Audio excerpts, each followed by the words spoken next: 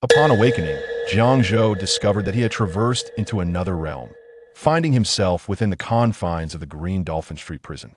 Although devoid of a system, Jiang Zhou leveraged his profound understanding of the narrative to successfully seize the invincible stand, Platinum Star, thereby embarking on an unparalleled journey.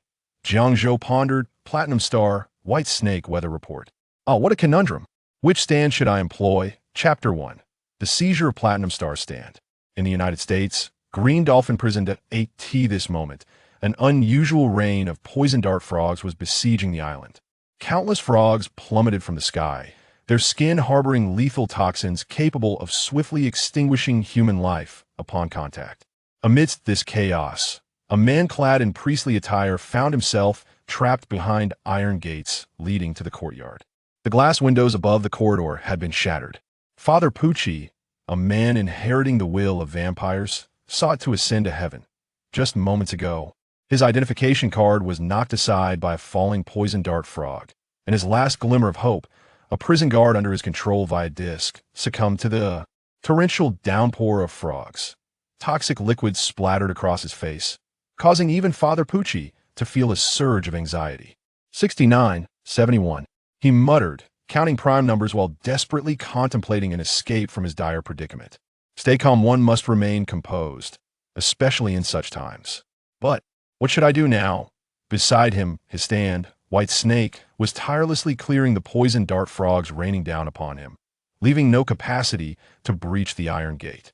The priest found himself ensnared in a desperate situation as the toxic fluid began to saturate his expensive trousers, which were worth 800 meters.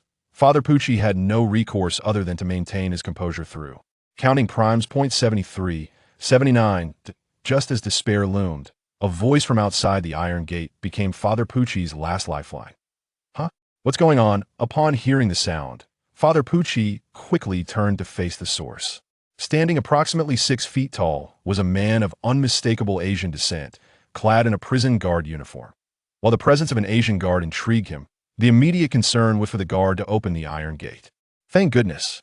Please, open the gate quickly, the priest implored, knowing that any delay might result in him being coated in the viscous toxic fluid, a situation that could not be resolved by merely taking a shower.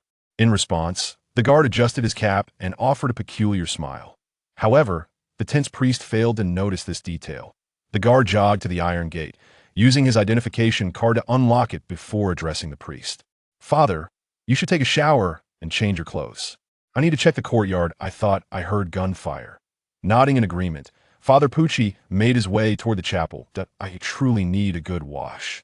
As for the disc containing the Platinum Star stand, I shall retrieve it once the rain of poison dart frogs has ceased. Unbeknownst to him, as he reached the corridor's end, the guard produced an umbrella, as if he had anticipated such an occurrence. In the next moment, the guard opened the umbrella and proceeded forward, locking onto the location of the Platinum Star disc through the revolving door's glass.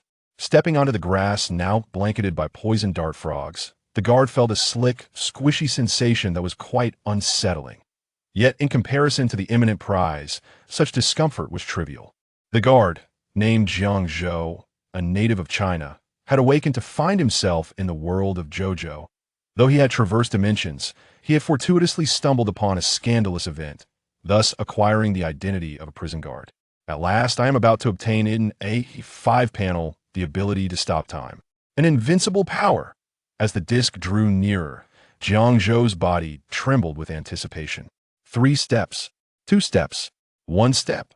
Finally, the disc containing the Platinum Star stand was within arm's reach. While inserting the disc in his mind, he would acquire the stand revered as invincible by the stake-headed high school student. Bending down, he picked it up. The seemingly simple action consumed Jiang Zhou 2 precious seconds, and in those fleeting moments, the weather report, situated in the laundry room, completely lost consciousness.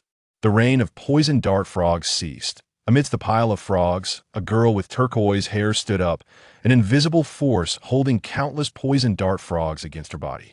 It was through this means that she had survived the deluge. Upon seeing her, Jiang Zhou instantly recognized her. Jolin Kujo. Due to Father Pucci's revenge scheme, she had been wrongfully imprisoned. While her invincible father lay in a vegetative state, awaiting her delivery of the disc containing Jotaro. Kujo stand from the prison. Hey, release that disc. Did your mother not teach you not to take other people's belongings? While speaking, Jolin had covertly activated her stand, stone-free, as slender blue threads shot from her fingertips, aiming for the disc in Jiang Zhou's grasp. Yet, Jiang Zhou had anticipated this move, swiftly inserting the disc into his head. What? Jolin froze at the sight. Her adversaries typically aimed to retrieve the disc, never had anyone directly infused it into themselves. Could it be that he was not affiliated with White Snake? How did he know of the stand's existence? Moreover, judging by his reaction, it appeared he could not see the stand. Rather, he had some means of foreknowledge regarding her attempt to seize the disc, evident from his inability to evade the path of her threads. While Jolin pondered this, a purple entity with long black hair manifested behind Jiang Zhou, its fingers swiftly grasping the threads aimed at his head. With a powerful tug, the threads snapped in two. Jolin felt a sharp pain in her fingertip, crimson blood oozing forth. Yet, she paid it no mind, her gaze fixated on the man before her. No, more precisely on the stand behind him. Platinum Star, Chapter 2, Jiang Zhou's Awakening. In the courtyard at last, I have acquired the world's most formidable stand. Jiang Zhou was elated, but before he could revel in his triumph, Platinum Star delivered a powerful punch, sending him sprawling and vanishing from sight. Bang! Jiang Zhou found himself atop a heap of poison dart frogs, clearly caught off guard. The viscous fluid made contact with his exposed skin, triggering a severe rash. What on earth is happening? Jolin was equally bewildered as to why the stand she had just acquired would turn against its own user. Though the reason eludes me, this is my final opportunity. An SPW Foundation rescue had already dispatched a highly trained pigeon. The pigeon circled in the air. It became imperative for her to retrieve the disc containing the stand. Star Platinum, from Jiang Zhou's grasp before her descent. With this thought in mind, Jotaro Kujo dashed towards Jiang Zhou's direction. Meanwhile, Father Pucci, en route to the chapel, cast a glance at the window nearby. Oh, has it come to a halt?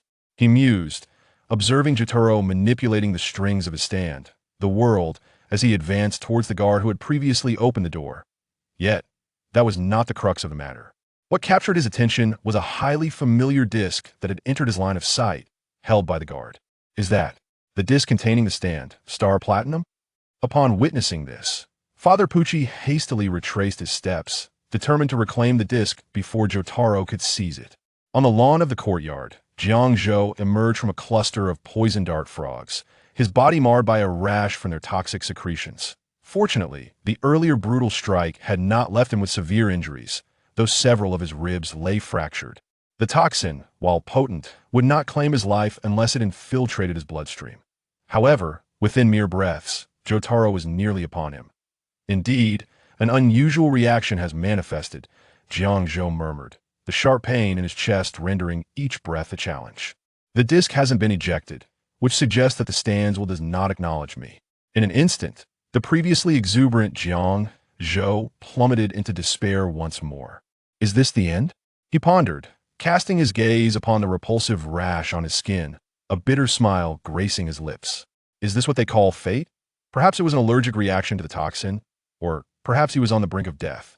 Jiang Zhou closed his eyes, the sounds around him sharpening into clarity. The footfalls of Jotaro, the croaks of the poison dart frogs, and the splattering of their venom. Everything became distinctly audible. Is this how it concludes? Is this the destiny of a traveler? No. Jiang Zhou's eyes snapped open. When I resolved to contest for the stand, I had already prepared for the worst. He declared, I would rather be a fleeting champion than remain a weakling incapable of seizing control over my own life. This is my determination, he proclaimed. If you still choose to follow your old master, then strike me down with a single punch. Star Platinum. Smash, Verludo. With a resounding shout, Jotaro halted momentarily in his forward rush. Yet he did not waver, continuing his sprint towards Jiang Zhou. Meanwhile, guards who had heard the commotion surged in through the revolving door, aiming their firearms at Jotaro's fleeing figure. Don't move. The safeties on their handguns clicked off, and Jotaro realized that should they pull the triggers, a hail of bullets would erupt towards her. Yet, there was no time for hesitation. The arm of the world materialized instantaneously as Jotaro swung towards Jiang Zhou's head, attempting to extract the stand disc. Not recognized. How unfortunate. Jiang Zhou closed his eyes, drawing a handgun from his waist and pressing it against his temple. If fate permitted, he wished to choose the manner of his own demise. As the bullet pierced through his skull, the stand disc would be propelled from him with his final consciousness. Farewell, he said with a bittersweet smile, pulling the trigger. Bang! The dark muzzle erupted with lethal fire. The sharp bullet sped towards Jiang Zhou's head, and the disc containing star platinum began to emerge from the back of his skull. Just at that critical moment, a soft sigh emanated from behind him. Time! Cease your flow. A mysterious wave swept through the surroundings, freezing everything in place. Seizing the opportunity, Star Platinum diverted the bullet aimed at Jiang Zhou and nudged the stand disc back at that moment. Only a conceptual 0.3 seconds had passed. Jiang Zhou sprung into action, racing towards the adjacent window. Ora! The arms of Star Platinum manifested on his surface as he grasped the iron bars, bending them and slipping through, then restoring them within 0.5 seconds. Time resumed its flow. What has happened?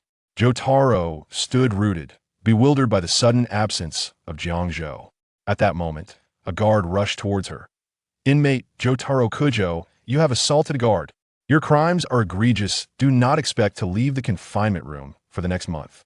The reprimands echoed in her ears as she found herself shackled once more.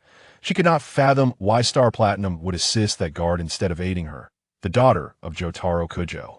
In the corridor, Father Pucci glanced at the sky where the carrier pigeon had flown, then shifted his gaze to the now empty lawn, devoid of the poisoned dart frogs. Ultimately, resting his eyes on Jotaro, the disc remains, meaning it is still in your possession.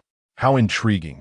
Unbeknownst to him, a guard, his body covered in a severe rash, lay concealed behind a stone pillar, striving to suppress his breathing.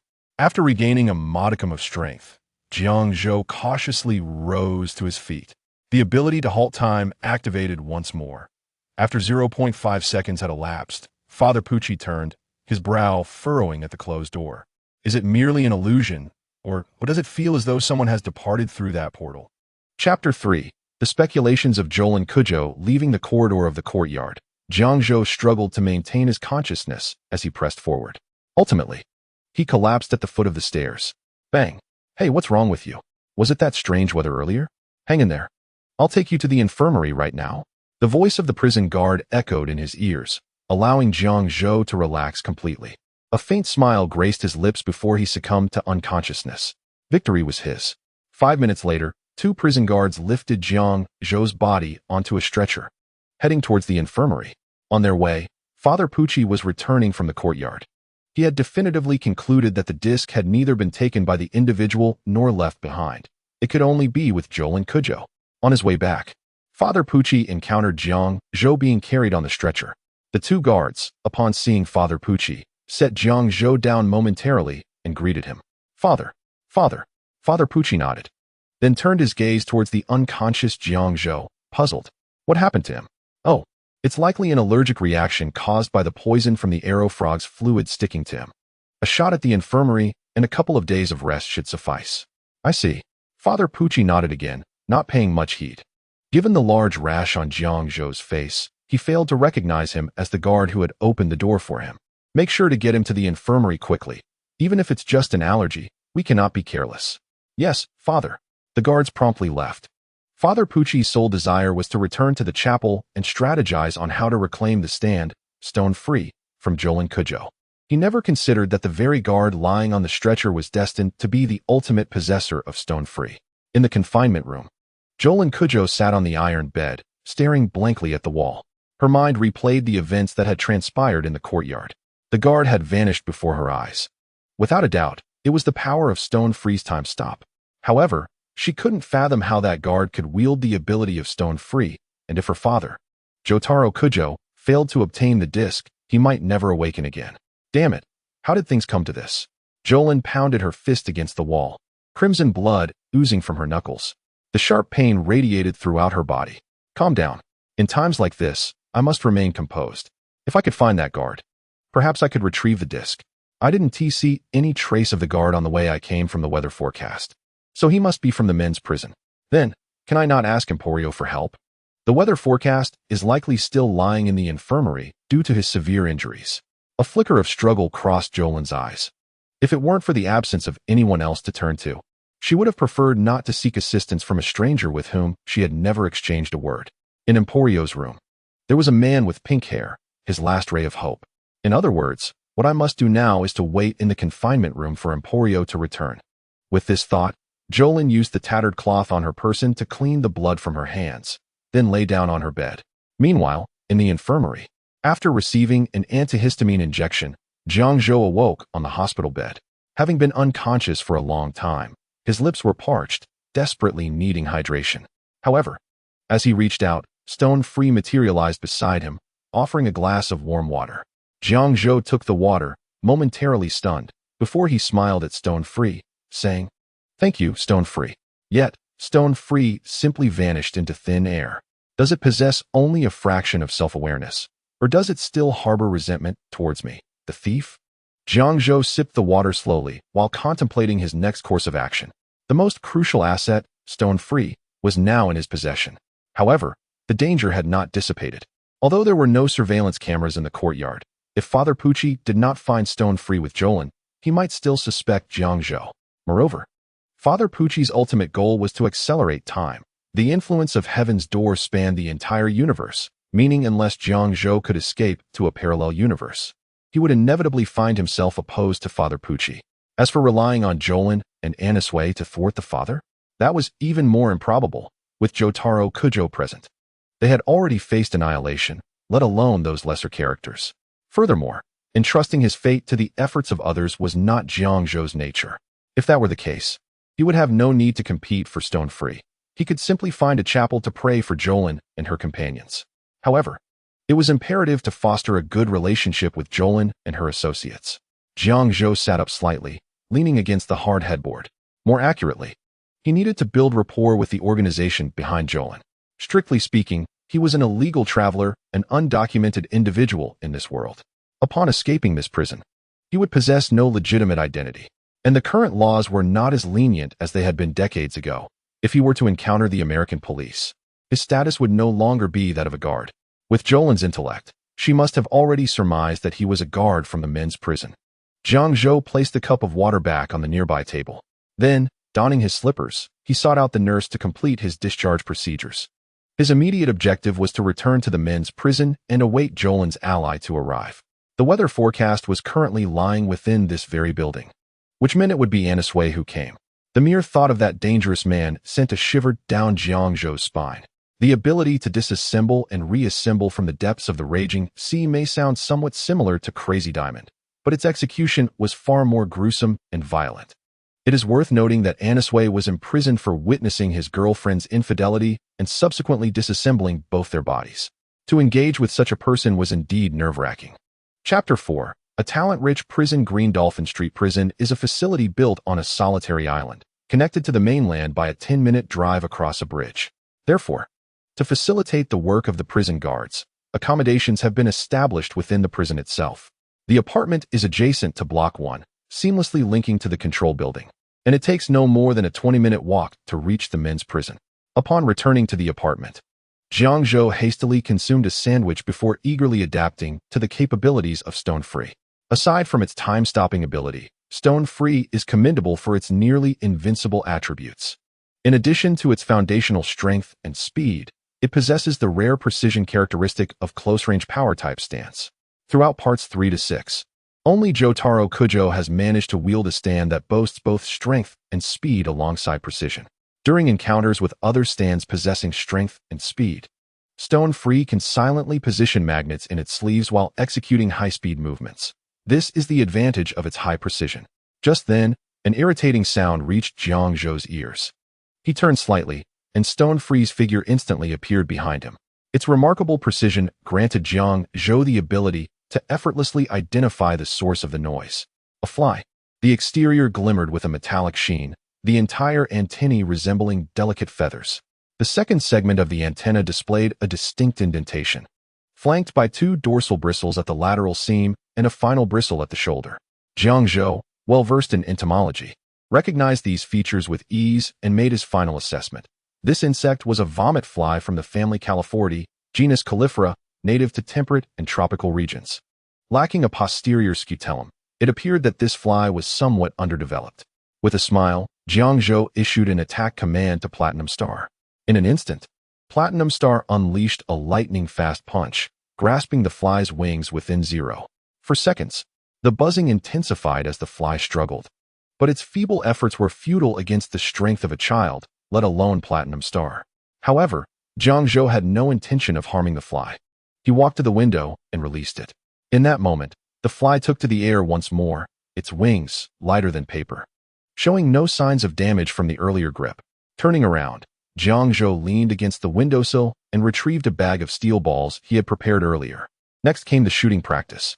Jiang Zhou, controlling Platinum Star, picked up a steel ball and assumed a firing stance. Not all foes would engage in close combat within the range of Platinum Star. Many battles would occur beyond its reach. Utilizing steel balls ensured effective range within 20 meters, making them more convenient than handguns, thus becoming Jiang Zhou's ammunition of choice. With a steely gaze, Jiang Zhou instantly locked onto a dartboard on the wall across the window. A sharp crack echoed as a steel ball embedded itself in the target's center. Following that, two more piercing sounds reverberated through the air. The steel ball struck the bullseye, driving the previously lodged ball deeper into the target. Approaching for inspection, Jiang Zhou discovered it had penetrated the target, embedding itself into the wall. The accuracy was impeccable. Nodding in satisfaction, he realized that the subsequent tests could not be conducted within the confines of the room. Following accuracy, Jiang Zhou aimed to test Platinum Star's rapid-fire capability. He dared not attempt such feats in his own quarters, for although the damage could be reimbursed or a room exchanged through connections, it would inevitably attract the attention of the priest. He was not yet prepared to face Father Pucci head-on. Holding this conviction, Jiang Zhou made his way to the common area where the guards usually congregated. Due to the ongoing work hours, the activity room was empty save for one inmate tasked with cleaning. "Hey, the room is already quite clean. You can attend to another area," Jiang Zhou called out.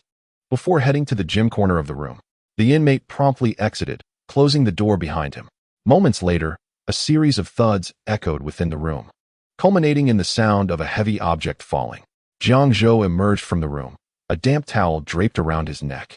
After he left, the inmate cleaner returned from around the corner of the stairs. He had just heard the sound of a sandbag dropping. Yet, upon opening the door, he found the room even cleaner than he had anticipated. "What on earth happened here?" he exclaimed in confusion. The room appeared immaculately tidy, surpassing even the cleanliness he had achieved. The inmate searched every corner in vain for a speck of dust, only to be met with disappointment. It was an almost perfect cleaning. Even in the most challenging corners, not a grain of dust could be found. However, wasn't there supposed to be a sandbag? Lawrence scratched his head, but he did not suspect Jiang Zhou. After all, Jiang Zhou left without taking anything but a towel. Surely, he couldn't have hidden a 40-kilogram sandbag beneath his sweat-soaked clothes? Impossible, absolutely impossible. Stepping out of the spotless room, Lawrence's footsteps echoed on the corridor floor, producing a faint rustling sound. What was this? He bent down, brushing his fingers over the ground. Brown granules glimmered with a metallic sheen. It seemed like the filling from a sandbag, but in the next instant, a flash of silver caught his eye. Lawrence stumbled forward, only to regain his balance and stagger towards a blind spot in the surveillance. What a talent-rich environment this prison is. Why can't everyone just be a little dim-witted? Jiang Zhou supported Lawrence's body, settling him in a corner. He then froze time, cleaned the ground of the sand, and scattered a handful of leaves before departing the scene. Half an hour later, the sound of reprimand echoed in Lawrence's ears, rousing him from his stupor. "You lazy bum, slacking off here. Do you not want your wages? What are you talking about? I cleaned everything thoroughly." Reflexively, Lawrence pointed to the ground beside him, but when he turned his head, his eyes widened in disbelief. "How could this be? I cleaned up perfectly. There was hardly any sand left." Hearing Lawrence's continued defiance, the guard inspecting the area scoffed, "Then explain to me where these leaves came from." Just then, a gust of wind blew through the window, bringing in more fallen leaves. "All right, I understand now. I'll clean it again. Please don't deduct my wages. Let us see how you perform," the guard retorted before leaving. After ensuring the window was closed, Lawrence began to clean up the leaves on the ground. "Now that I think about it, why was I lying there? And why does my neck hurt so much? Lawrence rubbed his neck, where a circular bruise, resembling an impact mark, had formed. However, this action only further fueled the guard's suspicion of him slacking off. You lazy scoundrel. If I catch you slacking off again, you won TC a dime of your wages today. All right, I get it, Lawrence replied, reluctantly returning to his thorough cleaning of the corridor, leaving thoughts of the sandbag behind. This was precisely what Jiang Zhou hoped for. As time flew by, 2 days passed unnoticed.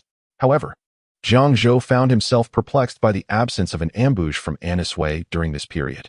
If it were Annis Wei, upon learning of the assignment from Jolin Kuzhou, he would have surely acted without delay. Jiang Zhou pondered this, and to be cautious, he resolved to check the women's prison. Finding the ghost room of Emporio would be even better. 5 minutes later, Jiang Zhou had traversed from the men's prison to the control center. And just ahead lay the prisoner's graveyard. The chapel of the priest was adjacent to this cemetery, so Jiang Zhou intended to make no prolonged stay in the area. However, just as he prepared to proceed, a faint sound reached his ears, what seemed like a woman's scream. Jiang Zhou flared his nostrils, his brow furrowing as he detected a faint metallic scent of blood in the air. Had the prisoners clashed? Conflicts among inmates were not uncommon in Green Dolphin Street Prison, and Jiang Zhou was not surprised. As he passed the entrance of the cemetery, he discovered that the iron gate was firmly locked, while sounds and the stench of blood emanated from within. Silently, Jiang Zhou moved his feet slowly, attempting to avoid drawing the attention of those inside. The chapel was nearby, and he did not wish to expose the secret of the stand-in here. Inside the prisoner's cemetery, the now invisible corpse of Spores Marks grasped Amaze by the neck, striving to pull her upward. You vile woman, how dare you treat me this way? I will not spare you. Countless filth cascaded down his arm as Spores Marks' face twisted in a snarl. Recently, this woman had used her stand abilities to drown herself in the filthy sewage pipes. The repugnant murk had completely enveloped his being. Let your brain matter cleanse my mouth. Spores Marks opened his mouth, lunging toward Amaze's skull. He had long forsaken the morals and wisdom of humanity, consumed solely by thoughts of vengeance. Amaze, however, found herself immobilized in midair by a multitude of unseen corpses, her limbs devoid of strength. If nothing intervened, within 5 seconds, she would succumb to the sharp fangs that sought her life. Just a fraction closer, and it would be over. Amaze strained her arms, but her athletic physique proved futile in this moment. Though unseen, she sensed the imminent danger. The foul, moist air slammed against her face, and in that instant, the figure of Kiss appeared beside her, affixing a sticker to her arm, causing an additional arm to emerge instantaneously. I have awaited this moment for far too long. Perish, you scoundrel. Amaze swung her fist forward in fury. The arm of Kiss enveloped her own, augmenting her strength. With a swish, her arm struck empty air, and before she could react, a sharp pain radiated from her shoulder, causing her eyes to widen in disbelief. How is this possible? From her unseen vantage point, Spores Marks held his severed head in one hand, the teeth of which had sunk into Amaze's shoulder. He tore a chunk of flesh away and swallowed it hungrily. Foolish woman, I am no longer human. Thus, human logic does not apply to me. Spores Marks shifted his attack, aiming for Amaze's head. Just then, a faint sound of footsteps reached his ears. Is that the prison guard? Spores Marks turned his head towards the entrance, then let out a chilling laugh. Ha ha ha. Your shadow reveals your position. After I devour this woman, I shall cleanse my mouth with your blood. As he spoke, he directed his body to bite down on Amaze's forehead. Meanwhile, outside the door, Jiang Zhou had also taken note of the scene. After a moment of silence, he clenched his fists. In return, one day in the future, your stand shall belong to me. Platinum Star. Time halt. As time froze, Jiang Zhou's gaze swept across the desolate cemetery. The invisible corpses did not belong to a stand. Hence, even stand users could not pinpoint their targets with the naked eye. However, it was precisely this fact that rendered the invisible corpses susceptible to external influences, such as blood. As Spores Marks bit into Amaze's shoulder, inflicting harm, her crimson blood stained the corner of his mouth. Found you. Jiang Zhou's eye sharpened. After a brief aim, as time resumed, Platinum Star launched a steel ball with great force. A spurt of blood erupted into the air. Chapter 6. He appears to be a good person. What? How could this be? A sharp pain throbbed in Spores Marks' forehead as his consciousness began to fade. 2 memory discs ejected from his mind, landing on the ground. The cannon fodder affected by the stand's abilities dissipated under the sunlight. Is that so? Without the influence of the invisible corpse, Amaze collapsed to the ground, the immense loss of blood clouding her consciousness. Hearing the commotion, Jiang Zhou remained silent, merely bending down to retrieve the two discs, especially the memory disc. A person could only possess one stand at a time, and while the ability to create invisible corpses was troublesome, it paled in comparison to a powerful stand like Platinum Star. Thus, Jiang Zhou held little interest. Rather, it was the memory discs that intrigued him. Spore's marks had conversed with Father Pucci, and what was revealed in the original narrative was merely the tip of the iceberg. Only by genuinely reading these memories could one uncover details not depicted in the original work.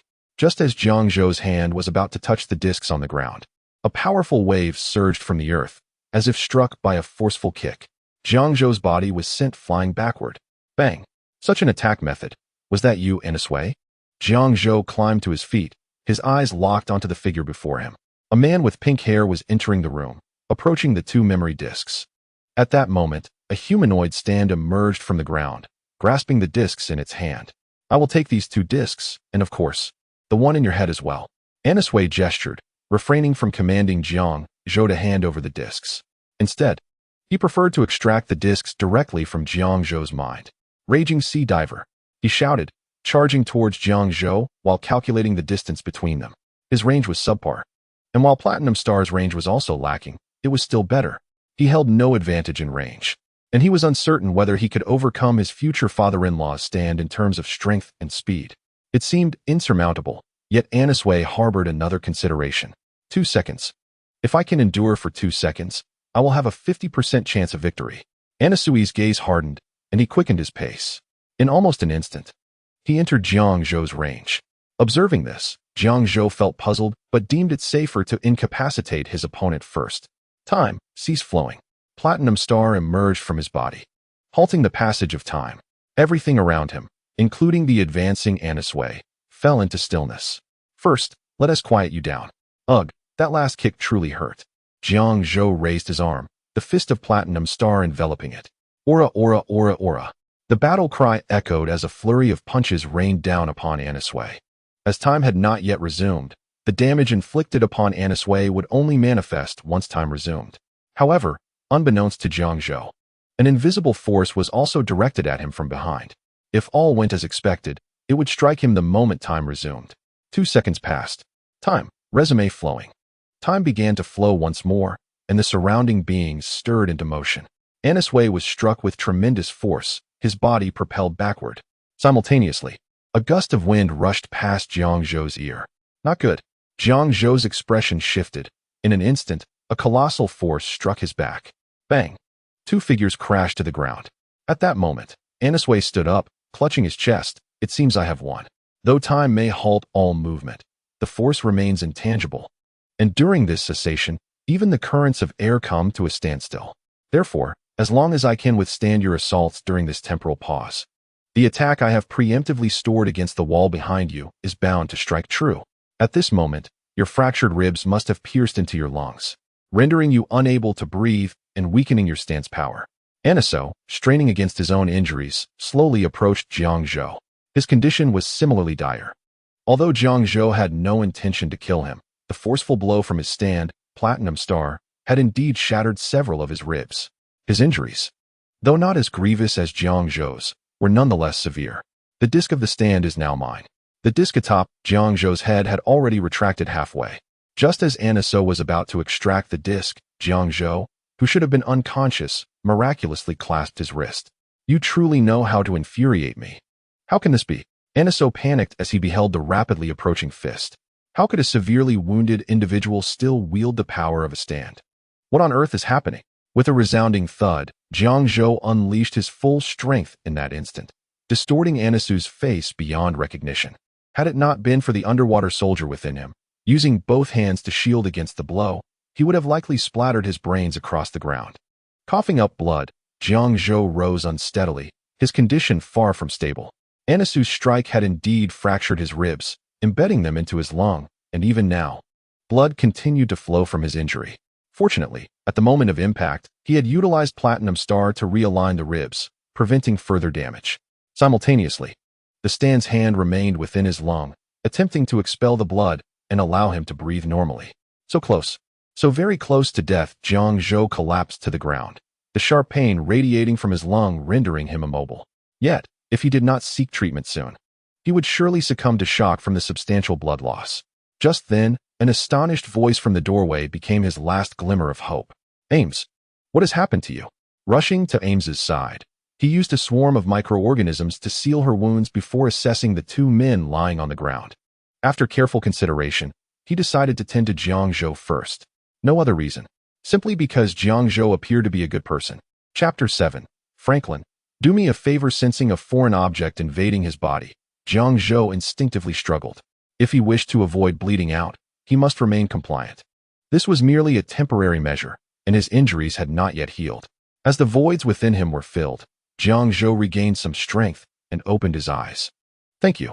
Enduring the excruciating pain, he stood and gazed at the ground ahead. The disc had vanished without a trace. Hand over the memory disc. Jiang Zhou extended his hand, his voice weakened from blood loss. With no hesitation, Aniso struck Jiang Zhou's hand away and tucked the disc into his clothing. Why should I hand over anything to you? Is this how you speak to your savior? Just then, hurried footsteps and the voices of guards echoed from the hallway. It seems there is some commotion in the prisoner cemetery. Let's go check it out. Hearing the approaching sounds, Jiang Zhou furrowed his brow and quickly urged the person beside him. If you don't want to be taken away by the guards, help me up. Humph. I have no intention of assisting a rude person. Jiang Zhou's words were interpreted as a threat, prompting the individual to tilt his head disdainfully. As for being taken away by the guards, I could not care less. Indeed, the floaters are not human. They are essentially a collective of microorganisms endowed with intelligence and stand abilities by the white snake, maintaining their personality and form through their stand powers. The confinement room is hardly a threat to them. But have you considered that Ames lies here gravely injured, and you are about to be confined as well? Without you, Joel and Cujo will have no allies. If I recall correctly, assaulting a guard is a serious crime, potentially leading to confinement for a month to half a year. By then, the man who lost his stand and memories to the white snake would not survive until you emerge from confinement. Fine, I will help you up. After a moment of silence, he ultimately chose to relent. Just as he mentioned, Jotaro Kujo might not last until that time. Meanwhile, the guards arrived at the scene, staring in shock at the chaos within the cemetery. What on earth has happened here? Did the inmates get into a fight? Surely, it wouldn't lead to the graves being disturbed? Soon, the guards' attention shifted to the only two standing figures within the room. Don't move. Take it easy, brother. As the guards trained their weapons on them, Jiang Zhou quickly produced his identification card and tossed it to the ground before them. I am also a guard. This should prove my identity. My ID number is 12138. After examining the details on the ID and comparing it with Jiang Zhou's photograph, the lead guard finally lowered his weapon and hurried to Jiang Zhou's side. Brother, what happened to you? The guard took Jiang Zhou's body, inquiring with concern. Since Jiang Zhou was appointed directly to the guard position by the warden, nearly all the guards regarded him as a favored associate. I merely intended to fetch some bandages from the infirmary, but I coincidentally stumbled upon the conflict among the inmates, and it turned out like this, Jiang Zhou responded, shrugging his shoulders in resignation. Hearing this, the guard's indignation flared, and he immediately decided to confine all the inmates present. Hey, what are you doing? As the guards approached, Jiang Zhou clasped his hands behind his back, ready to unleash a bullet. Witnessing this, a faint smirk crept onto Jiang Zhou's lips. Exhaling slightly, he patted the shoulder of the nearby guard. Brother, I believe this matter does not concern them. The real instigator was that deceased female inmate. The others should merely receive a verbal warning. What do you think? That seems against protocol. The guard hesitated. Is it? Jiang Zhou smiled, then opened his fingers to reveal a hint of Franklin's hue. I believe they deserve a chance for redemption, don't you think? For the sake of Mr. Franklin. Well, I think Mr. Benjamin would agree. In that case, let us call it a day. Taking the money from Jiang Zhou with a smile, the guard promptly ordered everyone to disperse. For the time being, there should be no further trouble. Watching the guards depart, Jiang Zhou sighed in relief. Yet the next moment, he felt a sharp pain in his rear. Hey, what was that for, you woman? You did that on purpose, didn't you? I don't understand what you're talking about. Now, let us get those two to the infirmary. Otherwise, they'll truly meet Mr. Franklin. Humph. I'll let you off this time. He moved to support Ames and headed toward the infirmary. Well, It must be said that you truly are fast and strong. After taking such a punch, you still have breath left. Jiang Zhou approached Aniso to check his pulse. Truly remarkable, even with the lover's enhancement. Just resilient. Shaking his head, Jiang Zhou helped Aniso up. He had no intention of killing his opponent. After all, the presence of cannon fodder is never excessive. If everyone were to be eliminated, would that not leave him to confront the priest alone? 15 minutes later, at the infirmary, the female inmate was merely suffering from excessive blood loss and would recover in a few days. However, when it came to the male inmate, the nurse paused momentarily before incredulously stating, "He likely has 7 or 8 fractured ribs. Fortunately, none have pierced his organs, but he also has a mild concussion. He won't be able to get out of bed for at least a week or 2. I entrust you with this," Jiang Zhou said, handing over several Franklin bills. The nurse accepted them with a smile. No problem. After completing these transactions, Jiang Zhou exited the infirmary and headed towards the women's prison. By this time, evening had arrived, and due to the hour, he had returned to the cell. The corridor leading to the women's prison was deserted. Stand, the Angry Seas Stand ability, in its initial phase. It can accumulate power through physical assaults. In its later phase, it can infiltrate and dismantle objects, as well as shield allies from harm. When applied to living beings or human bodies, it can inflict significant destruction. It can also set up a one-time remote trap with a time delay. Strength, speed, range, duration, precision, growth. Chapter 8. Kuzhou Jitaru. You too desire a father who can be by your side when you are unwell. In 1984, a fire broke out at Green Dolphin Street Prison. Countless structures were consumed in the flames, giving rise to ghostly chambers. Through the stand's abilities, Emporio can manipulate all spectral objects within the room. However, he can only utilize them, not expel others from the space. Inside the chamber, Emporio was sprawled on the floor, focused on the computer before him, which displayed information about vehicle operation. Despite being in the cold confines of a prison, Emporio remained eager to learn, having successfully taught himself to drive cars and helicopters over the years. So that is how it is? While diligently taking notes, Emporio suddenly heard footsteps approaching from behind. Instinctively thinking it was Anisu returning, he called out, "Is that you, Anisu?" But upon turning, he found a stranger entering the room, clad in a prison guard uniform marked by signs of struggle. "Hello," Jiang Zhou greeted with a smile. Emporio immediately grew wary and dashed towards a nearby cabinet. Inside the drawer lay a spectral handgun. This ghostly chamber belonged to his mother's stand, and even he could only use it. He had no power to expel others. Therefore, that spectral handgun was his last line of defense. However, in the next moment, a peculiar wave swept through the air, and Jiang Zhou's arm pressed down on the drawer first, his head leaning close to Emporio's ear as he whispered, "Relax, I mean no harm. You are the guard who stole Jitaru's father's stand." Emporio quickly realized the extraordinary manner of the stranger's movement and ceased his resistance. Before the Platinum Star, he was merely an unarmed child. "What do you want?" Emporio's gaze was steady, revealing a maturity beyond his years. "How about we collaborate?" Jiang Zhou's proposition left Emporio momentarily stunned. Meanwhile, the guard dispatched by Father Pucci returned to the chapel with news. The moonlight streamed through the window, illuminating the priest's desk. "Did you not find the stand disc of Platinum Star?" The figure of White Snake materialized behind Father Pucci, placing a stand disc on the desk.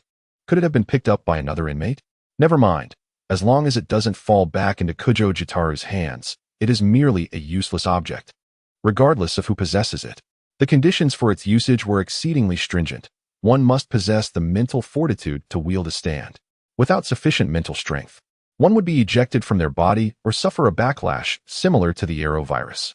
Moreover, Platinum Star required immense mental power and will. Thus, without a strong obsession with Platinum Star, one could not utilize that disc. With this in mind, the priest casually picked up a book from a nearby shelf and inserted the disc within its pages. In an instant, memories of Kuzhou Jitaru appeared on the pages. As the moonlight gradually gave way to sunlight, Father Pucci rubbed his tired eyes. Had the night truly passed so quickly? His notes were indeed captivating. Extracting Jitaru's memory disc from the book, he entrusted it to Whitesnake and exited the room to prepare for his day's work. Simultaneously, Emporio led Jiang Zhou to where Kuzhou Jitaru was confined in solitary.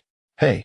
But before Jiang Zhou could finish, a light blue fist, woven from threads, shot out from behind the iron bars, accompanied by Jitaru's furious shout, "You bastard! How dare you show your face here?" with a steady presence. Jiang Zhou's platinum star emerged behind him, effortlessly blocking the punch. "I am here to discuss collaboration, not to fight," he stated calmly. At that moment, Emporio nodded vigorously. "Jitu, please listen to me.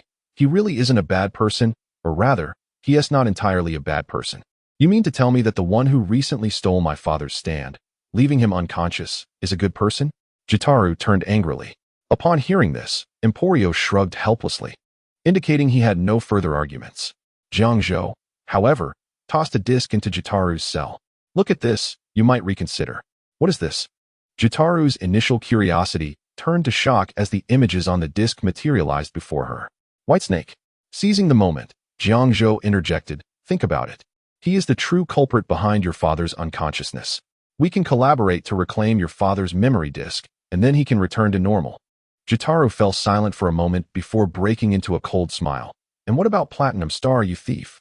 While I cannot refute the title of thief, I must point out that your father seldom returns home because he is dealing with the aftermath of the arrow on a global scale.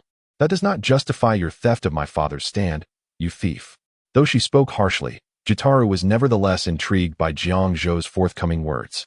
"I do not deny this fact," Jiang Zhou conceded, continuing, "You should recall that about 12 years ago, during a time when you were gravely ill, your father not only failed to be by your side, but instead boarded a plane to Cherry Blossom." Jitaru paused. "Was that also to deal with some so-called arrow?" "Indeed. And of course, there were matters concerning your uncle as well, but primarily it was to address the issues related to the arrow. Jitaru, I believe you desire a father who can be by your side when you are unwell." In that moment, Jitaru felt a sense of estrangement towards the man before her. Though they had barely met, Jiang Zhou now struck her as a cunning fox. "What do you say? Shall we collaborate?" The stand, Burning House, possesses the ability to perceive spirits within structures and manipulate everything contained within. Emporio frequently exploits this power to traverse the prison. If there exists a ghost room, only the stand's bearer can enter, and the location of its entrance is known solely to Emporio and the previous stand user. It is said that this stand ability is inherited from his mother. Power, none speed, none range, none duration, none precision, none growth, none. Fuzzy, incredible. This is of the same type as my Yellowtown panel. Chapter 9, The High Security Isolation Cell Bang. It seemed the collaboration had faltered, or perhaps there were other reasons at play. The fist of Stone Free struck the air violently, yet Jiang Zhou's body was sent hurtling backward, crashing into the wall behind him. Jiang Zhou, clutching his face, rose to his feet. "You wretched woman, how dare you assault a prison guard? There is no place for you here." He promptly retrieved his walkie-talkie, relaying the situation to a fellow guard before hanging up. After taking a few steps forward, Jiang Zhou vanished from the surveillance cameras once more. "Hey, we agreed it was just a performance. Why did you hit so hard?" Jiang Zhou rubbed his face, glaring at Jotaro Kujo with resentment. It turned out that the two had previously conspired to create some discord, providing Jotaro with a reason to be confined to the high-security isolation cell. This structure lies outside the prison, situated to the southeast of the male facility. Ordinarily, even regular guards lack the authority to step foot there unless escorting the most dangerous criminals. I apologize for using too much force unintentionally, but it appears more convincing this way, doesn't it? Jotaro chuckled awkwardly, repeatedly expressing her apologies. The truth was that Star Platinum had initially delivered a powerful punch to her in the meeting room, albeit with good intentions. However, she still yearned to return the favor while Star Platinum was engaged with another. Indeed, Jotaro's earlier punch had not merely struck the air, it had landed firmly on the face of the invisible Star Platinum. "I barely believe you." Although aware that something was amiss, Jiang Zhou chose to tolerate it. "Consider it a price to pay for being a thief," he thought, turning to Emporio, who was engrossed in a book, though curious about its origin. He knew the guards would soon arrive, so it was best for Emporio to retreat. "Hey you," before Jiang Zhou could finish, the book in Emporio's hands mysteriously vanished, and he pulled a trash can from behind him, donning it as a disguise. "I understand. I will return to the ghost room now and await your good news." With that, Emporio transformed into a moving trash bin, evading surveillance while making his way toward the ghost room. What a clever little rascal. Jiang Zhou rubbed his face again. Before long, the guards arrived, escorting Jotaro Kujo from her cell. Jiang Zhou whispered to the leading guard and seamlessly joined the procession escorting Jotaro. Passing by the control building and through the male prison, a steel door loomed before them. The guards approached the entrance, and after scanning their irises, the door swung open, revealing a path leading to the isolation cell. What are you dawdling for? Hurry up and move. Seeing Jotaro standing still, the guard swiftly struck her shoulder with his baton. Wincing in pain, Jotaro stumbled forward, then turned back with a sullen glare at the guard. Unfazed, the guard scoffed and disdainfully remarked, "A rotten orange is just a rotten orange. Once you arrive there, you'll understand what true hell is." Witnessing this, Jiang Zhou lowered the brim of his hat and placed a reassuring hand on Jotaro's shoulder. Meanwhile, Star Platinum appeared beside Jotaro, whispering, "Once we reach the isolation cell, they will leave you to your devices." Elsewhere, in the chapel, Father Pucci listened attentively to a prisoner's confessions. A blonde-haired, blue-eyed male inmate gazed expectantly at Father Pucci, having just submitted an application for parole. His name was Tanaki, wrongfully imprisoned for being caught in a gang shootout. Today marked the 4th year of his sentence, and if all went well, he would be released 2 years hence. Yet, he could no longer afford to wait. His cellmates had recently gone missing, and upon searching for them, he discovered that those who had spoken with him were either in critical condition in the infirmary or interred in the prison cemetery. The string of misfortunes had shattered his composure, prompting him to appeal to the prison's counselor. "Very well, I will submit your request to the committee. For now, you may return," Father Pucci said, spitting out a cherry pit, which separated into 2 pieces, yet the pit remained attached to the stem. Tanaki's heart soared upon hearing the priest's response. "Really? Thank you, Father Pucci." He bowed and turned to leave. However, just as he turned, a white serpent appeared behind him, brandishing a stand disc. Silently, the disc was inserted into Tanaki's brain, unbeknownst to him, as he remained lost in the euphoria of potentially securing parole. Thud! The wooden door of the room was firmly shut. Father Pucci interlaced his fingers, propping his head on his elbows. With a sigh, he closed his eyes. Perhaps due to a sleepless night, soft snores soon escaped his lips, yet a cryptic smile graced his features. In the corridor, Tanaki was walking toward the male prison when he gradually came to a halt, as if thousands of mosquitoes buzzed in his ears. What is happening? He clasped his ears, hoping to alleviate the cacophony. Yet, as he covered his ears, the sounds grew ever clearer. After a while, a patrolling guard finally discovered Tanaki lying in the grass. But just as the guard bent down to assist him, a white stand emerged behind the guard, extracting his spirit like a disc. The disoriented guard collapsed to the ground, while Tanaki, who had been lying on the lawn, stood up once more, lowering his head, clenching his fist, and opening his mouth, only to emit the voice of the priest. What a fascinating experience. Stand, White Snake. Its ability allows it to melt the opponent's heart through blows and extract it as a disc. Those from whom the heart is removed lose their mental faculties and fall into a state resembling death. However, reinserting the disc revives them. It can also create an entity with mental commands implanted in the brains of animals and humans, or morph into a slime-like substance to induce illusions upon contact with enemies, subsequently digesting them. It is divided into memory and stand, allowing the viewer to access related memories by observing the disc's surface, memories related to the person, and memories associated with the stand. If used by a stand user, it may also be directly inserted into the brain for reading. Power, unknown speed, unknown range, unknown duration, unknown precision, unknown growth, unknown Chapter 10, Survivors. High security isolation cell. As Jiang Zhou gazed at the imposing structure before him, a subtle smile graced his lips. It seemed that the conclusion of this narrative might arrive sooner than anticipated. The guard beside him, catching the faint murmur of Jiang Zhou's thoughts, turned to inquire, "What did you say?" "Nothing," Jiang Zhou replied with a smile, waving his hand dismissively. A group of guards escorted Shuluan into the building. At the very moment the doors swung shut, the formidable presence of Star Platinum emerged behind the guards, swiftly striking at their necks. Before they could comprehend the unfolding events, they found themselves sprawled upon the ground. "Hey, could you unlock these for me?" Shuluan shook the handcuffs in her hands. Jiang Zhou nodded, and Star Platinum's fist struck with ferocity, causing the stainless steel cuffs to shatter into 2 pieces. "Thanks," Shuluan said, liberation coursing through her as she took a few steps forward, surveying her surroundings. No surveillance, she noted, which meant their movements could proceed without the need for stealth. The quest to uncover the remains of Da Qiao would undoubtedly be far less complicated. Yet another dilemma loomed before them. "Are you joking? This place is enormous," exclaimed Shuluan in astonishment. Although this confinement facility was considerably smaller than a women's prison, it surpassed the combined area of the inmates' cemetery and chapel. The task of locating a mere toe bone within such an expansive edifice was daunting, to say the least. "Let's head upstairs first," Jiang Zhou replied, unperturbed. He was aware that the toe bone had already been revived by the abilities of Sporo's marks. And for the revived entity to mature into a creature capable of merging with the priest, it would need to consume the souls of over 36 malevolent individuals. This was precisely why the will within the bone had chosen this location. Every soul imprisoned here was a prime candidate for nourishment. Soon, the two ascended the staircase to the top floor of the confinement building. However, the scene that greeted Shuluan rendered her momentarily speechless. Rather than being confined to their cells, the prisoners were engaged in chaotic brawls within the hall, with even the guards joining the fray. What on earth is happening? Shuluan instinctively stepped forward, only to step into a puddle of murky water. A faint current coursed through the water, sending shivers throughout her body. She glanced down, while Jiang Zhou remained oblivious. Observing the entangled prisoners, Jiang Zhou furrowed his brow. "Has it already begun? We need to locate the bone quickly. Otherwise, when the baby is born, the situation will become even more challenging."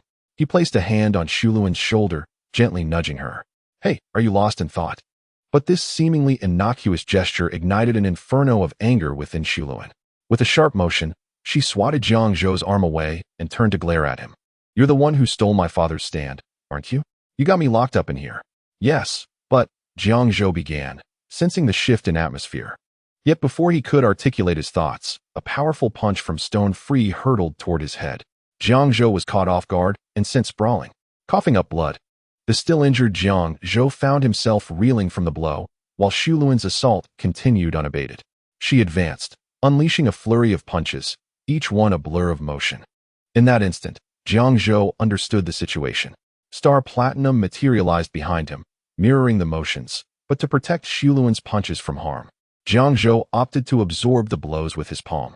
With remarkable precision, Star Platinum's hand intercepted each of Shuluan's strikes, and in an instant, it grasped her arm, rendering her motionless. Without the influence of their stance, Shuluan quickly regained her composure, looking perplexed at her own hands. "What just happened?" "It was a stand attack," Jiang Zhou explained, gesturing to the puddle on the ground. "The enemy's stand can transmit a weak electrical current through the damp ground, stimulating human nerves and triggering their primal instincts to fight, leading to self-destruction." As Jiang Zhou earnestly elaborated on the enemy's stand ability, Shuluan felt a twinge of embarrassment. "I'm really sorry about earlier." Once Jiang Zhou finished his explanation, he began using Star Platinum's vision to search for the opposing stand user. "Did you say something?" he asked, only to notice Shuluan's dark expression. "Oh, never mind." Jiang Zhou nodded, turning his gaze back to the hall, where only a handful of individuals remained locked in battle, while the rest lay motionless on the ground. "You're the one who's been spying on me," shouted a well-built female prisoner with golden hair, swinging an iron rod toward Jiang Zhou's head. "Watch out," Shuluan instinctively shouted, as stone freeze threads wrapped around the woman's body. Yet Jiang Zhou appeared oblivious, wholly focused on identifying the stand user. In a critical moment, Shuluan's threads secured the woman, halting the iron rod mere centimeters from Jiang Zhou's head. "I found her. After you take care of her, join me, and be cautious of the puddles along the way." Jiang Zhou stepped forward, heading toward a nearby cell. "Hey, you almost got me killed," Shuluan called after him, exasperated. Jiang Zhou's voice floated back to her. "But you're still here, aren't you? We're allies now." Shuluan froze, a warmth of trust filling her heart. But before she could bask in the feeling, Jiang Zhou's voice echoed once more. "And remember, Star Platinum's disc is still with me. If I die, the disc disappears too. So, for your father's sake, you'll protect me." In an instant, the warmth faded into thin air. "You jerk." Shuluan's fists clenched tightly, her teeth grinding in frustration. "I should have just let that guy get beaten to a pulp before rescuing him." Stand. Survivor ability. The survivor can generate a minuscule electrical current of only 0.07 volts, transmitted through damp ground into living beings, amplifying their anger and primal instincts, leading to conflicts. As the ability intensifies, disputes escalate from mere shoving to brawls, and ultimately to lethal encounters. Those affected by the survivor's influence experience an increase in combat capability, automatically numbing pain and fear, leaving only the instinct to fight. Additionally, The attacked can perceive the most developed muscle regions on others. Strong individuals will emit a radiant glow, while the weaker will appear darkened. Strength, speed, range, duration, precision, growth. Chapter 11. Xinjiang. A daily cup of apathy is my secret to wellness. Time passed slowly. The arena ignited by the survivor had reached its final chapter. Among the initial dozens of prisoners, only 2 remained standing in the center of the hall. An elderly man with a long beard, Xinjiang, once a revered figure of the newborn church. He orchestrated a mass suicide that tragically resulted in the deaths of 34 men and women. Although he escaped the death penalty, he was sentenced to an astonishing 280 years in prison, of which he has already served 40. Another figure, a man adorned with a gladiator's helmet and an eye patch, serves as the guard of this establishment. However, neither of these individuals is Jiang Zhou's target. Concealed in a corner, it is no wonder he has been assigned such a feeble substitute by the priest. Jiang Zhou smiled faintly and strode towards the cell nestled in the corner. His platinum star discerned the silhouette of that individual. At that moment, however, Xian San unsteadily approached Jiang Zhou, beginning to stretch his limbs. It seemed that the recent skirmish was merely a warm-up for him. Ah, young man, judging by your attire, you must be a prison guard. Are you here to join our little tussle? Xian San assumed a Tai Chi stance, and his stand, Dream of the Dragon, materialized beside him. Casting a glance at the swollen prisoner on the ground, and then at Xian San, Jiang Zhou fell silent. If memory serves him correctly, this elderly gentleman, Xian San, had quite a problem with sweaty palms. I'm afraid I have no intention of participating in the Balbo training course, he began, but before he could finish, Xian San lunged forward, and Dream of the Dragon aimed directly at Jiang Zhou's lungs. The speed was astonishing, leaving no trace of an almost 80-year-old man. In the blink of an eye, Xian San, who had stood still a mere moment ago, was suddenly in front of Jiang Zhou. His palm thrusting upward toward Jiang Zhou's lung area, his body contorting into an odd arc due to the force of the attack. Observing Xian San's movements, Jiang Zhou shook his head. The combination of assassination skills and Dream of the Dragon indeed provided a significant advantage in close combat. The target is my lung? No. Rather, it is the vicinity of my lung. The speed of the palm thrust was rapid, and it was about to make contact with Jiang Zhou's body in an instant. Yet, rather than defend, Jiang Zhou spread his arms wide. Seeing this, a wild grin crept across Xian San's face. I've got you. But in the next second, he froze. What is happening? He exclaimed in disbelief. Jiang Zhou, who had been right before his eyes, had vanished without a trace. At that moment, a voice from a nearby wall mocked, Hey, have you drunk too much of your own urine? What are you talking about? Upon hearing someone challenge his urine therapy, Xian San retorted angrily. How could you possibly understand the greatness of urine therapy? The enemy must possess some form of teleportation. My view is obstructed in the center of the battlefield. You must help me find him. Uh-huh. Tilting his head, the other replied, It was you who suddenly turned and attacked, causing you to miss. Turn around? Impossible. Xian San looked around, his voice suddenly halting. Having studied feng shui for years, he quickly comprehended the shift in his orientation after the reminder. Just moments ago, he had faced due north, yet now he was facing south. At that moment, Jiang Zhou's voice floated from behind him. Is it now possible for you to step aside? You. Xian San spun around instantly, yet he found no trace of Jiang Zhou. Once more, he turned to the figure leaning against a pillar, asking, Hey, did you see that prison guard? Upon hearing this, the other couldn't help but pause, responding with confusion. Didn't I just tell you? He.S. right behind you. That's nonsense. I've already turned around. How could he still be behind me? As he spoke, Xian San faltered. The precise moment was now unclear.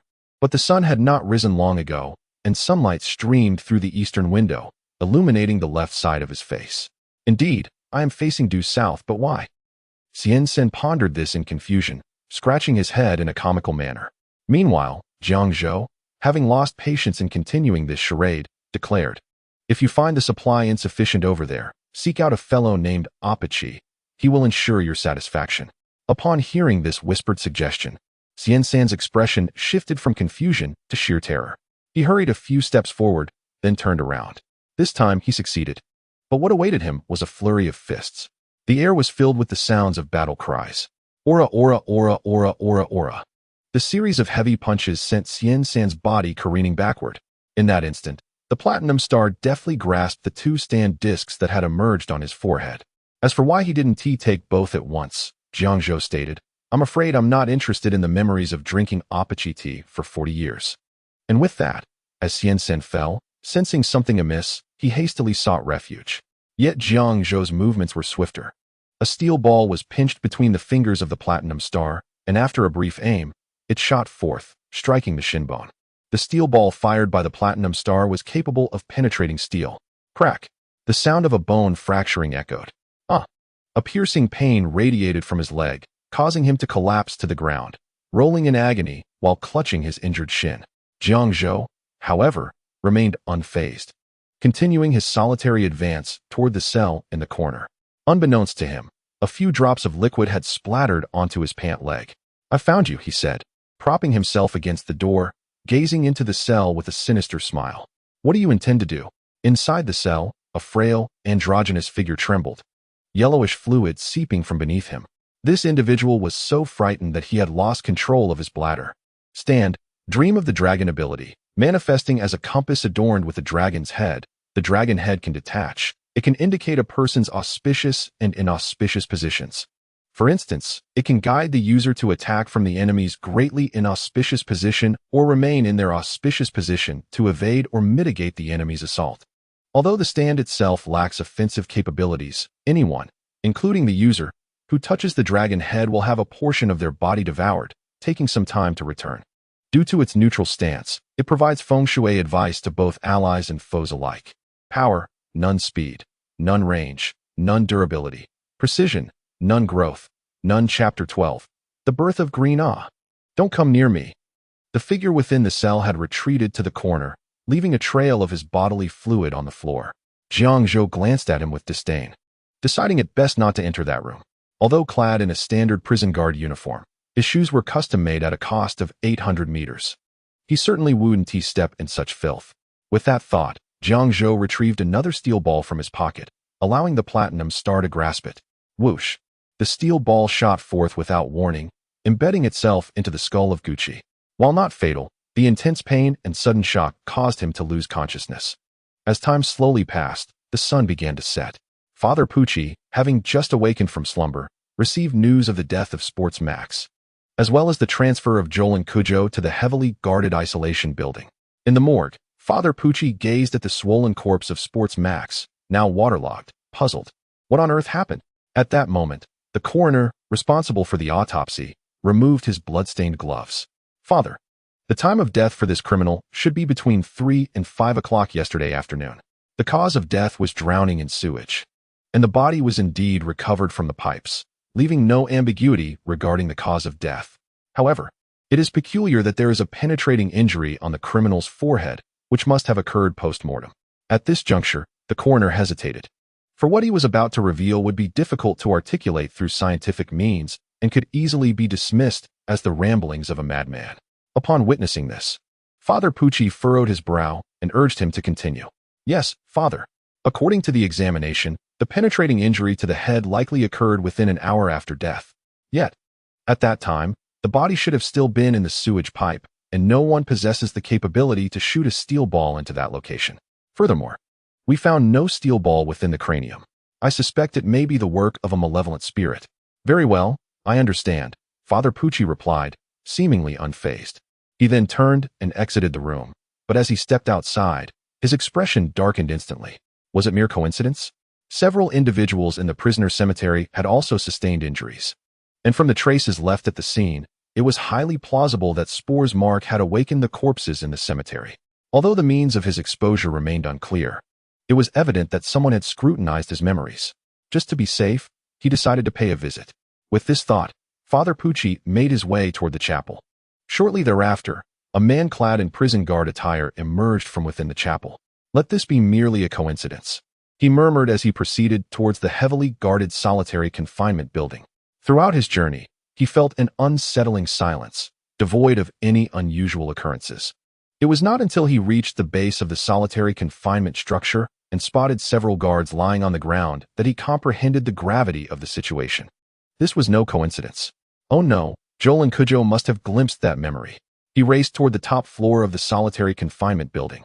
Upon his arrival, he was taken aback by the sight before him. All the prisoners had vanished, replaced by sturdy trees. What is this? He gasped, excitement flooding his eyes. It has truly succeeded. He then began searching purposefully within the hall. Yet, besides a disc, there was nothing of value to be found. Did it give birth to life, and then leave this place? He pondered, glancing at the disc in his hand. A scene of indulging in Apache tea flashed before his eyes, darkening his expression, yet he pressed on. This disc contained the memories belonging to Kenzo, with whom he had battled.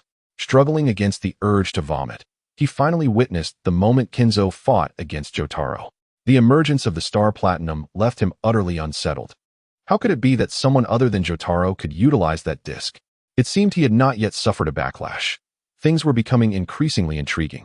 However, the time of death was far too early, leaving no subsequent events. The man remained silent, but the next moment, an almost inaudible breath reached his ears. Is there a survivor? Following the sound, he approached a section of the wall. Upon closer inspection, he noticed a discrepancy in the color of some bricks compared to those nearby. If one were not vigilant, it could easily be overlooked. In the next instant, the figure of the white snake appeared behind him. The white snake rested its arm against the wall, and a waxy substance began to seep through the cracks into the wall. After completing this task, the man commenced dismantling the wall. Behind it lay a slumbering man, his lower leg marred by evident injuries. He was one of the stand users dispatched by the father. I hope your memories do not disappoint me. The white snake's palm glided across the man's forehead, extracting the pertinent memory disk.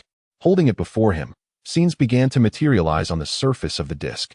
After Jotaro killed Kakyoin, he began searching for the remains of the deceased, yet they found nothing. The bones seemed to evade Jotaro, appearing in his sight multiple times but never allowing him to discover them. Jolan Kujo was in the same predicament. It was only after all the prisoners in the room transformed into plants that the two finally recognized the anomaly. In the final moments of the memory, it appeared as though a fruit was about to be born. Has it finally manifested? Stand, my Yu ability. It secretes an acidic saliva that gradually dissolves objects it comes into contact with, including entire portions of flesh.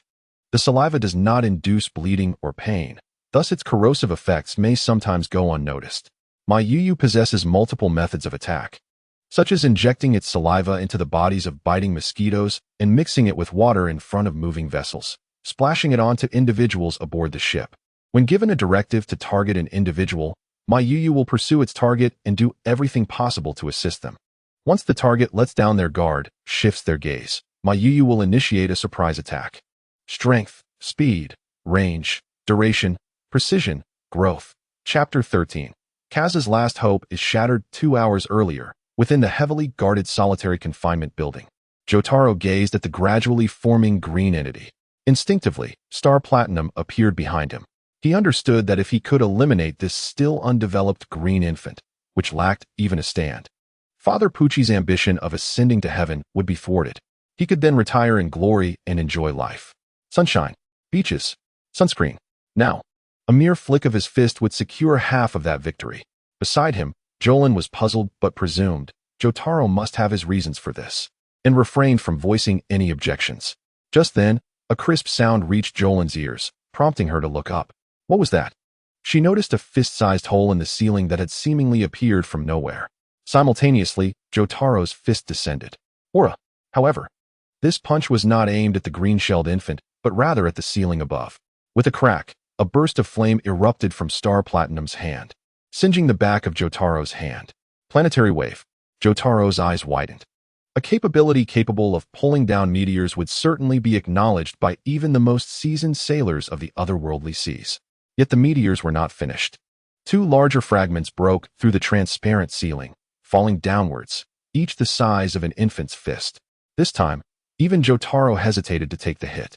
After all, the impact of a meteor brought with it not only force, but also the intense heat generated by atmospheric friction, thousands, even tens of thousands of degrees Celsius. Under such searing temperatures, even Star Platinum's fist could not entirely disregard the threat. In the instant the meteor descended, Jotaro yanked Jolan's arm, pulling her aside. The portion of the meteor that had been ignited was reduced to a mere finger's size, obliterating the roots of the plants below. The egg-like object containing the green infant also tumbled to the ground, rolling away as the floor tilted. Witnessing this, Jotaro exclaimed, "No, which way is that going?" Jolin glanced toward the direction in which the green infant was rolling, her eyes widening in shock. There, a half-human-sized breach had appeared, leading outside. "Stone free," Jolin shouted. Subsequently, a blue humanoid stand, similar in height to Jolin and adorned with sunglasses, materialized behind her. Its arms unraveled into threads, advancing towards the green baby. Just then, a meteor descended once more. This time, its target was Jolin Kujoa's body. The meteor hurtled down with astonishing speed by the time Jolin registered the danger. It was merely a fist's distance from her head, leaving no time for evasion. Witnessing this, Jiang Zhou bellowed, "Smash the meteor." Time froze. Seizing the moment, Jiang Zhou unleashed a furious barrage of aura upon the suspended meteor. In the blink of an eye, 2 seconds passed. Time resumed its flow. The meteor exploded midair, leaving a cloud of dust that tinged Jolin's bluish-green hair with a faint gray hue. Remarkably, Jolin remained unscathed, and the threads from her stand continued their relentless pursuit of the green baby. Just as Jolin's threads were about to strike the green infant, another meteor fell from the sky, this time not targeting Jiang Zhou or Jolin, but rather the rolling green baby. The meteor crashed beside the infant, creating a violent shockwave that sent the shell encasing the green baby flying, tumbling out through the opening. Jolin's threads fell short by mere half a meter, thwarting her efforts. "Damn it, so close."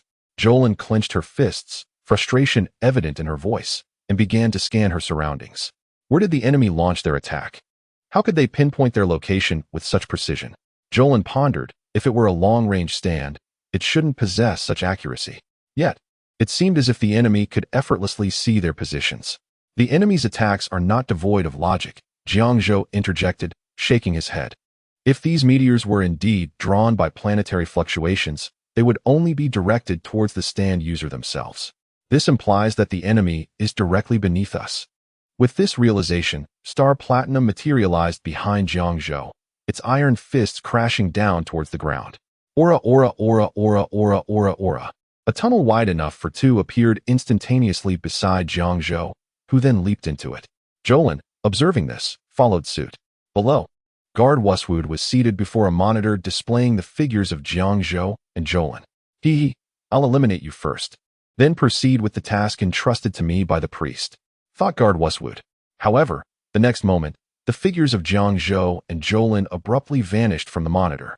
This sudden change sent Westwood into a panic.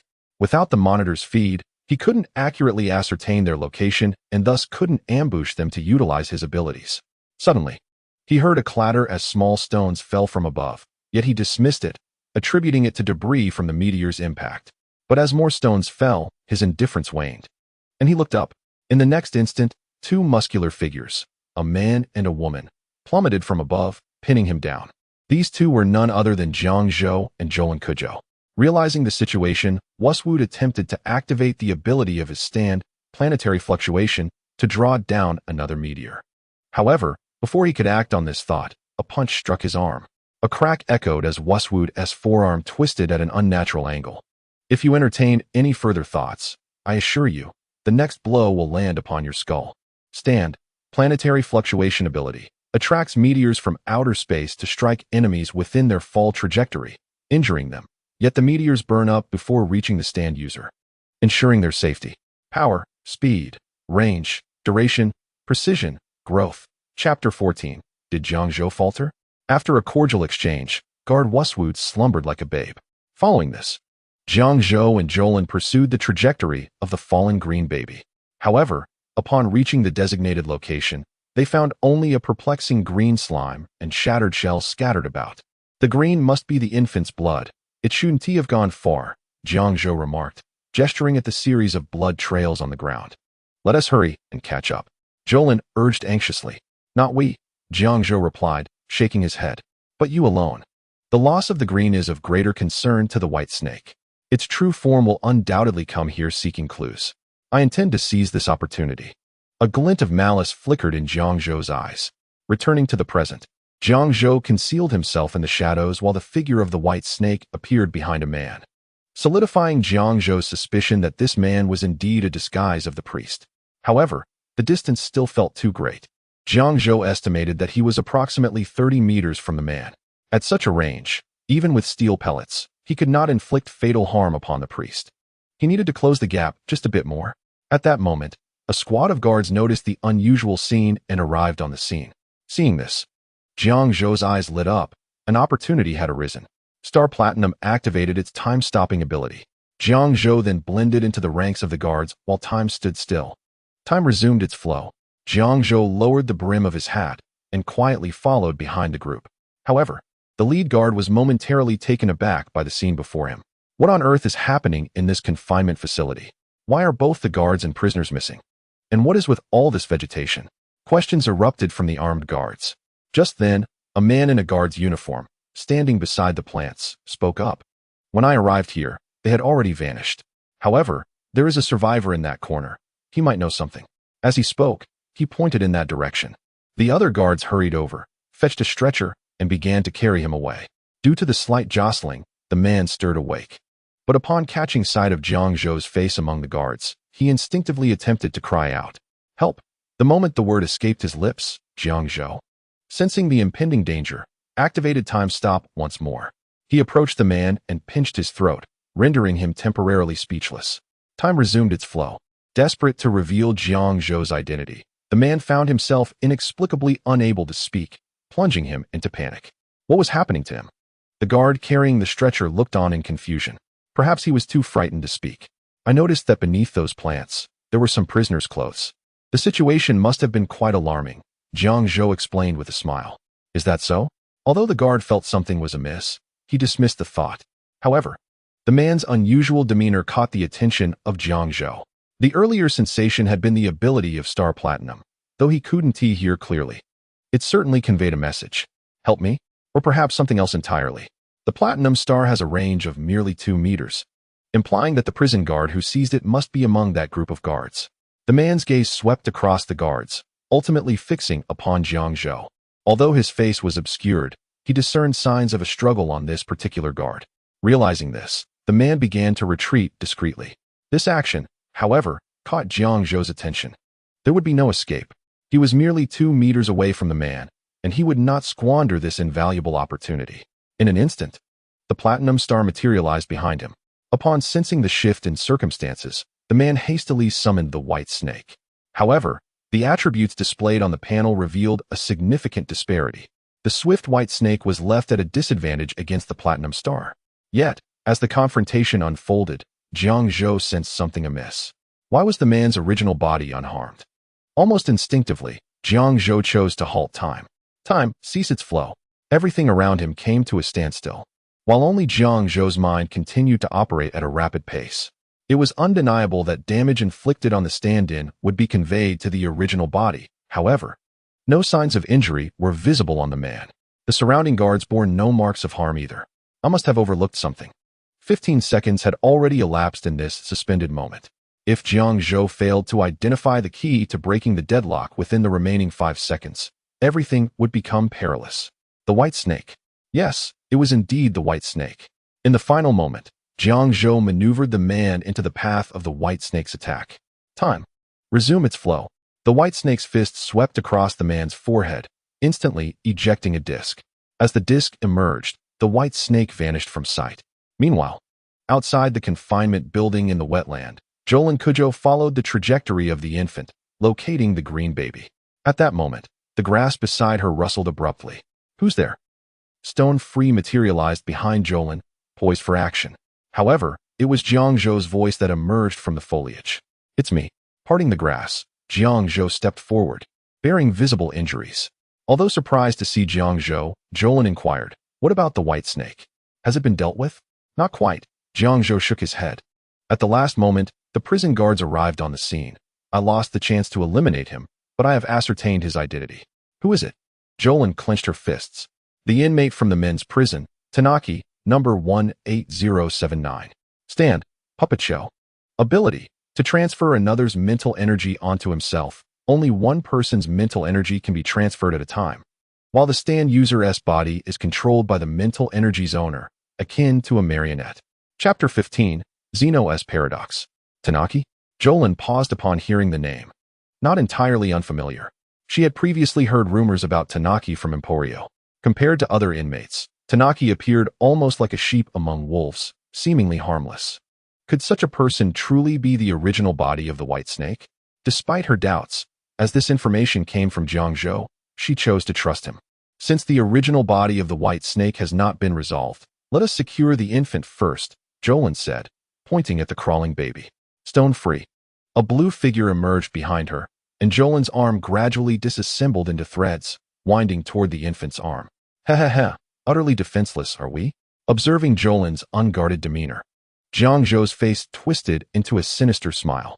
The figure of the white snake materialized behind him, slowly extending its arm toward Jolin. Yet, in the next moment, Jolin gasped in surprise. What is happening? Hearing the commotion, Jiang Zhou immediately withdrew his arm, and the white snake vanished from behind him. Is something wrong? Jiang Zhou asked, puzzled. Look at that thread. Jolin pointed at the thread extending from Stone Free's palm, saying, logically, the thread I released should have surpassed the distance between me and the infant. Jiang Zhou, upon hearing this, gazed at the thread's end. Indeed, the thread had not even reached half the distance to the green baby. There is something amiss. Jiang Zhou pondered for a moment before bending down to pick up a small stone from the ground. After weighing it in his hand, he hurled it toward the infant. Under normal circumstances, this stone would strike the baby's head. However, in the next second, something peculiar occurred. The stone shrank to half its original size as it flew halfway. When the stone reached a quarter of the distance to the baby, it shrank again to half its size. Gradually, it vanished from view. What on earth is happening? Is this his ability? Jolin was astonished. The capability before them could only be explained through a stand. Indeed, he must have also awakened his stand ability. But what exactly was that ability? Further experimentation was required. With that thought, Jiang Zhou surveyed his surroundings and ultimately found a glass bottle on the ground. This time, rather than throwing it, he set it down and gently nudged it. The cylindrical glass bottle rolled slowly toward the infant. As the sun began to set, the last rays of light illuminated the glass bottle, refracting and casting luminous beams upon the infant. The glass bottle rolled forward, seemingly showing no signs of shrinking. And the infant, hearing the commotion behind, turned around and grasped the bottle, appearing intrigued by the glowing object. The stone diminished in size, but the glass bottle did not? Jiang Zhou murmured. At that moment, rustling sounds emerged from the grass behind the infant, as a 2-meter-long crocodile lunged out, opening its massive jaws toward the baby's head. Upon witnessing this, Jolin instinctively rushed toward the infant, shouting, "Be careful." The infant seemed startled, dropping the glass bottle, while both Jolin and the advancing crocodile began to shrink. In an instant, the crocodile became nearly invisible, and Jolin had transformed into a thumb-sized figure. Seeing this, Jiang Zhou quickly called out, "Jolin, come back. That baby won't be harmed." "What did you say?" Jolin turned, but when she saw Jiang Zhou's form, she froze. The Jiang Zhou who had once towered just half a head above her now appeared like a giant. She was barely reaching his ankle. What on earth is happening? Jolin's eyes widened as she surveyed her surroundings. Not only Jiang Zhou, but everything around seemed overwhelmingly gigantic. No, wait, I've shrunk. Jolin realized, standing frozen in place, hesitant to make any sudden movements. At that moment, Jiang Zhou spoke again. "Jolin, try to distance yourself from that baby. Retreat toward me." "Understood," Jolin nodded, glancing back at the green infant before slowly backing away. Indeed, as expected, as she gradually distanced herself from infancy, her height slowly returned to its original stature. "I believe I have come to understand the nature of his stand ability." Jiang Zhou crouched down and drew a long line on the ground with his finger. "Are you familiar with Zeno?" He once proposed a fascinating theory that later became known as Zeno's paradox. A person must first traverse half the distance to a point, then cover half of the remaining distance, and continue this process indefinitely, never truly reaching the destination. This paradox lies at the heart of the infant's ability. Jiang Zhou stood up, pointing towards the infant, and stated, "Whenever we attempt to approach him, upon covering half the distance, our bodies will shrink to half their size, making the subsequent distance twice as far for our diminished forms. In essence, unless we discover a way to break this cycle, we will never be able to touch the reality of him." This extraordinary stand ability left Jutaro momentarily stunned. Before he asked, "Does that mean we can never capture him?" Then, as if a thought struck him, Jutaro's eyes brightened as he instinctively patted Jiang Zhou's shoulder. This sudden gesture sent a jolt of surprise through Jiang Zhou, causing him to step back a few paces. "Hey, it's just a shoulder tap. There's no need for such a strong reaction," Jitaru remarked, puzzled. I overreacted. My recent battle with the white snake has kept my body on high alert. Jiang Zhou replied. Stand, green grass enclosure. Ability, Zeno's paradox. When attempting to approach the infant at a distance of 12, both height and distance shrink to 12. The stand, conversely, enlarges as it nears the target. Power, speed, range, duration, precision, growth. Chapter 16. The outcome is clear. Is that so? Jitaru nodded. Accepting this explanation, for the threat posed by the white snake was palpable. Jiang Zhou, having recently acquired his stand, still faced the formidable platinum star, making the confrontation with the white snake somewhat daunting. By the way, what were you about to say? Jiang Zhou inquired, puzzled. I almost forgot, Jitaru exclaimed, slapping his forehead. I was contemplating whether the ability of Platinum Star could allow us to approach him. Upon hearing this, Jiang Zhou fell silent for a moment before shaking his head to provide a definitive answer. It's quite difficult. First, time only halts for 2 seconds. Secondly, even if time pauses, we are still moving towards the infant, and our bodies will continue to shrink. What a hassle. Are we doomed to wait for him to approach us? For now, it seems that is our only option, Jiang Zhou replied, raising his hands in resignation. However, he is merely a child, and children are inherently curious. We just need something to capture his attention. For example, would that glass bottle pique his curiosity? Jitaru pondered before releasing stone free. Strands of thread shot forth, forming a blue pentagram in midair. The moment the infant beheld the star, he was entranced, crawling eagerly towards Jitaru. 5 meters, 4 meters, 3 meters, closer and closer, until the infant was right before Jitaru. Just then, a loud shout erupted from the nearby bushes. Get away from that infant. Simultaneously, a steel ball shot towards Jiang Zhou, who was poised to strike Jitaru. Suddenly, a blue arm formed from strands of thread intercepted the trajectory of the steel ball. Stone free. Who goes there? The unexpected turn of events sent the infant scurrying away, while green grass enclosure appeared beside Jiang Zhou. Jitaru's expression darkened as he glared at the hidden assailant. From the foliage emerged a figure, and upon recognizing the man's face, Jitaru froze in disbelief. Another Jiang Zhou. What on earth is happening? Glancing between the Jiang Zhou emerging from the bushes and the one behind her, she was momentarily unable to discern which was real. At that moment, the Jiang Zhou behind her spoke up. He must be a disguise of the white snake. The white snake. Hearing that name, Jitaru immediately fell into a defensive stance, her gaze towards Jiang Zhou growing increasingly hostile. The white snake? Let us see who the real one is. With a mighty shout, a purple, muscular man with black hair appeared behind Jiang Zhou, cracking his knuckles. What do you say?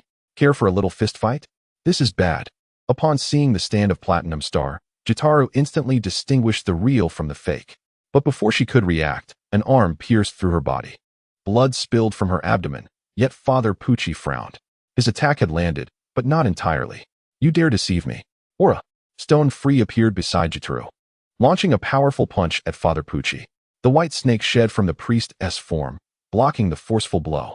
Father Pucci reverted to his true appearance. Seizing the moment, Jitaru distanced herself from the priest, while the threads released by Stone Free gradually retracted, mending the gaping wound in her abdomen. Fortunately, Jitaru had used a significant amount of thread to create a star to pique the infant's interest, which fortuitously left her abdomen hollow, allowing her to evade the priest's lethal strike. If I were you, I would willingly surrender and allow me to give you a thorough beating. Jiang Zhou clenched his fists, approaching Father Pucci with a menacing demeanor. Observing this, Father Pucci subtly began to retreat. 97, 101, 103, 107. The more I counted, the more I needed to remain calm and reflect. Surely there must be a way to escape or even turn the tide. 109, 113, 127, 131, 137, 139. Damn it. It seems there truly is no opportunity left.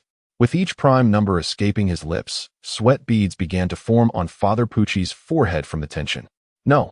I have waited for this moment for 22 years. There must be a way out. Suddenly, Father Pucci stumbled over a stone, and as his body fell, he noticed Jiang Zhou growing larger before his eyes. This is the ability of the green infant. Father Pucci felt a surge of hope. No. That noise must have triggered the infant's ability again. Jitaru shouted, Fear not. I shall not let him succeed. Jiang Zhou sneered and summoned Platinum Star. Rec Voluto. Time. Cease your flow. A mysterious wave emanated from Platinum Star. Father Pucci's falling body halted midair. Seizing the opportunity presented by the time stop, Jiang Zhou dashed towards Father Pucci, unleashing a rapid barrage of punches. Aura, aura, aura, aura, aura, aura, aura. The flurry of blows rained down upon Father Pucci, causing his suspended body to tremble. After nearly 200 punches, Jiang Zhou nodded, and then silently stepped back a few paces. Time. Resume its flow. As time resumed, the force of the impact from the 200 punches erupted, sending Father Pucci hurtling away. Upon encountering the Platinum Star, the infant displayed a visage of curiosity and began to crawl towards Jiang Zhou. The outcome was already determined. Chapter 17. The White Snake Pacemaker. Is this truly how it ends? Shuluan found it hard to believe. The very individual who meticulously orchestrated her downfall, leading her into the Green Dolphin Prison and seizing her father's memories and stand, was now dead? To ensure certainty, she decided to lie on the ground, listening for the heartbeat of the priest. The threads of stone free extended into the soil, while the other end was pressed tightly against her ear. Various sounds reached her. The chirping of insects, the croaking of frogs, and the sound of insects being consumed, yet there was no heartbeat from Father Pucci. At that moment, Shuluan felt a profound sense of relief. All that remained was to quietly await the infant's arrival at Jiang Zhou's side, and matters would reach a conclusion. However, could it truly end this way? On the ground, Father Pucci was in a state of utmost tension. The hand of the white snake was gripping his heart, causing it to momentarily cease its rhythm. The infant made a curious sound and lowered its head in confusion. Astonishingly, the seemingly lifeless Father Pucci revived, one hand firmly grasping the infant's calf. The victor was indeed determined, but it was I. The white snake's grip on the heart tightened, acting as a pacemaker, reviving the heart that had been forcibly halted. Father Pucci rose, covered in blood. He endured the excruciating pain as he crawled from the ground, the infant regarding him with curious eyes. Suddenly, the infant erupted into a sinister laugh. In the next moment, it opened its mouth and began to gnaw upon the priestess' arm. Crack, crack. Blood flowed down Father Pucci's wrist, yet he displayed an expression of enjoyment. The infant was visibly growing, absorbing the nutrients from within the priest's body. Upon realizing this, Jiang Zhou surged forward almost instantaneously. However, the ability of the green grass embrace activated once more, rendering the once closed distance insurmountable. Jiang Zhou could only watch helplessly as the infant continued to develop. Time gradually passed, and soon the moon hung high in the sky. Father Pucci's breathing had become exceedingly faint, while the infant had absorbed sufficient nutrients. In the next moment, something astonishing occurred. The infant began to merge into Father Pucci's body, becoming one with him. As the infant gradually vanished, the power of the green grass embrace dissipated. In that instant, Jiang Zhou resumed his original size and activated the ability to pause time. Time ceased to flow, due to the influence of his will. This time stop seemed capable of lasting longer. In the first second, Jiang Zhou rushed to Father Pucci's front. From the second onward, a 2-second assault commenced. Aura, aura, aura, aura, aura, aura, aura. The third second concluded. Jiang Zhou's time stop reached its current limit. Time resumed its flow. Father Pucci's body was instantly propelled backward, yet in midair, he contorted his body into peculiar positions to mitigate the impact, minimizing the damage. The figure of the white snake continuously shifted, a centaur stand flickering by. Meanwhile, Father Pucci was also preparing for new actions, although still incomplete and immature. As long as I continue to follow the memories of Jotaro Kujo, but before that, I must send you into the depths of oblivion, Father Pucci declared, and the figure of the white snake reappeared behind him. TCH, you, heavily injured, cannot even stand against me, let alone the Platinum Star. Shuluan proclaimed as stone free instantaneously unraveled into countless threads, entangling Father Pucci's body. Oh, Father Pucci chuckled lightly. Thinking you could eliminate my true form is rather naive. Attack. With the priest's command, the white snake and Father Pucci vanished from sight. What is happening? Shuluan stood bewildered, utterly perplexed as to how Father Pucci had disappeared without a trace. Its speed. Jiang Zhou discerned the clue and swiftly pulled Shuluan's arm, urging her to press against his back, warning that the white snake could strike from any angle. He then began to murmur. A baseball player must first identify the target within his field of vision to judge the ball's landing point. Similarly, A driver wishing to overtake on a highway must be aware of surrounding vehicles to ascertain if it is safe to proceed. This is dynamic vision. And once an object's speed exceeds the limits of dynamic vision, it becomes impossible to perceive, creating an illusion of vanishing. As the words left his mouth, the platinum star appeared beside Jiang Zhou. Stand ready. For him, the ability to pause time was not to be employed frivolously. Once time resumed, it would take several breaths before he could halt time again, during which they would be in the most perilous moment, as Father Pucci could seize their lives at any instant.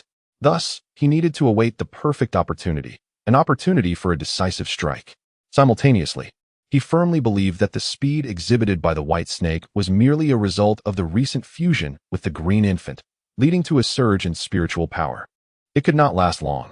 On the other hand, Father Pucci was clearly aware of this and was lurking in the shadows, waiting for the right moment. It was time to move swiftly. His gaze flitted between Xuluan and Jiang Zhou, ultimately settling on Xuluan. It is decided. The bloodline of Joestar. Father Pucci's eyes sharpened, and the white snake surged forward once more. In an instant, it appeared before Xuluan, poised to deliver a lethal strike, intending to cleave her head in two. But at that moment, the descending strike collided with a thread. Snap!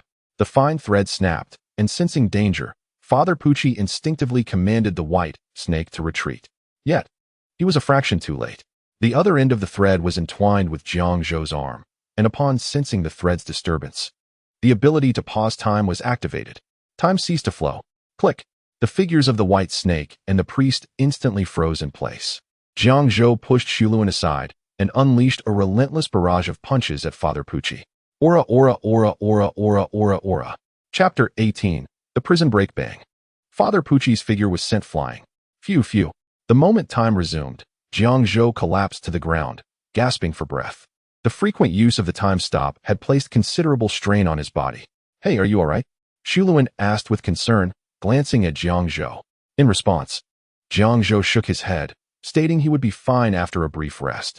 More importantly, Father Pucci was not yet dead. She needed to deliver the final blow. Not dead.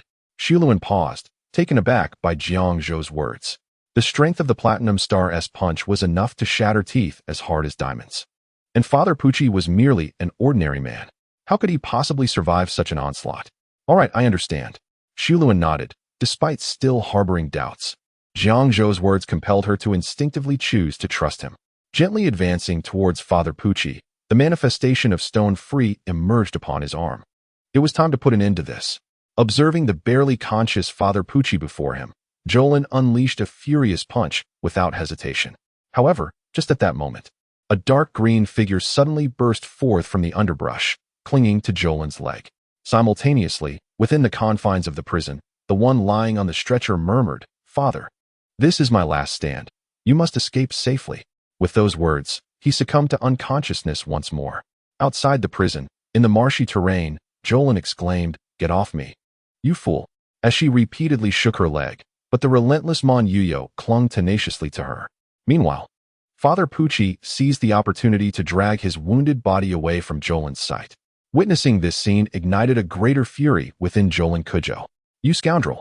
Her expression darkened, and an almost tangible rage ignited behind her. Stone Free. With a fierce shout, Stone Free materialized before Jolin, launching a flurry of kicks towards Mon Yuyo. The impact sent Mon Yuyo flying backwards, straight into the jaws of a lurking crocodile. However, it was precisely due to Mon Yuyo's interference that Father Pucci managed to escape. "Damn it, has he truly slipped away?"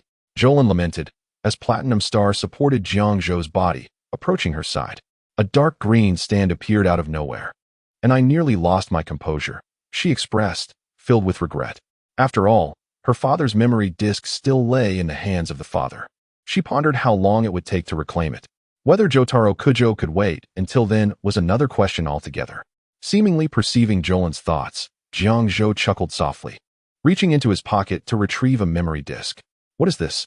Jolin's gaze was drawn to the disk, which she snatched eagerly, confirming it was indeed Jotaro's memory disk. Instantly, she leaped in excitement. "How did you get this?" Overjoyed, she jumped onto Jiang Zhou, wrapping her arms around his neck and planting a kiss on his cheek.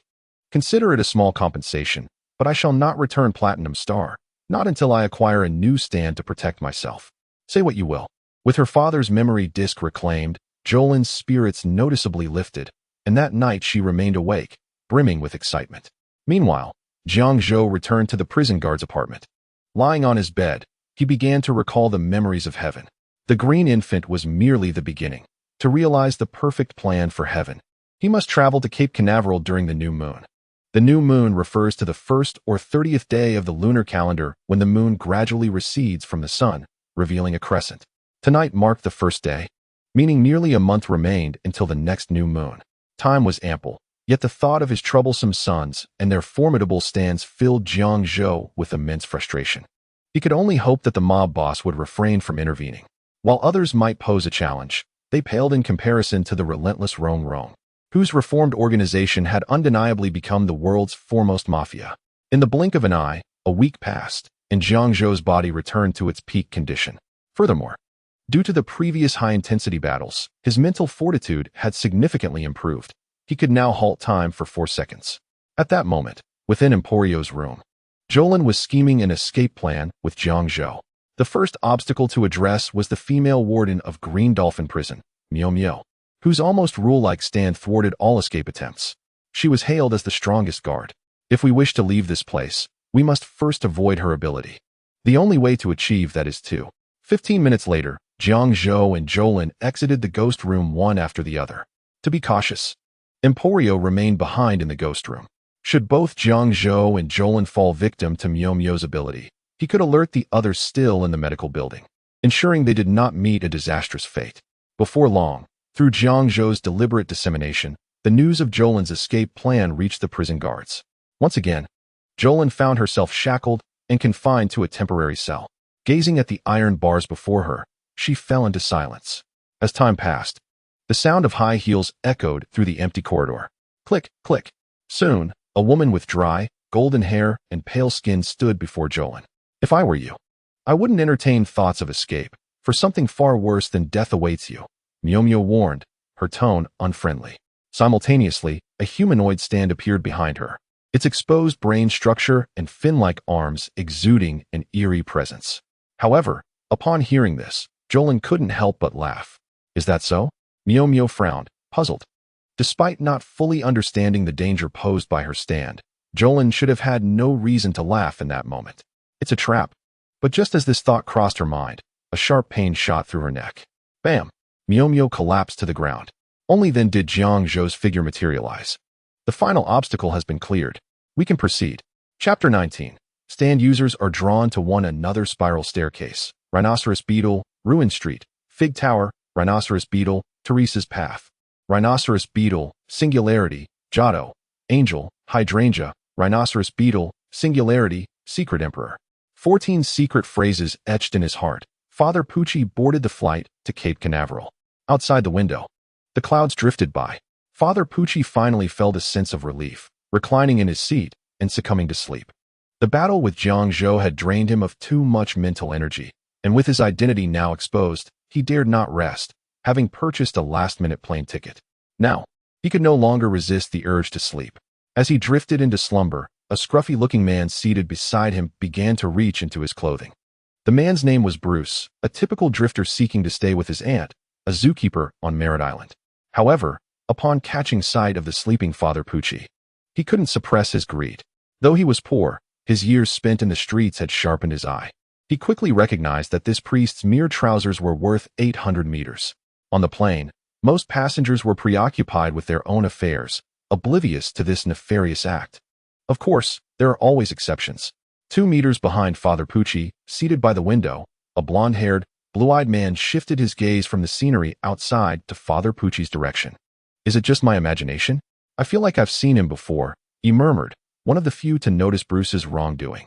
As he pondered, Bruce successfully pilfered Father Pucci's wallet from his coat. I've struck gold. As Bruce counted 1, 2, 3 Franklin bills. The smile on his face grew more pronounced with each note. This money could sustain me for half a year without work. Why bother working at all? However, just as the man reveled in his excitement, an arm draped over his shoulder, accompanied by a mature male voice whispering in his ear. Sir, if you could return the wallet voluntarily, I could pretend this incident never occurred. Who are you? Bruce snapped, turning his head to scrutinize the owner of the arm. With golden hair styled into 3 delightful buns at the front and a braided ponytail cascading behind, the man donned an exquisitely tailored suit, remarkable for its heart-shaped cutout at the chest, adorned with golden wings at the collar and beetle-themed accessories. Shall I repeat myself?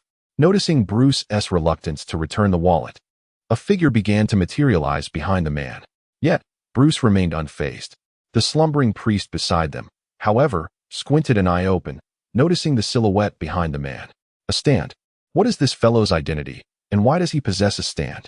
At that moment, Bruce boldly faced the man, declaring, "This matter is none of your concern. Besides, are you allowed to wander from your seat on a plane?" Flight attendant.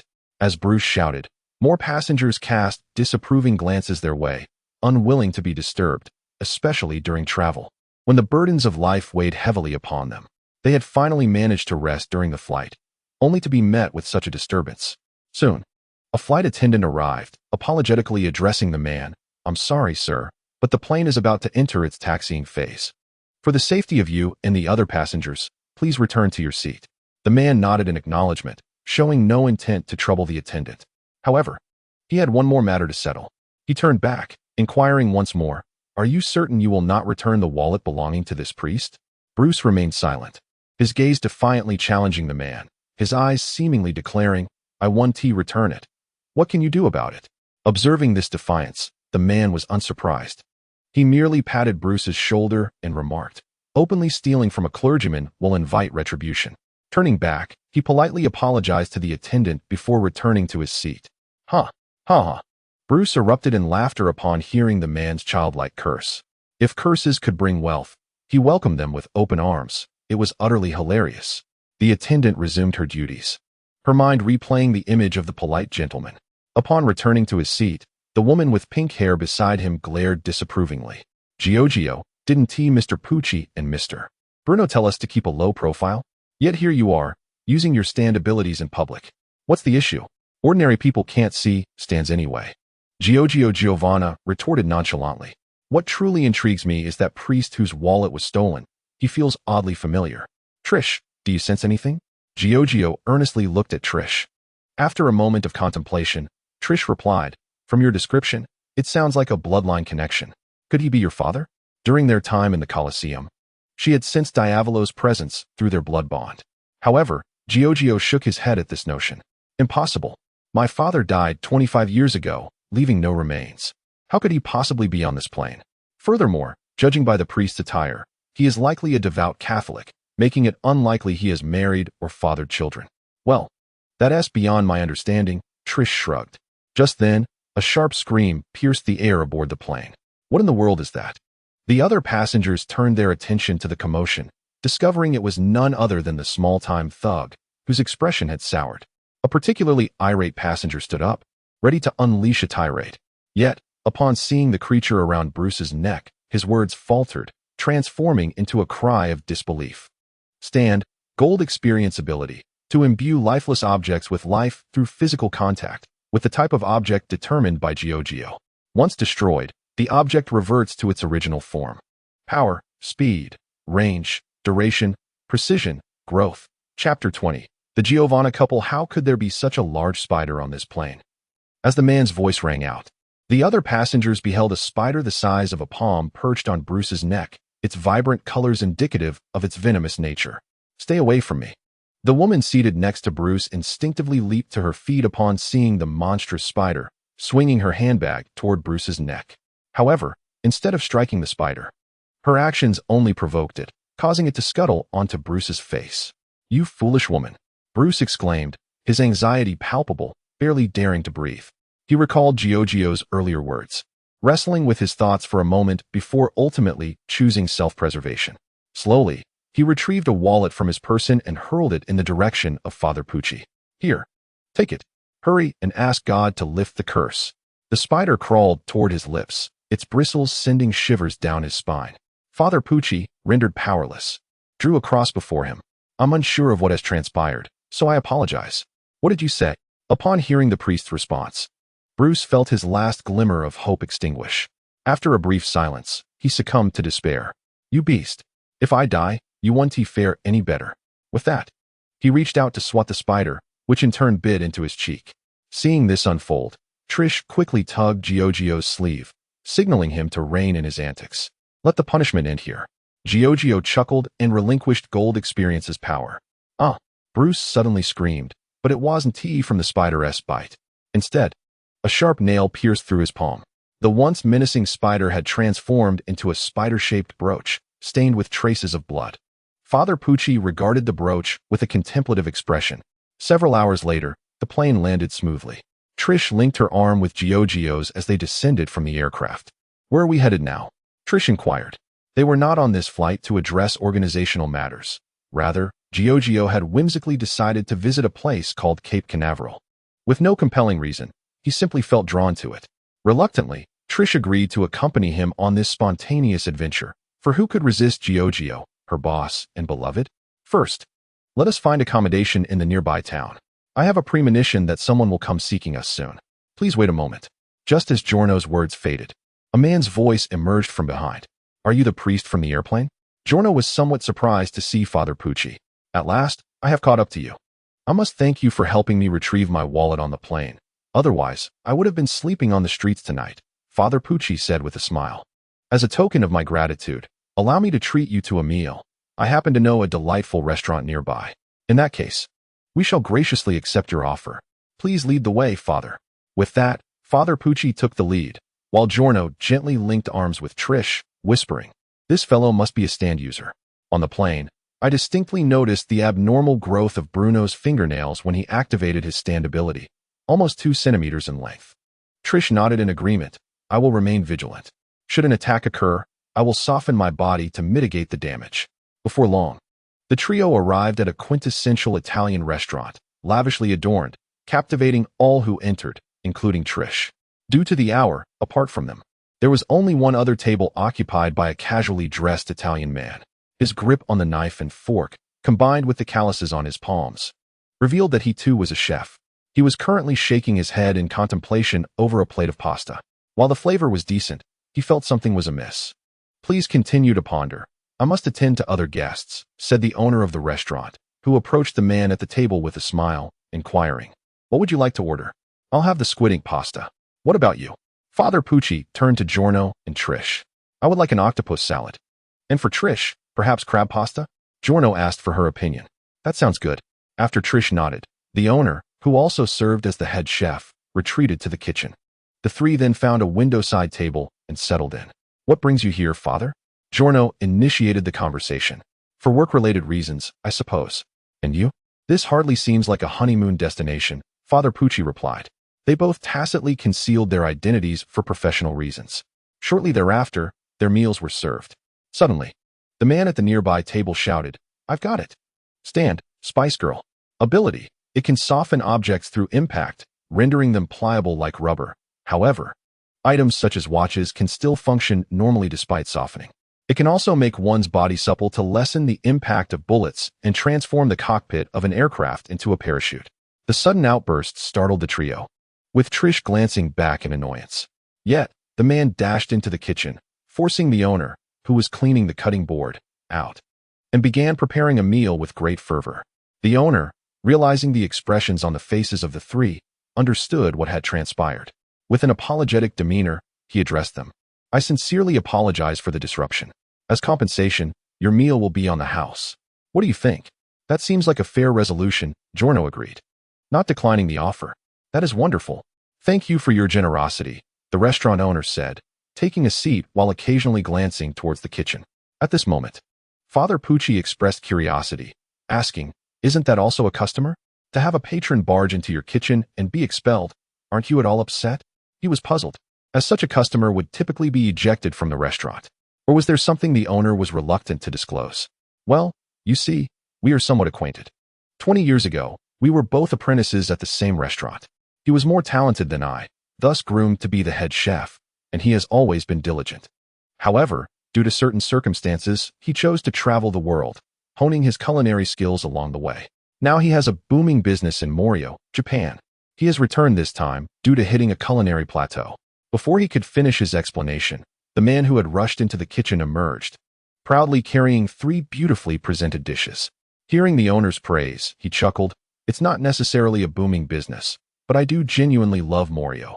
The local culture is refreshingly sincere. Please, do try these dishes, he said, placing the meals before the trio. Meanwhile, the restaurant owner stepped to the entrance, flipping the sign from open to closed. After all, he had witnessed his old friend's culinary prowess firsthand. If the new customers saw such a display, the restaurant's fate would be sealed. Not everyone possesses the courage to dine after witnessing such a spectacle. Allow me to introduce myself. My name is Tonio Trussardi. I sincerely apologize for the interruption to your meal. These dishes are my apology, and I hope you enjoy them. As Tonio spoke, he began to introduce the delectable offerings. First, we have a dish made with the finest quality tomatoes, paired with mozzarella cheese, and garnished with a hint of basil. Though seemingly simple, it truly brings out the essence of the ingredients. Additionally, the lycopene in tomatoes possesses unique antioxidant properties that can help eliminate free radicals in the body, particularly benefiting ladies like yourselves. Please indulge. With that, Tonio nudged the tomato salad towards Trish. Unable to resist, Trish took a small bite. After all, what woman could resist food that promised to combat aging? Though she was only 25, the toll of her labor had already begun to show, with faint lines forming at the corners of her eyes, an unacceptable flaw for someone with her penchant for perfection. Giorno, aware of this, let out a quiet sigh. With a crisp snap, her teeth sank into the tomato slice, revealing a texture unlike any cooked tomato. This salad was refreshingly crunchy, not fried crispness, but the natural crispness of fresh vegetables. The tomatoes bore a slight tang, complementing the mozzarella beautifully. Delicious. With that exclamation, Trish cast aside her restraint and began to eat heartily. Giorno, taken aback, wondered, is it really that good? Glancing towards the remaining two dishes. It appears that this guest is exceedingly satisfied. Next, we have another guest. Judging by his appearance, it seems he has recently suffered a severe injury and, due to overwhelming stress, has likely not enjoyed a proper rest in quite some time. His eyes are notably puffy, indicating an accumulation of fatigue within his body. Tonio scrutinized Father Pucci and subsequently remarked. In response, Father Pucci, though surprised, nodded in agreement, acknowledging the accuracy of the observation.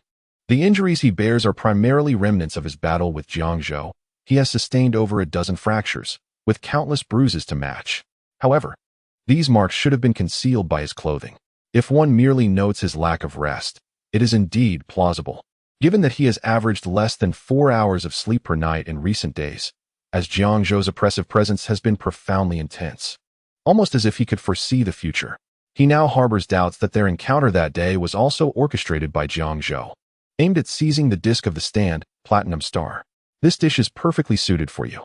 It features veal aged 5 to 6 months, tender and flavorful, sliced thinly and brushed with a layer of olive oil, complemented by capers, which accentuates the meat's inherent flavor splendidly. However, before indulging, I recommend you first sip some water. This water, sourced from the snows of Mount Kilimanjaro, melted 50,000 years ago, can cleanse the impurities from your eyes and alleviate your sleep deprivation. Is that so? Understood. Father Pucci nodded, taking a sip before downing the entire glass. Remarkably refreshing. His eyes sparkled. The sensation was akin to that of a princess on the Alps drinking water or a traveler in the desert finally quenching their thirst after 3 days and nights. He felt a wave of coolness wash over him from within, and before he knew it, his eyes began to glisten with moisture. Tears burst forth like a fountain, startling Giorno at his side. What is happening? Stand. Pearl Jam ability. To heal the customer's ailments by enhancing the natural therapeutic properties of specific ingredients in dishes. Once ingested, Pearl Jam utilizes the nutrients and the healing characteristics of the food to trigger physiological processes that cure any illness. For instance, it can stimulate tear production to expel cavities, facilitate the unnatural growth of new teeth, or even replace damaged organs with entirely new, healthy ones. Once the treatment is complete, the customer's body returns to normal, as if nothing had transpired, yet the ailment is entirely healed. Chapter 22. Do you believe in gravity? Meanwhile, peculiar occurrences began to manifest in Trish's case. It itched, profoundly, as if ants were crawling over her skin.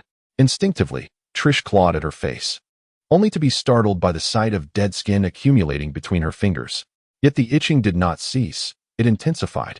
At this point, even Trish could no longer maintain her composure. She began frantically tearing at the dead skin with her nails. Are you all right? Observing this, Giorno wanted to lend a hand, but was uncertain how to proceed, remaining seated. After a while, Father Pucci's tears had dried. The sclera of his eyes had also shrunk due to significant moisture loss. Yet not long after, the whites of his eyes swelled once more. As Tonio had stated, his rejuvenated eyes were indeed much brighter than before. As the owner of these eyes, Father Pucci felt as if his entire being had been revitalized, with fatigue vanishing completely. However, Giorno, anxious for his beloved, remained fixated on Trish's face. At that moment, Trish felt the itching dissipate, her trembling hands lowering. And with a quiver in her voice, she addressed Giorno, asking if her face had been ruined. Yet Giorno did not respond. He merely gazed at her in awe. He then cradled her face in his hands and gently kissed her. After a lengthy pause, Giorno lifted his head and declared, "You are still as beautiful as ever." Really? Trish could hardly believe it. After such tearing, the best outcome would surely be disfigurement. How could she possibly remain unscathed? Surely, Giorno was merely comforting her. With this thought, Trish retrieved a round mirror from her small bag. However, upon gazing into the mirror, she was left speechless. Is this truly me? The wrinkles at the corners of her eyes had vanished without a trace, and her skin had returned to the flawless state of her 15 or 16-year-old self. Smooth as a peeled egg. Then Tonio explained, "These are merely normal phenomena. This dish has been prepared especially for you, dear guest. Please enjoy it before it loses its peak flavor." Upon hearing this, Giorno regarded the food before him with newfound appreciation. Initially, he had thought it merely delectable, but now he sensed a deeper significance within it. The reason for this might lie in some unique ingredient or component of the dish. The ham and cheese steak is accompanied by potatoes and tomatoes. Please savor it. Giorno nodded, grasping his knife and fork. He first pierced the steak with his fork, then sliced a small piece with his knife, spearing it with his fork before bringing it to his mouth. He then did the same with a piece of tomato. As he chewed, the rich flavor of the beef fat erupted in his mouth, filling it entirely, while the tomato provided a refreshing contrast, elevating the overall experience. Delicious. Even Giorno, typically reserved, could not help but admire Tonio's culinary prowess. He found no fault in it. Strangely, however, he exhibited no unusual reactions. "Oh, it seems this guest's body is remarkably healthy." Tonio expressed his astonishment, noting that in his decades of experience, he had encountered few individuals so vigorous. "I engage in regular exercise," Giorno mentioned, shifting his gaze to the tomato on his plate. "This must be your standability. Compared to ordinary tomatoes." His golden experience sensed a far richer life force emanating from these, clearly not simple tomatoes.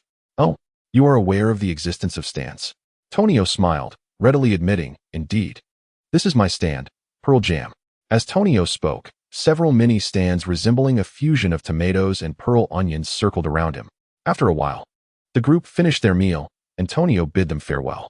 "Well then, Father, we must take our leave," Giorno said, taking Trish by the arm as they prepared to depart. Yet at that moment, Father Pucci suddenly called out, "Giorno, do you believe in gravity?" "What?" Giorno turned around, looking at the priest in confusion. However, Father Pucci merely waved his hand dismissively. Once Giorno and Trish had exited, Father Pucci finally rose from his chair. "There exists a gravitational force between individuals, and my descendants are being drawn toward me, surrounding me as I ascend to heaven." However, the man's fortune was overwhelmingly potent. If he continued to linger here, I had an ominous premonition that paradise would forever elude us. After bidding farewell to Father Pucci, Giorno and Trish began to meander through the streets. "How much longer must we remain here?" Trish inquired. She was not one to enjoy shopping, especially on streets devoid of stores. "Let us stay for another week. There are some matters within the organization that require my attention. If nothing extraordinary occurs after a week, we shall return to Naples." "I see," Trish nodded, then smiled, saying, "I shall cherish this time I have monopolized with you." Meanwhile, a police car slowly exited Green Dolphin Street Prison. Approximately half an hour later, an alarm sounded within the prison. News of an escape reverberated throughout the building. At this moment, within the medical wing, the weatherman lay in his hospital bed, casually flipping through a television magazine. He appeared indifferent, but his neighbor, Anisway, upon hearing the news, felt a surge of anxiety. "What now? Jolin and the others have escaped. It is impossible for them to defeat Whitesnake alone. I must assist them. You will accompany me, 1TU Weather?" Anisway looked at the weatherman, who, upon hearing this, set aside the magazine on the table. Clouds began to gather around him, gradually forming a youthful male figure as his stand materialized. Simultaneously, the weather outside shifted dramatically. Chapter 23. Romeo's Self-Redemption. Southeastern Florida, 2 hours drive from Green Dolphin Street Prison, lies Palm Beach, an affluent area replete with multi-million-dollar mansions. At the entrance of one particularly scenic mansion, a police car was parked. As the owner, bewildered, opened the door and stepped outside, he was startled by the figures emerging from the police vehicle. "Long time no see, Romeo," Jolin greeted with a smile, leading Ghiaccio towards Romeo's mansion. Ames and Emporio, who had also escaped, remained in the car.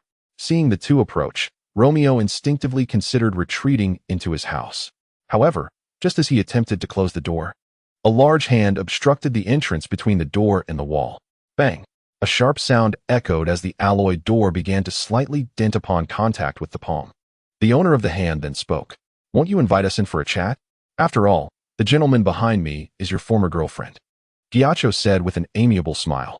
"Very well, come in," Romeo conceded after a brief silence, accepting reality and ushering them into the mansion. Ghiaccio, unabashed, quickly surveyed the room before heading straight to the kitchen. Opening the refrigerator, he rummaged through it as if he were at home, even managing to find a convenient bag to collect some beverages and ready-to-eat food, emptying the fridge. When he returned to the living room, Romeo was desperately attempting to plead for Jolin's forgiveness and proposed rekindling their romance.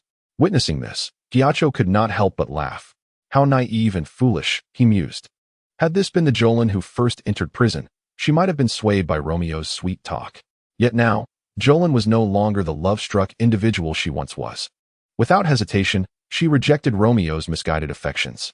"We did not come to see you for such trivial matters," Ghiaccio said as he approached. Tossing a can of beverage to Jolin while grabbing a can of cola for himself, he punctured the bottom of the can with his finger, positioning the opening toward his mouth before pulling the tab. The soda cascaded down, and in no time, he had polished off the chilled cola. Wiping his mouth, Ghiaccio turned to Romeo, stating, "We currently require money and a vehicle. Given your status, I trust you can procure these easily. We have an urgent matter to attend to, so we would prefer not to have any police interference." After a moment of silence, Romeo tossed a set of keys into Ghiaccio's hands without asking why, seemingly resigned to the situation. "How forthright," Ghiaccio remarked with a grin. "As for money, I currently possess only $1,000 in pocket change. The rest is in my bank." Romeo produced 10 bills featuring Franklin's visage and a bank card. Just as he was about to say more, he was astonished to find the bills had vanished without a trace, yet the bank card remained untouched. Meanwhile, Ghiaccio's voice echoed in his ears, "This amount will suffice. You may keep the bank card." With that, Ghiaccio and Jolin exited, and as their figures faded from sight, Romeo's gaze shifted to the phone nearby. On the street, Ghiaccio held a wriggling tongue in his hand, with Romeo's voice emanating from it. "Hello, this is Romeo Justo from Palm Beach. I have important information regarding the escaped prisoners." Just as Jolin assumed Romeo had betrayed her once more, the voice from the tongue took an unexpected turn. "That was long ago. He did not come to my home. Or rather, I have severed all ties with her. She called, asking for fleeing expenses, which I refused to provide. Since then, she has not contacted me again, though she did mention she was planning to escape to Mexico. If she calls again, I will notify you." The voice trailed off, indicating he had not completely descended into treachery. "In that case, I shall leave this to you," Ghiaccio said, tossing the tongue into Jolin's hands. "This is a replica created from a sticker of Ames. Once the sticker is removed, the item will return to its original owner, albeit with a strong impact." Meanwhile, Emporio, who had disembarked from the police car, received the keys from Ghiaccio. After trying the keys on various luxury cars in the parking lot, he found none matched. Puzzled, he looked up just as Ghiaccio pointed, "Look over there." Following the direction of Ghiaccio's finger, Emporio spotted a helicopter parked behind 2 luxury vehicles. Testing the keys, he found they indeed worked. The world outside the prison was astonishing. Although he had only read about the operation of helicopters, the practical experience promised to be entirely different. "I can hardly wait. With this, we can reach our destination in just a few hours." With that, Emporio eagerly climbed into the helicopter and began to operate it. Witnessing this, Jolin turned to glance at Romeo's mansion, a complex smile gracing her face. "Romeo, I must admit, I am quite impressed by you. However, for safety's sake, I believe it prudent to remove the sticker." With a swift motion, The sticker was torn off, and the tongue darted towards the mansion. Inside, Su Lun quietly chuckled as he boarded the helicopter. Under the command of Amborio, the group embarked on their journey to Cape Canaveral aboard the helicopter. Chapter 24. Anisu. I agree. Meanwhile, 6 hours after Su Lun and the others escaped, both the weather report and Anisu effortlessly broke free from Green Dolphin Prison. Without the obstruction of Mio Mio, the prison walls crumbled like paper, offering no resistance to their escape. At this moment, Anisu and the weather report concealed themselves in an alley within a small town. The sounds of police sirens and helicopter blades echoed ominously around them. Their eagerness to escape had caused quite a commotion, prompting the authorities to deploy several armed helicopters and numerous police cars. Under such overwhelming force, even the formidable stand users, weather report and Anisu, found it prudent to momentarily retreat. Just then, a figure clad in a police uniform mysteriously appeared behind them, unnoticed even by Anisu. However, the man in uniform seemed intent on remaining discreet, slowly approaching the pair. Hey! The man's arm rested lightly on weather report's shoulder when a stand composed of white mist launched a powerful punch toward his face. The force of the blow was tremendous. Any ordinary individual would surely be knocked unconscious. Yet, the man merely chuckled. In response, a purple arm emerged from behind him, grasping weather report's fist. Boom. Although weather report's fist was restrained by the stand known as Star Platinum, the wind pressure it generated blew the hat off Jiang Zhou's head, revealing his handsome, sunlit visage. As he turned around, weather report had yet to utter a word, but Anisu's anger flared instantly. Where have you taken Su Lun, you scoundrel? Fueled by rage, Anisu unleashed the full potential of his stand, sea of rage, while infusing his fist with the power of decomposition. If Jiang Zhou dared to counter with Star Platinum, his arm would undoubtedly shatter, and similarly, Jiang Zhou's arm would experience complete disintegration under the same force. Seeing this, Jiang Zhou sighed and shook his head. Alas. It seems I am at a loss with you, Star Platinum. Time, cease your flow. Time halted, freezing Anisu's south advancing arm in place. Jiang Zhou also noticed that. While Anisu attacked, weather report was gathering wind pressure behind him, effectively blocking any retreat to ensure Anisu's strike would hit its mark. Such keen battle instincts demonstrated that this generation of stand users was far from inept. Yet, when compared to the Stardust Crusaders, they still fell short. After a moment of contemplation, Jiang Zhou stepped behind weather report. Time, resume your flow. As time resumed, Anisu's punch struck the adjacent wall with a resounding crash, instantly attracting the attention of the police. What was that noise? Quickly, it came from the alley ahead. It must be the suspects. The police swiftly arrived on the scene, but aside from scattered debris, they found no trace of the fugitives. Strange, the lead sheriff scratched his head, addressing the agents behind him. They cannot have gone far. We must surround the area and search every house. Yes. The agents saluted and began to execute the orders. Meanwhile, on the third floor of a nearby building, Jiang Zhou, weather report, and Anisu remained hidden. With the police below, they were momentarily silent, granting Jiang Zhou the opportunity to speak. Here's the situation. Father Pucci is our common enemy. So, before we defeat him, why not collaborate?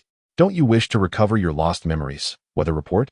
At this, weather report fell silent. Jiang Zhou was correct. He yearned to reclaim his past memories, willing to pay any price to do so. Noticing the turmoil in weather report's eyes, Anisu quickly interjected, Hey, you're not seriously considering trusting him, are you? He asked the reason Su Lun couldn't send out the stand disc for Star Platinum. I do not deny this, which is precisely why we must cooperate. Jiang Zhou replied with a smile, producing a disc from his pocket. Moreover, just an hour ago, I informed the Foundation they will send a vehicle to pick us up, along with Dr. Kujo Jitaru's memory disk. Think about it. I am genuinely sincere. At this point, Jiang Zhou flashed a mysterious smile and leaned closer to Anisu, whispering, Furthermore, I can assist you in pursuing Kujo Su Lun. From what I know, although Su Lun has feelings for weather shows no interest in that regard. In contrast, you are entirely different. As Su Lun's devoted admirer, I believe one day he will recognize your worth. With my help, you shall surely win his heart. Before Jiang Zhou could finish, Anisu coughed twice, then straightened his expression, declaring, I agree to cooperate. Upon hearing this, Jiang Zhou beamed with joy, and weather report nodded in agreement. Just then, a knock echoed at the door, followed by the sound of the police downstairs. Is anyone home? We suspect there are escaped convicts inside. We are coming in. Bang, bang, bang. What do we do? The police are coming. Anisu furrowed his brow, fully aware of the American police's methods. If they received no response within a certain time frame, they might resort to forceful entry. Bang. As expected, the next moment, a gunshot rang out, shattering the door lock as the officers stormed in. Hurry. I hear voices upstairs. Don't let them escape. With that, the police raced up the stairs to the third floor.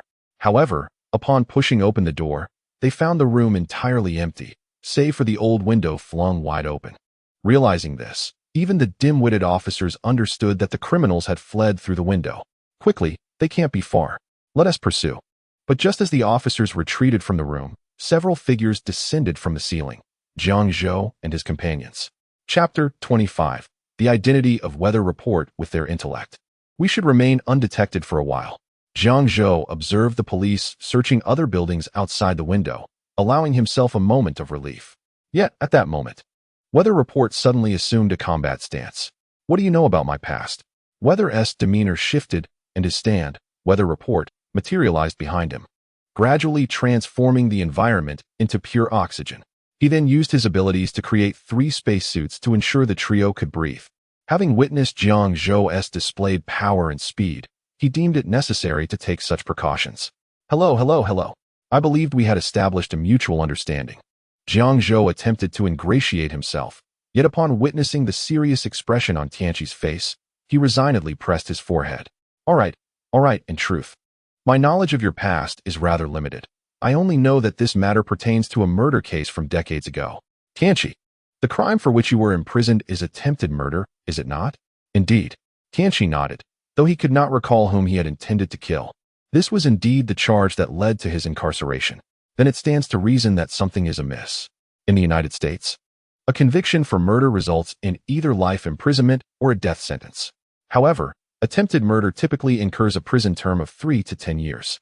Yet, you have languished in this prison for nearly 20 years. Do you not find that peculiar? At this, Tianqi fell into contemplation. Anisu, who was beside him, discerned the implication. Are you suggesting that someone does not want Tianqi to be released? Precisely, Jiang Zhou affirmed. Moreover, the fact that Father Pucci could erase your memories signifies his capability to take your doppelganger as well. But he only chose to erase your memories. Do you not find that strange? Additionally, you must have noticed that just a few days ago, a star-shaped birthmark suddenly appeared on your shoulder.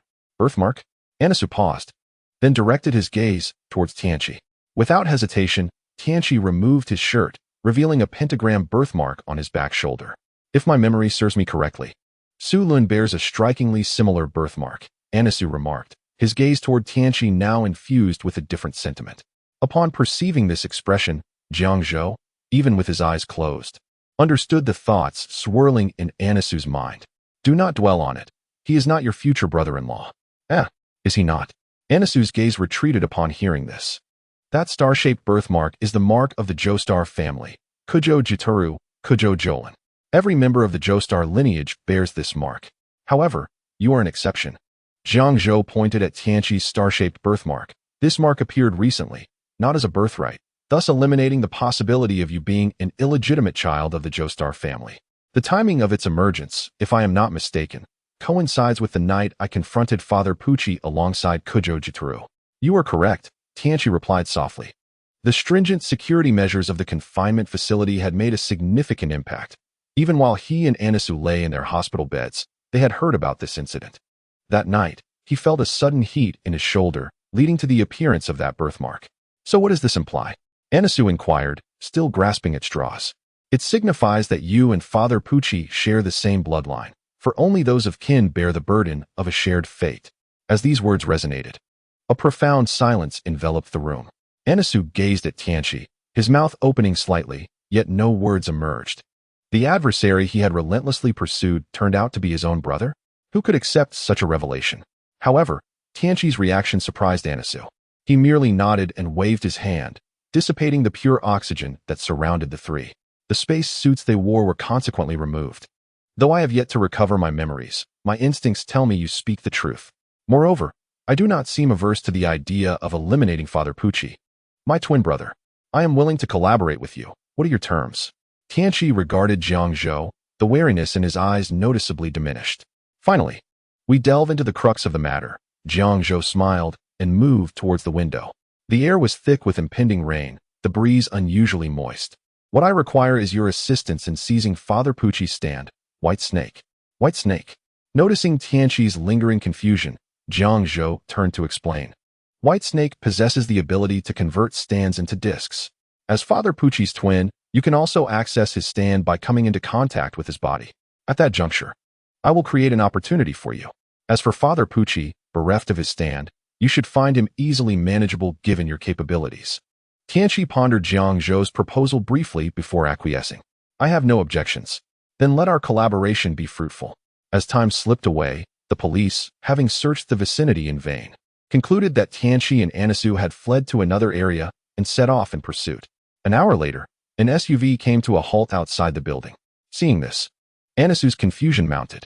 How did they locate us? Naturally, it is due to this. Jiang Zhou produced a scarab-shaped pendant from his pocket, waving it before Anisu. This device contains a locator from the Foundation, allowing them to pinpoint our location with precision. Is that so? Anisu nodded, his curiosity about the Foundation deepening.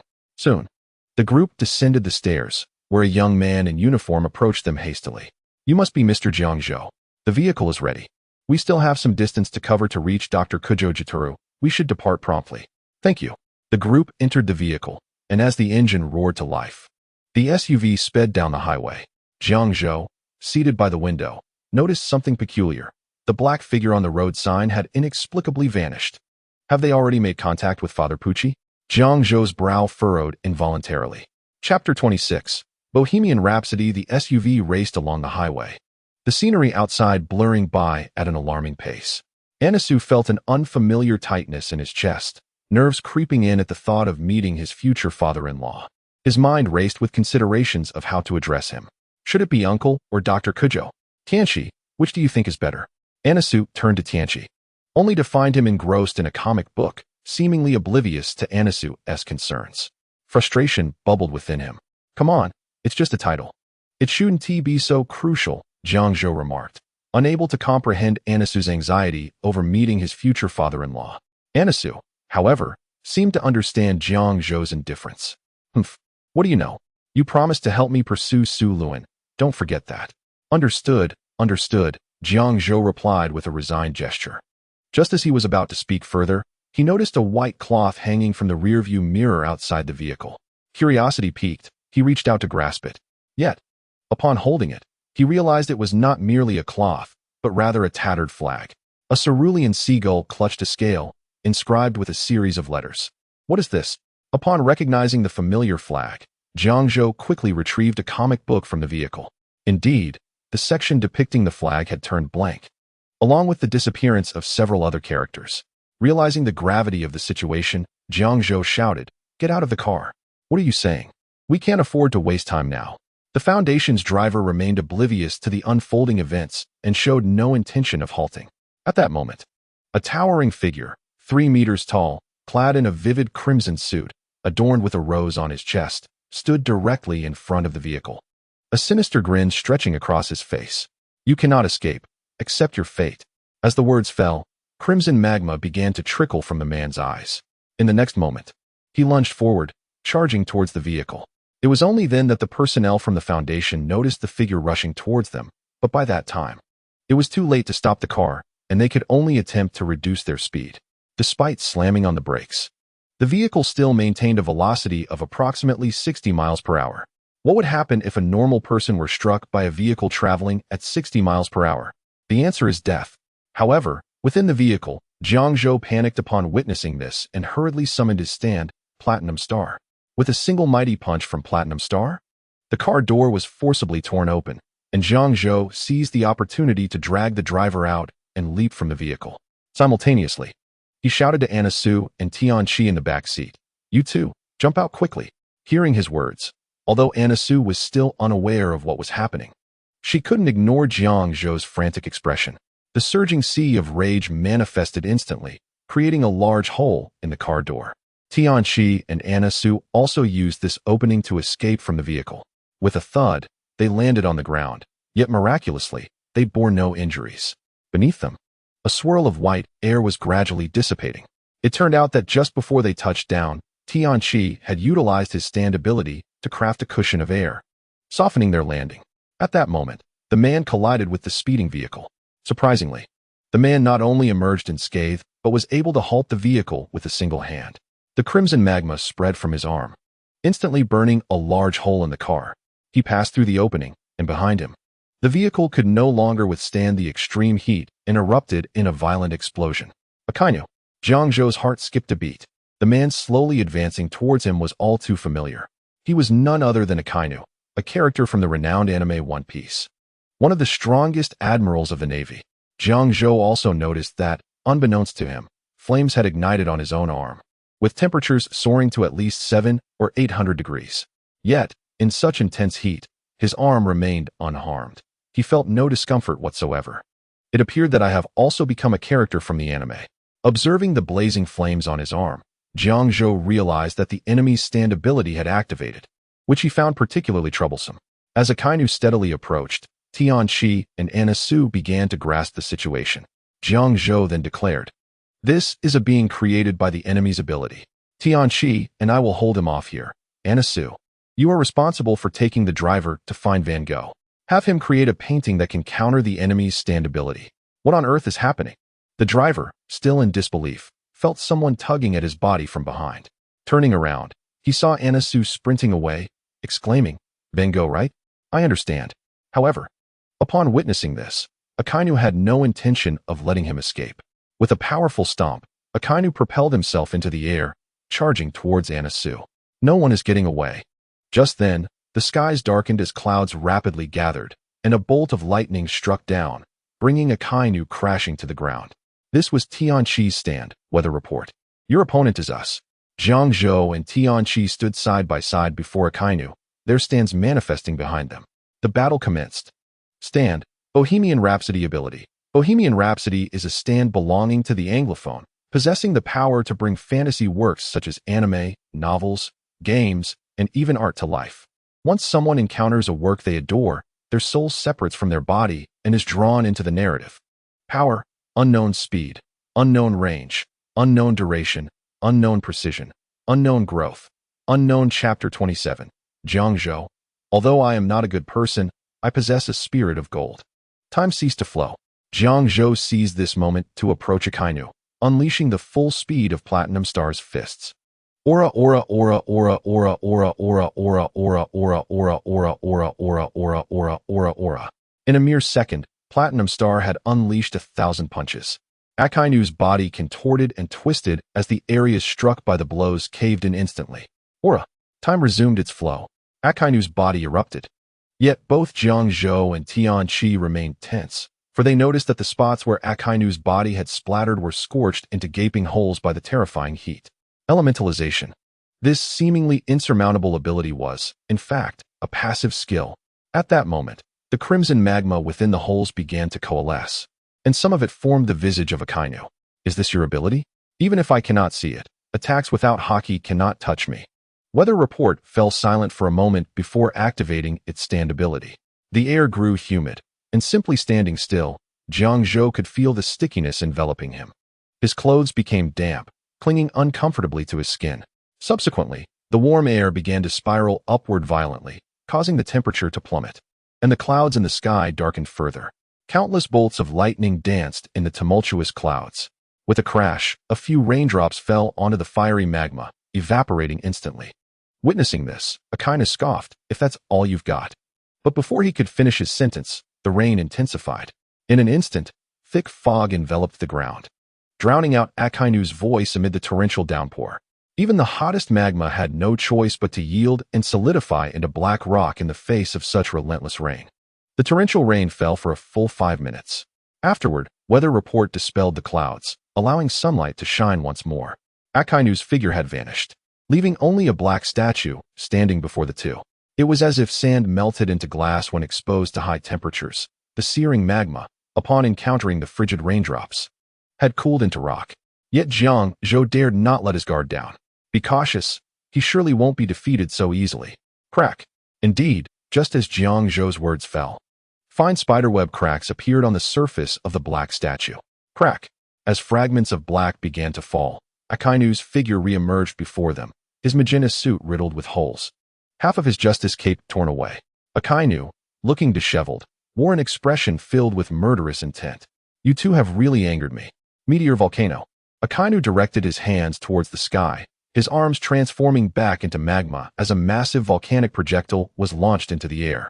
The projectile exploded, releasing countless fragments imbued with extreme heat, hurtling towards Jiang Zhou and Tianqi. This guy? Jiang Zhou's eyes widened. It was important to note that, although this area was not a residential zone, there were still many pedestrians nearby. At this moment, Akainu showed no regard for the safety of the bystanders, fixated solely on the intent to eliminate the two. The weather also took note of this, and even by mere observation, it was evident that the fragments of the magma projectiles possessed an incredibly terrifying power. In terms of natural phenomena, no climate could intercept such forces. What to do? How infuriating! Was he truly destined to watch countless innocents get embroiled in this calamity? Jiang Zhou bit his finger, his brows knitted tightly. Although he prided himself on not being a good person, could he truly stand idly by as innocent lives were lost due to his actions? Throughout his life, he had been able to ignore matters that did not concern him. Even when encountering a robber snatching a commuter's wallet, he would not intervene unless physically confronted. He had managed to live 2 decades in peace, untouched by troublesome affairs. Yet today, at least 40 lives were on the brink of perishing because of him, without even a trace left behind. Was this what you call absolute justice? Jiang Zhou lowered his head, his expression obscured from view. Meanwhile, Akainu remained unfazed. If he could eliminate such a villain here, then the sacrifices would be justified. Is that so? Jiang Zhou raised his head, a naginata appearing in his hand unbeknownst to him. If that is the case, then I shall not fulfill your desires. In the next moment, Jiang Zhou's muscles began to bulge, his body rapidly expanding. Simultaneously, a playful man reappeared upon the scorched remains of a comic book on the ground. In contrast, the enormous figure wielding the naginata faded into obscurity. You, who show no respect for life, are you prepared to face my wrath? Jiang Zhou towered between heaven and earth, his clothing reduced to nothing more than a pair of undergarments. The air swirled around him, wrapping a white cloth around his forehead. A tremendous force surged forth. Jiang Zhou clenched his fists, a milky light radiating from his knuckles, which then blasted forth into the atmosphere. The sound of shattering echoed in Akainu's ears. In the next instant, his eyes widened in disbelief. How could this be? To Akainu's astonishment, the battered ace had suddenly transformed into Whitebeard. Crackling fissures appeared in the air before Whitebeard, an unparalleled shockwave sweeping across the sky, obliterating all descending volcanic fragments into powder. Following this, Whitebeard vanished from Akainu's sight. Suddenly, a colossal figure materialized beside him, a gigantic hand gripping his head. An overwhelming tremor emanated from that hand, causing his head to ring. Almost instantaneously, Akainu's observation haki foresaw the future, swiftly transforming his head into magma to narrowly escape the blow. TCH, Magma Brat. Your little heat is perfect for lighting a birthday cake. Chapter 28. Van Gogh's Destiny. Jiang Zhou weather glanced in Jiang Zhou's direction, mouth agape, yet unable to utter a word. He could not comprehend why Jiang Zhou had transformed in such a manner. Where did that power, capable of matching the force of an earthquake, originate? Wasn't he the power of the Platinum Star, the ability to stop time? Weather was perplexed. In truth, even within Jiang Zhou's heart, he felt a sense of relief. It seems my conjecture was correct. Jiang Zhou flicked the magma from his palm, a layer of dark substance acting as a barrier between the magma and his skin. The ability of Bohemian Rhapsody, even in the comic, was merely a fleeting mention of a stand, with not even the most basic stand panel manifesting. Yet precisely because of this, it provided Jiang Zhou the opportunity to alter the situation.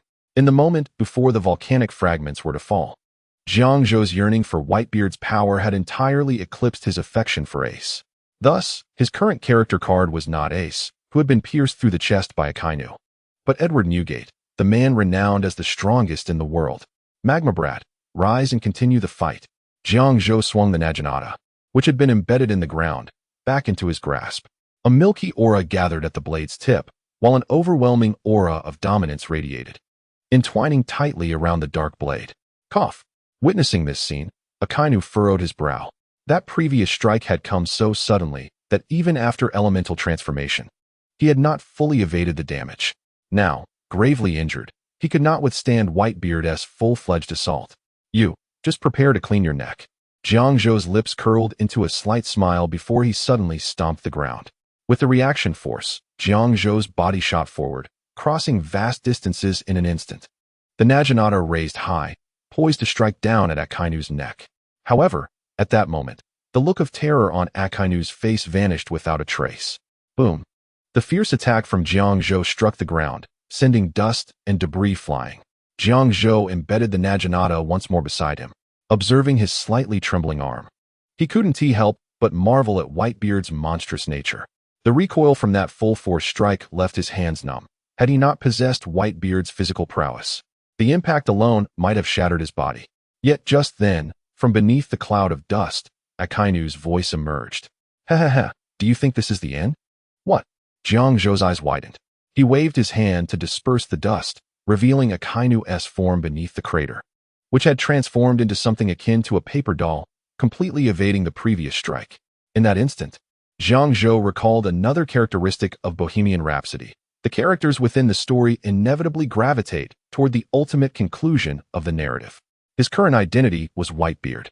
Although he had avoided being pierced through the chest by Akainu, he was nonetheless destined to meet a similar fate, being struck in the head by Akainu's magma-like fist.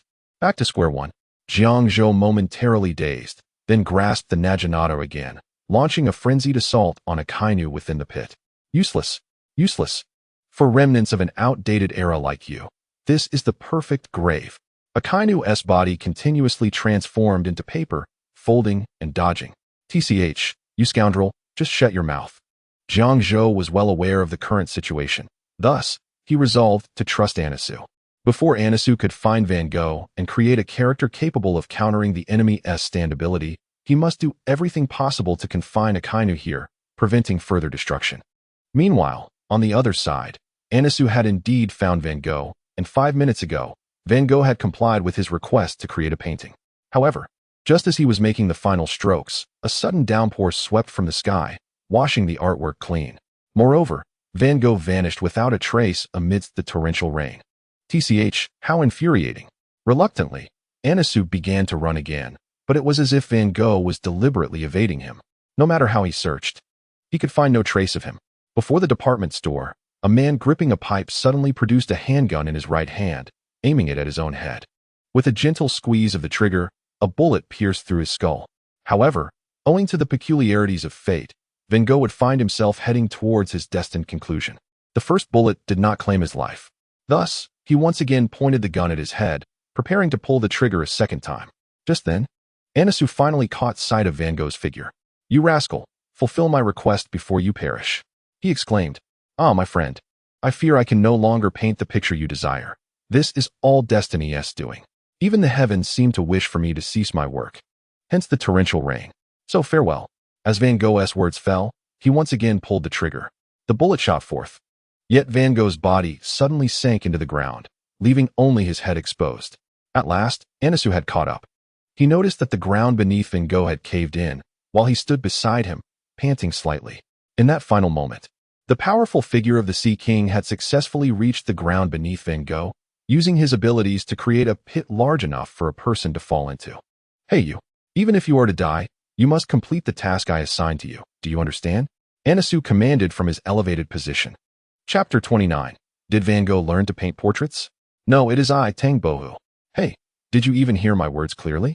Anisu asked, kicking Van Gogh's forehead when he received no reply. To his surprise, Van Gogh's head tipped over, revealing the bullet hole at the back of his skull. What is happening? Anisu stumbled back, taken aback. He had clearly dodged the second bullet, so why was he still dead? At that moment, a young man dressed as a servant stepped forward to explain. Perhaps it is that fate he spoke of. The young man pointed to a nearby water pipe, which bore the mark of a bullet strike. It was that very pipe that had redirected the bullet, causing it to ricochet and ultimately strike Van Gogh's head, resulting in his demise. Anisu stood frozen in place. Meanwhile, the young man expressed his regret, saying, "It is a pity. This brother's painting skills rank among the best I have seen. How unfortunate that he has perished under the gun. Otherwise, I would have truly liked to engage him in a discussion about art." He had observed Van Gogh painting moments ago, and although their styles differed, they shared a common appreciation for artistic beauty. This remark caught Anisu's attention, and he could not help but laugh, casting a sideways glance at the young man. That is Van Gogh we are talking about. Do you really think you could rival him? Van Gogh was merely a man, possessing 2 eyes, 2 ears, though perhaps now only 1, and a mouth with 2 nostrils. And do not be deceived by my youth. Painting is an art that demands innate talent. Oh, is that so? Anisu chuckled lightly, seemingly unperturbed. Then I shall find you. Please, create a painting that restores everything around us to its original state. A trivial task. The young man grinned, then began to survey the area. However, due to the ravages of the storm and the destruction caused by various characters, even with the department store behind them, he could not find a single implement suitable for painting. As Anisu pondered seeking another renowned artist, thoughts of Picasso crossed his mind. Just then, a sudden gust of wind swept through, revealing a splendidly dressed woman wielding a broom, diligently sweeping away the remnants left by the dwarfs, Pinocchio, and Snow White. With each stroke of her broom, the ground swiftly returned to its former state. At that moment, the young man approached Anisu, placing an arm around his shoulder. Well, my friend, how do you find my painting skills? Anisu, taken aback by the unexpected turn of events, stiffly nodded in response to the young man's proud tone. Turning to look, he beheld a stunning ink painting adorning the wall of the department store, a perfectly restored pavilion. Anisu was left speechless. Can painting be accomplished so swiftly? Although he did not fully comprehend the situation, he was greatly astonished. Yet, where had this individual found ink and brushes? In his confusion, Anisu's gaze swept toward the entrance of the building, where the mop used by the cleaning staff had vanished. Upon closer inspection of the ink on the wall, he realized it was none other than the dirty water from a bucket. Who on earth are you? He inquired. Meanwhile, Jiang Zhou was relentlessly attacking the red dog in the pit, expending his energy recklessly. Even the red dog was unable to move an inch under such frequent assaults. However, Jiang Zhou's stamina was not limitless. He was still an elderly whitebeard. To have lasted this long was already remarkable. With a clang, the storm clouds broke free, and Jiang Zhou found himself kneeling on the ground. Defeating Whitebeard required not only time, but also the burden of illness. Beads of sweat gathered on Jiang Zhou's forehead, and his body began to tremble slightly. His strength was waning, and he was struggling to breathe. In the pit, the unimpeded red dog leaped into action. Your time is up. You shall perish. The red dog's fist transformed into magma, its canine shape beginning to take form on the surface. Dog bite, crimson lotus. Not good. The weather, witnessing this, quickly employed its stand ability, creating an invisible armor around Jiang Zhou's body from spiraling gusts of wind. However, this could only delay the impending attack. Soon, the armor shattered, and the magma dog head was poised to consume Jiang Zhou's brain. Just as he teetered on the brink, a broom appeared, dispersing the red dog's strike. What? Jiang Zhou thought he was saved. The gold star materialized, swiftly dragging Jiang Zhou's body backward.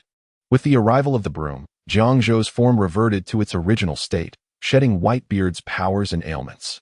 At that moment, Jiang Zhou turned to face the newcomer. What is happening? He was momentarily stunned by the sight of a woman dressed as a courtesan. Wasn't she supposed to be wielding a vacuum cleaner? Since when did Van Gogh learn to paint portraits? Before Jiang Zhou could react, the figure of a kainu was swept back into the comic book by a broom, while the woman continued her task of handling other two-dimensional creations. This could be considered a resolution, and Jiang Zhou let out a sigh of relief. At that moment, he heard the voice of Anisu from behind him. Hey, Jiang Zhou, the matter you entrusted to me has been flawlessly resolved. Although Van Gogh has taken his own life, I have found another exceptionally talented painter. Who is it? Jiang Zhou turned around, eager to see which master this was. To his surprise, he found a young man beside Anisu waving at him, his appearance strikingly reminiscent of a character from Stephen Chow's films. Tang Bohu. Upon hearing this, Tang Bohu smiled and, with a hint of arrogance, remarked to Anisu, see, I told you I still have a bit of fame. He then approached Jiang Zhou, extended a hand, and introduced himself. I am Tang Yin, but you can call me Tang Bohu, a painter of beautiful women. Chapter 30. The return of the angler observing the gradual restoration of his surroundings. Jiang Zhou felt a sense of relief. He turned to Tang Bohu and bowed in gratitude. Brother Bohu, I truly owe you one this time. Not at all. Just a mere painting for me. A trifling effort. Tang Bohu waved dismissively. though Jiang Zhou noticed the corners of his mouth curving upwards. Brother Bohu, ahem. If you truly wish to express your gratitude, I happen to see a place selling grilled chicken wings over there. How about treating me to 30 or so? As he spoke, Tang Bohu wiped the corners of his mouth. Chicken wings? Jiang Zhou followed his gaze to a fast food restaurant that, despite the recent calamity, remained unscathed and was operating normally. The advertisement for chicken wings looked particularly enticing, especially since it was Thursday, offering a buy-one-get-one-free deal. Even for Tang Bohu's appetite, the cost could be covered with just a single franklin. Just as he was about to agree, his peripheral vision caught a glimpse of something rushing towards him. It seems I'll have to treat you to the chicken wings another time. Why is that? Tang Bohu inquired, puzzled, as the other's attire did not suggest financial hardship.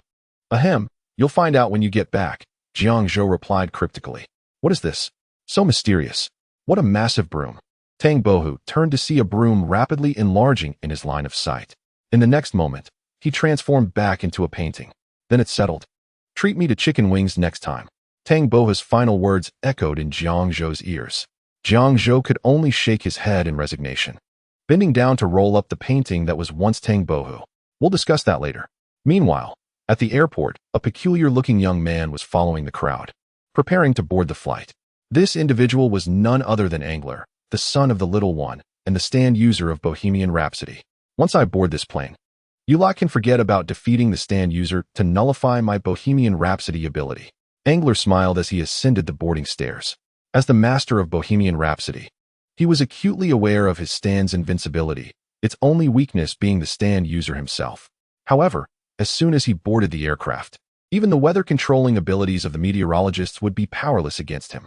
Yet, just as he approached the cabin door, a sudden tremor surged through his heart. An ominous voice whispered to him that the ability of Bohemian Rhapsody had been nullified, and he might never be able to activate that stand's power again. How could this be? Angler, unable to comprehend, collapsed on the boarding stairs and subsequently tumbled down from a height of 4 to 5 meters. Bang! Angler suffered multiple fractures, unable to rise again. Damn! I should have had that fellow named Tang Bohu paint a door that leads directly to Mr. Jotaro. Anasu lamented. Although the effects of Bohemian Rhapsody had reverted, their off-road vehicle lay in ruins, completely beyond restoration. Perhaps we could borrow a vehicle from over there, Anasu suggested, pointing to a nearby car dealership. The weather remained silent. It seems we have no choice. Otherwise, we'll have to walk to Texas. And I bet Father Pucci would ascend to heaven by then. Jiang Zhou agreed with Anas's assessment. Just then, the driver from the Foundation spoke up. Let me handle this. You? Anasu turned to him. A shadowy figure emerged before them. This is a black card with no spending limit that Ms. Helly entrusted to me before my departure. Acquiring a vehicle is a trivial matter. Soon, they entered the dealership, and with funds paving the way, all formalities were swiftly resolved. Within 5 minutes, a brand new car cruised down the road. Even Jiang Zhou couldn't help but marvel. The Foundation is truly wealthy. Shaking his head, he resumed gazing out the window. 2 of the 3 sons, who had previously surrounded Father Pucci as he ascended to heaven, had already been dealt with. Only the youngest remained. I hope everything goes smoothly, he murmured before drifting off to sleep. After experiencing 2 battles in succession, even he felt utterly exhausted. Time rewound to 6 hours earlier. Su Luin and the others successfully boarded the helicopter borrowed from Romeo. I really believe that one cannot be spoiled. Sitting in the pilot's seat, Emborio was grumbling. No wonder it's a rich person's vehicle. This helicopter borrowed from Romeo has a computer control mode. This doesn't quite satisfy me as a driving enthusiast.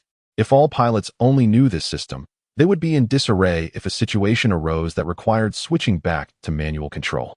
Despite his complaints, Emborio turned his attention to Jiang Zhou and the others.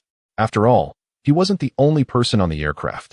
Even if he wanted to revert to manual driving, he needed to consult the others. However, Jiang Zhou had no objections. He was more inclined to trust Emborio's piloting skills.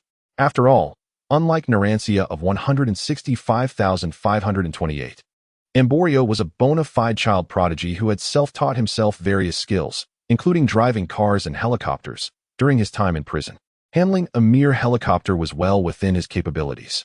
As long as you're happy, just don't crash. That would be quite the embarrassment, Ames remarked with a smile. Impossible, Emborio retorted, then switched the control mode back to manual. Ah, this feels much more comfortable. At the current speed, they would reach Cape Canaveral in just a few hours. At that moment, Su Luan, who had been silent for a long time, suddenly spoke up. Embargo, head west. Chapter 31. Richiel, here comes the little flying rod, eh? But isn't our destination Cape Canaveral? Embargo asked, confused. Just then, Jiang Zhou, who had been sitting nearby reading a comic book, set it aside and said to Embargo, do as she says. The bloodline of Joster will guide us to Father Pucci. Cape Canaveral offers an enticing prospect for ascending to heaven, yet prior to that, Father Pucci may enlist several allies to accompany him on his celestial journey. Jiang Zhou's keen observation of the vanished black figure on the signpost reveals his understanding. It is the stand of his son, Angler. This implies that due to gravity, Father Pucci has already connected with his 3 sons and assisted them in awakening their stands through their lineage. This also explains his incessant reading of comic books along the way. The characters within those pages have yet to disappear, indicating that Angler cannot yet harness his stand abilities through his own volition. Meanwhile, on the ground, a man clad in a cow costume is using binoculars to monitor their movements. Damn, they have turned around, and that direction is Orlando. They have discovered Father Pucci's location. The man, named Richiel, repositions the binoculars around his neck, his gaze sharpening with determination. As the 3rd son, Richiel has been convinced by Father Pucci's words that he exists to support the father in his ascent to paradise. His mission is to eliminate Jiang Zhou and his companions aboard the aircraft. However, facing an opponent with the ability to stop time, he must find an appropriate location to restrict their movements. Richiel contemplates this as he mounts his motorcycle. The roar of the motorcycle accelerates as it closely trails the helicopter carrying Jiang Zhou and his group. 5 minutes later, Richiel catches sight of the city in the distance. Yet the motorcycle can advance no further. Ahead lies a vast expanse of wetlands, the soft marsh providing an ideal environment to hinder movement. This is the perfect spot. Suddenly, countless white unidentified flying objects whizzed past him, heading towards the helicopter in the sky. Meanwhile, the occupants of the helicopter remain blissfully unaware of the impending danger. Su Luan is resting with her eyes closed, while Amaze is engrossed in a magazine, sipping from a thermos to hydrate. Jiang Zhou continues to read his comic book. At that moment, a scream erupts from the pilot's seat. My eyelids won't open. What? Jiang Zhou immediately becomes alert and attempts to shut the window, only to realize that his arm feels incredibly heavy, rendering even this simple action impossible. Cursed be the enemy's stand ability. The comic book slips from his grasp as he notices a white mark at the center of his palm, an indication of excessive cold. The temperature of his arm has been sapped by the enemy's stand power. Su Luan, can you still use your stand ability? Jiang Zhou shouts. Su Luan, too, finds her eyelids unbearably heavy, unable to open them. I can still use it. Stone free. A blue-white stand materializes behind Su Luan, its hands prying her eyelids open forcefully. Is it the enemy's stand? But why did I not detect it at all? Never mind that. Quickly shut the window. I will explain the enemy's stand ability later. Jiang Zhou struggles to say. The fly rod's power has already stolen too much of his body heat, making it impossible for him to summon his own stand now. I understand. Su Luan nods, her stand's threads beginning to spread, weaving a large net at the window, preventing the invading fly rod from entering the helicopter. Yet, many fly rods still lurk within the helicopter, continuously siphoning the body heat from Jiang Zhou and his companions. Among them, only one person remains untouched by this temperature drain, the one who has been drinking a hot beverage.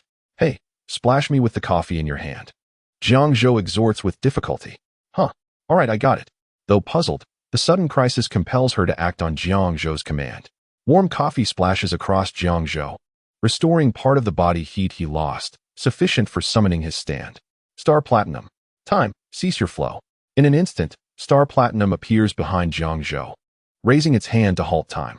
With time frozen, Jiang Zhou successfully identifies the entity that drained his body heat, the fly rod. A stick-like creature traveling at speeds of up to 200 kilometers per hour, making it difficult to detect with the naked eye.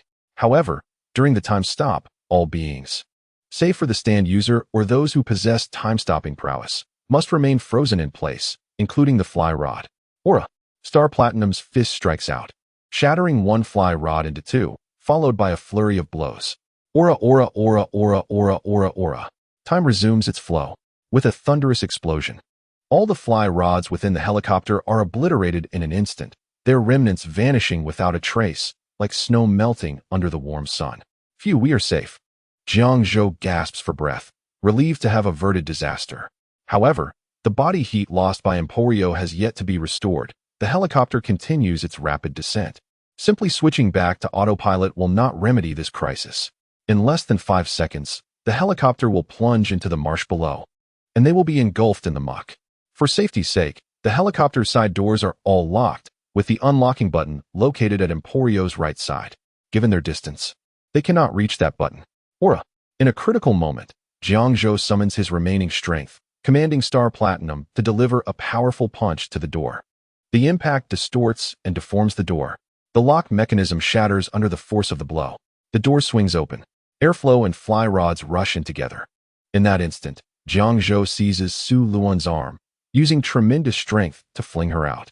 Su Luan instantly comprehends Jiang Zhou's intention. Stone free. The threads of stone free bind everyone together. Utilizing this momentum, they all leap simultaneously from the doorway. Su Luan deftly employs her stand's ability to weave a parachute, slowing their descent. They ultimately land gently in the marsh. For now, we should be safe. Let us make our way to the shore, but remember to move slowly. Otherwise, the marsh will consume us. Jiang Zhou instructs, removing his jacket to lay it over the marsh and carefully extracting his legs, inching toward the shore.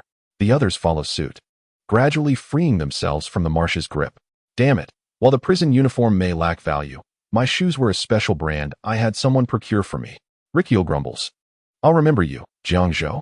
Each step through the muddy marsh becomes increasingly arduous, and even the finest shoes are rendered worthless when soaked in muck. Jiang Zhou can feel the sludge seeping into his shoes, as if he is treading upon slime. Just as they are 25 meters from the shore, a man's voice suddenly rings out from the bank. Despite the urge to swim towards the shore, I must first caution you. The man clad in a cow costume lifted the corners of his mouth into a smile that hinted at intrigue, then spoke.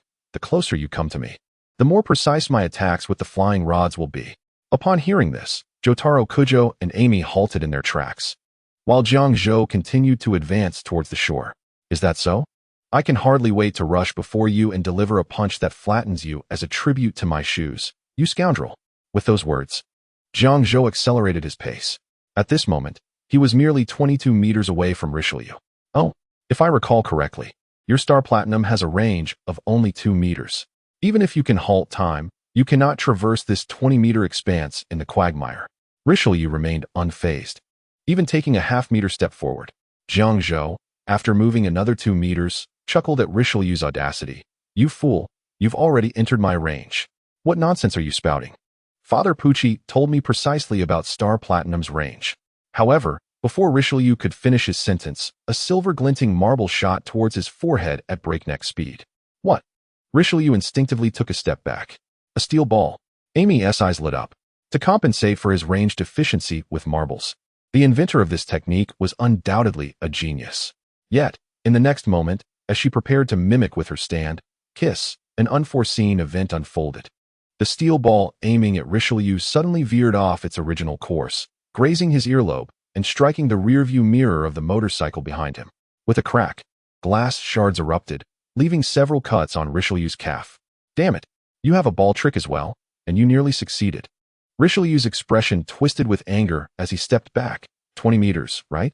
I've already discerned your attack range. You can no longer approach within 20 meters of me. Countless flying rods flew at Jiang Zhou's direction under his command. Die. I will snatch the warmth from your brainstem. As the center of life. If the brainstem's temperature is seized, causing mutation, even with your stand, Star Platinum, survival would be impossible. And do not think of halting time to smash the flying rods entering your range. The number of rods I can control will outlast the gap when your time stop concludes. You have no chance of survival now. Richelieu was confident. The multitude of flying rods was now less than 2 meters from Jiang Zhou. Yet, at this moment, Jiang Zhou appeared resigned, with Star Platinum standing attentively behind him, showing no intent to stop time. Jiang Zhou, brother Jiang Zhou, Jiang Zhou, Jotaro, Emporio, and Amy shouted in unison. However, their keen eyes could not detect the swiftly flying rods, let alone stop them. Yet, just as the rods were less than a meter away from Jiang Zhou, a solitary finger suddenly emerged from the quagmire near the shore, targeting Richelieu. This was the moment Jiang Zhou had been waiting for. Time freeze. The ability to stop time activated instantly. Then, Star Platinum's gaze sharpened, locking onto the flying rods suspended in midair. A fist capable of shattering diamonds swung fiercely. Aura, aura, aura, aura, aura, aura, aura. In the brief span of a second, Jiang Zhou knocked down all flying rods that had entered his range. Then he released the time stop. Time, resume its flow. As time resumed, just as Richelieu had mentioned, the flying rods that hadn't entered Star Platinum's range filled the void in an instant. In that moment, a gunshot rang out. A spray of blood erupted from Richelieu's body. Impossible. Richelieu fell helplessly to the ground. The figure emerging from the quagmire near the shore slowly materialized. Well done. Jiang Zhou sighed in relief, as the flying rods, having lost control, soared into the sky. Hey, the enemy has been dealt with. You can come up now. And do not forget my body, she remarked. She had left her original vessel, racing through the quagmire by utilizing the properties of a microorganism. Rest assured. Jiang Zhou replied with a smile. Star Platinum reached out, swiftly retrieving her from the quagmire, then tossing her towards the shore. All right. Upon seeing this, she leapt up, transforming back into a microorganism, returning to her body. She then executed a backflip in midair before landing gracefully. This body feels so comfortable. Stand, flying rods of terror ability, control of flying rods, seizing the enemy's temperature. As the ability of flying rods of terror is control rather than creation. Even annihilating the rods cannot harm Richelieu, the stand user. Power, none speed, none range, line of sight, duration, precision, none growth, none. Chapter 33. Jiang Zhou, you already know? Well, what now? Although the plane hasn't exploded, it surely cannot take off again. Emporio pointed at the helicopter deeply entrenched in the quagmire, his face etched with sadness. This crash would leave a profound mark on his piloting career, a stain he would carry for life. Do not worry. Compared to a certain man who has crashed 4 times in his life, our situation is nothing, Jiang Zhou nonchalantly stated while emptying the mud from his shoes. 4 times. Emporio froze on the spot. The expressions of the others mirrored his disbelief. It was no wonder. The probability of an aircraft accident was roughly 1 in 3 million. Yet this old man experienced 4 crashes in his lifetime. This was not a mere 11,114 chance. Coincidentally, he emerged unscathed from all 4 crashes. It must be said, if this old man were to gamble on luck, he could likely cover his expenses for a trip to Egypt. All right, we must continue forward. The time of the new moon is approaching. Jotaro, can you still sense the priest's presence? Jotaro nodded. In the city ahead, there is. His voice trailed off, and a look of confusion crossed his face. I can sense that the weather seems to have escaped. Weather? Weather forecast. Jiang Zhou fell silent. Indeed, while the memories of weather had been seized by Father Pucci, deep down, he still regarded Pucci as an enemy. Now that Pucci had left prison, he had no reason to remain there any longer. After a moment of silence, Jiang Zhou inquired again. Can you determine his current location? There. Jotaro pointed in a direction. And thus, the situation unfolded. Somewhere on the outskirts of Dallas, Texas, within a Foundation facility. Jotaro's memory disk had already been entrusted to the Foundation's doctors, and Jiang Zhou, under the guidance of the staff, changed into a clean set of clothes. He then sat in a chair, recounting to Anisway and Weather everything that transpired from Jotaro's escape to their reunion. 5 minutes later, a doctor emerged from the intensive care unit, traversing the Weather and Anisway, and walked directly to Jiang Zhou, softly stating, Dr. Jotaro wishes to see you. Me? Jiang Zhou nodded silently and followed the doctor into the ward. The room was spacious, furnished only with some intricate apparatus and a solitary hospital bed. Jotaro lay propped against the bed, holding a photograph of his daughter, Jolene. As the door creaked open, Jotaro instinctively lifted his gaze. Upon seeing a complete stranger, he momentarily appeared taken aback before regaining his composure. With an expressionless gesture, he pointed, then returned his attention to the photo in his hands. Jiang Zhou, in response, took a seat beside Jotaro's bed. An oppressive tension filled the air, a sentiment that resonated deeply within Jiang Zhou. Despite the fact that this man had lost his stand and had been in a coma for several days, showing no signs of life during that time, he still emanated an immense pressure that made it difficult for Jiang Zhou to breathe. After what felt like an eternity, Jotaro set the photograph aside and regarded Jiang Zhou, finally speaking. Could you tell me about Jolene? Oh, well. Jiang Zhou was momentarily caught off guard, unsure of how to begin. Like Anisway, he had pondered what his initial words to Jotaro should be. However, he never anticipated that this formidable man would first inquire about his daughter. Is something the matter? Jotaro asked blandly. No. It's just that I'm unsure where to start. After all, I only recently began to interact with Jolin, Jiang Zhou replied, waving his hands dismissively. Is that so? No matter. You've likely seen my memories, and my time with Jolin may not exceed yours significantly, Jotaro remarked, picking up the photograph once more. His eyes filled with tenderness. Let us discuss her current situation. Stand users are drawn to one another. Much must have transpired during my unconsciousness. All right then, Jiang Zhou acquiesced. In the brief span of 20 minutes, he relayed everything he knew about Jolin to Jotaro. The elder man's brow furrowed and relaxed intermittently throughout the conversation. Ultimately, after Jiang Zhou finished, Jotaro exhaled deeply. So much has happened. The room fell silent once more. 5 minutes passed. Jotaro turned to Jiang Zhou again and said flatly, You may leave now.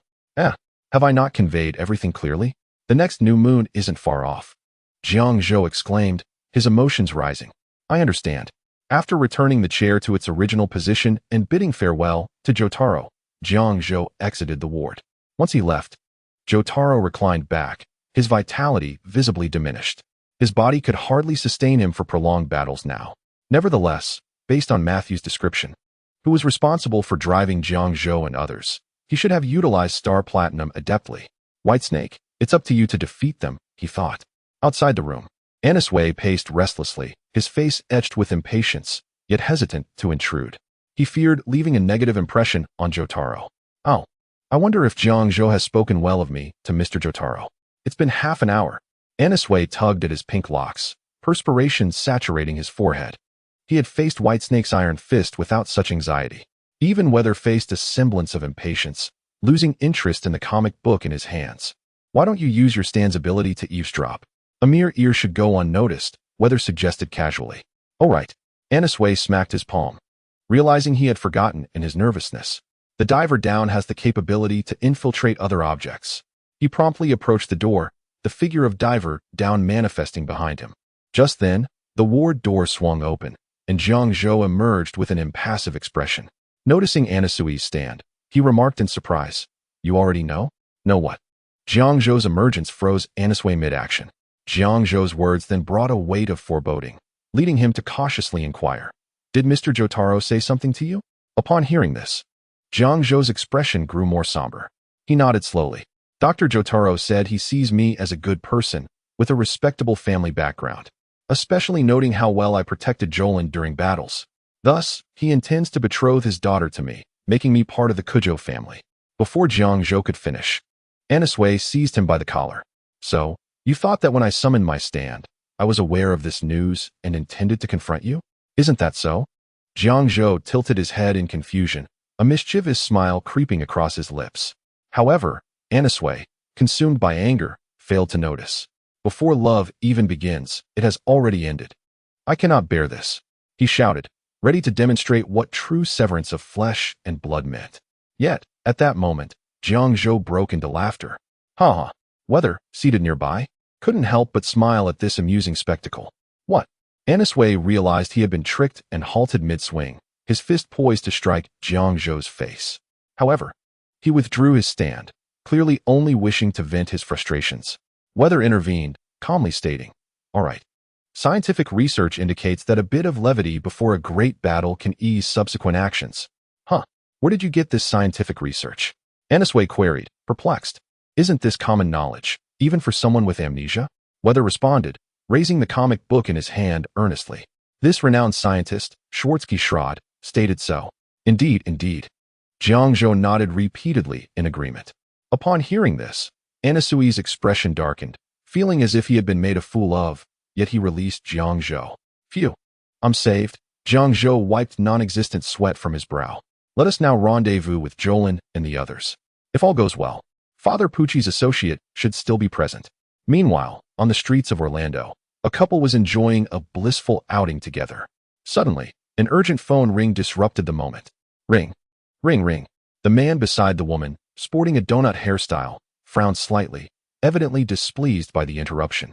However, upon seeing the caller ID, he chose to answer the call. Hello, this is Giorno. Yes, understood. All right. Beside him, Tarushi quietly observed Giorno, who was engaged in a phone conversation. Once the call ended, he inquired, "Is it yet another matter concerning the organization?" "No," Giorno shook his head. "It's regarding the foundation." "The foundation?" Tarushi pondered for a moment before saying, "You mean the one associated with your nominal nephew, who is, in fact, decades older than you?" "Yes," Giorno confirmed with a nod. "They informed me that Mr. Jotaro is bedridden, and my abilities may prove beneficial for his condition. I might need to travel to Texas. I apologize. Our duo may have to pause for a while." "No, it's quite all right. It's merely a matter of treatment. It won't take long. After that, we will still have ample time together, won't we?" As he spoke, Tarushi instinctively linked his arm with Giorno's. "All right, we should depart early and return swiftly." Witnessing this, Giorno felt a deeper pang of regret. "I promise that once this matter concludes, I will devote quality time to you. As for the organization, Mr. Polnareff will manage it well, won't he?" Then it's settled. Before they knew it, night had fallen. The helicopter sent by the Foundation had already landed at a helipad on the outskirts of Orlando, Florida. The rotors gradually slowed, and the helicopter landed smoothly. Besides the Foundation's staff, 3 adult men descended from the aircraft. "Oh, who are these 3? Giorno asked, directing his gaze toward them. Particularly intrigued by the man wearing a white flat cap adorned with 2 small horns. At that moment, the staff promptly introduced the trio. "These are Jiang Zhou, weather report, and Inasu. They flew to Orlando for an important matter and happened to come along." "I see," Giorno nodded. He sensed a familiar aura from weather report, reminiscent of that of a certain priest. More importantly, this man exuded a long-lost warmth, akin to the priest but seemingly more pure. Contemplating this, Giorno impulsively removed a ladybug brooch from his attire. Drawing from the skills he honed at Naples Airport, he discreetly pinned the brooch onto Jiang Zhou as their bodies briefly intertwined. Once the group had distanced themselves, Tarushi gazed at their retreating figures, casting a curious glance at Giorno. "Do you know him?"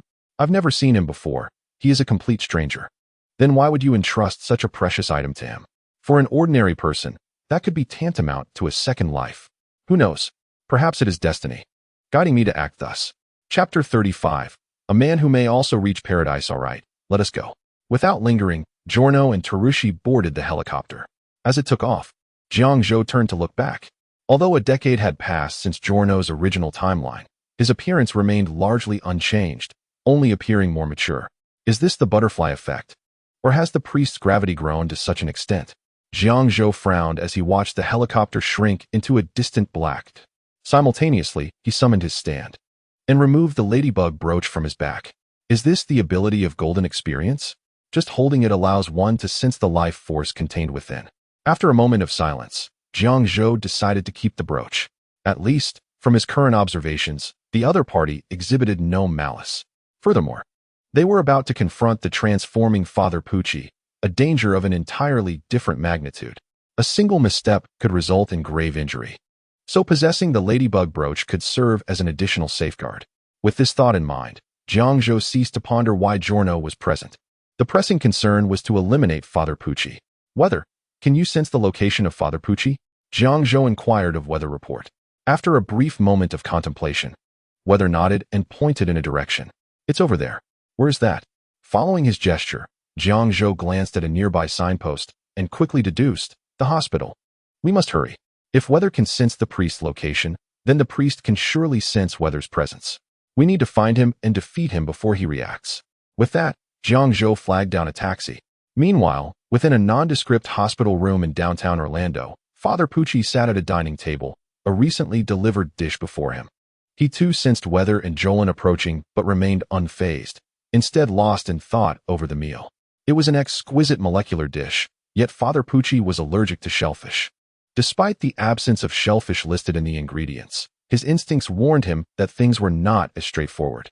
Suddenly, Father Pucci broke the silence. "Forgive me, Vanzis. I would like to hear your thoughts on this dish. Just a single bite will suffice. I wish for you to sample it." At this, Vanzis, who had been seated quietly in the corner, lifted his head. Vanzis was the second son among the 4 drawn by gravity, who, due to Father Pucci, had awakened his stand ability. However, unlike Angelo and Raquel, he remained unaware of what his ability truly was. Upon hearing Father Pucci's request, Vanzis nodded and attempted to rise from his wheelchair. However, Father Pucci interjected, "You need not stand. I will bring the table closer to you. Although you can walk now, it would be unwise if your leg injury were to reopen. With that, Father Pucci moved the table to Vance's side, using a fork to scoop a piece of pudding and offered it to Vance's lips. I wish for you to try it and share which ingredients were used. If shellfish is present, that would be a problem, as I am allergic. Vances hesitated momentarily, but ultimately opened his mouth, savoring the dish. After a brief silence, he spoke again. This is white fish, specifically flounder. It was sliced with asparagus, then mixed with shredded crab meat and steamed into a pudding-like dish. There are no shellfish. Father Pucci smiled upon hearing this. However, Vances continued, but wait, may I have another bite, this time with the sauce? I detect a subtle fragrance in the sauce, which I suspect is made from crushed scallops mixed with fresh cream. That is acceptable. With Father Pucci's consent, Vances took a spoon from the table, scooped some of the dish, and placed it in his mouth. After a moment of tasting, he expressed regret. Unfortunately, as you suspected, shellfish is indeed present in the sauce. Yet, at that moment, Father Pucci's attention was drawn to Vance's shoes. Are your shoes size 27? My apologies for the rudeness, but could you please stand for a moment? Though somewhat perplexed, Vances complied and stood. The two stood side by side, their heights perfectly aligned. Height is 181 centimeters. Weight precisely 72 kilograms. Clothing size is 52. The watch's strap is fastened at the second hole. Upon hearing Father Pucci's inquiry, Vances grew increasingly perplexed, yet he nodded in affirmation. The confirmation elicited another chuckle from Father Pucci, who found it quite amusing. Although I cannot partake in this dish, one can certainly discern the essence of shellfish within the broth, indicating that our palates are remarkably similar. Subsequently, Father Pucci utilized the instruments in the room to measure his blood pressure, only to discover that it matched Vances's precisely. How intriguing. However, Vances could not restrain himself from remarking, these matters seem rather trivial, do they not? While I have sensed an approach since earlier, I remain oblivious to my ability. In response, Father Pucci merely replied with a calm demeanor, such matters are beyond our control. One cannot resist the force that must simply be accepted, for the concept of ascending to heaven embodies this very mindset. Speaking of which, I specifically ordered this dish to be devoid of shellfish, if you do not mind. Please assist me in consuming it. Noting Father Pucci's attitude, Vances relaxed and gazed at the culinary creation before him. However, he soon noticed an unexpected finger protruding from the exquisite dish. Father? Just as Vances prepared to turn and call out to Father Pucci, an 8-year-old boy emerged from within. A bullet wound on his neck, oozing blood. The sound of a gunshot echoed throughout the room. At that moment, Jiang Zhou and his companions had arrived at the hospital. Gunfire. Father Pucci and the others are likely there, Jiang Zhou exclaimed, immediately rushing toward the room from whence the sound originated. He flung open the door to the ward. What is this? Chapter 36. The underworld weather and Aniso promptly followed suit. However, upon entering the room, they discovered that the layout had undergone a transformation. Though Jiang Zhou had never seen the arrangement of other wards in this hospital, he was nonetheless aware of one fact. It was impossible for a piano to exist in a standard hospital room. This is not a hospital ward at all. This is the ghost room of Green Dolphin Street Prison, the realm of Empolio, Jiang Zhou shouted. Weather and Aniso swiftly grasped the situation, especially Weather, who recognized the piano as once having served as his bed, rendering it familiar. But how is this possible? Aniso questioned. Aren't we in the Central Hospital of Orlando? How could we have returned to the prison? Weather remained silent, running his hand over the piano, feeling the same tactile sensation as in the ghost room. At that moment, Jiang Zhou began to discern a clue. No, this is fundamentally different from Empolio's room. Just observe. With that, Jiang Zhou took a piece of chocolate from the table, tore open the wrapper, and bit into it. To their astonishment, he swallowed the chocolate. Witnessing this, Weather and Aniso reacted. If this were Empolio's ghost room, everything within should be spectral.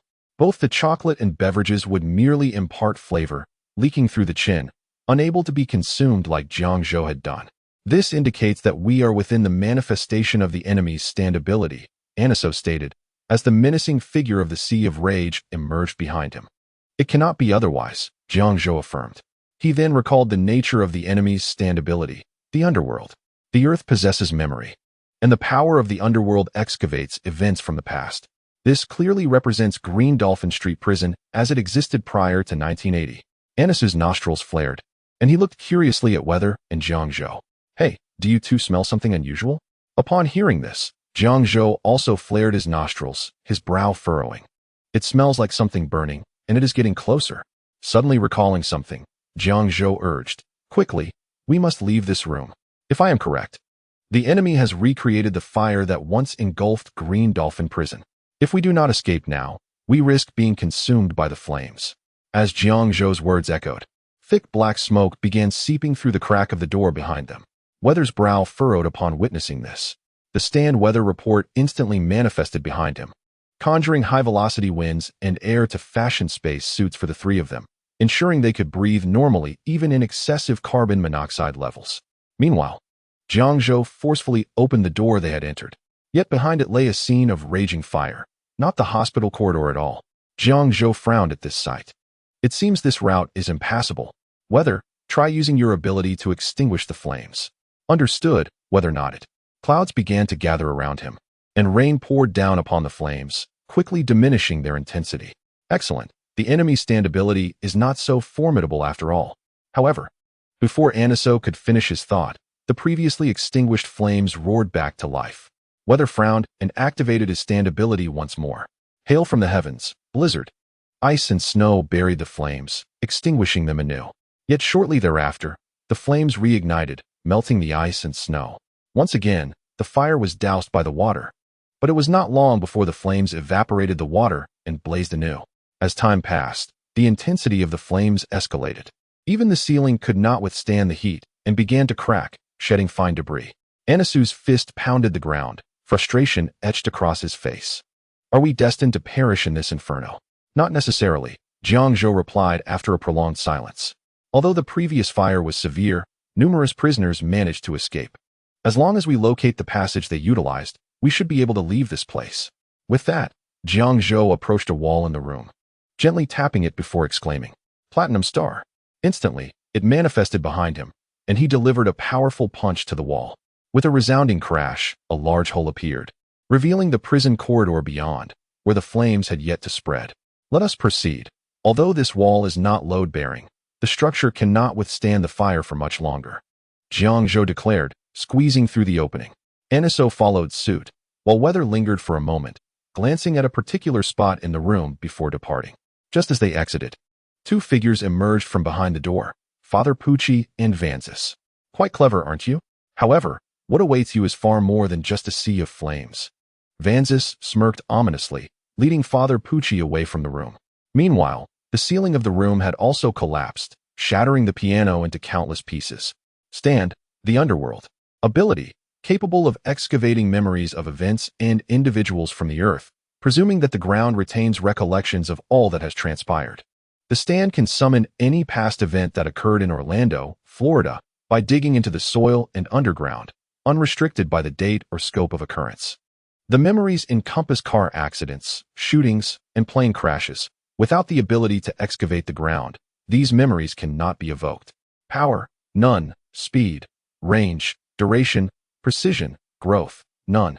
Chapter 37. Overlapping Structures. On the other side, Joel and Cujo sensed Father Pucci's location through their bloodline connection. Together with Emporio and Hermes, she hurried to the hospital. However, just as they reached the hospital entrance, they were confronted by a throng of American police officers blocking their way. Halt! Something utterly absurd is happening inside. Entry is prohibited for now. Upon witnessing this, Jolin initially assumed that the officers were enemies sent by Father Pucci to obstruct her and was poised to incapacitate them. Yet, Emporio intervened, shaking his head in disapproval. At that moment, Jolin noticed that a dozen American police officers were glaring at them, their guns already unholstered. Any slight movement on her part would undoubtedly provoke them to fire without hesitation. Despite their formidable abilities as stand users, their bodies were ultimately flesh and could not withstand the assault of firearms. Sighing, Jolin gradually raised her hands and began to back away slowly. Observing this, the officers' gazes shifted elsewhere. In the CAF across from the hospital, Emporio ordered a matcha pudding, then turned to the others. "I'll have a cup of black tea," Hermes said softly. Jolin and Emporio chose a spot to sit, gazing at the prison across the way. "Rest assured, Jolin, didn't you mention sensing the presence of Weather?" Brother Jiang had previously met with him, which means Jiang, Weather, and Anisway are currently together. I can hardly imagine what kind of enemy could possibly overcome all three of them. That is indeed the case, Jolin replied, feeling a bit more composed, yet still harboring some concern. Let us proceed this way.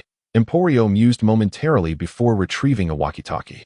If I recall correctly, Brother Jiang should still have his phone on him. By adjusting the frequency, we can connect the walkie-talkie to the phone.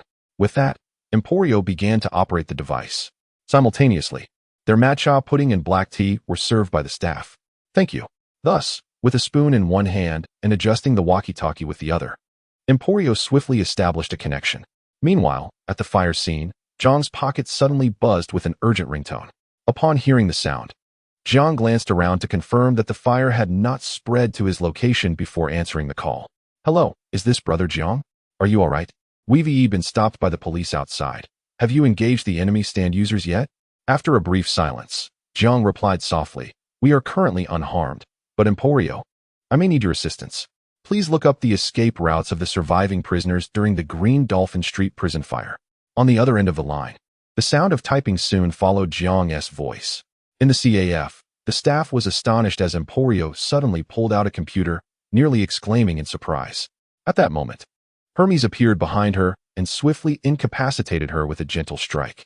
After all, if the staff's outcry attracted the attention of the police, it would spell trouble.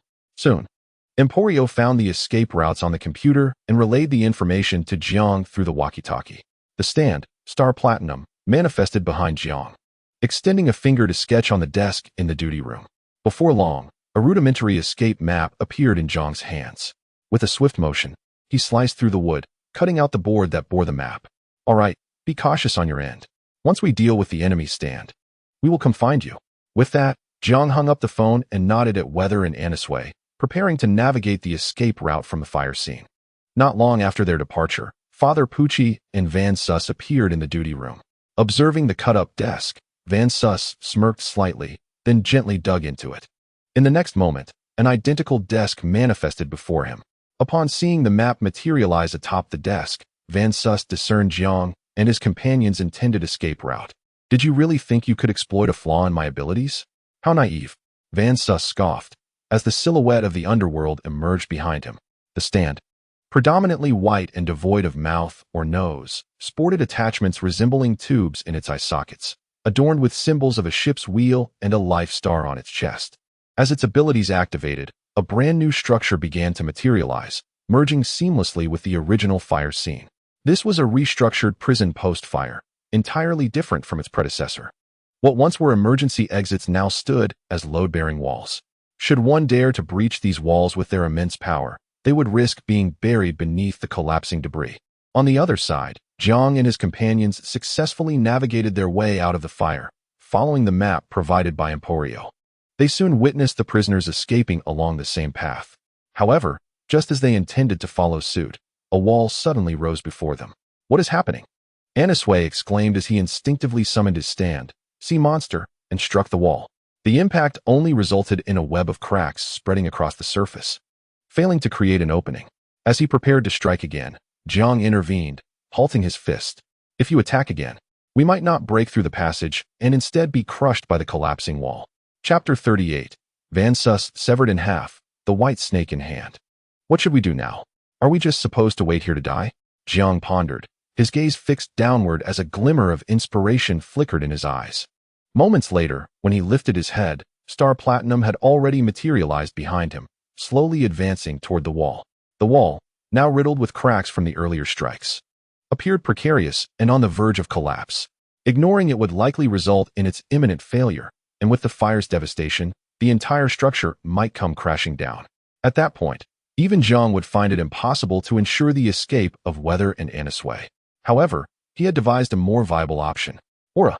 Just as Anisway and Weather processed this turn of events, Star Platinum's fist descended upon the wall. A resounding crack echoed through the air as a gaping hole, towering over a person, emerged in the wall. Yet, on the other side of this chasm lay an impasse. It was truly the end. With a resounding crash, the walls crumbled, and without warning, the ceiling began to descend.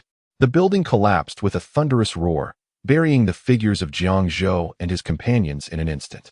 Within mere seconds, all that remained at the site was a heap of rubble, devoid of any sound.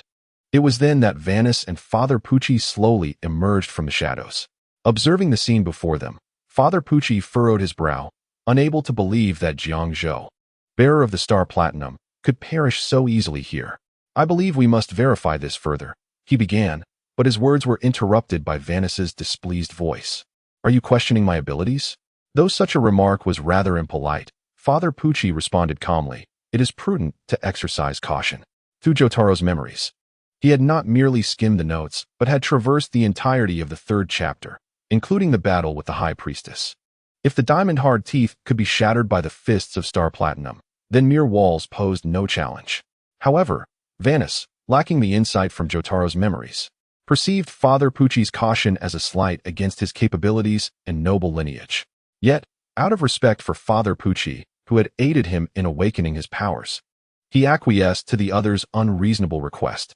Very well, let me grant you the privilege of witnessing their demise, Vanis declared as he began to excavate the rubble. The Earth's memory was unearthed once more, and the figures of Jiang Zhou and his companions reappeared before Father Pucci, until the debris buried them completely.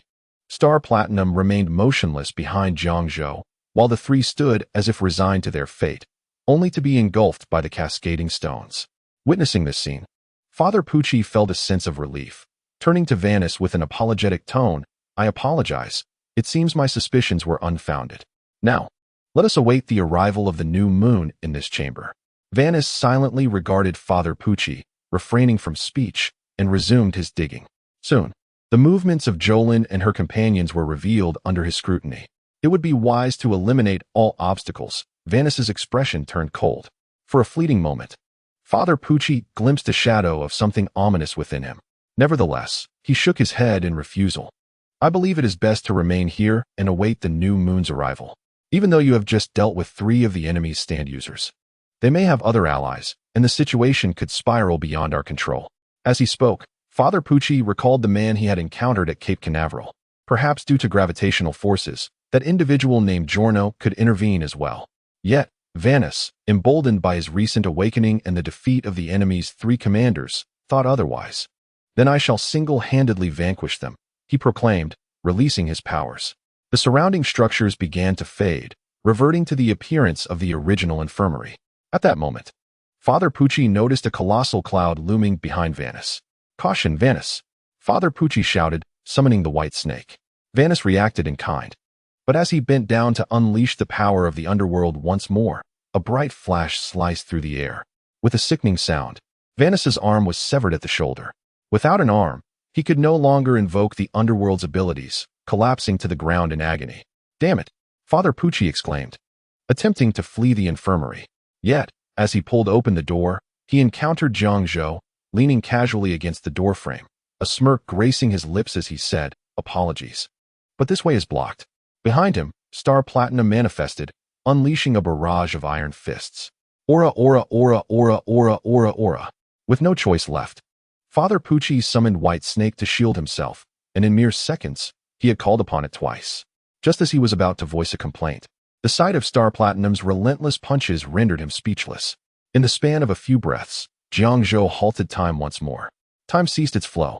Seizing the opportunity, Jiang Zhou maneuvered Weather's body behind Father Pucci, guiding Weather's hand to clasp Father Pucci's wrist, resting it against his forehead. Satisfied with his handiwork, Jiang Zhou nodded. Time. Resume your flow. Time resumed its passage. What? Father Pucci thought, confused as to why his hand was resting on his forehead. However, this bewilderment was swiftly eclipsed by terror. No. Sensing the impending doom, Father Pucci instinctively tried to retract White Snake. But Weather was quicker, utilizing their bloodline ability through physical contact to briefly manipulate White Snake's powers. A stand disc shot forth from Father Pucci's forehead and was deftly caught by Jiang Zhou. White Snake is mine. Chapter 39. Enrique Pucci, confirmed dead. How is this possible? Father Pucci collapsed to the ground, having lost his stand. Simultaneously, due to the might of Star Platinum, the disc containing Weather's memories, safeguarded by him, rolled away. After securing the disc containing White Snake, Jiang Zhou picked up the memory disc from the ground and presented it to Weather. In silence, Weather accepted the memories and, under Father Pucci's horrified gaze, returned the disc to his mind. Memories surged back, and Weather's expression shifted through myriad emotions in an instant. Finally, a glint of fierce determination flashed in his eyes as the stand, Weather report, materialized beside him. Accompanying its emergence were radiant rainbows, causing Vaness, who inadvertently touched one, to begin transforming into a snail. This spectacle made Anna recoil her hand, which had been poised to reach for the rainbow out of curiosity. Jiang Zhou, upon witnessing the rainbow, distanced himself, his eyes reflecting a blend of wariness and envy. This was the true manifestation of Weather's initial awakening, aptly named torrential storm. It had the power to alter the refractive index of sunlight in the atmosphere, creating a natural subconscious effect that influenced the mental states of living beings. The affected individuals firmly believe they will transform into snails once they come into contact with a rainbow or someone who has been changed into a snail. This condition becomes contagious. Apart from the weather itself, only the blind remain unaffected. The range of this ability extends across the globe. The sound of footsteps from the weather echoes throughout the room. Father Pucci, who watches as the weather approaches him, instinctively recoils while attempting to explain, "Let me explain." Yet, in the next moment, icy spears pierced through Father Pucci's hands and feet, anchoring him to the ground. The intense pain rendered him speechless. However, the deep-seated animosity built over the years cannot be easily resolved by shedding mere blood. Subsequently, the weather fully unleashed its power, causing a substantial amount of pure oxygen to rapidly accumulate around Father Pucci, transforming the space into an environment of extreme purity. In an instant, Pucci's arms began to swell.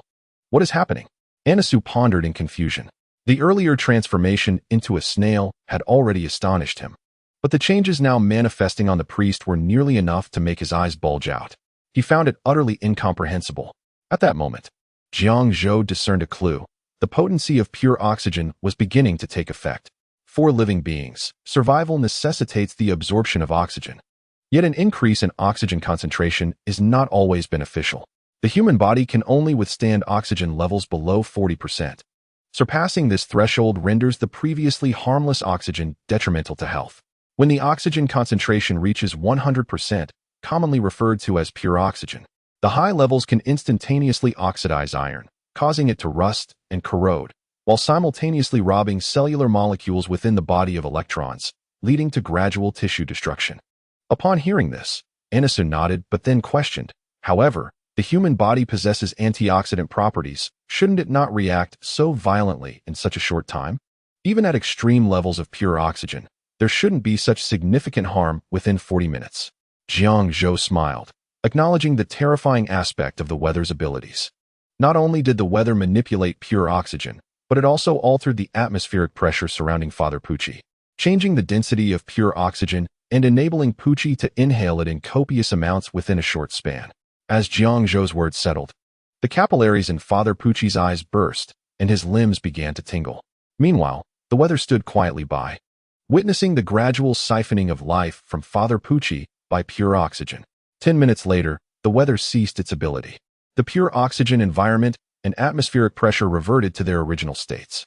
After confirming that Father Pucci exhibited no signs of life, Jiang Zhou felt as though a heavy stone had been lifted from his heart. Has it finally come to an end? For a moment, a sense of emptiness washed over Jiang Zhou. Simultaneously, as Vance's ability was lifted, hurried footsteps echoed in the corridor. The American police were about to arrive. Witnessing this scene, Jiang Zhou, disregarding everything else, hastily stopped time and carried the weather and Anisu away from the scene. As 5 seconds elapsed, time resumed its flow. Hearing the increasingly urgent footsteps outside, Vances felt a wave of anxiety wash over him again. If the police were to see the current scene, there would be no way to clear his name. He would likely spend the rest of his life in a Green Dolphin prison. With this thought in mind, Vance's spirit surged once more. The underworld. He took a fierce bite of the room's floor, finally satisfying the conditions for digging. Bang! The door to the room was violently pushed open, and dozens of armed police officers flooded into the ward. However, the scene within the ward was far from what they expected. Neat. Clean. It bore no resemblance to a crime scene. Could it be that we've come to the wrong place? The leading officer was puzzled. After a thorough search and finding nothing out of the ordinary, they left the room. Outside the ward, which had been dug from the underworld, Vances let out a long sigh of relief. Phew. It was a close call. Yet, as he gazed at his still bleeding shoulder and the lifeless body of Father Pucci on the ground, his brow furrowed once more. He was now without anyone to rely on, rendered a helpless being with severed arms. Was the dream of paradise shattering before his eyes? Just as Vances's inner world began to collapse, a change occurred once more in the lifeless body of Father Pucci. A sprout broke through Pucci's clothing, growing from his body. Simultaneously, the blood flowing from Vances began to mysteriously flow toward the sprout, which desperately absorbed it. What is this? Vances's eyes widened as the potential of his bloodline was drawn forth. At some point, the wound on his shoulder had ceased to bleed. Chapter 40, Chinese Cuisine. Here we come. It felt as if his body was undergoing some form of evolution. Just when Vances was still unaware of what was happening, the sprout had already developed into a vine. Swish! The vine rapidly detached from Father Pucci and swiftly pierced toward Vances's brain. Witnessing this, Vances was taken aback. Instinctively, he attempted to summon the underworld to shield himself. However, the vine inexplicably penetrated through the stand-in and directly embedded itself in his brain, vanishing from sight. Yet, Vances could feel the vine taking root within his mind. Oh! The vine spread within his skull, and an intense pain shot through his body, as if tearing off a fingernail and pouring alcohol over the wound. Following the acute pain came an unbearable itch. Yet, with his arms severed, he was unable to scratch the itch. It was a torment beyond description. Fortunately, he was still within the space created by the underworld. Otherwise, he would have surely drawn the attention of the police who had not yet wandered far. As time ticked away, changes began to manifest in Vances. His teeth sharpened, and his muscles swelled as if inflated. Most importantly, he now possessed an insatiable thirst for blood. Blood. In an instant, he resembled a wild dog, biting into his severed arm. His sharp teeth acted like syringes, swiftly draining the blood from his arm. After consuming the blood, Vances noticeably felt better and methodically approached Father Pucci's corpse. Eyeing his empty sleeves, Vances fixated on Father Pucci. Swish! A flash of light cut through the air as Father Pucci's arms were severed cleanly. In the next moment, Vances's shoulder, which had previously stopped bleeding, erupted with blood once more. From the wound, veins emerged, entwining Father Pucci's severed arms. Before long, the veins reconnected, and Vances grasped his intact arms, a slight smile playing on his lips. So, this is the bloodline of dear Father, truly magnificent. The blood of the body must not be wasted. Vances licked his lips, realizing that his arms had not yet fully healed, and he required a substantial amount of life energy. At that moment, Vances's gaze shifted once more to Father Pucci on the ground. With a swift motion, his 10 fingers pierced into Father Pucci's body, causing the blood within him to flow backward. Following the tips of his fingers, it surged continuously into Vances's own body. Instantly, Vances's aura grew even more formidable, and the very shape of the underworld began to undergo permanent transformations. Meanwhile, in the CAF, Jolin Cujo anxiously watched the entrance of the hospital. She had just sensed that one of the 3 presences inside had vanished, which made her feel uneasy. Just then, 3 shadowy figures appeared, blocking the sunlight for a few individuals. This displeased Jolin, prompting her to look up, but when she beheld the 3 figures, she was momentarily taken aback. At that moment, Jiang Zhou spoke softly. "Ladies, may we share a table? Especially you, Miss Jolin Cujo. My friend here has taken quite a liking to you." Upon hearing this, Jolin tilted her head, her expression reflecting sheer confusion, while Anasui's face flushed a rare shade of red without offering any explanation. As the atmosphere grew increasingly awkward, Anubis hurriedly inquired, "Brother Jiang Zhou, what about Father Pucci and the others? Has it been resolved?" "Yes, Father Pucci has been confirmed dead, and his last ally has lost both arms, rendering him incapable of using his stand ability," Jiang Zhou replied with a smile. "Wonderful. Is it finally over?" The atmosphere in the room warmed once more. Jolin, filled with excitement, immediately embraced Anasui, leaving him unsure of where to place his large hands. Witnessing this, Jiang Zhou helplessly covered his face. "You had your chance, and yet." "Star Platinum," Jiang Zhou called, deftly guiding Anasui's hand to rest on Jolin's shoulder. After all, it was their first time. If he were to wrap his arm around her waist directly, it might provoke an unintended reaction. Jolin remained caught up in her excitement, oblivious to the subtle shift in dynamics. Noticing Jolin's lack of resistance, Anasui cast a grateful glance at Jiang Zhou, the last remnants of hostility dissipating. Seeing this scene, everyone present turned away politely. It was not until a minute later that Jolin finally reacted, hastily freeing herself from Anasui's embrace, her cheeks flushed with embarrassment. I was just too excited.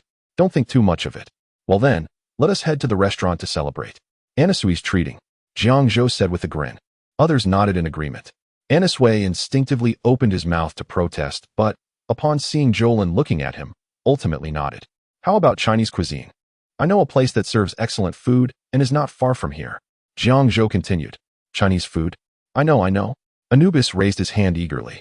Chinese cuisine encompasses a variety of flavors, including Cantonese, Sichuan, Shandong, Huaiyang, Zhejiang, Fujian, and Hunan dishes. Just thinking about them makes my mouth water. Brother Jiang Zhou, I want to eat braised lion's head, Anubis exclaimed, saliva beginning to accumulate in his mouth. All right. Jiang Zhou chuckled in agreement. Since arriving in this world, he had not indulged in a proper Chinese meal, having survived on cheese sandwiches instead. Though delectable, they paled in comparison to traditional Chinese dishes. Through Jotaro's memories, he happened to know of a nearby restaurant renowned for its delicious Chinese cuisine. It seemed he would have to sacrifice Anasui's wallet to satisfy their cravings. Chinese food. Here we come. Chapter 41, Heaven's Creation. Vincis makes his return in the blink of an eye. Half a month had passed. After sharing the good news with Jotaro, Jiang Zhou and the others, with the Foundation's robust support, decided to collectively travel to Sardinia, Italy. Sunshine, beaches, sunscreen. The mere thought of it filled Jiang Zhou with exhilaration. After months of toil, he finally had a chance to relax. On the sandy shores of Sardinia, Jiang Zhou set up a sunshade and reclined comfortably on a beach chair, a chilled juice in hand, relishing the moment. Not far away, Jolin and Anasui were busy constructing a sandcastle. During this time, with Jiang Zhou's assistance and Jotaro's tacit approval, their relationship had swiftly blossomed, currently positioned as friends with the potential for romance. The weather seemed to bless this budding connection. Meanwhile, Amaze and Anubis showed little interest in the beach, indulging in a feast at a nearby restaurant, creating a scene of serene harmony. Observing this, Jiang Zhou couldn't help but smile contentedly. Just then, beneath another sunshade not far from him, a pair of golden-haired, blue-eyed sisters with striking figures beckoned to him. Holding a tube of sunscreen, their intentions clear, Jiang Zhou readily accepted their invitation. In stark contrast, within a nearby guest house, a different scene unfolded. Despite the glorious sunlight outside, the room remained shrouded in darkness, with the curtains tightly drawn, blocking out the midday sun. Inside, Vincis's gaze was icy, as his half-horseman stand materialized behind him. This was the stand he evolved during the new moon. Yet, due to his absorption of Father Pucci's blood and the subsequent fusion with the green baby, his version of Made in Heaven remained incomplete. Although he could still accelerate time, it was limited to a radius of 3 kilometers around him. Beyond that range, his ability would falter. Consequently, his Made in Heaven could not fully accelerate the time of the entire universe, preventing him from reaching a new world. Nevertheless, it was undeniable that his stand remained a formidable force, perfectly capable of serving his purpose for vengeance. Smile, smile, when the sunlight fades. I shall drain the blood from each and every one of you. Who shall be the first to choose? Such a delightful dilemma. He cackled. On the beach, Jiang Zhou and his companions remained blissfully unaware of the impending danger. At that moment, he was thoroughly engrossed in a game with 4 bunnies. However, fate had other plans. A sudden downpour erupted from the sky. The fiery sisters screamed and dashed toward the guest house, leaving Jiang Zhou frozen in place. He cast a resentful glance at the heavens. What a buzzkill! After gesturing an international sign to the sky, he turned his eager gaze toward the weather, hoping this earthly deity would grant his humble wish. The weather, however, could only shake its head in resignation. Then, the stand weather report emerged behind him. As it did, the torrential rain ceased instantaneously, though the thick clouds lingered ominously. Just as Jiang Zhou contemplated asking the weather to disperse the clouds, an unexpected event occurred. A shadow flashed by, and Weather Report's chest was suddenly pierced, blood gushing forth. Weather! Jiang Zhou shouted in alarm. With a thunderous shout, the platinum star materialized behind him in an instant. Time came to a standstill. Seizing this moment, Jiang Zhou sprinted towards the beach where he had left his belongings, rummaging through his backpack to retrieve a ladybug-shaped brooch. He then dashed towards the direction of the weather. As time resumed, he placed the brooch against Weather's chest, now marred by a large gaping wound. Upon contact with the injury, the brooch transformed, channeling a surge of life energy into Weather's body. Simultaneously, it morphed into organic tissue, mending the grievous wounds. Weather coughed up blood, but stabilized his breath. Observing this, Jiang Zhou let out a sigh of relief. Fortuitously, he had kept this item close at hand. Otherwise, the situation would have been dire. Jiang Zhou expressed his gratitude. However, despite the wounds being filled, Weather's condition remained perilous. In the short term, he would be unable to utilize his stand ability in battle. Meanwhile, the enemy lurked in the shadows, leaving them in a precarious position. Could it be that Father Pucci has transformed into a zombie? Jiang Zhou seethed with fury, yet was equally perplexed. He had witnessed Father Pucci's demise firsthand. Furthermore, Pucci's stand, the white snake, was still in his possession. Even if Pucci had risen again as a zombie, he would lack the means to evolve into Made in Heaven. Or was the adversary merely a stand user with extraordinary speed? Jiang Zhou found himself momentarily flustered. At the same time, others on the beach had noticed Jiang Zhou and his companions. Anisway and Jolin Kujo were rushing towards them. What is happening? Jolin asked in a panic. Anisway summoned his stand, diver down, remaining vigilant of their surroundings. At this moment, Jiang Zhou spoke slowly. The enemy is likely a stand user, possessing speed that exceeds even the flying rod we previously encountered, making it nearly impossible to perceive with the naked eye. What? Jolin gasped. Stone Free was summoned, unleashing a multitude of threads that wove into a 20-meter radius barrier.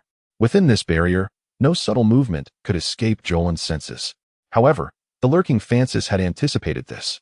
He stood atop a deformed coconut tree, his body coiled like a spring, preparing to launch himself towards Jiang Zhou's position using his time acceleration ability. Above him was a gap in Jolin's thread barrier. Just as he was about to propel himself, Jiang Zhou activated his time-stopping ability once more. Time ceased its flow. In an instant, the world fell silent again, and Jiang Zhou seized the opportunity, scanning his surroundings through a pair of binoculars. In the final second before time resumed, he caught sight of Francis perched on the coconut tree. How is this possible? Wasn't this guy supposed to be armless? And what of the stand behind him? Chapter 42, Fueling the Path. Confusion flooded his mind. Yet, Jiang Zhou's movements did not falter. He swiftly pulled Jolin and Anisway behind him before voluntarily resuming time. Time. Resume its flow. In a flash, Francis lunged forward, raising his hand to strike at Jiang Zhou's arm. Relying on instinct, Jiang Zhou found Francis' direction. The platinum star appeared before him, its iron fists swinging in a relentless barrage. Aura, aura, aura. Yet Francis's speed proved superior, easily evading the onslaught of the platinum star's heavy blows. In the instant their forms crossed, Francis dealt a devastating blow to Jiang Zhou. Blood gushed forth, revealing a wound deep enough to expose bone on Jiang Zhou's shoulder. Jiang Zhou, Jolin exclaimed in horror. The threads of Stone Free swiftly stitched the wound, staunching the bleeding. However, in the immediate term, that arm would be rendered unusable, lest he risk further severing. This also significantly diminished the Platinum Star's prowess. Francis chose not to press the attack. Instead, he stood casually on the coconut tree, licking the blood from his fingertips. What an exhilarating taste, Francis exclaimed, reveling in the moment. Anisway was equally incredulous at Francis's survival. He could not comprehend how this man still had his arms intact. Moreover, wasn't this man's ability to recreate events that had transpired on the ground? How could he surpass the Platinum Star's speed? Jiang Zhou speculated that it must be the blood resulting from Pucci's fusion with the Green Baby, awakening his potential as a descendant of vampires. As a progeny, be it Richard, Angelo, or the present Francis, they all inherited a modicum of vampiric talent. This latent ability within them must have been triggered after their departure. This would explain why Francis had not sought them out immediately following his stand's evolution, but chose to wait for an overcast day. Intense ultraviolet rays were lethal to vampires. However, upon hearing Jiang Zhou's conjecture, Francis merely chuckled, seemingly unfazed by the revelation of his secret. Even if you have guessed it, what of it? This bloodline inheritance will become the strength of my vengeance. I shall break your limbs one by one, and then transform you into the undead, inflicting upon you a suffering 1,000-fold compared to my own.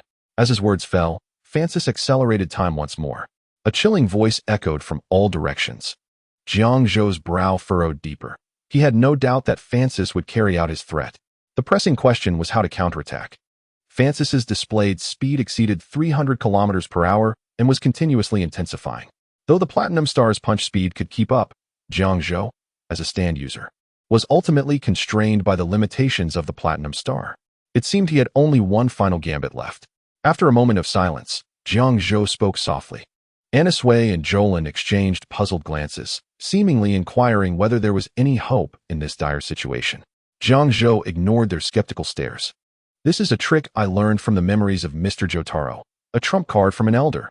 Especially in the face of desperation, this move often yields unexpectedly powerful results. Could it be? Jolin's eyes lit up. Indeed. Jiang Zhou inhaled deeply, taking a starting stance. You pave the way.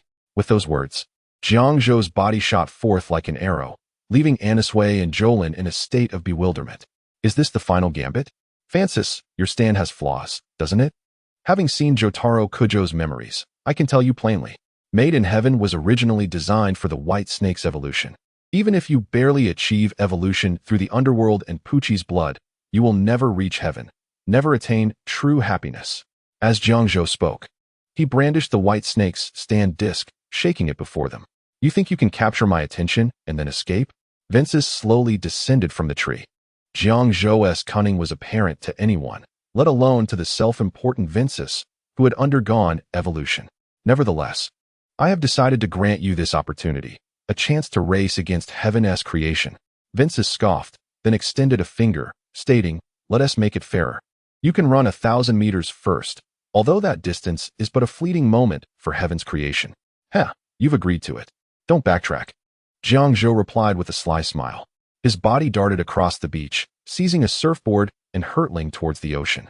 Witnessing this, Vences furrowed his brow and turned his gaze to the sea. In an instant, he grasped Jiang Zhou's true intention. Heaven's creation was not merely an acceleration ability. It could infinitely accelerate all time outside of the user, allowing only the stand user and Heaven's creation to move freely within the accelerated time. Even in a state of acceleration, a vampire could not catch someone riding the waves. Once he released his ability, his paltry destructive power would be no match for the Platinum Star. TCH, there's no way I'll let you have your way. Vences broke the agreement and swiftly charged towards Jiang Zhou. Hey, have you finally realized? Jiang Zhou was unfazed by Vences's betrayal, but the distance was sufficient. Time stop. Stand. Heaven's creation ability. Time acceleration power. Speed. Range. Duration. Precision. Growth. Chapter 43. The endless chase. The possibility of a turnaround time has stopped. Jiang Zhou glanced back at Vences, who was merely half a step away, a slight smirk gracing his lips. He then stepped onto the surfboard and leaped. Time. Resume flow. As time resumed, a wave surged forth, and Jiang Zhou rode it, instantly propelled forward in the accelerated time. Vences, witnessing this, was consumed by fury. You think you can escape me like this? Dream on. Vences leaped as well, and due to his vampiric nature, he soared even higher than Jiang Zhou. He then plunged straight into the ocean, causing only a slight splash. His legs began to whirl like propellers, creating a white froth on the water's surface. Jiang Zhou merely shook his head in derision. If it were the Pillar Man, he might have been able to match his surfing speed.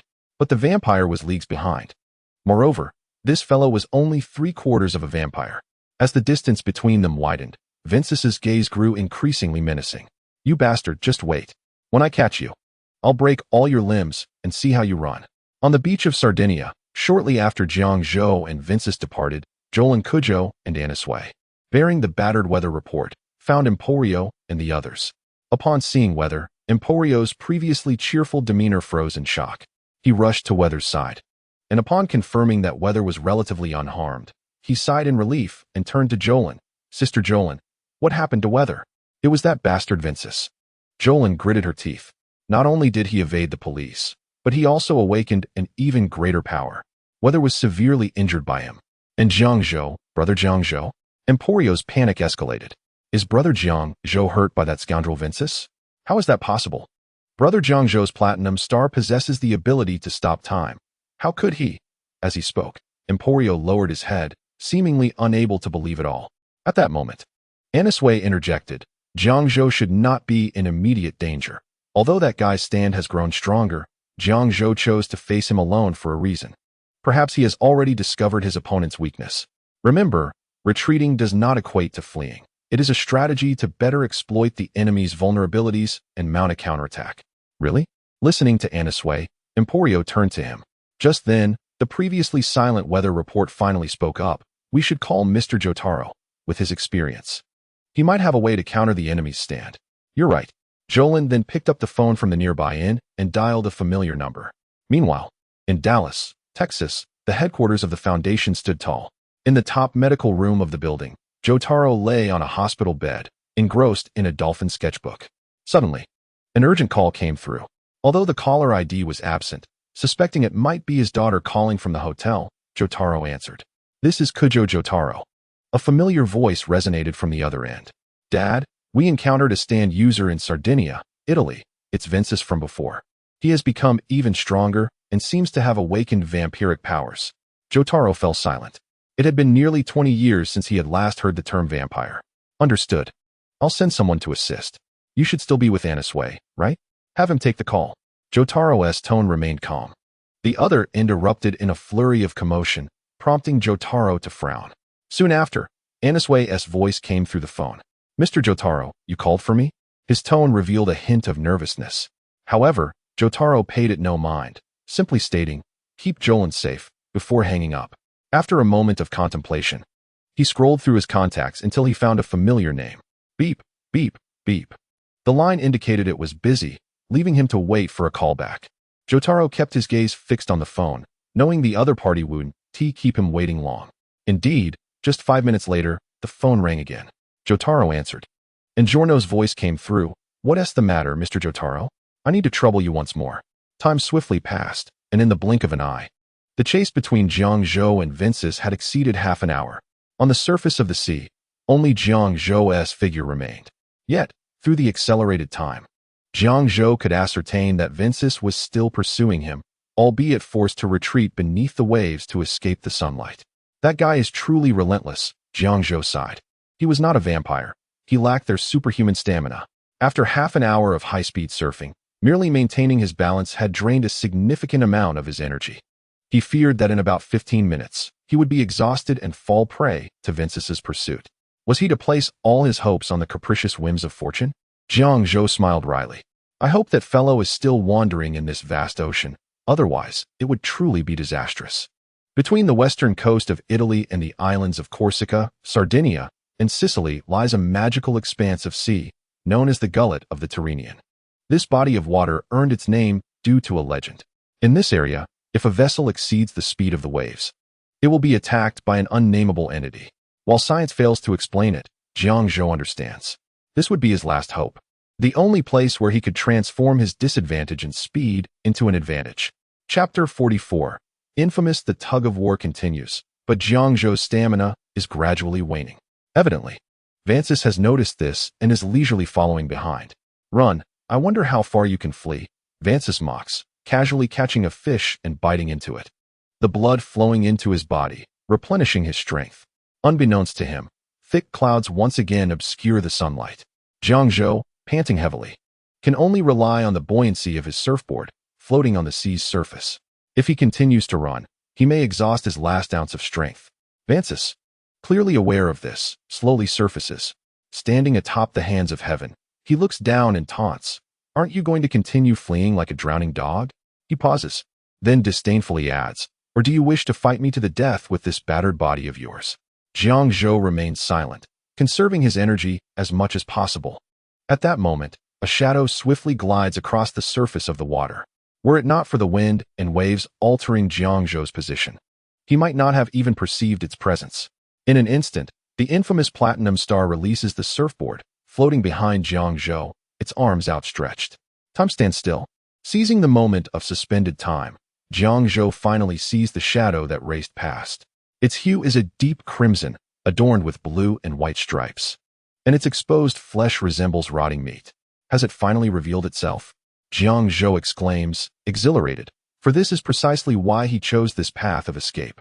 The infamous True King Old Ancestor surpasses even the Platinum Star's capabilities. Even the time-accelerating power of heaven cannot allow him to gain an edge in speed. Simultaneously, Jiang Zhou comprehends why the infamous has only now emerged. It does not belong to the realm of the living. Thus it can benefit from the speed enhancement of time acceleration. In reality, it has been lurking within a 3-kilometer radius of Vancis, merely chasing the waves. For neither Jiang Zhou on his surfboard nor Vancis in the water exceeded the speed of the waves, making them the primary targets of the infamous entity. Witnessing this scene, Jiang Zhou quickly devises a meticulous plan. Time resumes its flow. As time begins to move again, Vancis furrows his brow. You just stopped time, didn't you? What did you do? He becomes tense. Time suspension is the only thing he fears. In that suspended moment, only Jiang Zhou can move. And even with his time acceleration ability, Vancis cannot react. Yet, his frown soon eases. No matter what you did, as far as I know, time suspension cannot be maintained indefinitely. Are you ready to die in the time that follows? At that moment, Jiang Zhou suddenly laughs. Do you know the greatest difference between you and me? What are you talking about? Vancis stares wide-eyed. If so, by uttering that phrase. He has already summoned his stand to strike, and the time it takes to breathe has allowed time to resume. Smash Voluto. Time stops. A profound wave radiates. And in an instant, the world turns grayish-white before returning to normal. Jiang Zhou, taking advantage of the time pause, seizes the surfboard beneath him, disregarding the injury to his right arm, and hurls it toward Vancis with great force. Blood sprays forth, suspended in the air after leaving Jiang Zhou's body. The surfboard, too, halts before Vancis due to the lack of inertia in the paused world. However, Jiang Zhou remains unperturbed. He knows that once time resumes, the lifeless surfboard, bolstered by the acceleration of time, will strike Vancis with a speed he cannot possibly react to. Well then, it's time to say goodbye. Time resumes its flow. As time begins to move once more, bang. As Jiang Zhou predicted, the surfboard, now enhanced by time acceleration, strikes with such force that Vancis cannot react. Almost instantly, he is sent reeling, coughing up blood, his body propelled into the air by inertia. The speed is astonishing. Yet, such injuries are not fatal to a vampire. In mere moments, Vancis's wounds cease to bleed. Initially, his expression darkens, but suddenly he bursts into maniacal laughter. Ha! You really know how to provoke me. Are you ready to die? As his words fall, Vancis rises half a meter, then lands upon Jiang Zhou's surfboard, using it for leverage. He soars toward Jiang Zhou like a hawk in pursuit of prey. I will drain every drop of your blood. His eyes shimmer with a crimson glow. However, in the next instant, Jiang Zhou chuckles, a relaxed smile spreading across his face. If you can manage that, give it a try. But before you do, there's a guest who must attend to you first. Go, known as the infamous. As Jiang Zhou's words echo, a shadow darts past, positioning itself before him. Then, the rotting flesh seemingly opens its maw, engulfing Vancis entirely. The infamous, thank you for nature's gift. Stand, the infamous ability, upon the death of its host. This stand can only be activated by its vengeful spiritual energy, continually absorbing the physical form or stand energy of its target to grow. Since the host is deceased, its range is no longer limited. Power, speed, range, duration, precision, growth. Chapter 45. The unusual white serpent. What in the world is this monstrous thing? Vancis exclaims, while heaven's creation frantically swings its fists nearby. Yet, before its fists can land on the enemy, they become ensnared by a mass of rotting flesh. Simultaneously, Vancis feels a peculiar sensation of being devoured at the core of the flesh. It feels akin to eating, but this cannot possibly be considered a living entity, can it? Vancis is at a loss. The opponent's time has also accelerated, which means they are not a living being. Yet, the actions exhibited by the infamous are beyond what a lifeless entity could accomplish. It must be your doing, you scoundrel. Who knows? Jiang Zhou smiles. If I must say, let it be regarded as the final contribution of the boss. After all, the infamous stand user is a member of the boss's deceased guard.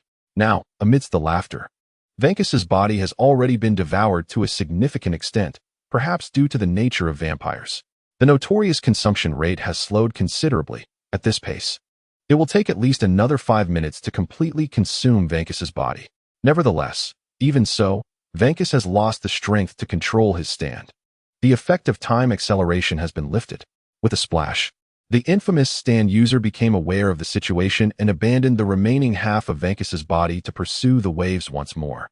Huh, you can't move now, can you? You scoundrel. Jiang Zhou chuckled. It seems that I am the ultimate victor in this battle.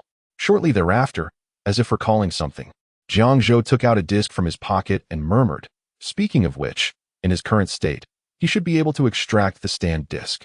A grin spread across Jiang Zhou's face. Well then, I shall reluctantly accept heaven's manufacturing for you, as this power is beyond your control. With that, Jiang Zhou inserted the white snake stand disc into his brain, while the gold experience stand disc ejected in response. Just as Jiang Zhou reached out to catch the disc, a white hand suddenly emerged from behind, seizing the gold experience disc with great delight. It then swept over the remaining half of Venkis's head and extracted heaven's manufacturing. So, you are to be my future master? You seem far superior to that priest. Whitesnake stowed away the gold experience and heaven's manufacturing discs and began to scrutinize Jiang Zhou. Hey, you're not planning to use me as a meat shield, are you? Whitesnake eagerly anticipated Jiang Zhou's response. Yet, Jiang Zhou merely smiled. If I feel inclined, perhaps. However, no one should pose a threat to me anymore. Well, that is not inaccurate. After all, I am indeed a formidable stand, Whitesnake replied, evidently satisfied with Jiang Zhou's answer. It seems this fellow also possesses a bit of pride. Jiang Zhou mused inwardly while maintaining a smile on his face. So, Mr. Whitesnake, your inventory of stand discs should be sufficient, as your master is now left with but a sliver of strength. And so, Whitesnake tilted its head, speaking ominously. Should you perish, it wouldn't greatly affect me, would it? How heartless. Just so you know, I want to be ejecting the stand disc before I die. So you better think this through. Whitesnake's expression changed dramatically, nearly forgetting this matter. This fellow is no honest priest. He truly has leverage over me. All right, let me see what I can find, Whitesnake said, shrugging, and began rummaging through its collection of discs. At that moment, Jiang Zhou noticed a designated space on Whitesnake for storing stand discs. However, it appeared to accommodate only a limited quantity. Otherwise, Father Pucci wouldn't have needed to find someone to safeguard the discs. Ah, found it. Just as Jiang Zhou pondered, Whitesnake produced a disc. What is this? Jiang Zhou asked, perplexed. The image on the disc depicted boiling water. While this disc may be useless in battle, it is perfect for alleviating fatigue after a fight. Boiling, standability, heats any liquid it touches to the boiling point. Jiang Zhou sighed in exasperation. You just want to soak in a hot spring, don't you? It must be that. No way. Whitesnake leaned in closely and earnestly stated, soaking is one of the best ways to relieve fatigue. As long as I use this disc's ability, I can find any creature, like so, Whitesnake said, gripping the remaining half of Venkis's head and inserting the boiling disc. The seawater began to boil at a visible rate, centered around Venkis. 1, 2, 3. After 3 seconds, Whitesnake withdrew the disc. Due to the flowing nature of seawater, the temperature of the surrounding water adjusted, transforming the area within a 5-meter radius of Venkis into the most soothing temperature of 37 to 39 degrees Celsius. Jiang Zhou let out a long sigh of relief, feeling remarkably well. Meanwhile, Whitesnake lay beside him, enjoying the warmth in a relaxed position. How does it feel? Not bad, right?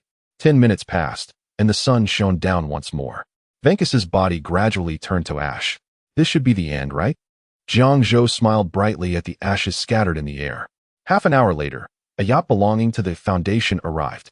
Observing Jiang Zhou, who appeared blissful upon the sea's surface, a man clad in a blue and white patterned bodysuit with a red striped hood called out, "Hey there, young man. Enjoying a leisurely bath in the middle of the ocean with your stand?" Huh. Jiang Zhou turned around, only to be momentarily stunned by the visitor. For a moment, he even forgot to move his legs through the water. The sea surged into his mouth, causing Whitesnake beside him to cough a few times. Cough, cough. You scoundrel. Is this how you treat me on the very first day? Chapter 46, The Traveler. Following the events with Venkis, approximately a month passed. The Foundation hired Jiang Zhou as the operational agent for the Asia-Pacific region, primarily responsible for addressing issues concerning stand users. Jiang Zhou accepted with pleasure. While battling stand users is indeed perilous, joining the Foundation resolves matters of identity and finance. Thus, a year and a half of life, both mundane and thrilling, unfolded.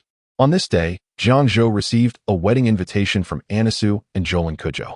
Inside the church, witnessing the joyful expressions of Jolin and Anisu, Jiang Zhou offered his most sincere blessings. On the night of the wedding's conclusion, Weather approached Jiang Zhou. "Can you lend me Whitesnake's disc?" After a prolonged silence, Weather finally spoke.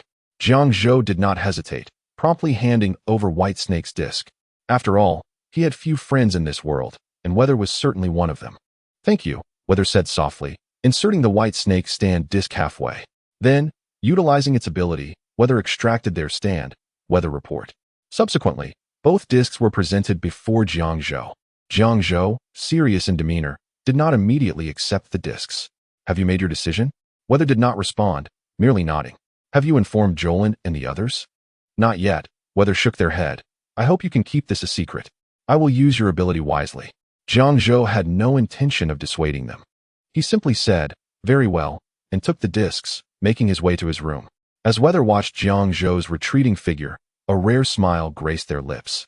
"My heart shall no longer be drenched in rain." Slowly standing at the edge of the cliff, they leaned forward. "Pella, I have come to see you."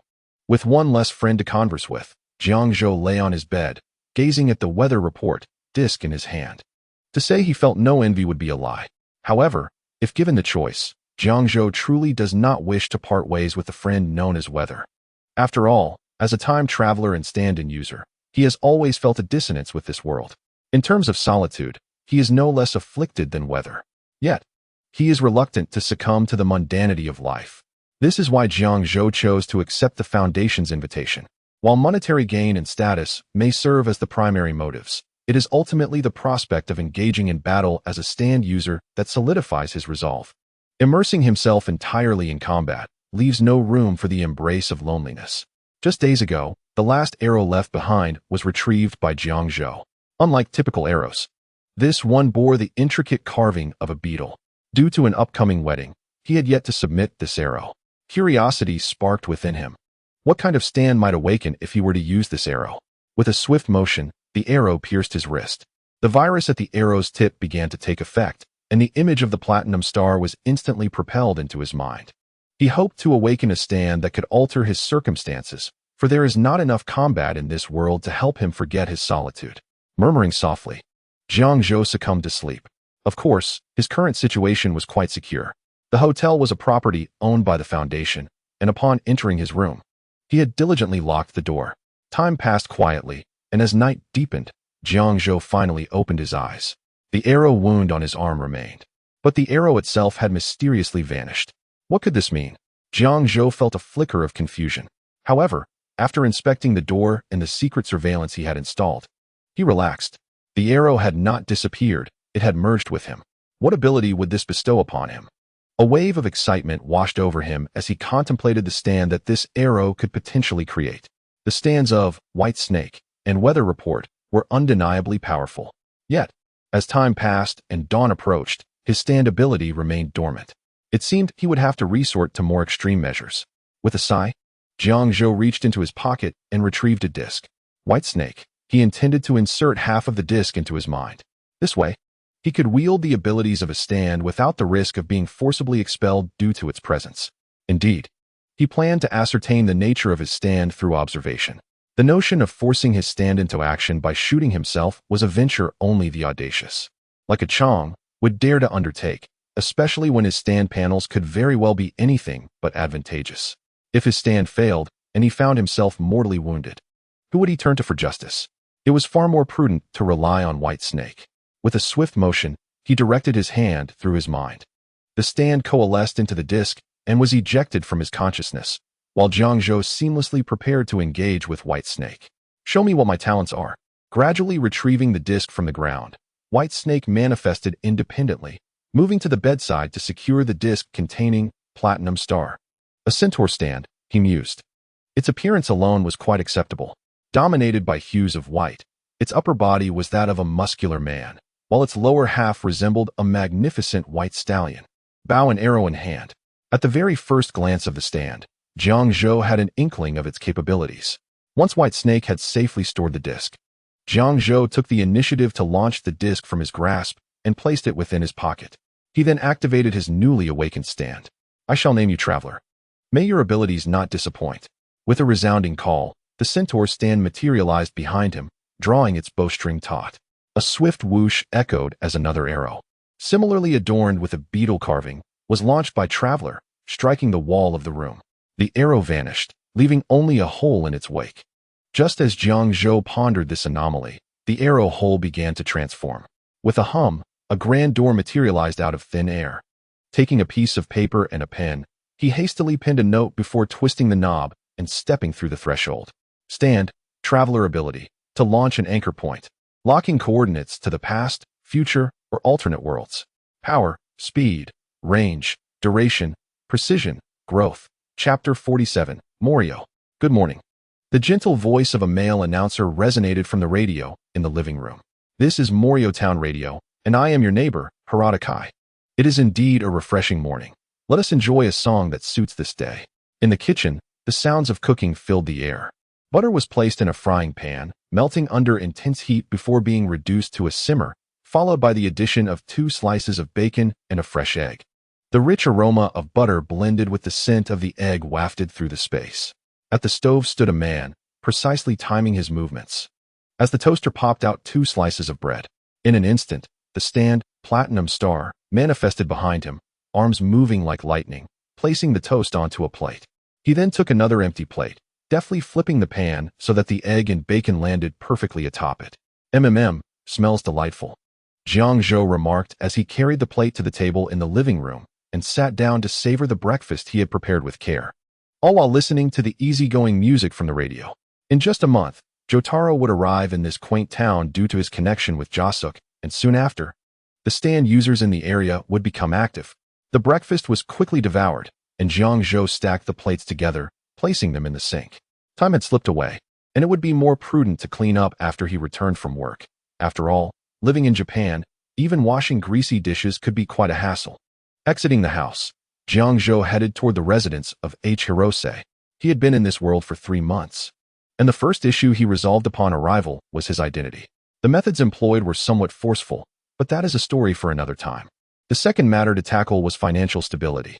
As a stand user, he could hardly allow himself to be outdone by a petty thief from Italy.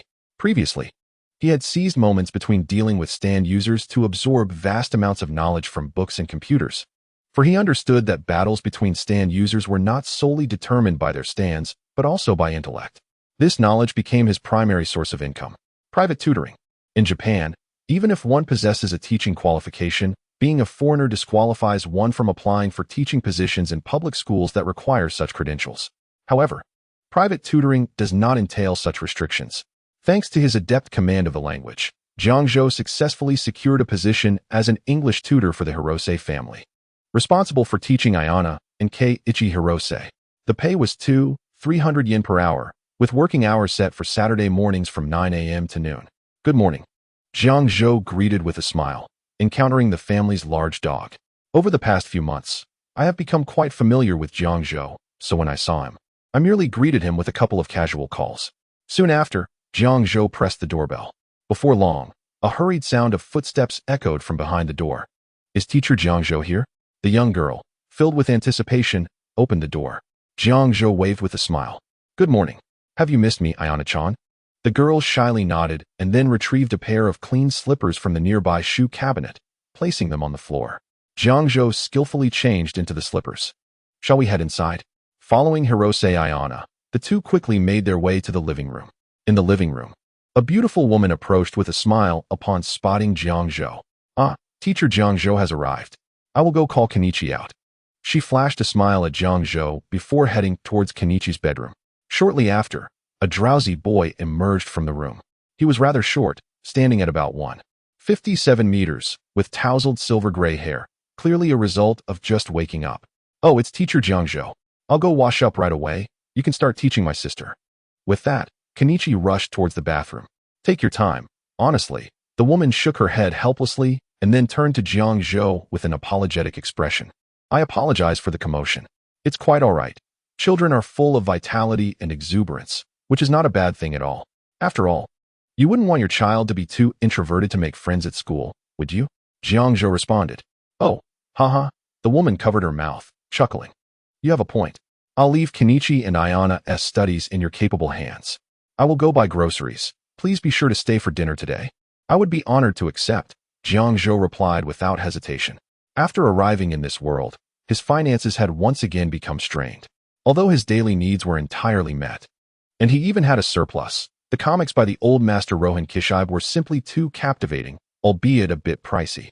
Thus, He sought to save wherever possible. Dining at someone else's home was nothing to be ashamed of. Soon enough, Jiang Zhou began his teaching session. Hirose Ayana retrieved her textbooks, which belonged to her third year of high school. In a month's time, she would officially be a third-year student, making it essential to begin her studies early. However, Ayana occasionally lost focus, which led to some frustration on Jiang Zhou's part. Before long, Kenichi emerged from the bathroom with his first-year high school textbooks. He would soon be attending Grapevine Hill High School in Morio. Thanks to Jiang Zhou, Kenichi's English skills had improved significantly. 3 hours passed in the blink of an eye, and Kenichi's mother prepared a sumptuous lunch. Kenichi's father, however, was still at work and not present at home. This is quite delicious and nutritious. Your children are truly fortunate, Jiang Zhou praised, instantly bringing a smile to the beautiful woman's face. After finishing the meal, Jiang Zhou took his leave from the Kenichi household. Indeed, today was filled with hope. However, the question remained, where to explore next? Chapter 48, Jiang Zhou, I am merely a substitute stand-in with nothing to do. Time, 13:45. Well, it has only been an hour since, and there is still quite a while until the half-price sale at Turtle Friends department store. Shopping was currently the only way Jiang Zhou could think of to pass the time.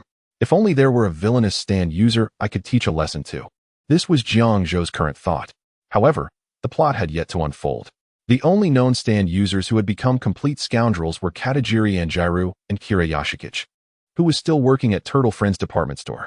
Jiang Zhou had yet to find any leads on the former, and as for the latter, he was reluctant to provoke him without a reliable ally. Although the ability to stop time was indeed powerful, the limitation of range was a significant drawback. Moreover, Kira Yashikich's father was not someone to be underestimated. Sigh, how dreadfully boring it is. Jiang Zhou sighed deeply, just as he was about to continue wandering down the commercial street. Suddenly, a woman's voice cried out for help from around the corner. Help! Help! You bastards! Stay away from me. Upon hearing this, Jiang Zhou slipped his hands into his pockets. Even in the seemingly innocent Morio, there are still scoundrels lurking about. Without a villainous stand user to deal with, entertaining himself by confronting these ruffians was a decent option. With this thought in mind, Jiang Zhou slowly approached the alley's entrance. Upon closer inspection, he saw 4 disheveled thugs surrounding a young woman who did not appear to be very old. With short, grayish-purple hair, she wore a red windbreaker paired with a blue bodycon skirt. If he was not mistaken, she was adorned with this year's most fashionable coffee-colored stockings. Judging by her attire and the scattered vegetables around her, it was evident that this beautiful lady had ventured out to buy groceries, only to unfortunately attract the attention of nearby delinquents. Indeed, those who commit vile acts against women are hardly better than that scoundrel Angelo, Jiang Zhou muttered under his breath. Soon, a black and white figure resembling a medieval executioner manifested behind him. Hey, you scoundrels! You've just encountered your misfortune by crossing paths with me. Huh. The 4 thugs froze momentarily, and then turned to face Jiang Zhou simultaneously. However, upon realizing that it was just Jiang Zhou alone, their demeanor shifted back to brazen arrogance. Despite Jiang Zhou's imposing height of over 185 meters, which was intimidating compared to their average height of 1.7 meters, numbers often held greater significance, especially in a narrow alley. The girl, Dongfang Pengzi, who lay collapsed on the ground, clearly understood this. She quickly shouted to Jiang Zhou, Sir, please call the police and get these scoundrels arrested. Shut up, you filthy woman. The leader of the thugs barked, his gaze towards Jiang Zhou now tinged with apprehension. If this guy were to truly call the police, they would be forced to scurry away like rats in the gutter. However, Jiang Zhou seemed disinclined to make that call. Instead, he looked at them with a mocking smile. You scoundrels, I recognize that look in your eyes. It's the same one you have when you prey on your victims emerging from school. Identical. This realization greatly displeased the leader of the thugs. With a hand behind his back, he gestured to his companions, signaling them to attack together. You'll pay for interrupting our fun. The leader snarled, cracking his knuckles. He then produced a baton, his eyes filled with malice. Jiang Zhou remained rooted to the spot, showing no intention of moving. Seeing this, Dongfang Pengzi lost confidence in him. Struggling to rise, she stumbled due to her hurried escape and the high heels she wore, falling hard to the ground. As she stood, pain shot through her ankle. This will do. With a steely gaze, Dongfang Pengzi gritted her teeth, enduring the agonizing pain as she picked up her bag that had fallen to the ground. Subsequently, she forcefully struck the back of a small thug's head. Die, you bastard. The thug fell to the ground with a cry. The sudden turn of events left everyone present momentarily stunned. Hey, could this woman possibly be a stand user? That blow just now had to possess at least a certain level of destructive power. Jiang Zhou was equally frozen in place. The first to recover was the leader of the thugs. You filthy woman, are you seeking death? Fueled by anger, this scoundrel turned the tide, swinging his baton violently towards Dongfang Pengzi's head. If this strike landed, it would likely spell the end for the composed and mature lady. A gust of wind rushed past, momentarily causing Dongfang Pengzi to forget to dodge, ultimately closing her eyes in fear. A sharp scream escaped her lips as the baton halted midair. What on earth is happening?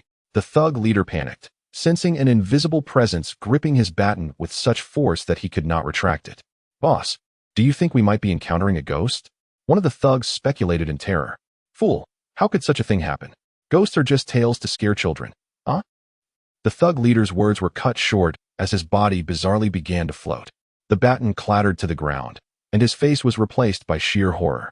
However, their inability to see did not extend to Jiang Zhou.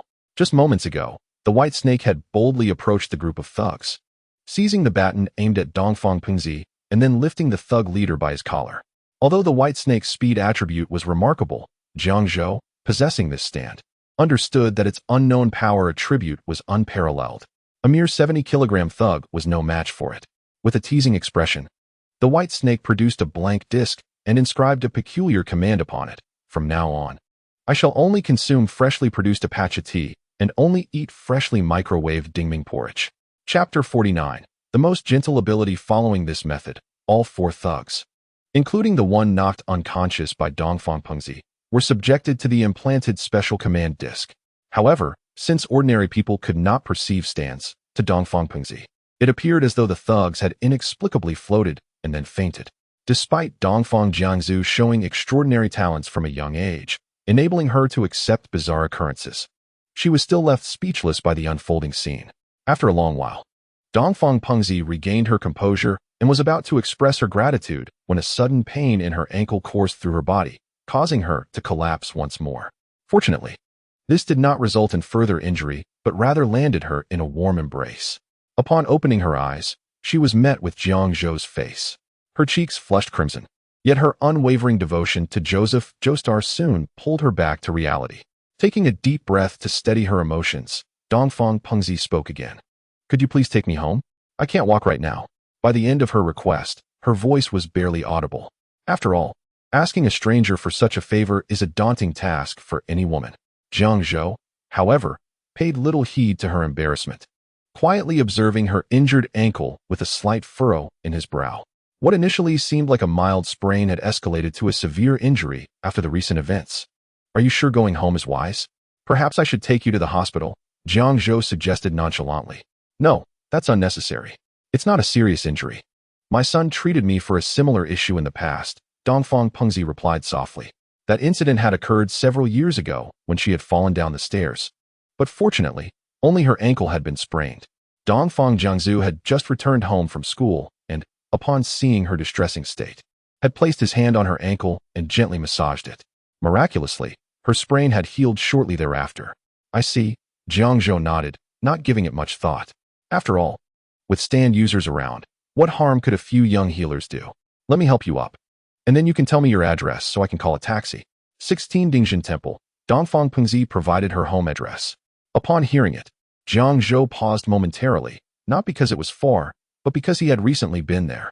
If memory served, that was where Dongfang Jiangzhu resided, the nephew of Kakyo and Jotaro. Thus, the woman before him was Dongfang Pengzi, Jiangzhu's mother. Is something wrong? Dongfang Pengzi inquired, noticing his prolonged silence. Less than 10 minutes later, standing before the familiar house, Jiang Zhou was entirely convinced. The woman who had recently been surrounded by thugs was indeed Dongfang Jiangzhu's mother, renowned for her strength and speed. I'll ring the doorbell. Jiang Zhou supported Dongfang Pengzi as they approached the entrance and pressed the doorbell. Ding dong. After a brief electronic chime, a youthful male voice and hurried footsteps echoed from behind the door. Coming. The door swung open to reveal a young man with a purple, spiky hairstyle, dressed in casual attire. If not for his youthful face, his height alone would have led Jiang Zhou to mistake him for a college graduate rather than an incoming high school student. Upon seeing Jiang Zhou, Dongfang Jiangzu wore a puzzled expression. Sorry, just leave the milk at the door, Mom. He initially thought Jiang Zhou was a milk delivery person, but upon noticing Dongfang Pengzi beside him, he was momentarily stunned. Quickly, he noticed her swollen ankle from the severe sprain. Mom, you're hurt. How did this happen? Jiangzu's expression shifted to one of panic as he swiftly took Dongfang Pengzi from Jiang Zhou's grasp. Please, come inside, he said to Jiang Zhou, leading Pengzi into the living room. Jiang Zhou, unbothered, grabbed a pair of slippers from the shoe rack and, after changing his shoes, entered the house. Inside the living room, he found Dongfang Pengzi comfortably seated. Jiang Zhou had already placed his hand on her injured ankle. While Dongfang Pengzi appeared calm, Jiang Zhou, as a fellow stand user, could perceive the stand energy surrounding Jiang Zhou, along with his stand, Crazy Diamond. As Crazy Diamond's ability activated, the swelling in Dongfang Pengzi's ankle visibly diminished. Witnessing this, Jiang Zhou recalled Jotaro's assessment of Jiang Zhou's ability. Humanity is a species that survives by destroying other things, yet your ability is gentler than anything in this world. That statement was undeniably accurate. Despite Jiang Zhou's appearance, with his delinquent hairstyle and attire, he possessed a remarkable gentleness. Yet, within his heart, he possessed a tenderness surpassing that of anyone else. The only condition was to refrain from mentioning steakheads and atomic little gold men in his presence. Otherwise, even if you were his nephew, you would be met with no mercy. Before long, Dongfang Pengzi's ankle was completely healed. During the healing process, Pengzi recounted the events to Jiang Zhou. Upon hearing that someone ill-intentioned sought to harm Pengzi, Jiang Zhou could see that behind Jasuk, Crazy Diamond was already itching for a fight, ready to know who the opponent was and smash him to pieces, then repair the mess. Subsequently, Pengzi invited Jiang Zhou to stay for dinner, and without waiting for his consent, she entered the kitchen. Shortly after, Jasuk approached Jiang Zhou solemnly. Arigato gozaimasu. His voice boomed as he performed a deep bow. It's nothing, merely a small favor. As I have a leisurely day, Jiang Zhou replied nonchalantly. As he had stated, it was merely a trifling matter. Conversely, he had unexpectedly forged a connection with Jasuk, which he considered a fortunate outcome. Stand, Crazy Diamond ability, the power of restoration. It can mend any damaged object or stand, yet it cannot heal the deceased, personal injuries, ailments, or items lacking components. When Jasuk is angered, there is no guarantee of complete restoration. Strength, speed, range, duration, precision, growth. Chapter 50. Jiang Zhou's sole weakness in the living room of the Dongfang household. The sounds of an intense battle echoed. Boom. Given this level, it would be wise for you to concede early. Jiang Zhou's gaze was sharp, his focus unwavering. Huh, what nonsense are you spouting? I, Dongfang Jasuk, will endure to the very end. There is no way I would concede easily. Take this, a punch. The flurry of Jasuk's attacks descended like a tempest, nearly sealing off all of Jiang Zhou's evasive routes. However, since evasion was futile, he decided to stand his ground. Jiang Zhou's speed was pushed to its limits, and at the instant he received Jasuk's attack, he launched his counterattack. Wow, how could this be? Jasuk's proud combo was abruptly interrupted, and he was swiftly overwhelmed by a more splendid series of moves from Jiang Zhou. Wow, how could I lose so utterly? Jasuk collapsed to the ground, his spirit instantly crushed. Witnessing this, Jiang Zhou quietly set down the game controller. His gaming skills were already commendable, and now, combined with the precision of Platinum Star, his prowess reached an entirely new echelon. Jasuk was, without a doubt, no match for him. Before long, Dongfang Liangping, Jasuk's grandfather, returned home from work. He parked his bicycle in the garage and was about to change his shoes when he noticed Jiang Zhou's leather shoes by the door. Are there guests at home? Those shoes don't belong to Jasuk's friends, do they? Puzzled, Liangping changed into slippers and stepped inside. As soon as he entered, he spotted Jasuk sitting on the floor, looking utterly despondent. Beside him was a stranger he had never seen before. Jasuk, Liangping opened his mouth, attempting to capture his grandson's attention. Yet, Jasuk was still lost in the depths of his painful defeat and did not hear his grandfather's words. Jiang Zhou also took note of the elderly man in uniform. Dongfang Liangping, male, aged 55, is the grandfather of the protagonist, Dongfang Jasuk. He is serious in his work, but possesses the playful spirit of a child who enjoys engaging in pranks with his grandson. Just as the atmosphere began to grow awkward, Dongfang Pengzi emerged from the kitchen. Father, you're back. This is Mr. Jiang Zhou, who has been a tremendous help to me today. I'll explain everything after dinner. Soon. Dishes began to grace the table: stir-fried beef with garlic sprouts, grilled mackerel, natto, and, of course, the indispensable miso soup. Itadakamasu. Everyone clasped their hands together and began to savor the delectable food. The tender beef was succulent and chewy, stir-fried with garlic sprouts, and finally laid atop a bed of bean sprouts, green peppers, and carrots in the bowl, rendering the dish less greasy. Next, the grilled mackerel was perfectly cooked, the skin intact, likely brushed with oil during grilling to prevent it from sticking to the rack. Additionally, it seemed Pengzi had sprinkled a hint of salt on the fish skin while grilling, which imparted an irresistible aroma to the mackerel. As for the miso soup, it was a straightforward yet beloved dish made with sea bream, red and white radishes, fish bones, and miso. If some kombu dashi were added during the simmering, its flavor would be enhanced. Setting down his spoon, Jiang Zhou finally turned his attention to the natto in his bowl. This food, with its slimy strands and a scent reminiscent of foul socks, held no allure for him whatsoever. Indeed, Jiang Zhou would rather engage in 300 rounds against a heavenly crafted Ventus than regard this small bowl of beans as food. Natto, originating from ancient China, has been produced since the Qin and Han dynasties. It is a soybean product fermented with natto bacteria, characterized by its slimy surface and an odor likened to stinky socks. Although it is said to have a mildly sweet taste, it later made its way to Japan, where it became a national treasure of a culinary delight. However, upon first sighting the natto, Jiang Zhou lost all appetite. He even questioned whether anyone could genuinely enjoy eating such a thing. Yet when he observed the Dongfang family relishing their meal with enthusiasm, using chopsticks to stir the natto until it formed visible strands, which took about 100 stirs, then layering it over rice, cracking a sterile egg on top, drenching it in soy sauce, and squeezing some wasabi over it. He wondered if they were oblivious to the odor akin to socks left in a damp basin for 3 days and nights. I'm so full," Jasuk exclaimed after finishing a bowl of rice, satisfied and letting out a hearty belch. However, when he gazed at Jiang Zhou, he was taken aback to find not a single bean missing from his bowl. Upon noticing the resistance in Jiang Zhou's eyes, he suddenly recalled something and burst into laughter. "Ha! You're not afraid to eat natto, are you? How can someone so skilled at gaming be afraid of natto?" At this, Jiang Zhou fell silent. Observing his reaction, Dongfang Pengzi quickly interjected, "Come now, it's just natto." After clearing the dishes, she pulled Liang Ping into another room to recount the events of the day.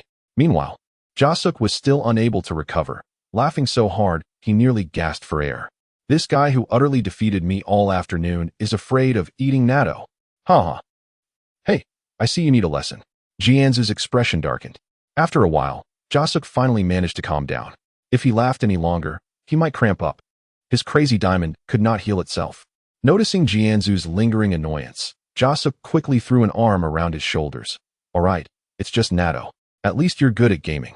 "Humph, it's clearly you who's too weak," Jiang Zhou retorted playfully. "Who are you calling weak?"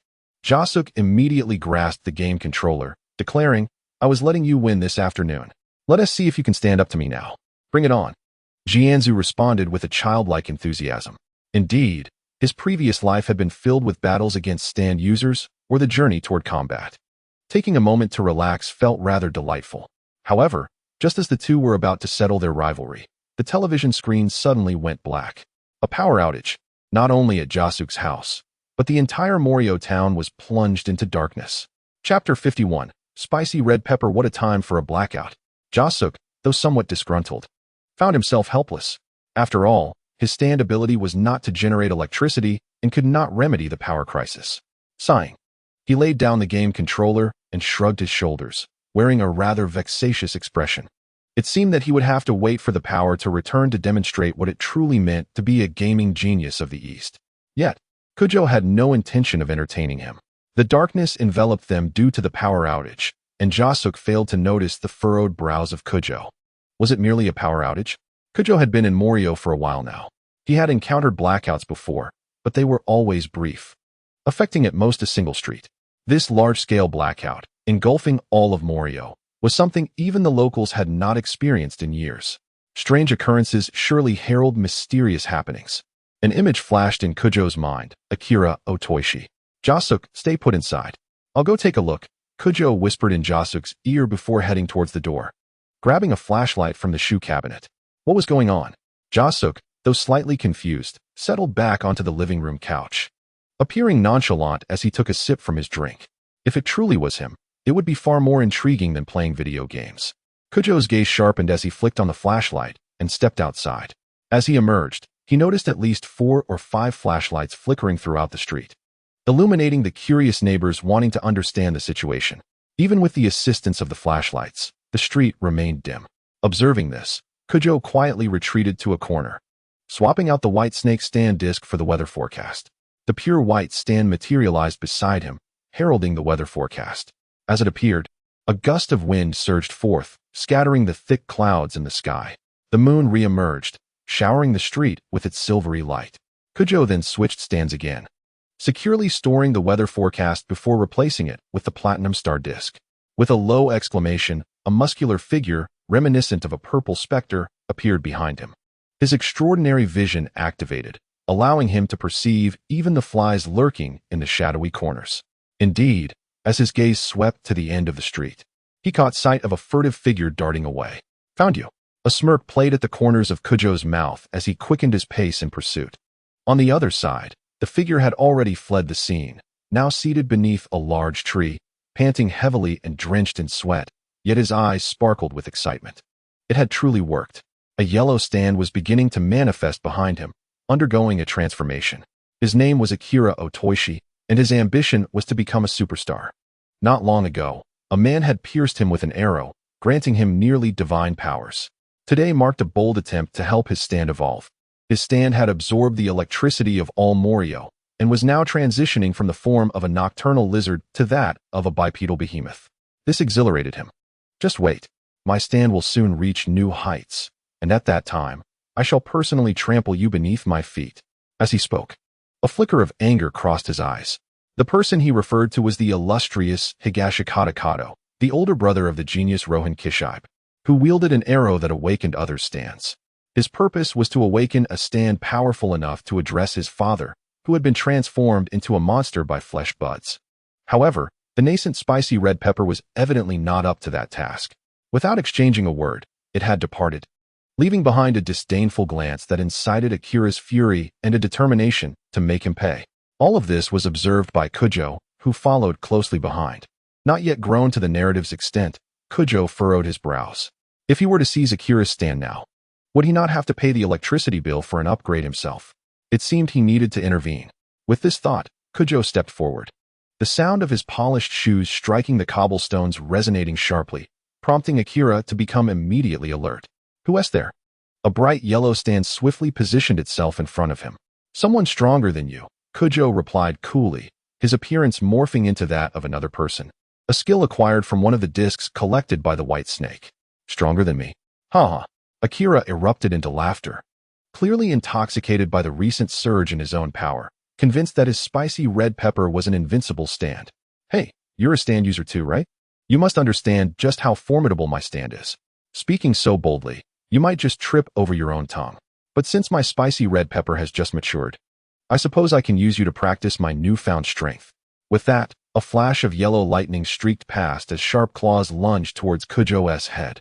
Though it was in the air, spicy red pepper's speed was still beyond that of most stands. However, against the platinum star, it was insufficient. Platinum star. Bang. Spicy red pepper's arm came to a halt inches from Kujou's eye. The distance was a mere 15 centimeters, yet for spicy red pepper in that moment, it felt like an insurmountable chasm. The slender wrist was gripped tightly by the platinum star, rendering it immovable. "Is this what you call power? Pathetically weak." Kujou's tone dripped with disdain. "You bastard." Akira's expression twisted with rage. Kujou's condescending tone reminded him of Higashikata Kato. Same tone, same lofty demeanor. It was infuriating. With a deafening shout, Akira roared, and Kujou raised an eyebrow. Was spicy red pepper undergoing some transformation? Stand, spicy red pepper ability. A stand that operates at a distance, relying on electricity. It can assimilate with electrical power.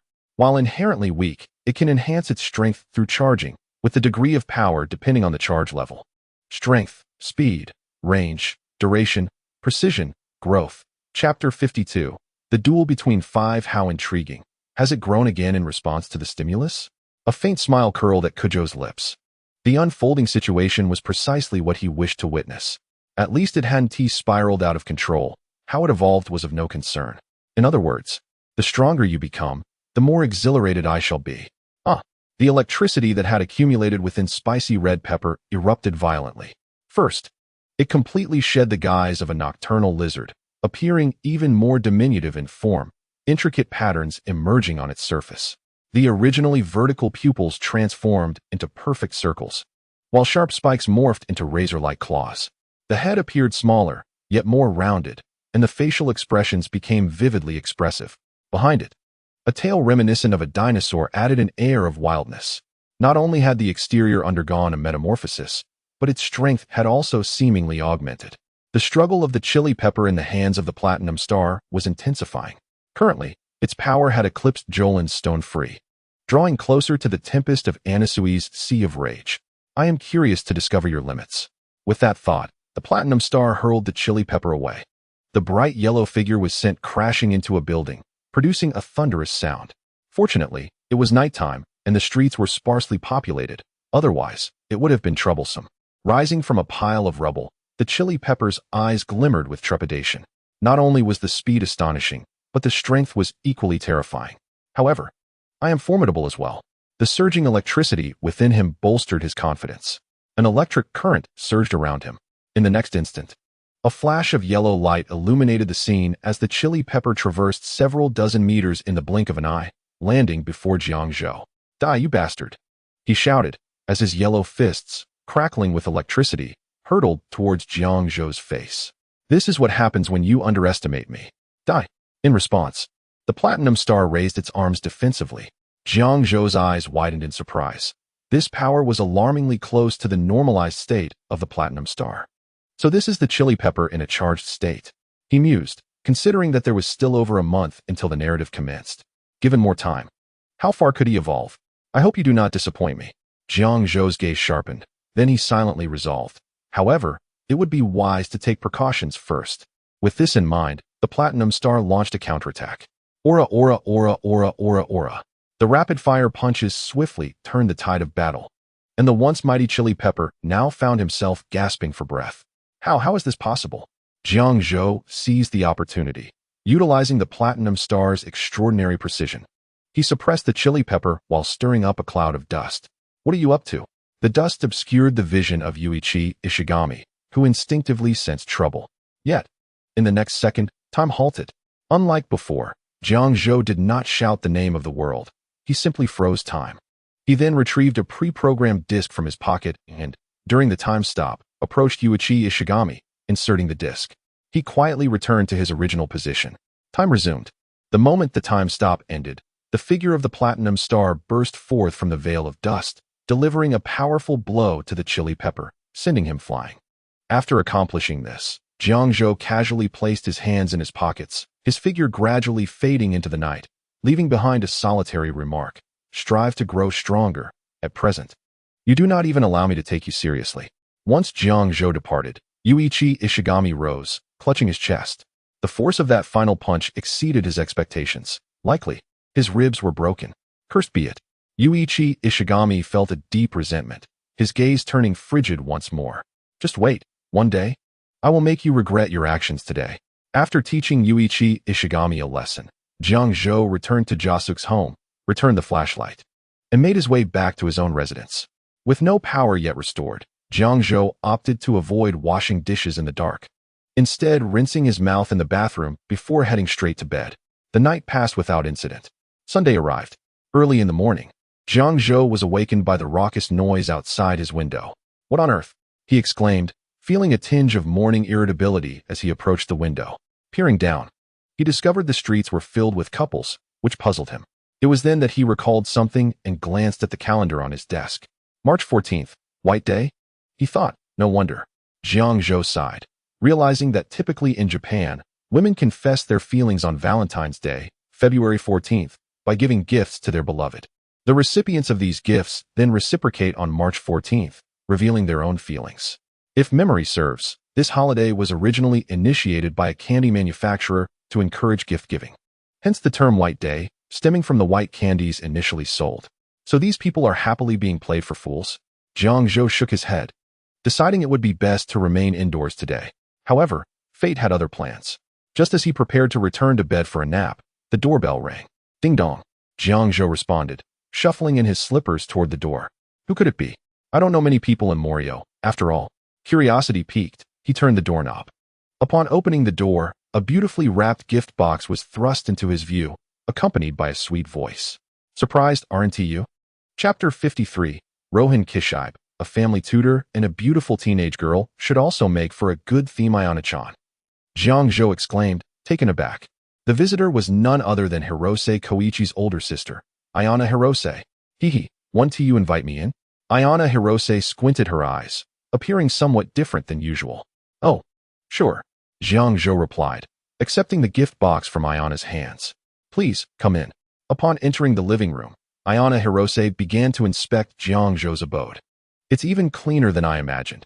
It seems Mr. Jiang Zhou keeps up with his household chores.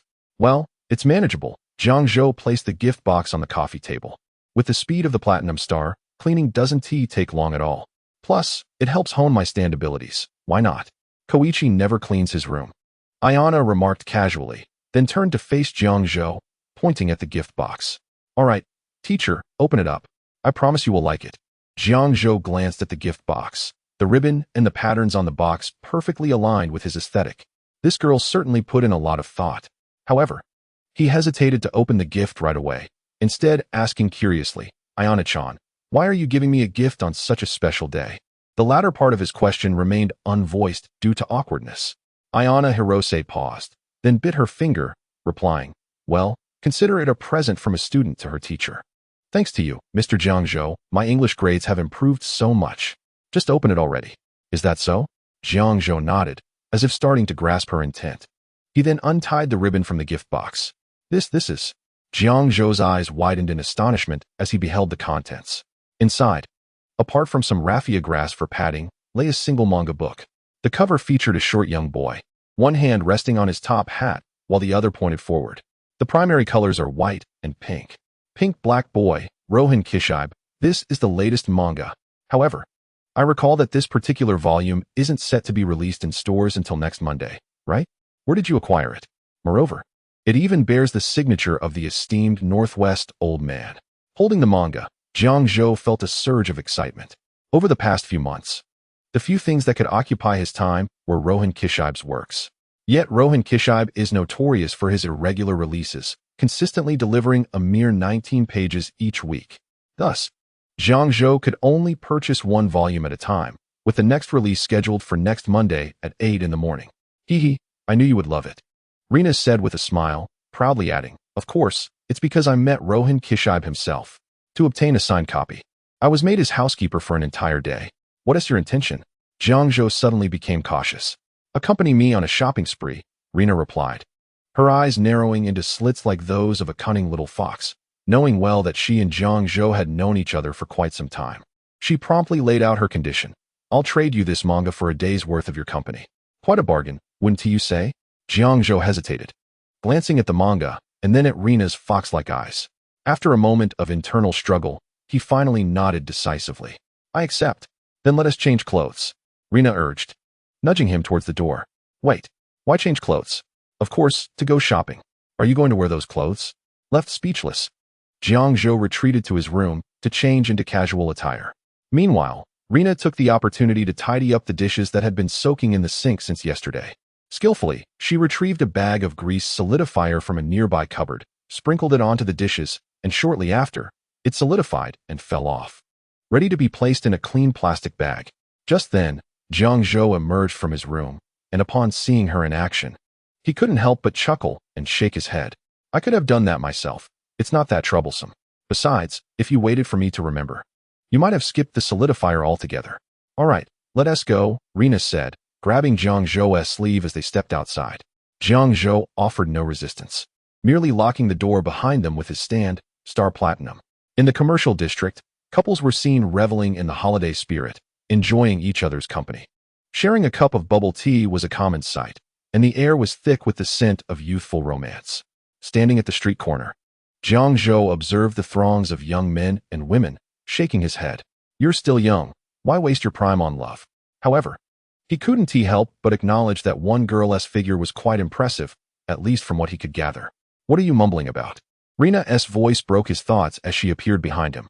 Oh, nothing, he replied, turning to see her holding 2 cups of bubble tea, one of which she handed to him. Thank you. To ease the awkwardness, Jiang Zhou took a large sip, only for Rena to quietly remark, I just asked you to hold it. Huh. Jiang Zhou was taken aback, bubble tea dripping from the corner of his mouth. Rena, unable to contain herself, burst into laughter at his bewildered expression. All right, I was just joking, but that expression of yours is quite adorable. As Jiang Zhou gazed at Rena, who wore a mischievous grin, he fell into contemplation. What had changed? She and T acted this way just yesterday. Meanwhile, in Rohan Kishaib's opulent mansion, the artist reclined in a chair, a faint smile gracing his lips after completing a portion of the manga manuscript to be mailed next week. The time must have come, he mused, thinking of the girl named Rena who had played the role of his housekeeper for a day simply to acquire a signed manga. I wonder how your day with that fellow Jiang Zhou will unfold. Make sure you don't squander the scenario I pinned in your mind. On March 14th. Confront your crush without shyness. Chapter 54.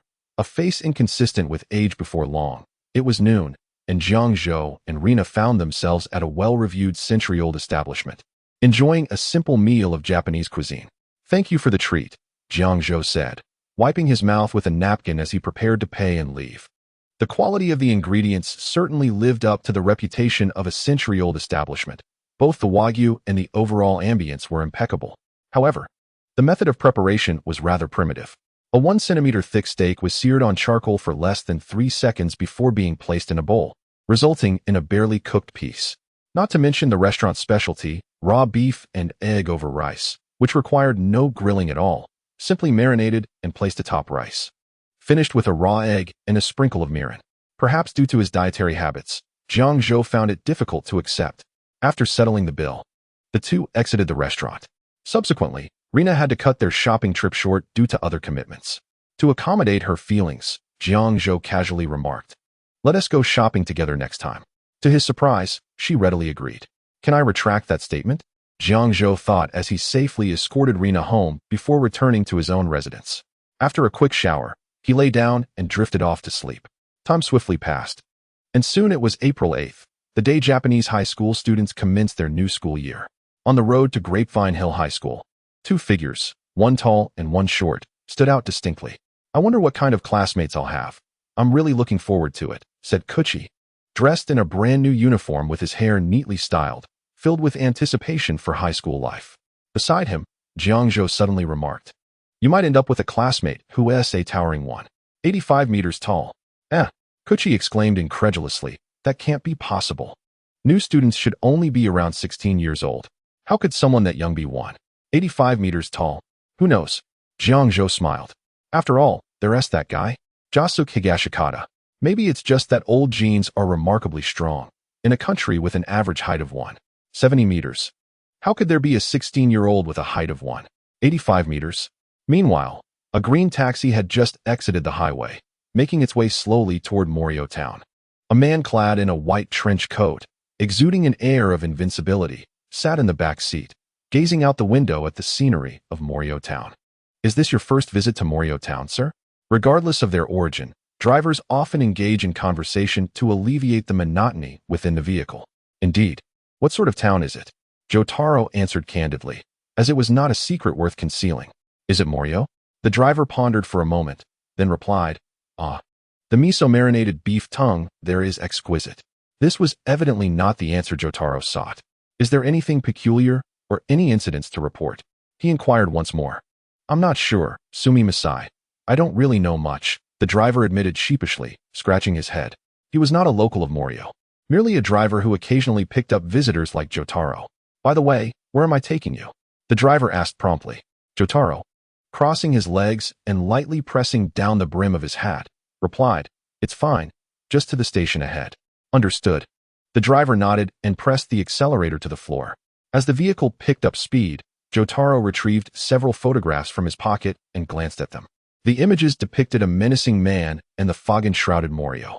These photos were taken by Joseph using his psychic photography ability, though his intention was to capture his son, resulting in such peculiar images. It was clear that the figure in the photograph was also a stand user, and his appearance suggested he was not a law-abiding individual. Oh dear, I hope this doesn't lead to any troublesome matters, Jotaro muttered, shaking his head as he returned the photos to his attire. 5 minutes later, at the station, Koichi Hirose was seated on a bench, awaiting the arrival of the bus, while Jasuke Higashikata stood nearby, holding a can of beverage. As usual, Star Platinum enveloped his finger and punctured a small hole in the base of the can. Aligning the opening with his mouth, Jasuke then pulled the tab. Due to the pressure, the brown coffee began to flow from the hole. By the way, why does Jasuke drink like that? Koichi wondered curiously. After finishing the entire can, Jasuke felt rejuvenated. You can just call me Jasuke in private. After all, I'm not much older than you. As for my drinking method, he paused for a moment, then continued. It originally started as an imitation of someone, and before I knew it, it became a habit. I see, Koichi nodded seriously. To be imitated by someone like Jasuke must mean that person is quite remarkable. At that moment, a taxi halted nearby, and Jotaro Kujo emerged, holding a map of Morio. After surveying his surroundings, his gaze settled on Jasuke. Excuse me, may I ask if there are any families with the surname Higashikata in this town? He inquired politely. Jasuke lifted his head slightly, while Koichi exclaimed, wow, he is so tall. Taller than Jasuke-sensei. He must be at least 190 centimeters. Upon seeing Jotaro's face, which belied his age, Jasuke chuckled. If I recall correctly, there is a police officer in town with the surname Higashikata. I wonder if that's the one you're looking for. Really? Jotaro's eyes brightened. Could you please tell me their address? He produced a notebook from his pocket. Of course, it's not anything secretive. Jasuke nodded before saying, it's 16, J Zenji. By the way, if you're heading to J Zenji, it's best to take bus number 3. It should arrive shortly, he added. Jotaro nodded appreciatively. Thank you very much. It's nothing, Jasuke smiled. Just then, a group of delinquent students in uniforms approached, their eyes narrowing at Koichi, who was clad in the Grape Hill High School uniform. Hey, you little brat. Are you a freshman? Aren't you going to greet us? Yes, I'm a freshman. My name is Koichi Hirose. Koichi quickly stood up, bowed, and said, good morning. Upperclassmen. Now that is more like it. The delinquents, seeing that Koichi had 2 tall companions by his side, decided not to intimidate him further and nodded in satisfaction before seeking out their next target. How terrifying. Koichi clutched his chest, still shaken. At that moment, Jasuke approached, placing a hand on Koichi's shoulder. You really don't need to be afraid. They're just a few delinquents, and I can handle them. Well, they're still my seniors, after all, he added. Just then, the delinquents found another target. Hey, what do you think you're doing? What do you plan to do?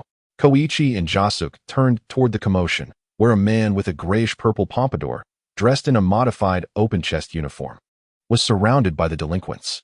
Oh, is a guy 185 centimeters tall also a target? Jasuke found it amusing and patted Koichi's shoulder. You should wait here for the bus. Mr. Kujo, could you please keep an eye on him for me? With that, Jasuke walked toward the scene by the pool, leaving Koichi standing there in a daze. Mr. Kujo? Is he calling you? Koichi looked at Jotaro, puzzled about how Jasuke knew his name without any introductions. Jotaro did not refuse but silently observed Jasuke's retreating figure.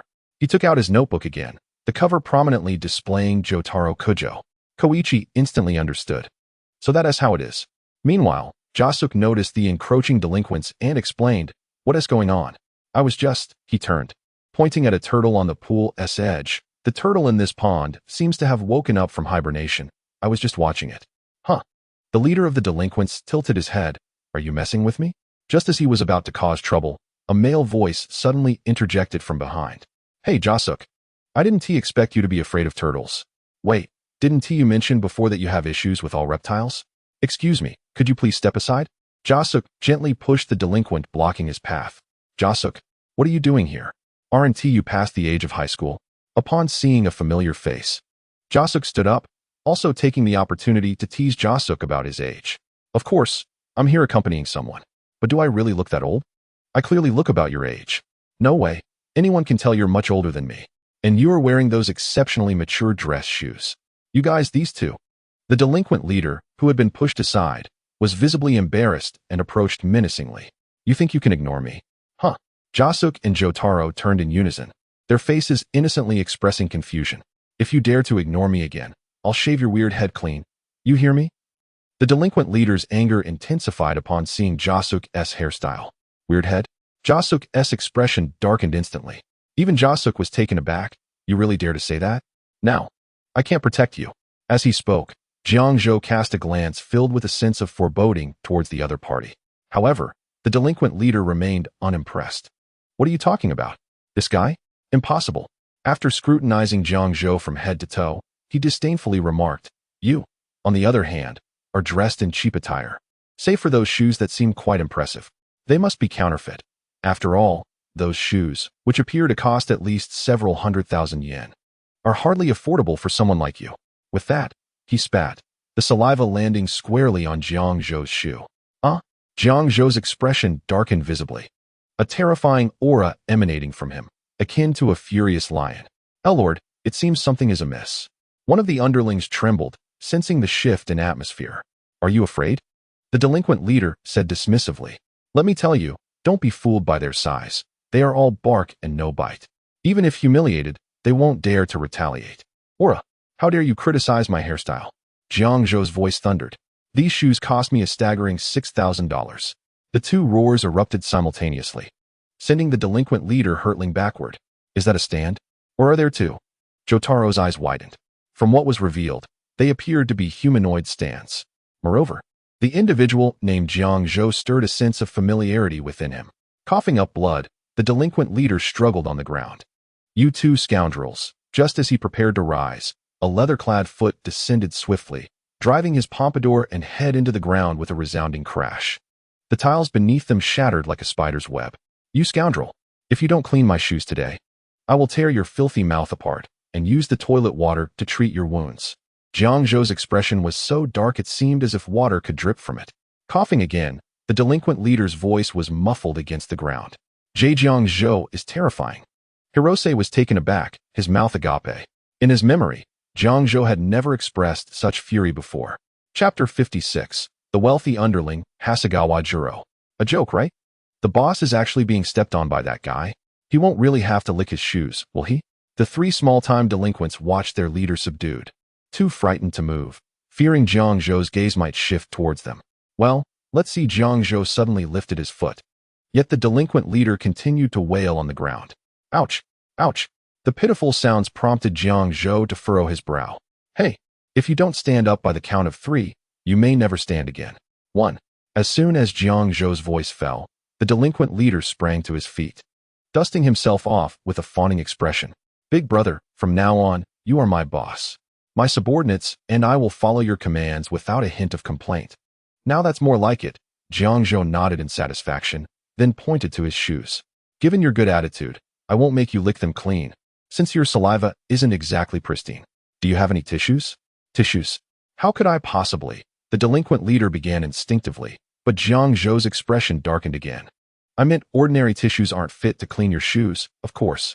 Only pure wool uniform fabric is worthy of your status." With that, the delinquent leader knelt, taking a corner of his uniform to meticulously wipe the grime from Jiang Zhou's shoes until they gleamed. Even the unsoiled shoe was polished to a brilliant shine. Who would have thought you had a knack for polishing shoes? Jiang Zhou's impression of the delinquent improved significantly. "In that case, I shall reluctantly accept you as my underling." "Thank you, big brother." The delinquent's grin stretched impossibly wide, though it was unclear if it was genuine or merely a response to the situation. "All right, you may leave," Jiang Zhou said generously after inspecting the gleaming shoes. "But before you go, you have money on you, right?" Jiang Zhou narrowed his eyes. Yes, big brother. Just say the amount, and I have it." The delinquent leader promptly produced a thick stack of cash, handing it all to Jiang Zhou. This was his harvest from the morning. Well, who would have guessed this line of work could be so profitable? Jiang Zhou was taken aback.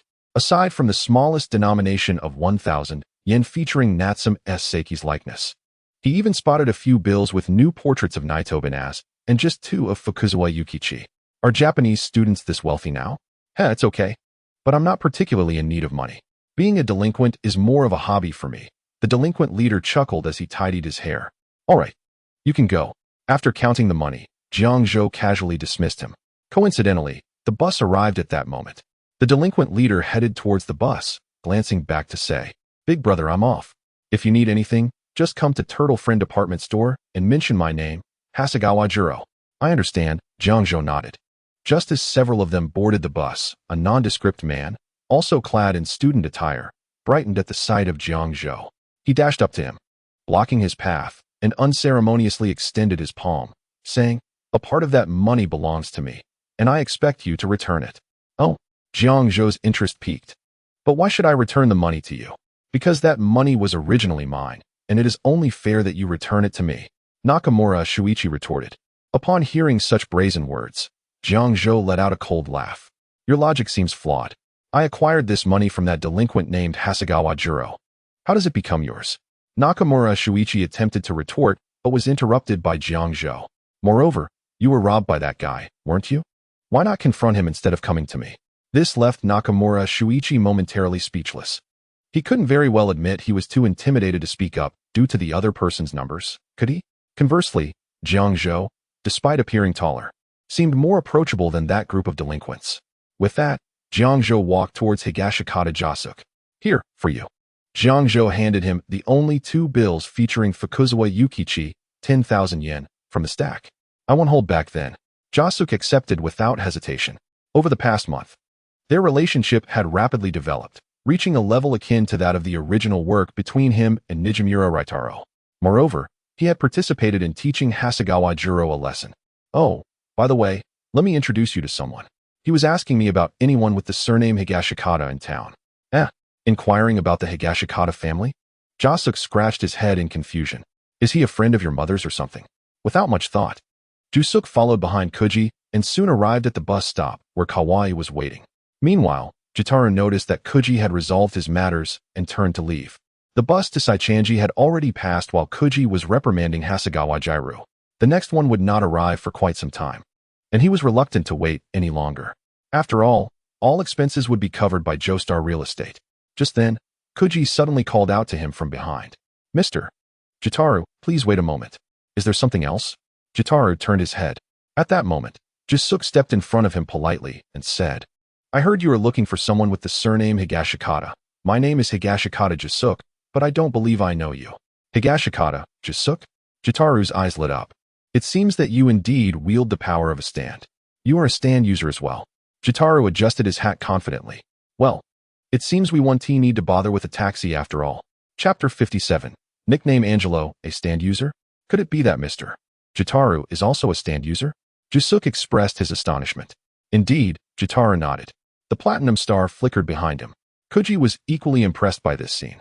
"I wonder who would have the upper hand if I were to battle the current Mr. Jitaru. This power known as a stand is something I do not fully comprehend.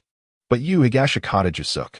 Jitaru's gaze swept over Kuji and then settled on Jusuk. "Me?" Jusuk queried, pointing to himself. "Higashikata Jusuk, born in 1983. Your mother's name is Tomoko. She was 21 and studying at the University of Tokyo at the time. You have lived in this small town since birth. In 1987, at the age of 4, you suffered from an inexplicable high fever and lingered at death's door for 50 days. Your father's name is..." Jitaru paused, lowering the brim of his hat. The next words were somewhat difficult for him to utter, but he finally managed. "Your father's name is Joseph Joestar." Joseph Joestar? Upon hearing this name, Jusuk was momentarily stunned. Meanwhile, Kuji was somewhat familiar with the name, but could not recall where he had seen it. Kuji then spoke up to clarify. "Joseph Joestar is a very famous real estate mogul in America and the founder of Joestar Real Estate." "Wow, your father is such an impressive person?" Kuji exclaimed in surprise. "That is absolutely correct," Jitaru nodded. "The purpose of my visit is precisely this. Although that old man is still quite healthy, I wanted to investigate for future inheritance matters. It turned out that you, his son, are in Japan, and reportedly, even he himself was unaware of it." Due to time constraints, Jitaru decided to explain as they walked, with Kuji following his own thoughts. Soon, as they could see the outline of the school in the distance, Jitaru finally clarified the situation. When Jusuk heard the phrases "the Joestar family is currently in disarray and CG is extremely furious," he stopped in his tracks and deeply bowed to Jitaru. "I apologize for the chaos caused by my existence." Jitaru was somewhat taken aback by this reaction. He had prepared himself for a confrontation with the old man. "Hey, wait a second, why are you suddenly apologizing to me?" "It's just that family conflicts are never a good thing. My mother said she deeply loved him, which is why I was born. I can accept that explanation, so please convey this to my father. That is, please let Mr. Joestar know. Honestly, I knew it would come to this." Kuji helplessly covered his face. Even without relying on the original story, after a month of interaction, he had thoroughly studied Jisuk. One could say that as long as the topic of hairstyles was avoided, he was the last pride of Jonathan. Is that so? I understand now, Jitaro nodded. However, I came to see you for another matter. Do you recognize this individual? Jitaro pulled out 3 photographs from his pocket and handed them to Jisuk. I don't recognize him at all. Jisuk glanced at the photos briefly and replied affirmatively. After all, with such a fierce-looking person, he would find it hard to forget after just one look. Is that so? I understand now. Jitaro nodded, just as he thought the lead had run cold. Kuji suddenly spoke up. That guy is Katajiri Anjiru, 34 years old, nicknamed Angelo. He is one of the most notorious murderers in Japanese criminal history. In his 34 years of life, he spent a full 20 years in prison. The last time he was arrested was in 1994 for the rape and murder of 2 14-year-old boys and the torture of a wealthy man's son, ultimately receiving a death sentence. However, in 1998, that is, last year, an incident occurred during the execution of his death sentence. What incident? Although Kuji was equally curious about how Kuji knew so much, he was more eager to learn about the incident Kuji mentioned. Jitaro also looked at Kuji seriously. The information provided by this man matched precisely with what the Foundation had gathered. Kuji then placed his hand on his neck and said earnestly, that guy was hanged. But he hung there for a full 20 minutes, and his heart continued to beat strongly. As a result, the execution was postponed. 2 weeks after the execution was supposed to take place, that guy escaped from prison. What? So this dangerous individual could very well be in Morio Town. Kuji's mouth fell agape. Indeed, Kuji nodded. He then met Jitaru's gaze. Mr. Jitaru, are you also curious about why I know such detailed information about someone unrelated to me? Jitaru did not respond verbally, but his eyes conveyed certainty. Actually, it's quite simple. I dislike trouble, so I prefer to locate those who are likely to cause it before they do and resolve the issue. If that vile individual has any connection to Jisuk, it would be through his grandfather. My grandfather? Upon hearing about family, Jisuk instantly perked up. That's right. From what I understand, Officer Higashikata Rahe was one of the patrol officers responsible for apprehending Angelo during his first crime. Jisuk said, considering his knowledge of Angelo. But if it was his first crime, then that means it has been 22 years already? Even with a good memory, how could he remember that? Upon hearing this, Kuji's gaze unintentionally shifted towards Achiang. It should be noted that this gentleman had maintained a detailed notebook for a full 24 years. What is the matter? Jitaro asked, puzzled. Oh, nothing. Kuji quickly waved his hand. Forget it. It's best not to compare ordinary people with Achiang. After all, Achiang is a genius who can learn 30 English words in a very short time, even after completely losing his memory. Chapter 58, 2 Platinum Stars, Jitaru's Astonishment. No. Even if there is just a slight possibility, I will not allow that man to harm my grandfather. Kuji, you've gathered so much information. You must know his current whereabouts. Jisuk looked at Kuji, his fingers already turning white from clenching. He spares no threat to his family, be it hairstyle, relatives, or genuine friends.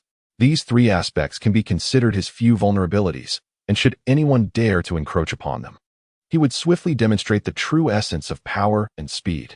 Jiang Zhou is acutely aware of this. Apologies. I have only discovered that this individual is currently active around Duwang Town, but pinpointing his exact location will require some time. Damn it. Jisuk grumbled, feeling helpless. After all, he was merely a soon-to-be high school student, with scant time to investigate a criminal. I will do my utmost to look into Angelo's case, but Jisuk, it appears your concerns lie elsewhere. With that, Jiang Zhou pointed at Jisuk's sleeve. Masaka, Jisuk suddenly realized, rolling up his sleeve to check his watch. Is it already this time? If I'm late on the first day, your mother might be more dangerous than Angelo. Jiang Zhou remarked mischievously. Oh, you noticed the time and didn't say anything until now?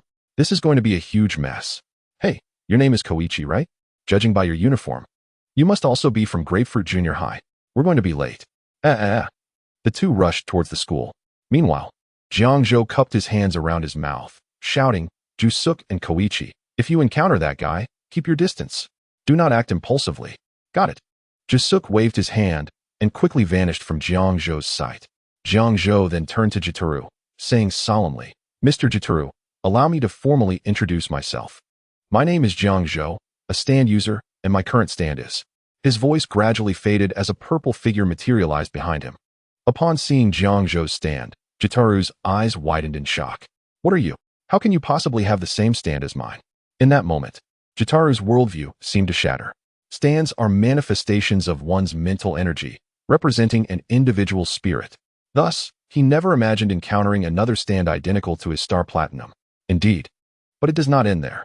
Jiang Zhou's star platinum suddenly spread its arms, and the power of time stop emanated outward. Time, cease your flow. In an instant, the surroundings fell silent. Jotaro's eyes flickered. Everything had indeed come to a standstill. Birds, insects, and even the leaves rustling in the wind had halted. Even Jotaro himself found his ability to move lost after 5 seconds. The ability to halt time, undeniably identical to my star platinum's power, meant that this individual possessed another star platinum. Jotaro's heart was profoundly shaken. Only 5 seconds of movement. Jiang Zhou furrowed his brow. Though it might sound impolite, he felt discontent with Jotaro's current performance. Time. Resume your flow. As time resumed, Jotaro clenched his fists. If he had not witnessed it firsthand, he would not have believed there could be another star platinum in existence. Mr. Jotaro, it seems you have not utilized the time stop ability in quite some time. Your body has somewhat regressed. Jiang Zhou remarked nonchalantly. Yes, probably around 10 years. Since returning from Cairo, I have not halted time. Jotaro replied candidly. His lack of wariness stemmed from not sensing malice in Jiang Zhou. If anything felt amiss, it was the hint of disappointment he detected in Jiang Zhou's gaze. In truth, Jiang Zhou had relentlessly contemplated how to better harness the power of star platinum since acquiring it. Extending the duration of activity within stop time was a consideration he had after mastering the stand's basic abilities.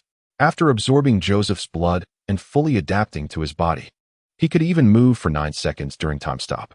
He had been striving towards this goal, only to realize that when he could move for 5 seconds as Jotaro did, he uncovered the truth behind Jotaro's limitation. Star Platinum could only stop time for 5 seconds, not due to Jotaro's negligence in training, but rather because moving for 5 seconds within a halted world was the utmost limit of the human body. This was an inherent disadvantage that could not be compensated for through training alone. Yet, just when Jiang Zhou thought he would have to settle for this, he discovered new hope. Though the duration of the time stop could not be extended, the intervals between its uses could be shortened. From initially using it roughly every 4 breaths, Jiang Zhou could now use it in intervals of less than 1 breath.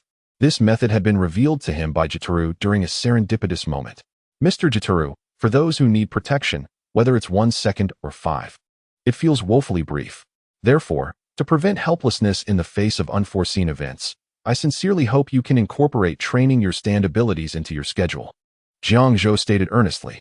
Though he was uncertain of the outcomes, the moment he re-encountered Jotaro, the desire to see him reclaim his stand abilities surged within him.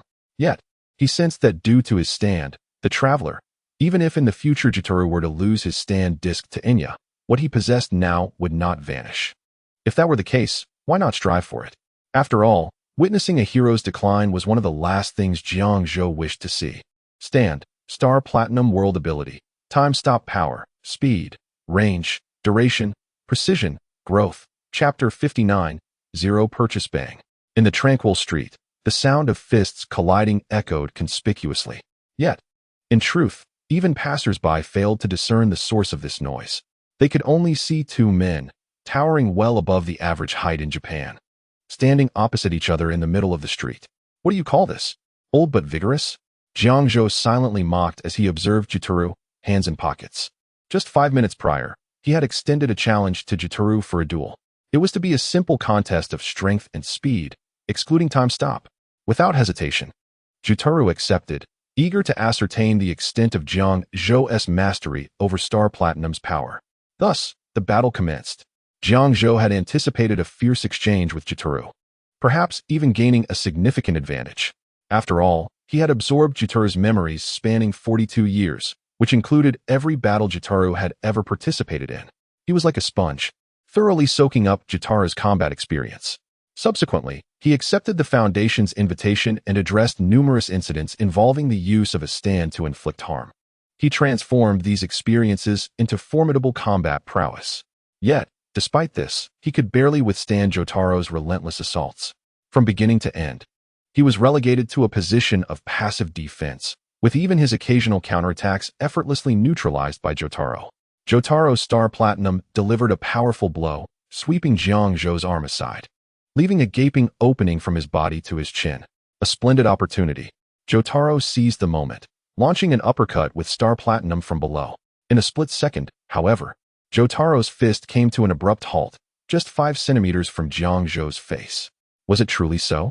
Jotaro adjusted the brim of his hat, revealing that he had not intentionally ceased his attack. Rather, if he had followed through, a horrifying outcome would have ensued.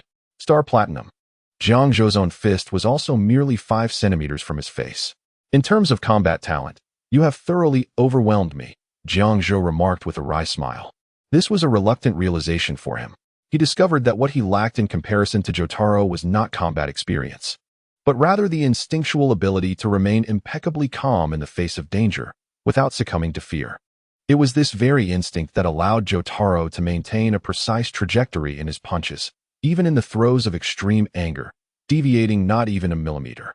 It was precisely due to his absence of such composure that Jiang Zhou resorted to risking severe injury in pursuit of a stalemate. Fortunately, he succeeded. Jotaro indeed halted his assault, retracting star platinum behind him, standing quietly in place. Just from this awareness, I eagerly anticipate your future growth. With those parting words, Jotaro turned and departed, leaving a message for Jiang Zhou. I shall remain in Morio Town for a while. Should you encounter any issues or leads, feel free to find me at the Morio Grand Hotel. As Jiang Zhou watched Jotaro's figure gradually fade into the distance, he rubbed his slightly sore wrist, pondering. Has he truly not trained his stand for a decade? Aside from the diminished ability to stop time, everything else appears untouched. Shaking his head in resignation, Jiang Zhou made his way toward the Turtle Friends department store, intent on locating Angelo. If memory served correctly, today was the day Angelo would encounter a couple and, utilizing his stand-S ability, Water Necklace, would control the man's body to rob a supermarket. As for the woman, she would tragically meet a gruesome fate in the bushes. Thus, if Jiang Zhou could find this ill-fated couple, there was a considerable chance of encountering Angelo. Without hesitation, Jiang Zhou set his plan into motion, his execution being one of the few commendable traits he possessed. However, as of 1994, Morio Town boasted a permanent population of 58,713. To locate a couple amidst such a vast crowd would not be an easy feat. He knew that the couple would cross paths with Angelo on their way to Turtle Friends. Time slipped away. The entire afternoon passed, and Jiang Zhou had yet to spot not only Angelo, but even the unfortunate couple. Could my arrival have caused some unforeseen changes? He wondered, feeling a twinge of doubt.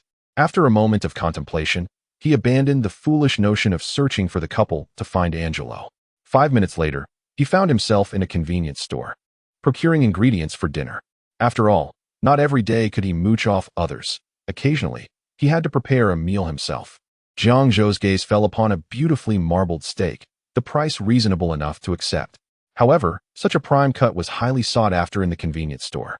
Indeed, a strangely dressed man beside him was fixated on the steak with an aggressive glare, as though it were already his possession. Just as he reached for it, Jiang Zhou swiftly placed the steak in his basket, casting a triumphant look at the man. The man shot him a cold glance before moving on to another section. Jiang Zhou remained unfazed. Judging by the man's attire, he clearly was not someone who would know how to cook. Such high-quality steak would merely go to waste in his hands. Soon, Jiang Zhou selected his ingredients. In addition to the steak, he chose some vegetables, eggs, and a box of pre-sliced salmon. Yet, when he approached the checkout, he discovered a most unfortunate turn of events. The man had deliberately positioned himself in his way. The cashier could only apologize to Jiang Zhou before proceeding to ring up the man's items first. Jiang Zhou shrugged. He had plenty of time and could simply listen to music on his headphones. The steak is mine. Do as you wish. However, after several minutes, Jiang Zhou sensed something amiss. How many items could this guy possibly be buying? Why had the checkout not concluded yet? With a puzzled expression, he glanced ahead and realized that all the other customers had fled, leaving only the man in front of him and the cashier. Oh, so this fellow was attempting a 0 yen purchase. Hey, you bastard, you just stole my steak, didn't you? The man glared menacingly at Jiang Zhou. Jiang Zhou looked around before pointing at himself in confusion. Are you talking about me? Of course. If you don't hand over the steak and your wallet, I'll slice this young lady's beautiful face. The man pressed a knife against the girl's face, leaving a mark on her skin, which was rich in collagen. There was no doubt, if the man's hand trembled even slightly, it would leave an unsightly scar on her face. No, please, the girl whimpered, terrified of becoming a hostage. That is not for you to decide. The man grinned ominously before turning his attention back to Jiang Zhou. So what do you say? Shall I mar her face? The choice is yours, my friend. Yet, at that moment, Jiang Zhou responded with confusion. And what of it? She isn't my girlfriend. This doesn't concern me. If you think you can use her face to threaten me, you are gravely mistaken. Quit the chatter. The man shouted, tightening his grip. Hurry up. Toss me the steak and your wallet.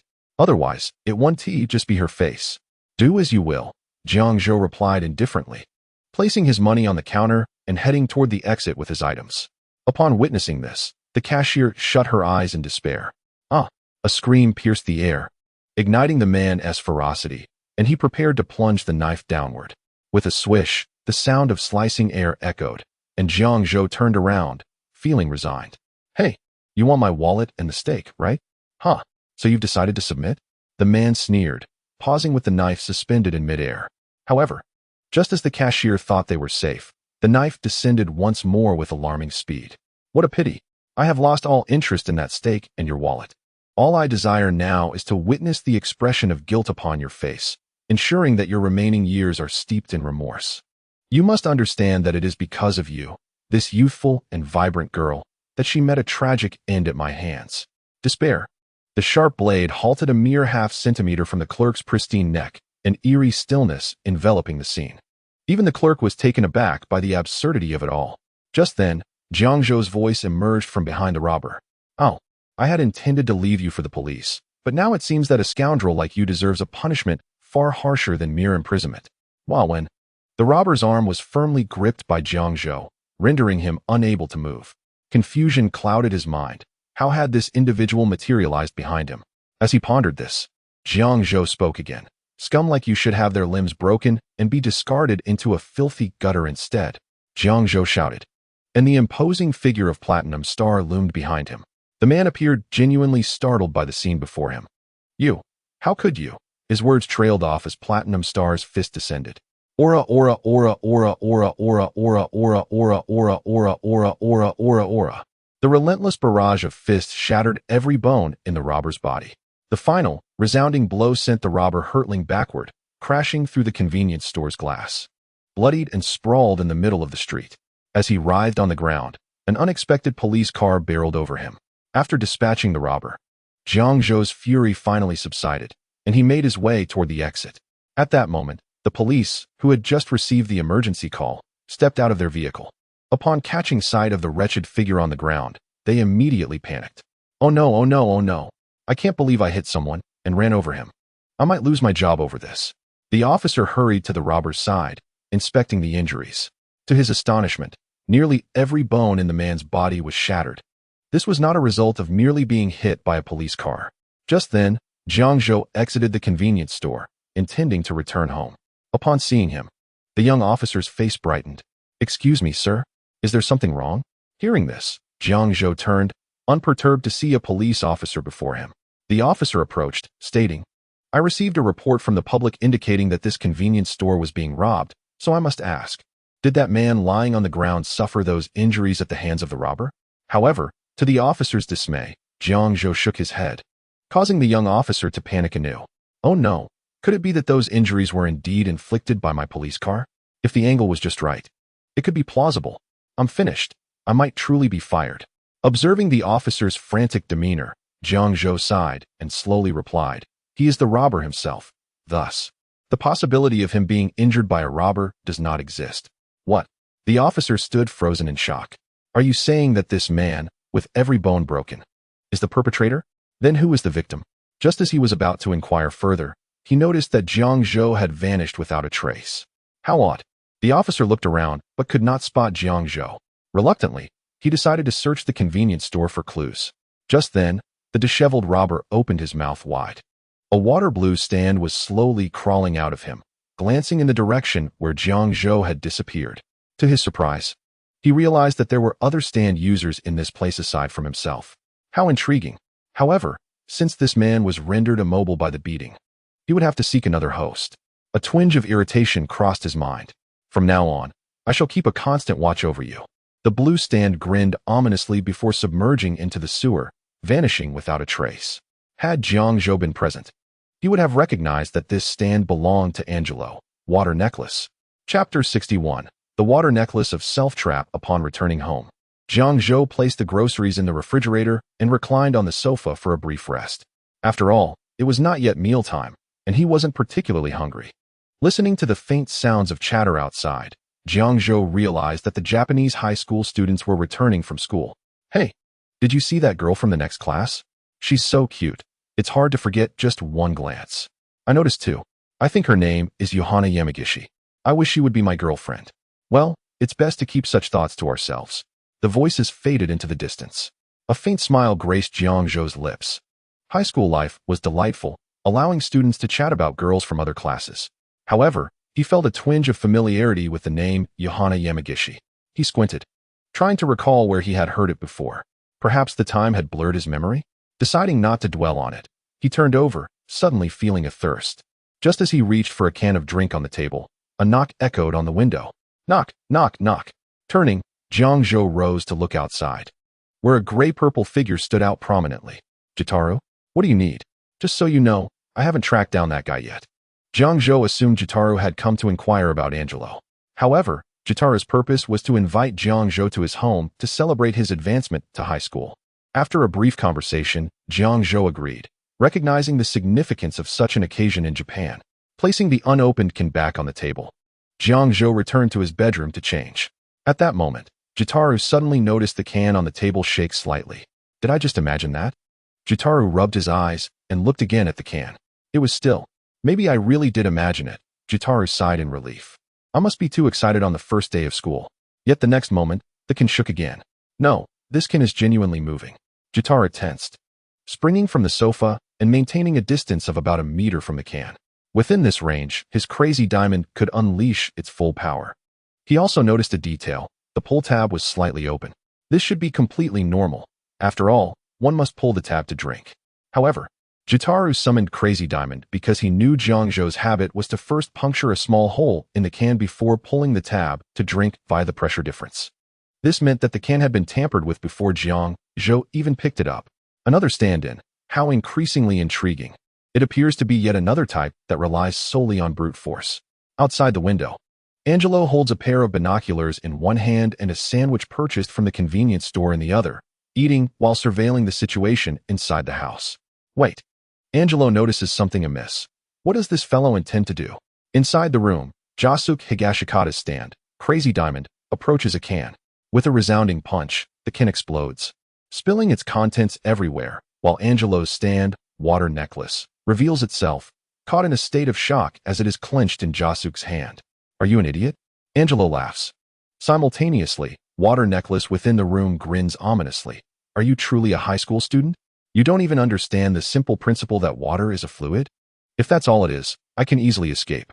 Just then, Josuke chuckles. Oh, I never thought I could capture flowing water. What? Water Necklace's eyes widen, instinctively attempting to transform into liquid to flee from Crazy Diamond's grasp. However, in the next moment, the shards of the exploded can on the floor suddenly fly towards Josuke's palm. In less than a second, the can reconstitutes itself, trapping Water Necklace inside. Bang! Bang!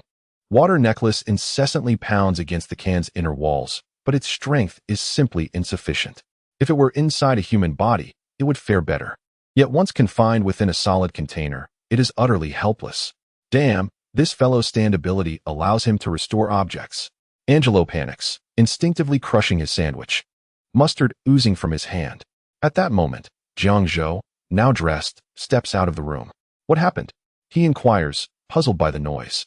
Oh, I've already captured that guy's stand. Josuke beams, shaking the can containing Water Necklace vigorously. The enemy's stand? Jiang Zhou glances at the can in Josuke's hand.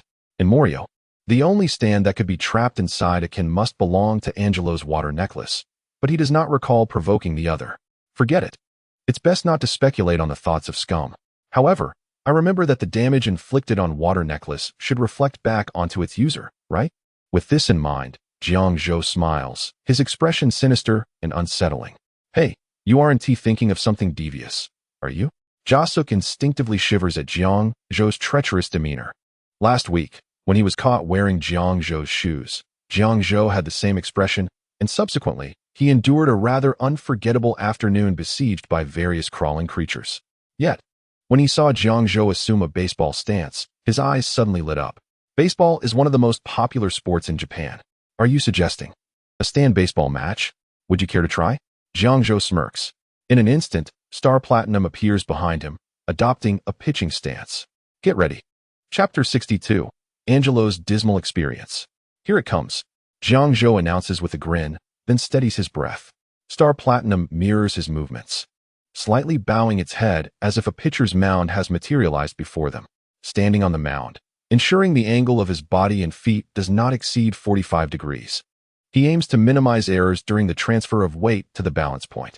Then, Star Platinum grips the can, stepping back slightly while maintaining its center of gravity. The head remains slightly behind the center axis of the body, hands positioned along the central line. Rotate. The pivot foot shifts into the position for a side throw. Lift the leg. Star Platinum minimizes the movement of its center of gravity to ensure fluidity. Pitch. Whoosh. The can flies from his hand, swift as a silver lightning bolt, almost instantaneously reaching Jasuk. At that moment, Jasuk's crazy diamond has already assumed a striking posture. With a resounding punch, it crashes into the can. Outside, the damage inflicted on the stand reverberates back to its user. Cough. At this moment, Angelo feels as if he has been struck by a truck laden with cargo, his body flying backward in a graceful arc through the air. However, before he can land, an opposing force hurls him again. In this scene, Angelo resembles a baseball soaring across the field. I'll remember this grudge. Angelo, appearing battered yet maintaining a fierce glare, exclaims, Aura, aura, aura, aura, aura, aura, aura. Do-do-do-do-do-do-do-do-do-do-do-dud. In the living room, Jiang Zhou and Jasuk exchange blows, with the can bouncing back and forth between them. Thankfully, Jasuk repairs the can and its contents with each strike. Otherwise, Angelo would have likely succumbed in the first round. He could hardly withstand such relentless assault. After some time, Jiang Zhou and Jasuk have thoroughly indulged in their baseball match and decide to pause. Baseball truly is a physically demanding sport. Jiang Zhou wipes the sweat from his brow. Time is getting late. We should celebrate your promotion to the next grade. And what about him? Jasuk gestures towards the can on the table. We can't just leave him here, can we? With each strike, he has been restoring the can and Angelo's stand. Angelo must feel nauseous and on the verge of vomiting, but he still possesses the ability to act. Now that you mention it, that does seem true. Jiang Zhou ponders for a moment. Very well then. He claps his hands together. In the next moment, a disc materializes in his palm. After all that exertion, Angelo should be quite fatigued. I'll treat him to a sauna. Saying this, he walks into the room, locating an empty fish tank. He fills it with water, inserting the disc into his body, then extends his fingers into the tank. Gurgle, gurgle.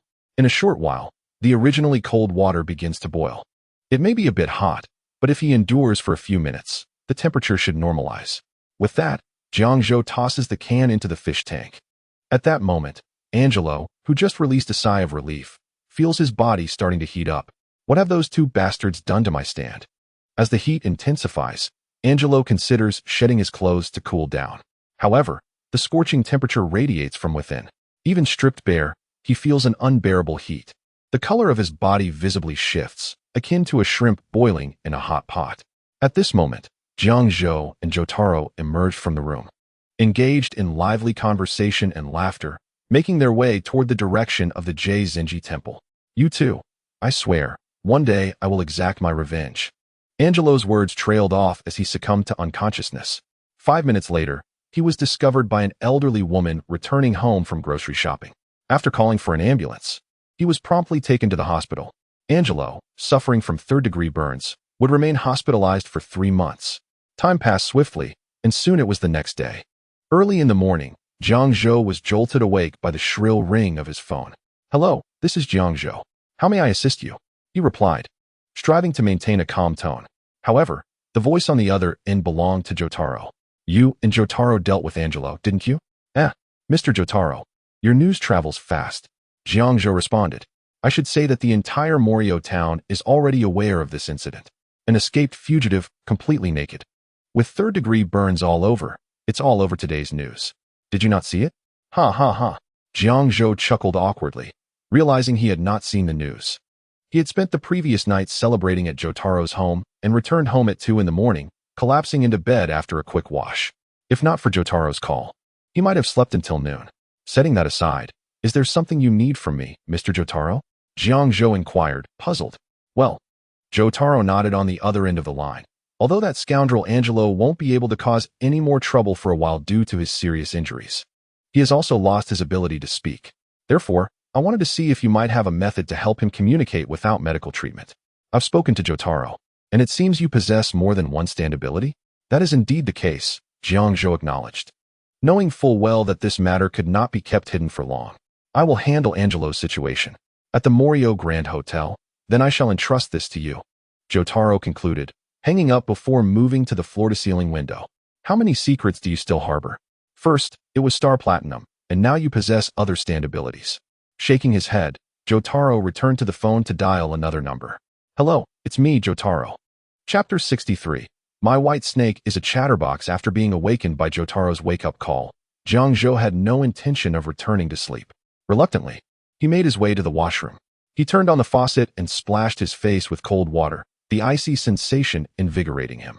After a simple breakfast, Jiang Zhou switched to the disc for White Snake, the philosophical stand manifesting in the room. However, before Jiang Zhou could utter a word, White Snake burst into laughter upon seeing the dark circles under his eyes. Ahem, it said, adopting a serious tone. You should exercise some restraint, though you are still young.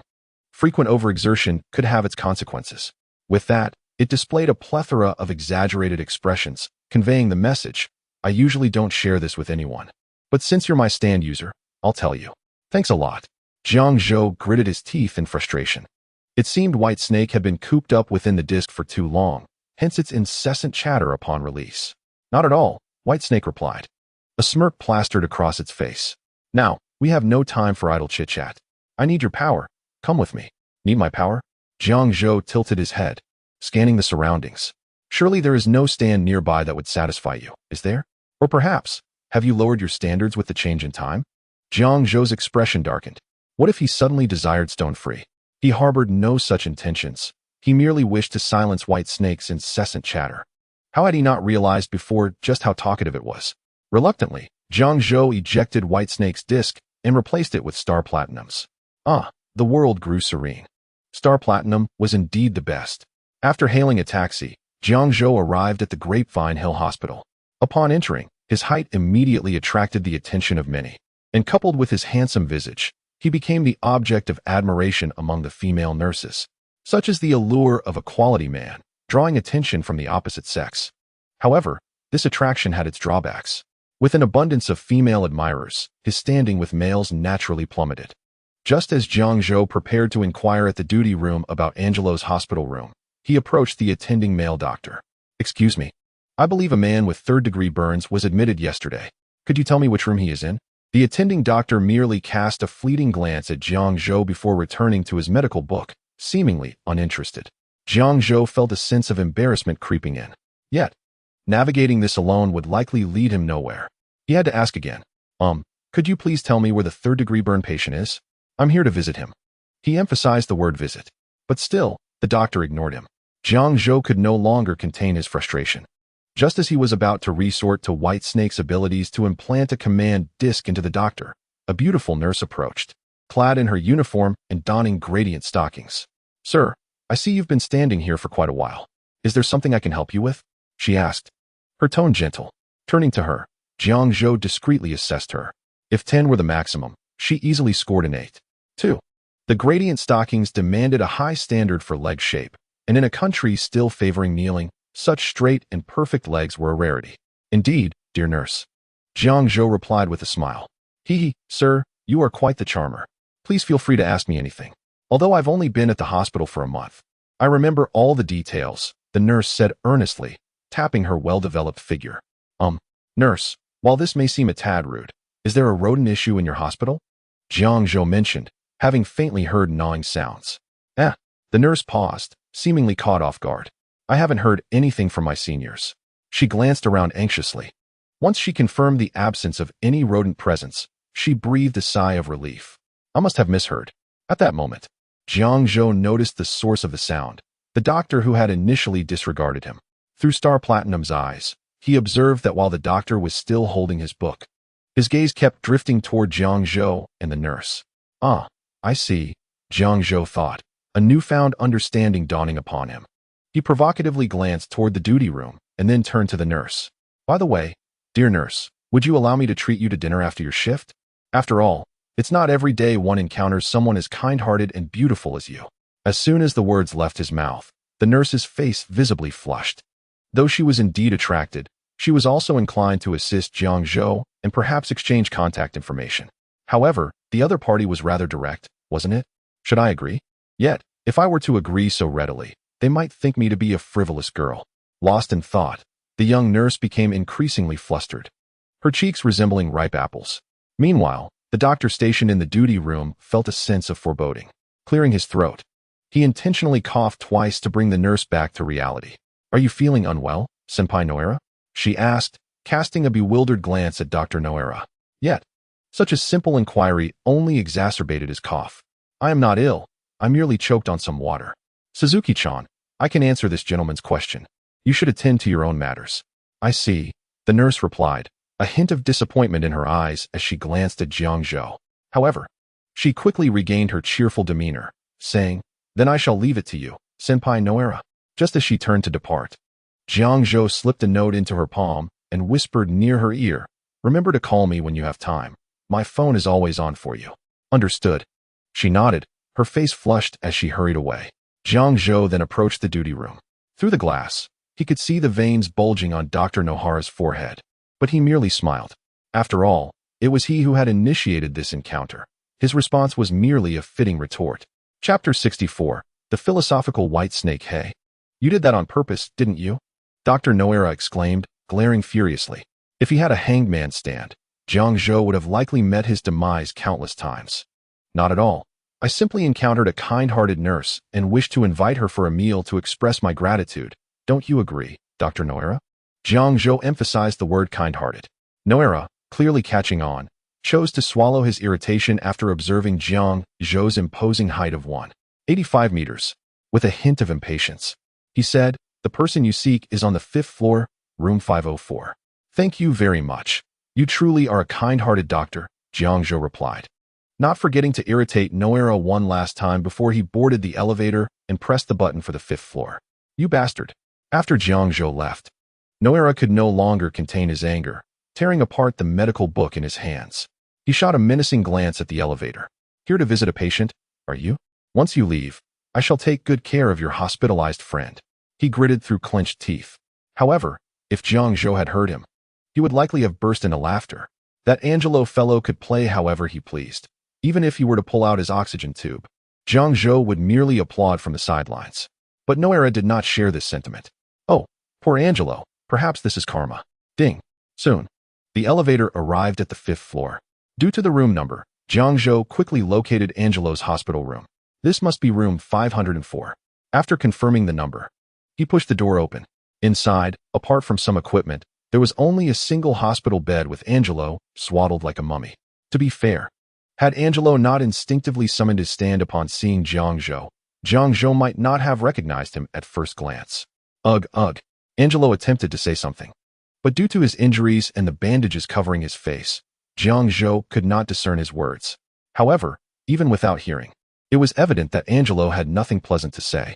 What a shame to have such a fine room, Jiang Zhou remarked, choosing not to erase Angelo's memory directly, but instead walking over to the window. Given the severity of Angelo's injuries, the hospital had selected a room with the best ventilation. Feeling the gentle breeze, Jiang Zhou found himself momentarily envious of Angelo, living in such a clean and tidy space, with beautiful nurses attending to every need, even the most personal ones. What a fortunate fellow you are. Jiang Zhou shook his head. Nevertheless, he hadn't come to the window merely for the fresh air. He aimed to create a blind spot for a more convenient switch of discs. Gold experience, I summon you. White snake, arise. Ugh. Angelo's eyes widened at the sight of the philosophically adorned stand before him. This being was clearly no benevolent entity. Ugh. I'm gravely injured in the hospital, and you still do this to me. Ugh. Do you even have a conscience? Listening to the whimpers, Jiang Zhou pointed to his ears and chuckled. Sorry, I can't quite hear you. White snake, do your thing. Rest assured, it's this fellow, right? Whitesnake grinned oddly and slowly approached the immobile Angelo on the hospital bed. Ugh, water necklace. As Angelo's eyes widened, a water-blue liquid entity, adorned with multiple eyes, positioned itself in front of him. What do you want? Water necklace exclaimed in panic. Given that a stand's power is linked to its user's state, it had little strength at present. Moreover, water necklace was not known for its physical prowess.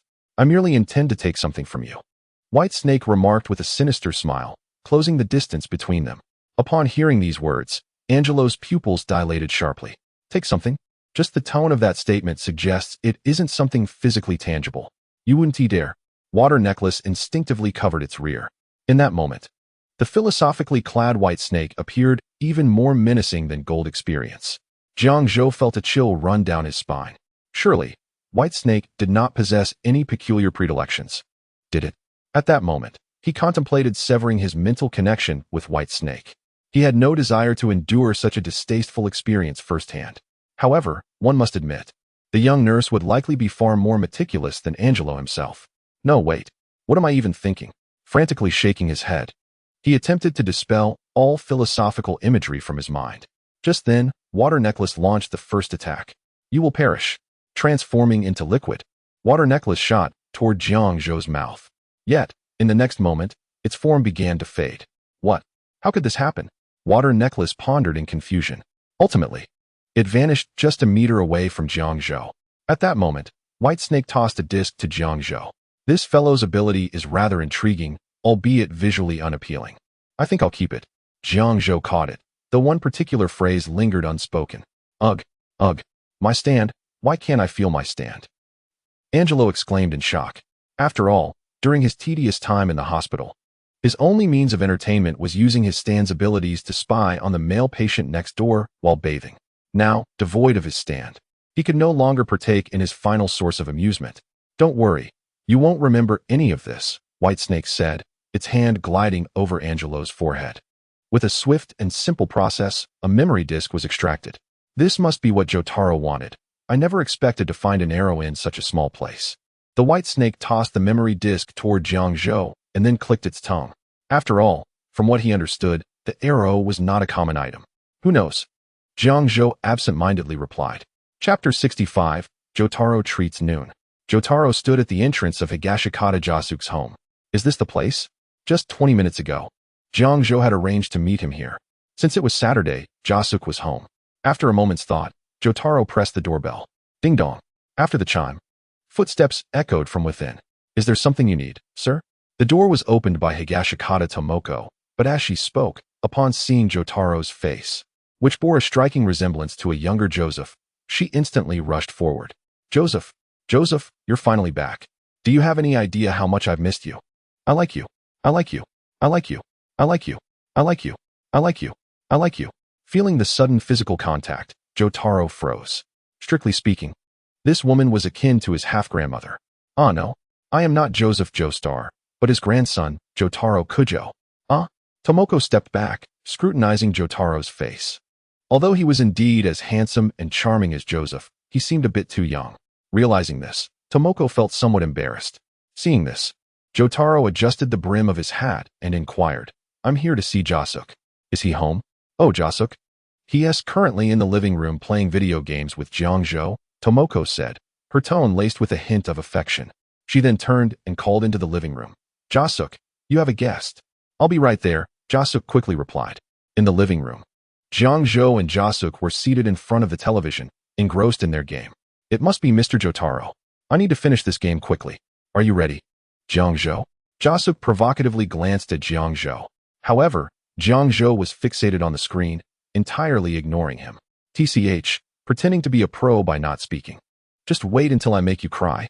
Jasuke then turned his attention back to the television. 15 seconds later, Jiang Zhou stood up effortlessly, patted the despondent Jasuke on the shoulder, and said, All right, let us not keep Mr. Jotaro waiting. With that, he headed to the door to greet Jotaro. Damn it. This guy's skills have improved again. After a moment of gloom, Jasuke tidied up the living room. Just as he finished, Jiang Zhou and Jotaro entered. Seating themselves on the sofa, Jiang Zhou placed the memory disk made from part of Angelo's memories on the table. Upon seeing the disk, Jotaro picked it up and inserted it into his head. Jiang Zhou had already explained its usage at the door. It was, indeed, quite convenient. 5 minutes later, Jotaro removed the memory disk, lost in thought. Could it be that thing awakened to stand? Things were getting complicated. Mr. Jotaro, what exactly is that thing you mentioned? Jasuke, still processing Angelo's memories, looked puzzled.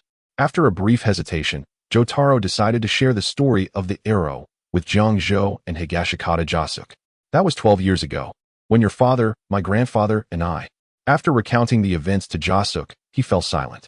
After a long pause, he finally spoke again. Mr. Jotaro, are you saying that your mother's high fever suddenly subsided after defeating that guy? Indeed, Jotaro nodded. Jasuke fell into silence once more, while Jiang Zhou, observing from the side, began to comprehend. Jasuke was recalling his childhood fever experience. When he was 4, he had suffered from an unknown fever, lingering near death for about 50 days. His mother, Tomoko, had wanted to drive him to the city hospital, but during that winter, an unprecedented heavy snowfall in Morio caused their car to become stuck. At that moment, a mysterious blood-soaked boy with a stake head helped them by placing his clothing under the tires and pushing the car. Back then, Jasuke was only 4 years old, and due to his fever, he could hardly remember the face of his benefactor. The only striking memory was that peculiar yet stylish hairstyle. Henceforth, Jasuke regarded that mysterious boy as a hero and adopted a similar hairstyle. However, after hearing Mr. Jotaro's tale of his journey to Egypt, Jasuke suddenly realized that it was only Tomoko and that mysterious boy striving to keep him alive. His father, Mr. Joseph, was equally determined. In an instant, Jasuke's perception of Joseph improved considerably.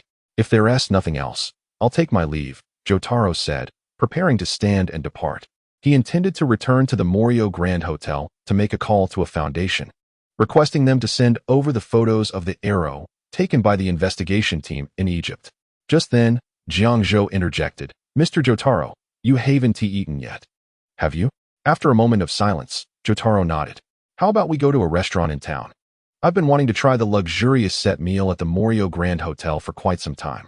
After all, Mr. Jotaro's expenses for this outing are covered by the Joestar Real Estate Company, right?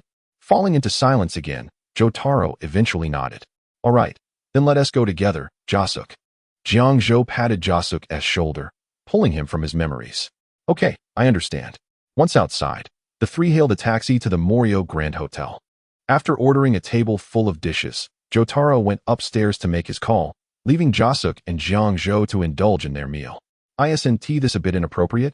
Letting Mr. Jotaro treat us for no reason, Jasuke mumbled with his mouth full of food. What is wrong with that? Mr.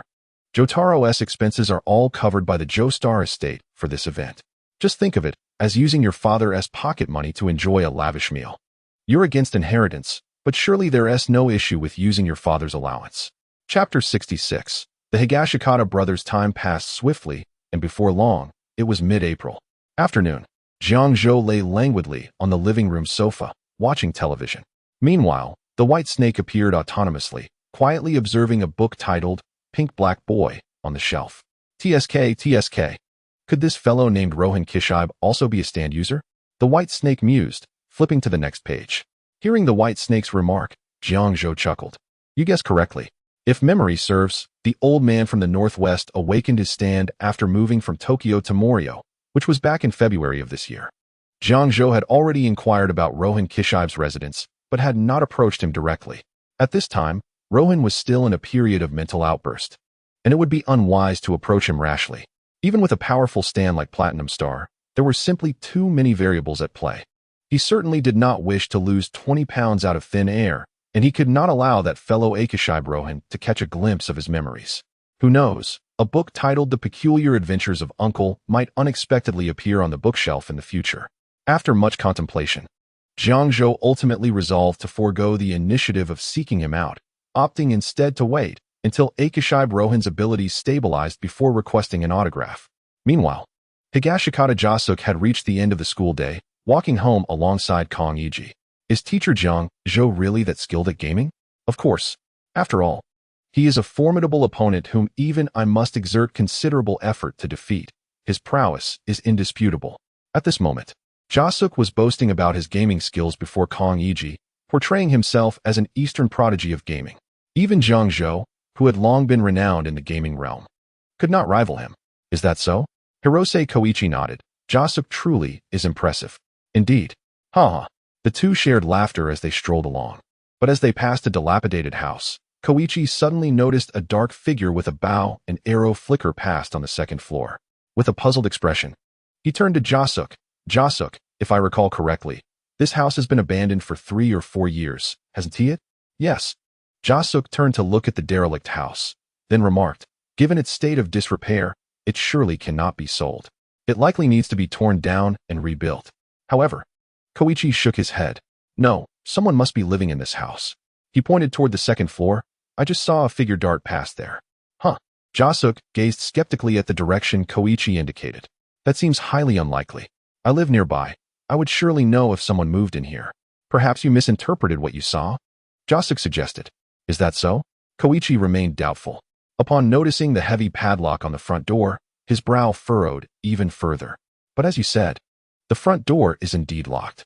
Yet I distinctly saw something. It might be a ghost, who knows? Jasuk quipped playfully. Yet Koichi took this notion seriously. A ghost, huh?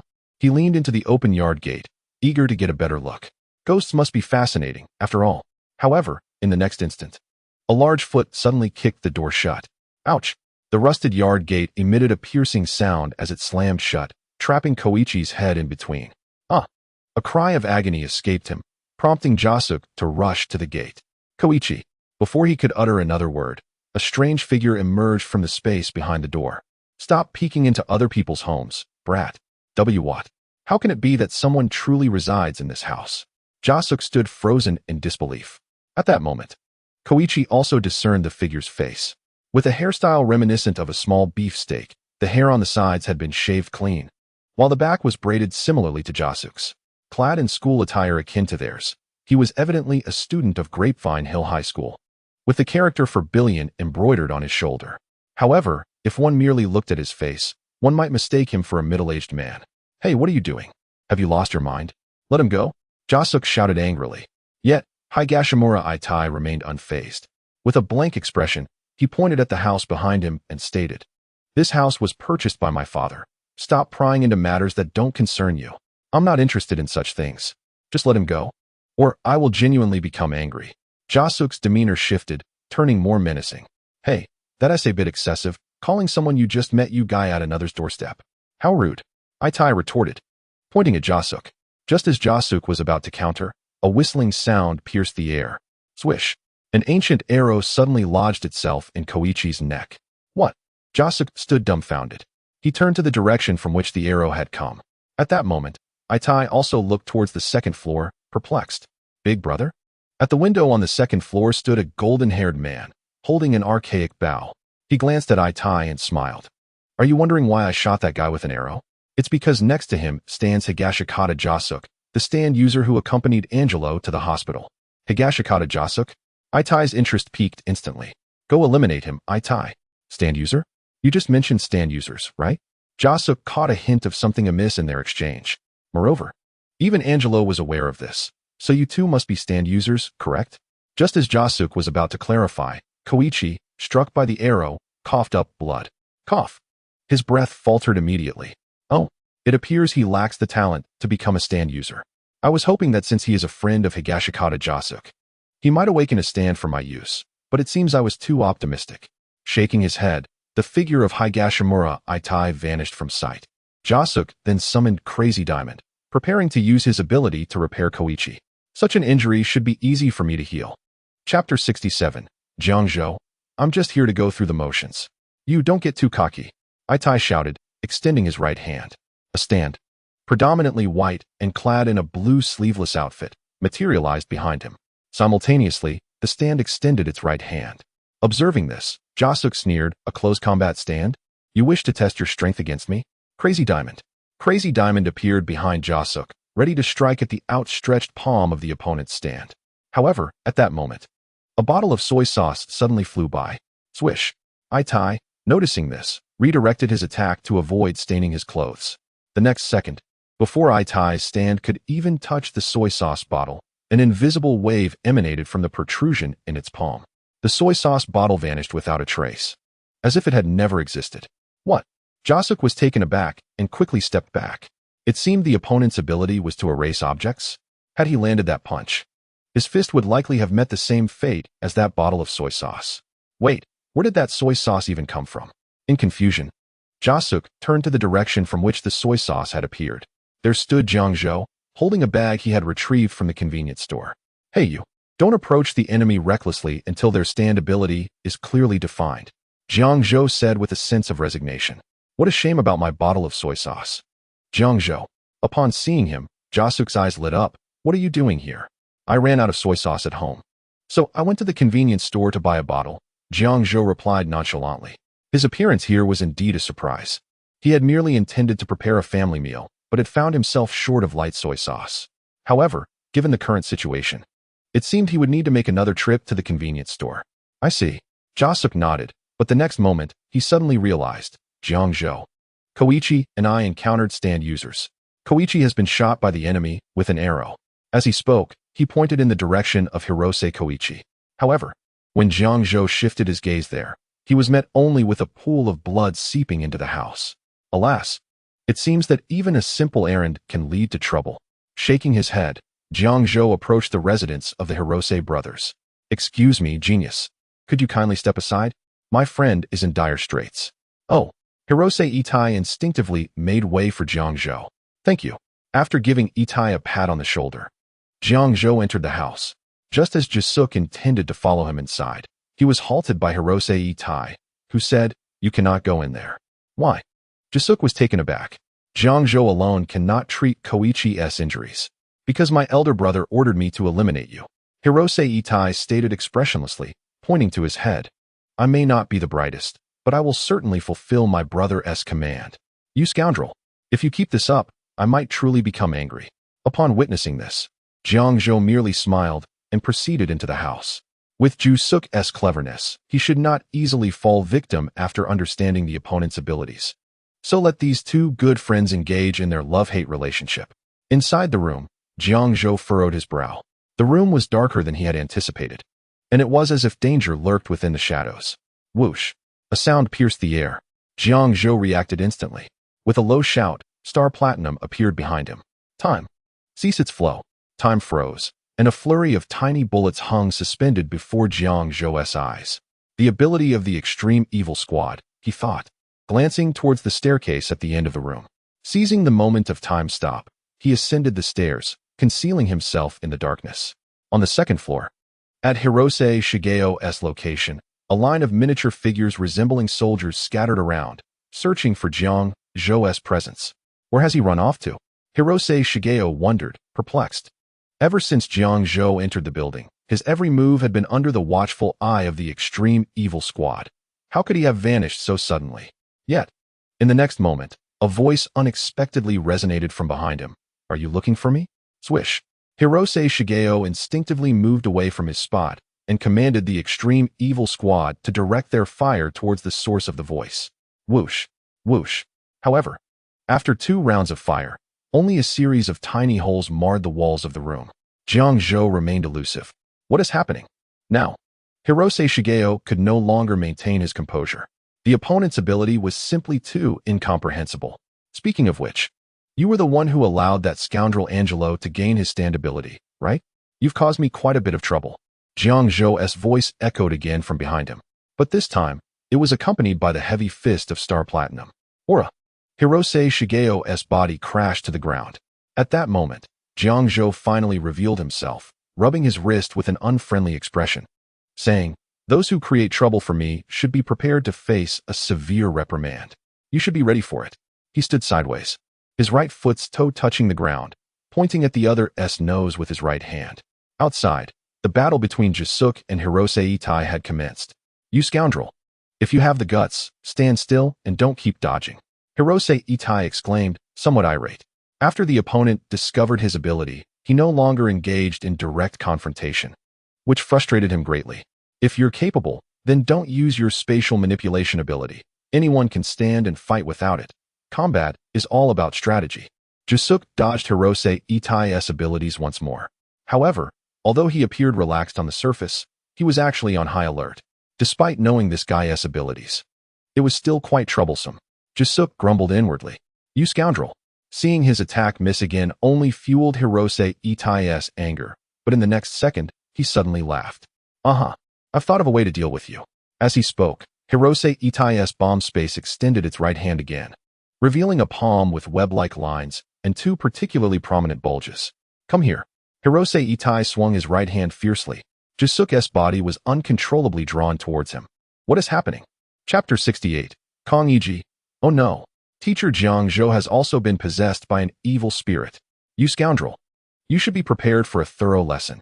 Jiang Zhou pointed towards Hirose Shigeo, his gaze icy as ice. Cough. Don't think that just because you've come close to me, I lack any power to resist, you scoundrel. Hirose Shigeo climbed up from the ground. Blood gushed from his nose, and his once well-defined features were now slightly distorted. Immediately afterward, he pointed to the ground and declared, Not directly killing me is your greatest blunder. My extreme evil squad has planted landmines on the ground. If you approach me, be ready to descend to hell with me. Oh. Upon hearing this, Jiang Zhou narrowed his eyes. With Star Platinum's keen eyesight, it was not difficult to discern that something had changed on the ground. However, landmines, being delay-triggered, are mere trifles in the face of time stop. Time ceased its flow. Time froze as Jiang Zhou casually walked towards Hirose Shigeo, feeling something underfoot. It must be the landmine being triggered. Yet, during the time stop, even the landmine cannot explode. At this moment, only 2 seconds had passed since time was halted, and Jiang Zhou had reached Hirose Shigeo's side. He examined his face, sighed, and gave him a punch before retreating to his original position. Aura. Time. Resume its flow. As time resumed, Hirose Shigeo's face contorted as if struck violently. Yet, this injury was not fatal. However, as he collapsed to the ground, he realized the landmines he had buried had been triggered. Bakana. Boom. The landmine exploded, severely injuring Hirose Shigeo, who fell to the ground. Alas, Jiang Zhou shook his head and began to survey the area. Koichi should be in this house. Considering the amount of blood lost, his condition is quite dire. Following the trail of blood, Jiang Zhou found Hirose Koichi. After checking his pulse, Jiang Zhou felt a slight sense of relief, then hoisted Koichi's body and made his way outside. Meanwhile, on Jisuk's side, bang! He had been knocked away once again, his body covered in dust, while Hirose Itai remained impeccably clean. Clearly, at this moment, the advantage lay with Hirose Itai. Ugh! You are truly troublesome. Jisuk stood up from the ground once more, quietly observing his opponent. He had also noticed that although the other claimed to want to eliminate him, he had not directly attacked him with his terrifying abilities. Realizing this, Jisuk's animosity towards Hirose Itai diminished significantly. Hey, you scoundrel. If you clear a path for me now, I might let you off the hook. Otherwise, I might truly become angry. Jisuk stated earnestly. You might as well give up on that hope. Hongtsuan Itai, maintaining a stoic expression, remarked, Moreover, it is I who currently holds the advantage. Your intellect truly seems to be less effective than mine. As he spoke, Higashikata Yutei once again raised his right hand, preparing to summon Jasuk with his ability to manipulate objects from a distance. However, at that moment, Jasuk suddenly burst into laughter, signaling that there was nothing more to discuss. He then swiftly bent down. Higashikata Yutei's attack missed its mark, yet the space itself was undeniably altered. Behind Jasuk, 3 flower pots were drawn towards Higashikata Yutei, hurtling in his direction. What on earth? Hiroshima Itai widened his eyes, seemingly taken aback by the sudden turn of events, momentarily forgetting even to command his substitute. One after another, 3 flower pots struck his face, neck, and groin. You have cheated. After a mournful cry, Itai from Rainbow Village collapsed onto the ground. At this moment, Joestar also let out a sigh of relief, stepping over Itai's body while remarking, I am quite fond of a line from Initial D. Who cannot accelerate in a straight line? Speed in a curve is the true essence of swiftness. In battle, mere strength of a substitute does not guarantee victory. Strategy holds equal significance. It appears that you have also concluded your battle.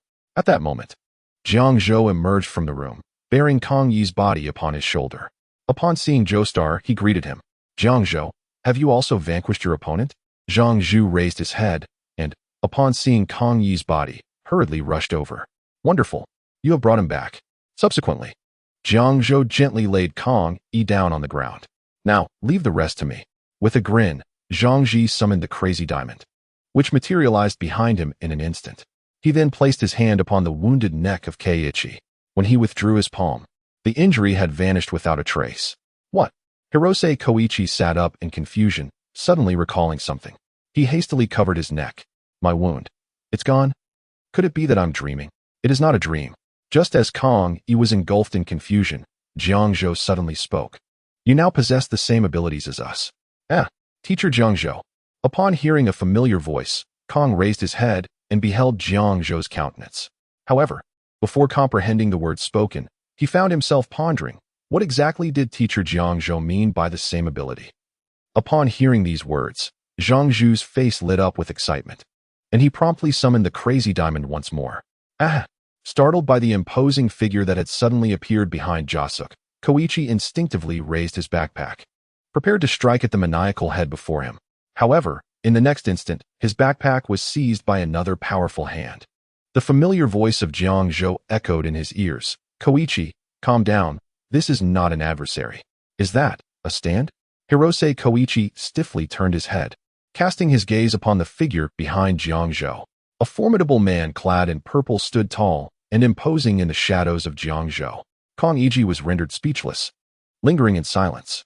Just when Jiang Zhou believed he had come to terms with the presence of the doppelganger, Koichi suddenly cried out. Teacher Jiang Zhou has also been possessed by an evil spirit. What should I do?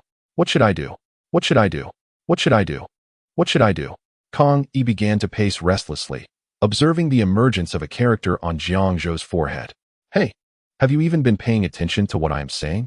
The substitute is certainly not a malevolent spirit. Chapter 69. The reappearance of Xian Hong La Jiao. Is that so? Hirose Koichi tilted his head slightly, reluctantly acknowledging the existence of the stand. Come now, Koichi, let me witness the extent of your abilities. Hirose Araki, brimming with excitement, exclaimed, perhaps it possesses an immensely powerful ability. Summon it forth and allow me to behold it. Gazing at the flattering demeanor before him, Hirose Ko's face flushed slightly, and he nodded. However, how does one summon a stand? I nearly stumbled and fell over as I leaned on Jasuk Higashikata. At that moment, he realized that Koichi had yet to summon his stand, and thus explained. All you need to do is think in your heart about protecting yourself or delivering a thorough beating to your adversary. The rest will be entrusted to your body's instincts. Upon hearing the other party's hasty explanation, Kong was momentarily taken aback. He then exclaimed, what kind of teaching method is this? It would be a miracle if I could summon anything at all. After a mournful cry, Itai from Rainbow Village collapsed onto the ground. At this moment, Joestar also let out a sigh of relief, stepping over Itai's body while remarking, I am quite fond of a line from Initial D. Who cannot accelerate in a straight line? The concept of a substitute relies fundamentally on the instinct of the body. Is that so? Keiichi nodded in mild disappointment. However, Jae-suk, witnessing this scene, could not help but turn his gaze aside. Why is it that you can accept the same words when they are uttered by KZ, yet I cannot comprehend it? Just go with the flow, Jiang Zhou reassured. Since you can already perceive my stand in Jotaro's, it signifies that you have awakened your own stand. One day, you will be able to summon it at your own will. He then turned his gaze towards the house of the Higashikata family. Speaking of which, that arrow should still be within this dwelling. It is time to retrieve it. Just then, Higashikata Yuta, who had been lying on the ground, suddenly stood up. Has my brother been defeated by you? Oh, what happened? Jiang Zhou turned his head to glance at Hongsu and Itai. Did you kill him? Since your departure? It seems I have not heard the voice of my elder brother. Hongsu and Itai remarked, pointing to his ear, his gaze gradually sharpening. The bombardment space materialized directly behind him. Not at all, Jiang Zhou responded, shaking his head. He merely delivered a punch to Hongsu and Xingzhao. And those many landmines on the ground should only inflict severe injuries upon him, certainly not death. Is that so? Hongsu and Itai nodded, the murderous intent in his eyes dissipating as his stand was retracted. Hey, are you really so easily persuaded by his words? Higashikata Jasuk wore an expression of utter disbelief. He is not only my ally but also an adversary standing against you, isn't he? Indeed, you present a valid point.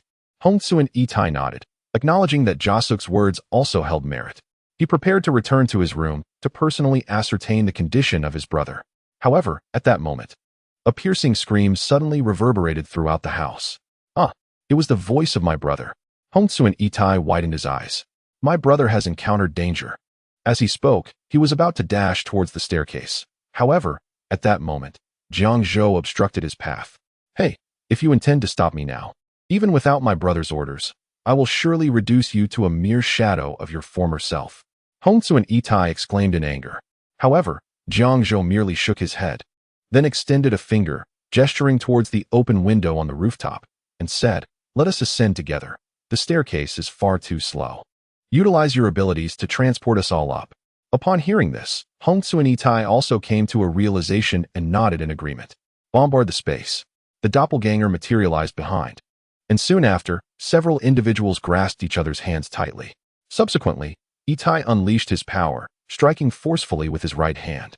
The space between him and the top-floor window was obliterated. In an instant, Jiang Zhou and the others traversed countless distances. They seized the window frame with the arm of their stand, entering the room. Before them lay the bloodied body of Hongsu and Xingzhao, an arm protruding through his chest. However, it seemed deliberately positioned away from a fatal area, which spared him an immediate death. "Oh, have you finally arrived?" Behind Hongsu and Xingzhao, a golden stand materialized, its tail connected to a wire. "Hey, let go of my brother!" Hongsu and Itai shouted, rushing forward. Yet, at that moment, Hongsu and Xingzhao cried out, "You fool! If you come over, this guy will capture you too. His speed is incomparable to your sluggish stand." "But no buts. I command you to stay right where you are." Hongsu and Xingzhao yelled. "You're facing death, yet you still wish to act cool?" Sin Honglejao chuckled, then spotted Jiang Zhou among the crowd. "I remember you. You were the one who hit me that night, weren't you? I initially thought it was that bastard Jotaro, but upon seeing your stand, I realized the true culprit was you. I suffered immensely beneath your punch, spending half a month in the hospital. You scoundrel. Ah, have you recognized me?" Jiang Zhou shook his head, taking a few steps towards Sin Honglejao. "However, I'm curious as to how you identified me. From your words, it seems you are aware of Mr. Jotaro's existence, and have even encountered his star platinum, correct? With the same appearance. How did you discern that I was the one from that day? Your tone suggests otherwise. You're far more irritating than that Jotaro fellow." As Sin Honglejao spoke, her body began to withdraw toward the socket. Simultaneously, Hongsu and Xingzhao's body started to transform into electricity. "Wait, once I deal with him, you will be next. I shall repay every humiliation you have inflicted upon me." Chapter 70. The strong man weeps. "Please. Is that so?" Jiang Zhou nodded. "Then I cannot allow you to kill him." As he spoke, Star Platinum manifested behind him. Time froze. Taking advantage of the pause, Jiang Zhou swiftly approached Sin Honglejao. Aura. Star Platinum's powerful fist passed through Sin Honglejao's form, causing Jiang Zhou to frown. "Has she all transformed into intangible electricity?" he murmured, shifting his gaze to Hongsu and Xingzhao's body, which had not yet completely converted into current. "It seems this is the only way." Shaking his head, he executed a swift hand chop. The arm of Hongsu and Xingzhao, still in its physical form, was severed and grasped firmly in Jiang Zhou's hand. He then returned to his original position. "Let time resume." As time resumed, Sin Honglejao spoke again. "Well then, farewell. Next, it will be you." With those words, Sin Honglejao, together with Hongsu and Xingzhao, transformed into electricity and surged into the wires. She intended to electrocute Hongsu and Xingzhao to death with the high-voltage lines. Ah no. Hongsu and Itai collapsed to the ground, tears streaming down his face. At that moment, Jiang Zhou patted his shoulder reassuringly. "Don't worry. I promised I wouldn't let him die." He then handed Hongsu and Xingzhao's arm to Jusuk. "Jusuk, use your ability to restore him. That should bring Hongsu and Xingzhao back." "Really?" Hongsu and Itai's tears momentarily ceased as he looked expectantly at Jusuk. "Yes," Jusuk nodded. "Although I haven't tried it yet. As long as it's something still in this world, I'm confident I can fix it." As he spoke, the ability of Crazy Diamond activated. Simultaneously, Sin Honglejao, now transformed into electricity, prepared to place Hongsu and Xingzhao on the high-voltage line and then revert him from his electrified state. However, at that moment, Hongsu and Xingzhao broke free and flew back in the direction he had come from. "What is happening?" Sin Honglejao's eyes widened in shock. "Damn, you despicable creatures. Wait for me. I will return to find you." With that thought, Sin Honglejao followed the wires, disappearing from sight. Meanwhile, at the Hongsuan residence, on the top floor, Hongsu and Xingzhao was pulled back by Jusuk's ability, his severed arm reattached. Even the gaping hole in his chest was mended. Gasping heavily, Hongsu and Xingzhao appeared disoriented. "Damn it! That guy took the arrow. Realizing the situation, he furiously pounded the ground. At that moment, a sound of chains clinking echoed from the corner. What is that? Kong Iji exclaimed, pointing toward the shadow. Jisuk turned to face the shadowy corner. A dark green figure emerged, bound by chains. Upon seeing it, Hirose Yasuo and Jusuk were both taken aback. What in the world is that? At that moment, Hongsu and Itai spoke. That's our father. Father? Kong Iji questioned, puzzled. He doesn't look human at all. However, upon reflection, he realized that if there were stand users, then monsters must exist too, and nodded in agreement. He wasn't always like this, Hongsu and Xingzhao remarked, approaching his monstrous father and delivering a powerful kick. Bang! What are you doing? Kong Iji shouted. If he is our father, then it's wrong to strike him. Right now, he is just a creature who has lost his memory. He doesn't even recognize me or Itai. Father? What a laugh. The reason I awakened stands with arrows was merely to find a power capable of eradicating him completely. Eradicate completely? Kong Iji gasped. How could you aim to destroy your own father? This creature is nearly indestructible. Even tearing it in half or slicing it into pieces won't lead to its demise. As Hongsu and Xingzhao pressed down harder with his foot, the monstrous father merely wailed, rummaging through an empty box. Seeing this, Jiang Zhou sighed and said, Actually, you wish to find a stand ability that could restore him to normal, don't you? If it's merely about annihilation, Hongsu and Itai's bombarding space could handle that effortlessly. You still hold on to hope, hoping your father can return to normal. Despite having been beaten and scolded by him since childhood, he still remains your and Itai's father. That fact has never changed. Deep down, you acknowledge him as your father. If there truly is no remedy, perhaps you wish for Itai's power to grant him release? Jiang Zhou continued, and Hongsu and Xingzhao slumped to the ground. Jiang Zhou was right. He still harbored a flicker of hope. Regardless, this father was the only family he and Itai had. If possible, he wished for him to regain his former self. If that is the case, then seek my assistance. Out of your unwavering attachment to kinship, I can help you. As Jiang Zhou spoke, he held the disc of the white snake. Although he couldn't guarantee a complete restoration, he could at least retrieve memories and consciousness. What do you think? Hikawa Shoujiao opened his mouth, yet found himself unable to utter a word. Beside him, Hikawa Itai knelt down directly, pleading, Please, help my father regain his memories and consciousness.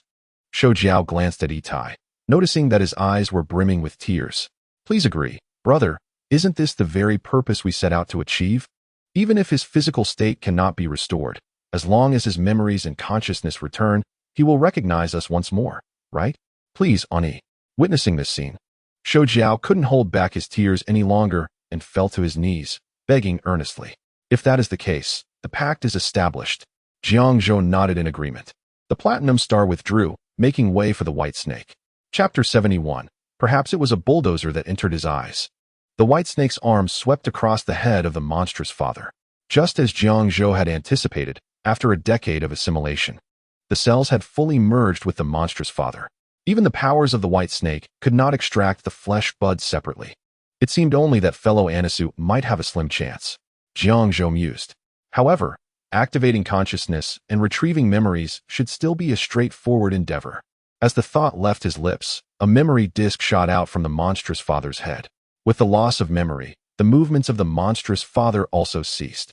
Upon witnessing this, Shoujiao and Itai appeared to glimpse a spark of hope. Subsequently, the white snake inscribed the command revive on its disk. Thus, once the disk was returned to the brain, memories and consciousness would naturally restore. As the disk was returned, the monstrous father's eyes noticeably regained some glimmer. Yet he continued to rummage through the empty box. What is happening? Why is he still searching? Could it be that he hasn't recovered? Shoujiao's voice trembled as he pointed at his father. However, Jiang Zhou shook his head and replied, his memories have indeed returned. The reason he continues to search that box must be that something important lies within. Jusuk, use your ability to have a look. Understood. Jusuk nodded firmly.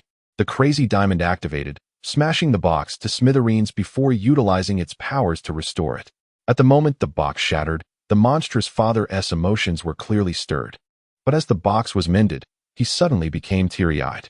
Unable to articulate a word, he clutched an object in his hand, as if it were his very lifeblood. At that moment, the others could finally discern what the monstrous father held, a photograph. A family portrait depicting the monstrous father before his transformation, alongside the brother's mother, with Itai playing and Shou Jiao smiling. Perhaps this was what he sought. Although he had lost his memories prior, deep within, he harbored recollections of the past. I have forgotten many things, yet I have never forgotten my love for you. At that instant, tears streamed down Shou Jiao's face as if a bulldozer had crashed into his eyes. Father. The monstrous father, hearing the sobs behind him, slowly rose and approached Shou Jiao, yearning to embrace him. Yet, as his hand reached a mere 2 centimeters from Shou Jiao, it halted abruptly. With this body, perhaps even his son would despise him. However, Shou Jiao seized his father's arm, pressing it against his face. Father, have you truly regained your memories? The monstrous father nodded heavily in response. Witnessing this, Itai rushed forward as the three embraced, overwhelmed with tears. Well, let us not disturb their heartfelt reunion, Jiang Zhou remarked as he descended the stairs. Simultaneously, when no one was looking, he gently wiped the corner of his eye. Observing the glistening on his fingertip, he glanced at the shattered wall beside him, wondering if it had let in a draft. Ultimately, he couldn't help but smile. Perhaps it truly was a bulldozer that had invaded his eyes. Time passed swiftly, and before long, it was the next day. Early in the morning, Itai, carrying his school bag, went to Jusuk's house, while Shou Jiao sought out Jiang Zhou. In the living room, Shou Jiao appeared somewhat apprehensive, remaining motionless on the sofa. Only when Jiang Zhou emerged from the kitchen did he hurriedly rise. Mr. Jiang Zhou, he stammered. Relax. There's no need to be so formal. After all, I am not a villain, Jiang Zhou replied with a smile, placing a plate of food on the table. Have you eaten? Would you like a portion? No. Thank you. Shou Jiao shook his head. Though the dish looked delightful, he had already had breakfast. I see. Jiang Zhou nodded, not disappointed, as he understood it was merely a polite gesture. So what brings you here? Jiang Zhou asked, picking up a piece of fried egg with his chopsticks, blowing on it gently before placing it in his mouth. About that arrow, Shou Jiao began, but Jiang Zhou's brow furrowed slightly. Oh no, he is still concerned about that matter. Jiang Zhou recalled that he had mentioned, I will teach a lesson to those who trouble him. Although he had indeed received a severe reprimand yesterday, it seemed that it was still insufficient. Was he destined to be beaten again? However, Jiang Zhou's thoughts wandered to the food he had prepared, regretting that he had mistakenly added too much salt while cooking without fully understanding the precision of the white snake's abilities. What a blunder! While Jiang Zhou was lost in his regrets, Shou Jiao's words suddenly halted. The arrow? Jiang Zhou lifted his head, suddenly recalling something. Oh, you mean those people you shot with arrows? Just write down the list, and for those who perished without awakening their stand, you will need to atone for that yourself. I will. After a prolonged silence, Shou Jiao spoke again, placing the pre-prepared stand user list on the table before leaving Jiang Zhou's home. After clearing the plate of bacon and fried eggs, Jiang Zhou picked up the list, glancing through it briefly before placing it back on the table. There were no unexpected stand users listed. It seemed not everyone in Morio possessed the potential for a stand. He was indifferent to this list and would hand it over to Mr. Jotaro when he had the chance. This should be the most favorable outcome, Jiang Zhou murmured to himself. Furthermore, it appeared that Akira Otoishi's stand had seemingly grown. Perhaps it was nearly time for it to flourish. However, was it truly safe to charge a phone with the precision of the red-hot chili pepper? Shaking his head, Jiang Zhou stood up to tidy the remnants of breakfast. Chapter 72. Otoishi Akira, unable to rise again. On April 18th, Sunday, the sky was shrouded in mist, casting a gloomy atmosphere. On such a day, no one could maintain a cheerful spirit, especially Otoishi Akira, who, after finishing his music lesson, discovered that his bicycle tire had been deflated. Fortunately, he resided nearby in an old apartment building, which spared him considerable trouble. Pushing his bicycle, he finally returned home, struggled to get it into the elevator, and pressed the button for the 6th floor. Ding! As the electronic sound echoed, the elevator doors closed tightly. However, halfway up, the lights within the elevator suddenly dimmed. In the next moment, a sensation of weightlessness enveloped him. The elevator was plummeting rapidly. Oh, not another power outage, Ming muttered, his lips curling in annoyance. It seemed he needed to venture further afield to provide the necessary nourishment for his companion, Xian Honglajiao. Thanks to the presence of a buffer, he sustained only minor discomfort. However, before that, Xian Honglajiao, with the man's low growl, flashes of electricity began to flicker, and the figure of Xian Honglajiao materialized behind him. She curled her arms around herself, her body attempting to shrink into a compact form, her tail filling in the gaps. To the untrained eye, she could easily be mistaken for a rather large, luminous ostrich egg. At that moment, Xian Hongla Jiao's tightly shut eyes suddenly snapped open, radiating a chilling brilliance. Stretching her arms, a series of crisp sounds echoed throughout her body, reminiscent of someone awakening from slumber and immediately indulging in stretches. With a swift motion, Xian Hongla Jiao pressed her fingers against the elevator buttons. In the next instant, a surge of electricity illuminated the space. First, the lights within the elevator flickered back to life, and then the elevator itself resumed operation. After completing these tasks, Xian Hongla Jiao returned to her position behind Yin Shiming. How convenient this ability, dub stand, was. Yin Shiming chuckled, his earlier irritation about his deflated bicycle dissipating somewhat. Ding. Soon, an electronic chime echoed as the elevator came to a steady halt on the 6th floor. However, just as the elevator doors swung open, Yin Shiming's gaze shot forward. Bakana. Without regard for energy conservation, he commanded Xian Hongla Jiao to expedite the opening of the doors. His home might have been burglarized. Bang. Xian Hongla Jiao reappeared. Her hands pressed against the elevator doors, unleashing a force that was incongruous with her petite frame. The once dilapidated doors burst open. Yin Shiming, witnessing this, abandoned thoughts of the bicycle and rushed to his doorstep. Indeed, his heart sank at the sight of the ajar door. He distinctly remembered it being closed before he left, and he alone possessed the key. Whoever dared to rob him would find themselves accountable for this month's utility bills and Morio. With this thought, Yin Shiming hurried inside, shutting the door behind him. Inside, Jiang Zhou, having arrived early, calmly brewed himself a cup of coffee.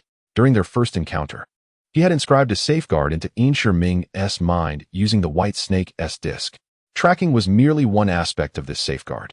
He had procured instant coffee and, with the boiling disc, heated water for himself. He then reclined comfortably on the sofa. Just then, Yin Shiming burst through the door. "Oh, Yin Shiming," Jiang Zhou greeted, raising a hand. However, upon seeing Jiang Zhou, Yin Shiming frowned. "What are you doing in my house?" He placed his backpack, containing an electric guitar, aside and regarded Jiang Zhou with suspicion. "You've caused me quite a bit of trouble, first with Hongzu and Xingzhao, and now I just saw blood on that arrow. You didn't shoot something strange with it, did you?" As he spoke, Jiang Zhou produced a bow and arrow from behind him. "Just 2 mice," Yin Shiming replied.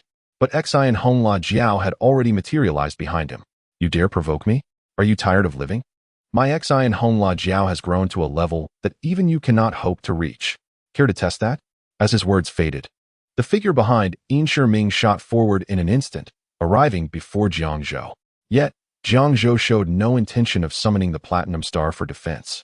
The steaming coffee flowed from the pot, and Jiang Zhou inhaled the rich aroma, raising an eyebrow. At that moment, Xian Hongla Jiao's arm abruptly halted in front of Jiang Zhou's face. "What is going on?" Yin Shiming exclaimed in alarm. Xian Hongla Jiao was his ultimate trump card. Losing her effectiveness was unfathomable. "What? Is the stand uncontrollable?" Jiang Zhou chuckled. "And that is the second safeguard. Long before our first meeting, I had inscribed commands on the White Snake's disc. Under no circumstances may harm come to Jiang Zhou." Clink. The coffee-filled cup was placed on the table, and the figure of the White Snake materialized behind Jiang Zhou. "This is the one." White Snake licked its lips, sensing the powerful stand energy within Yin Shiming. It slowly advanced towards him. Yin Shiming panicked.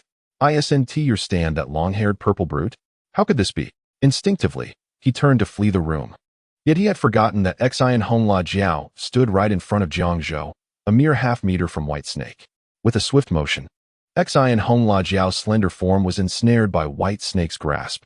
As her movements were restricted, Yin Shiming, the original, lost his ability to act, collapsing to the floor. "Relax. I'll be as gentle as possible. This process won't be too painful," White Snake smiled, approaching with an air of danger. Clatter. Jiang Zhou observed the unfolding scene, quietly filling his cup with coffee. Soon, the room echoed with Yin Shiming's anguished cries. "No, please." Before long, Jiang Zhou emerged from the room, stating, "I'll return the items you stole. Consider it a reward for taking your stand." He then made sure to close the door behind him. Inside, Yin Shiming lay weakly on the ground. "Is this guy a devil?" His voice grew faint until he lost consciousness. Yin Shiming, never to rise again. Chapter 73. The greatest crisis in history. Upon returning home, Jiang Zhou was like a child who had just acquired a new toy. Immediately swapping in the stand disc for Xian Hong La Jiao, he gazed at the bright yellow stand with immense excitement. However, it wasn't long before he lay languidly on the sofa, lacking a subject to test his stand against. Currently, in this small town, only 2 stand users seemed capable of matching Xian Hong La Jiao in her fully charged state, himself and Kujo Jotaro, residing in the Morio Grand Hotel. He could not test himself, for any damage inflicted would inevitably rebound upon him. If it were merely to experiment with the stand's power, it would be an exercise in futility. As for Kujo Jotaro, he was still unaware of how many seconds of time stop he had regained. However, based on the most fundamental attributes, Xian Hong La Jiao was not his match. Ugh, how tedious. Jiang Zhou felt akin to Boros from One Punch Man, immensely powerful, yet faced with only 2 types of opponents, those he deemed beneath him and those who could easily overpower him. The dichotomy was stark. It seemed he would have to wait for a need to arise before utilizing it. With a sigh, Jiang Zhou stored Xian Hong La Jiao away, entrusting her to White Snake for safekeeping. As it turns out, I had dealt with the troublesome character, Yushi Akira, ahead of time. And Joseph is unlikely to come to Japan now. Reflecting on this, Jiang Zhou reclined on the sofa, and before he realized it, he drifted into slumber. Time swiftly passed. When Jiang Zhou finally opened his eyes again, it was already 4 in the morning, and the sun had yet to rise outside. What is happening? I never used to feel this easily fatigued. Shaking his head, Jiang Zhou sat up from the sofa, intending to brew a cup of hot milk in the kitchen. However, just as he stood up, an unprecedented weariness surged through his entire body, as if he had just completed a marathon. His legs felt weak beneath him. At that moment, the White Snake suddenly appeared, assisting him back onto the sofa, and then shook its head, saying, "I have told you before, young man, moderation is key. Look at you now, your body has completely collapsed. Get off me. With this face and this physique, do I really need to do things myself?" Jiang Zhou retorted. "Besides, even if I wanted to engage in some craftsmanship, I need time. Recently, with either Jotaro or Kakyoin, various troubles have been flooding in, leaving me no time at all. And what do you think has caused you to become as weak as a limp shrimp?" The White Snake countered. Upon hearing this, Jiang Zhou was taken aback. He had not considered this matter at all. Could it be a stand attack? Moreover, it seemed the White Snake knew something. "Hey, you must know something, right?" Jiang Zhou inquired. "Didn't I say it before? Young people must understand moderation," the White Snake continued jokingly, but upon seeing Jiang Zhou's increasingly somber expression, it grew serious and said, "Your current situation is quite perilous. A stand is essentially a manifestation of one's spiritual energy. While I can extract other stands and convert them into ordinary magnetic discs, this process is not without cost. If the user's spiritual power is insufficient to wield the disc, 2 outcomes are possible. The disc will be ejected, or it will become tainted by the arrow virus, leading to death. If the spiritual power is adequate, one can master the stand perfectly and absorb some of the memories and spiritual energy associated with the stand's original wielder, which might not count for much to the original user and can be restored with a few days of proper rest. However, your situation as the recipient is vastly different." "You mean to say Jiang Zhou's complexion turned unnatural?" "Indeed," the White Snake nodded. "The spiritual energy carried by the stand will merge with your original spiritual energy. A couple of times might be manageable since the body possesses resilience. But what happens if you continue to inflate a fully inflated balloon? It will likely burst." Jiang Zhou forced a bitter smile. He hadn't expected such a predicament to befall him. Excessively potent spiritual energy leading to a body that could not withstand it. This had occurred a few times even in the original narrative, such as with Jotaro's mother and young Jasuke Higashikata. Is there any way to resolve this? Although hope seemed slim, the White Snake, being a stand capable of melting the mind, should have some solutions, right? Well, you need not worry too much, at least for the short term. This balance won't be disrupted. As for solutions, the spiritual energy brought by the stand has already completely merged with you, and even I cannot extract it separately. Therefore, we can only approach it from a physical standpoint. The body? Upon mentioning the body, Jiang Zhou immediately thought of the stone mask. Becoming a vampire would vastly enhance both physical strength and the capacity to withstand spiritual energy, far exceeding human limits. However, the stone masks had been completely destroyed by Joseph and others decades ago. Whether they still existed in this world was debatable. Furthermore, Even if he could locate a stone mask and successfully transform into a vampire, the inability to operate during the day aside, simply letting Jotaro and the others learn of this news would prompt them to swiftly form a stand army to eliminate him. Lastly, and most importantly, he did not share the same resolve to abandon his humanity. It seemed he had truly fallen into the greatest crisis of his life. Lying on the sofa, Jiang Zhou couldn't help but chuckle bitterly. But in the next moment, his body shot upright. It seemed there might be a solution after all. At that moment, a somewhat stooped figure flashed through Jiang Zhou's mind. Although now advanced in years, this individual had, after all, saved the world twice. Joseph Joestar. Aside from being a stand user, Jotaro's grandfather, and Josuke's father, Joseph possessed an identity known to few, the Ripple Warrior. If his memories served him right, Ripple was a form of life energy that might alleviate his current condition. In fact, if he could cultivate the Ripple to a sufficiently high level, curing himself might not be impossible. Chapter 74. The Puppet. In the early morning, Jiang Zhou donned the magnetic disc of Spice Girl once more. Following that, he retrieved another stand disc and a pre-written command disc from his clothing, placing them into the hands of Spice Girl. I didn't expect to use you so soon. Jiang Zhou sighed. Perhaps this was fate. Subsequently, under Jiang Zhou's command, Spice Girl traveled along the electrical wires, returning to the dilapidated apartment where Yushi Akira resided. At that moment, Yushi lay on his bed, lost in thought. The contribution of his stand to his life was undeniable. The ability to transform into electrical currents and traverse wires brought him immeasurable wealth. Now, with the stand taken from him, he was just an utterly ordinary person once more. Damn it. If I had known, I would have moved away from Morio. Nothing good has happened since I returned here. Yushi clenched his fists, his knuckles turning slightly white. However, he quickly relaxed his grip. He had already lost his stand ability. If he were to injure his hands again, his life would truly hold no meaning. Well, in the end, there is not much loss, right? Apart from taking a couple of beatings, Yushi consoled himself. Just then, a crackling sound of electricity surged in his ears. No way. Yushi turned his head, and the old-fashioned telephone on the table began to tremble slightly. Click. He carefully picked up the receiver. In the next moment, a bright yellow electrical current shot forth from the receiver, forming a humanoid stand in midair. Spice Girl. Yushi's voice trembled, unable to believe his eyes. Yet upon further inspection, the stand before him was undoubtedly Spice Girl. However, he quickly regained his composure. In the months since awakening his stand, he had diligently researched various types of stands. While Spice Girl had a top-tier range, it was not an entirely automated stand. You bastard, what are you doing here? Come to gloat? Yushi said, his knuckles widening once again. This time, though, he did not release his grip. Furious, he wanted nothing more than to charge forward and land a punch, even at the risk of electrocution. But he could not do so. Although he could still perceive the stand's presence, he had lost the ability to attack it. The vast majority of stands could only be touched by their users unless they launched an attack.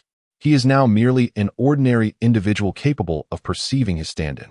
In a moment of resignation, he slumped back onto his bed and casually picked up a book on music theory.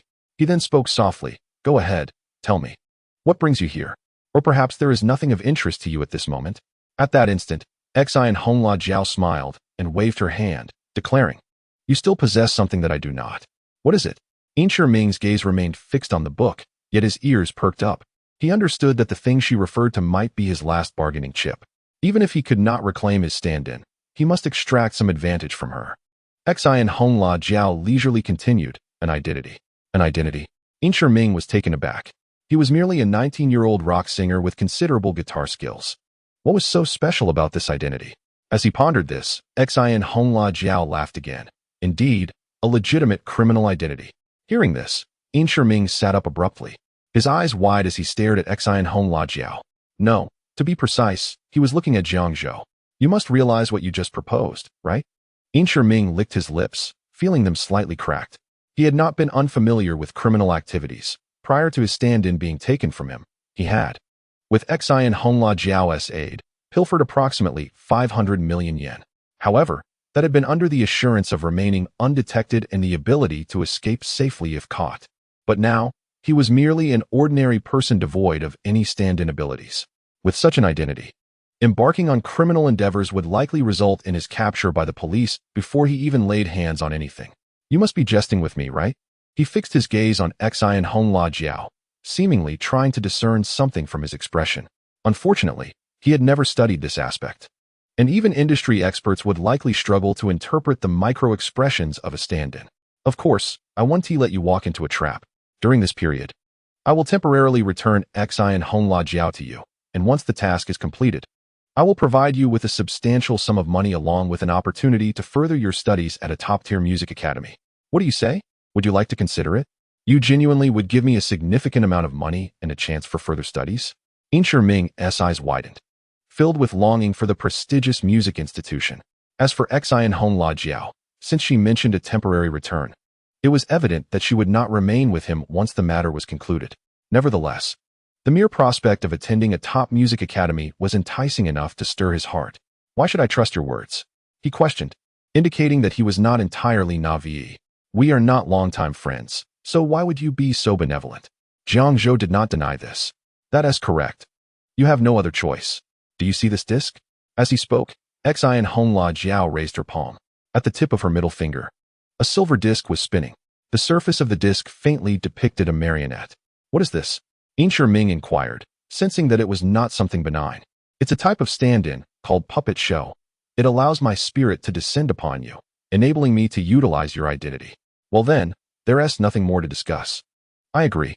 Inshur Ming exclaimed as he stood up, then asked, what do you want me to do? When will you return it to me? No need to rush. Xian Honla Jiao suddenly smiled ominously. I cannot place absolute trust in you. What if you divulge my affairs? That would put me in a precarious situation. I need some insurance. With that, Xian Honla Jiao swiftly acted, implanting the command disc into Inshur Ming's mind. Then she transformed into electricity and vanished into the phone. The stand-in disc will be delivered to you by tomorrow morning. In the meantime, please prepare yourself. Chapter 75. Inshur Ming returns to high school. How infuriating. Inshur Ming cursed under his breath as the last flicker of electricity dissipated. He leaned back against his bed, but despite his complaints, he could not help but start to anticipate life at a world-renowned music academy. If he truly keeps his promise, then surely my dreams can progress further, he murmured. The next day arrived swiftly. Inshur Ming awoke early, and the first thing he did was stare at the clock on the wall. He watched from 6 o'clock until 8. When the hands of the clock finally aligned, a knock echoed through his home. Thud, thud. The sound prompted Inshur Ming to leap to his feet and rush to the door. He opened it and glanced down the empty corridor, only to be met with disappointment. For not a single soul was in sight. Just as he was about to close the door and continue waiting, he spotted a sealed package on the ground. His spirits lifted as he quickly picked it up, shut the door, and returned inside. Tearing through the thick layer of brown paper, he revealed a cardboard box about 2 centimeters thick. Inside lay a disc, its image both familiar and unfamiliar, as if it had been ages since he had lost it. Without a moment's hesitation, Inshur Ming removed the disc from the box and placed it against his head. Xian Honla Jiao. As the words left his lips, a brilliant yellow electric light flared behind him. At the center of the glow, a stand-in was floating with its arms crossed.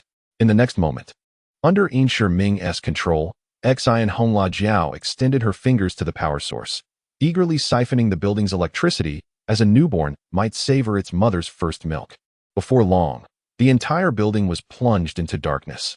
The neighbor's child, deprived of his cartoons, began to wail, while his mother cursed the electric company. Hearing the commotion, Inshur Ming simply chuckled. In consideration of your youth, consider this a small price for turning the television volume up to disturb my composing. As for the adults, while I can forgive the child, as grown-ups, one must bear the consequences of their inconsiderate actions. Xian Honla Jiao followed the electrical wires next door, recording the cost of the consumed electricity on that family's meter. Taking a deep breath, Inshur Ming suppressed his excitement and retrieved a piece of paper filled with tiny writing from the cardboard box. After a brief reading, he utilized Xian Honla Jiao's powers to destroy the note. The operation is about to commence. He changed out of his rock singer attire into a simple school uniform, an older style from Grape Hill High School, worn 3 years prior. However, in this town where one could modify their uniform as long as they adhered to regulations, perhaps some would appreciate the vintage look. 15 minutes later, Inshur Ming boarded a bus. Just as the doors were about to close, a somewhat reckless voice called from outside. Wait. Hold on. Inshur Ming gazed curiously, and upon seeing the rather unremarkable face of the youth beside the boy with the steak-shaped head, he momentarily froze in place. Encountering the target right at the outset left him unsure whether to consider it misfortune or serendipity. Shaking his head, Shiming resolved to feign ignorance. After all, the bus did not provide a robust power source for an extended confrontation. Yet, just as he believed these two individuals would have to wait for the next bus or be late, his eyes widened in alarm, as if he had witnessed something profoundly terrifying. At the bus station, Hongsu and Itai watched the bus recede into the distance, his mind struggling to comprehend the situation. Instinctively summoning the bombing space and directing his right hand towards the bus. "Hey, Itai, what do you plan to do?" exclaimed the alarmed Higashikata Jasuk, seizing his companion's arm. At that moment, Hongsu and Itai declared, "If we eliminate the space between us and the bus, we could approach it using instantaneous movement." Right. Jasuk's eyes lit up. But he quickly realized, but wouldn't we be perceived as monsters? Suddenly appearing outside a moving bus sounds quite horrifying. What should we do? If we don't act soon, the bus will drift further away, and I certainly do not wish to face my brother's wrath for being late. Hongsu and Itai exclaimed, extending his left hand to grasp Jasuk's arm. "Prepare yourself. We are about to teleport." Wait. Just as Hongsu and Itai's arm was about to swing down, the bus ahead came to an abrupt halt. Yay, the bus has stopped. Seeing this, Hongsu and Itai and Jasuk rushed towards the vehicle.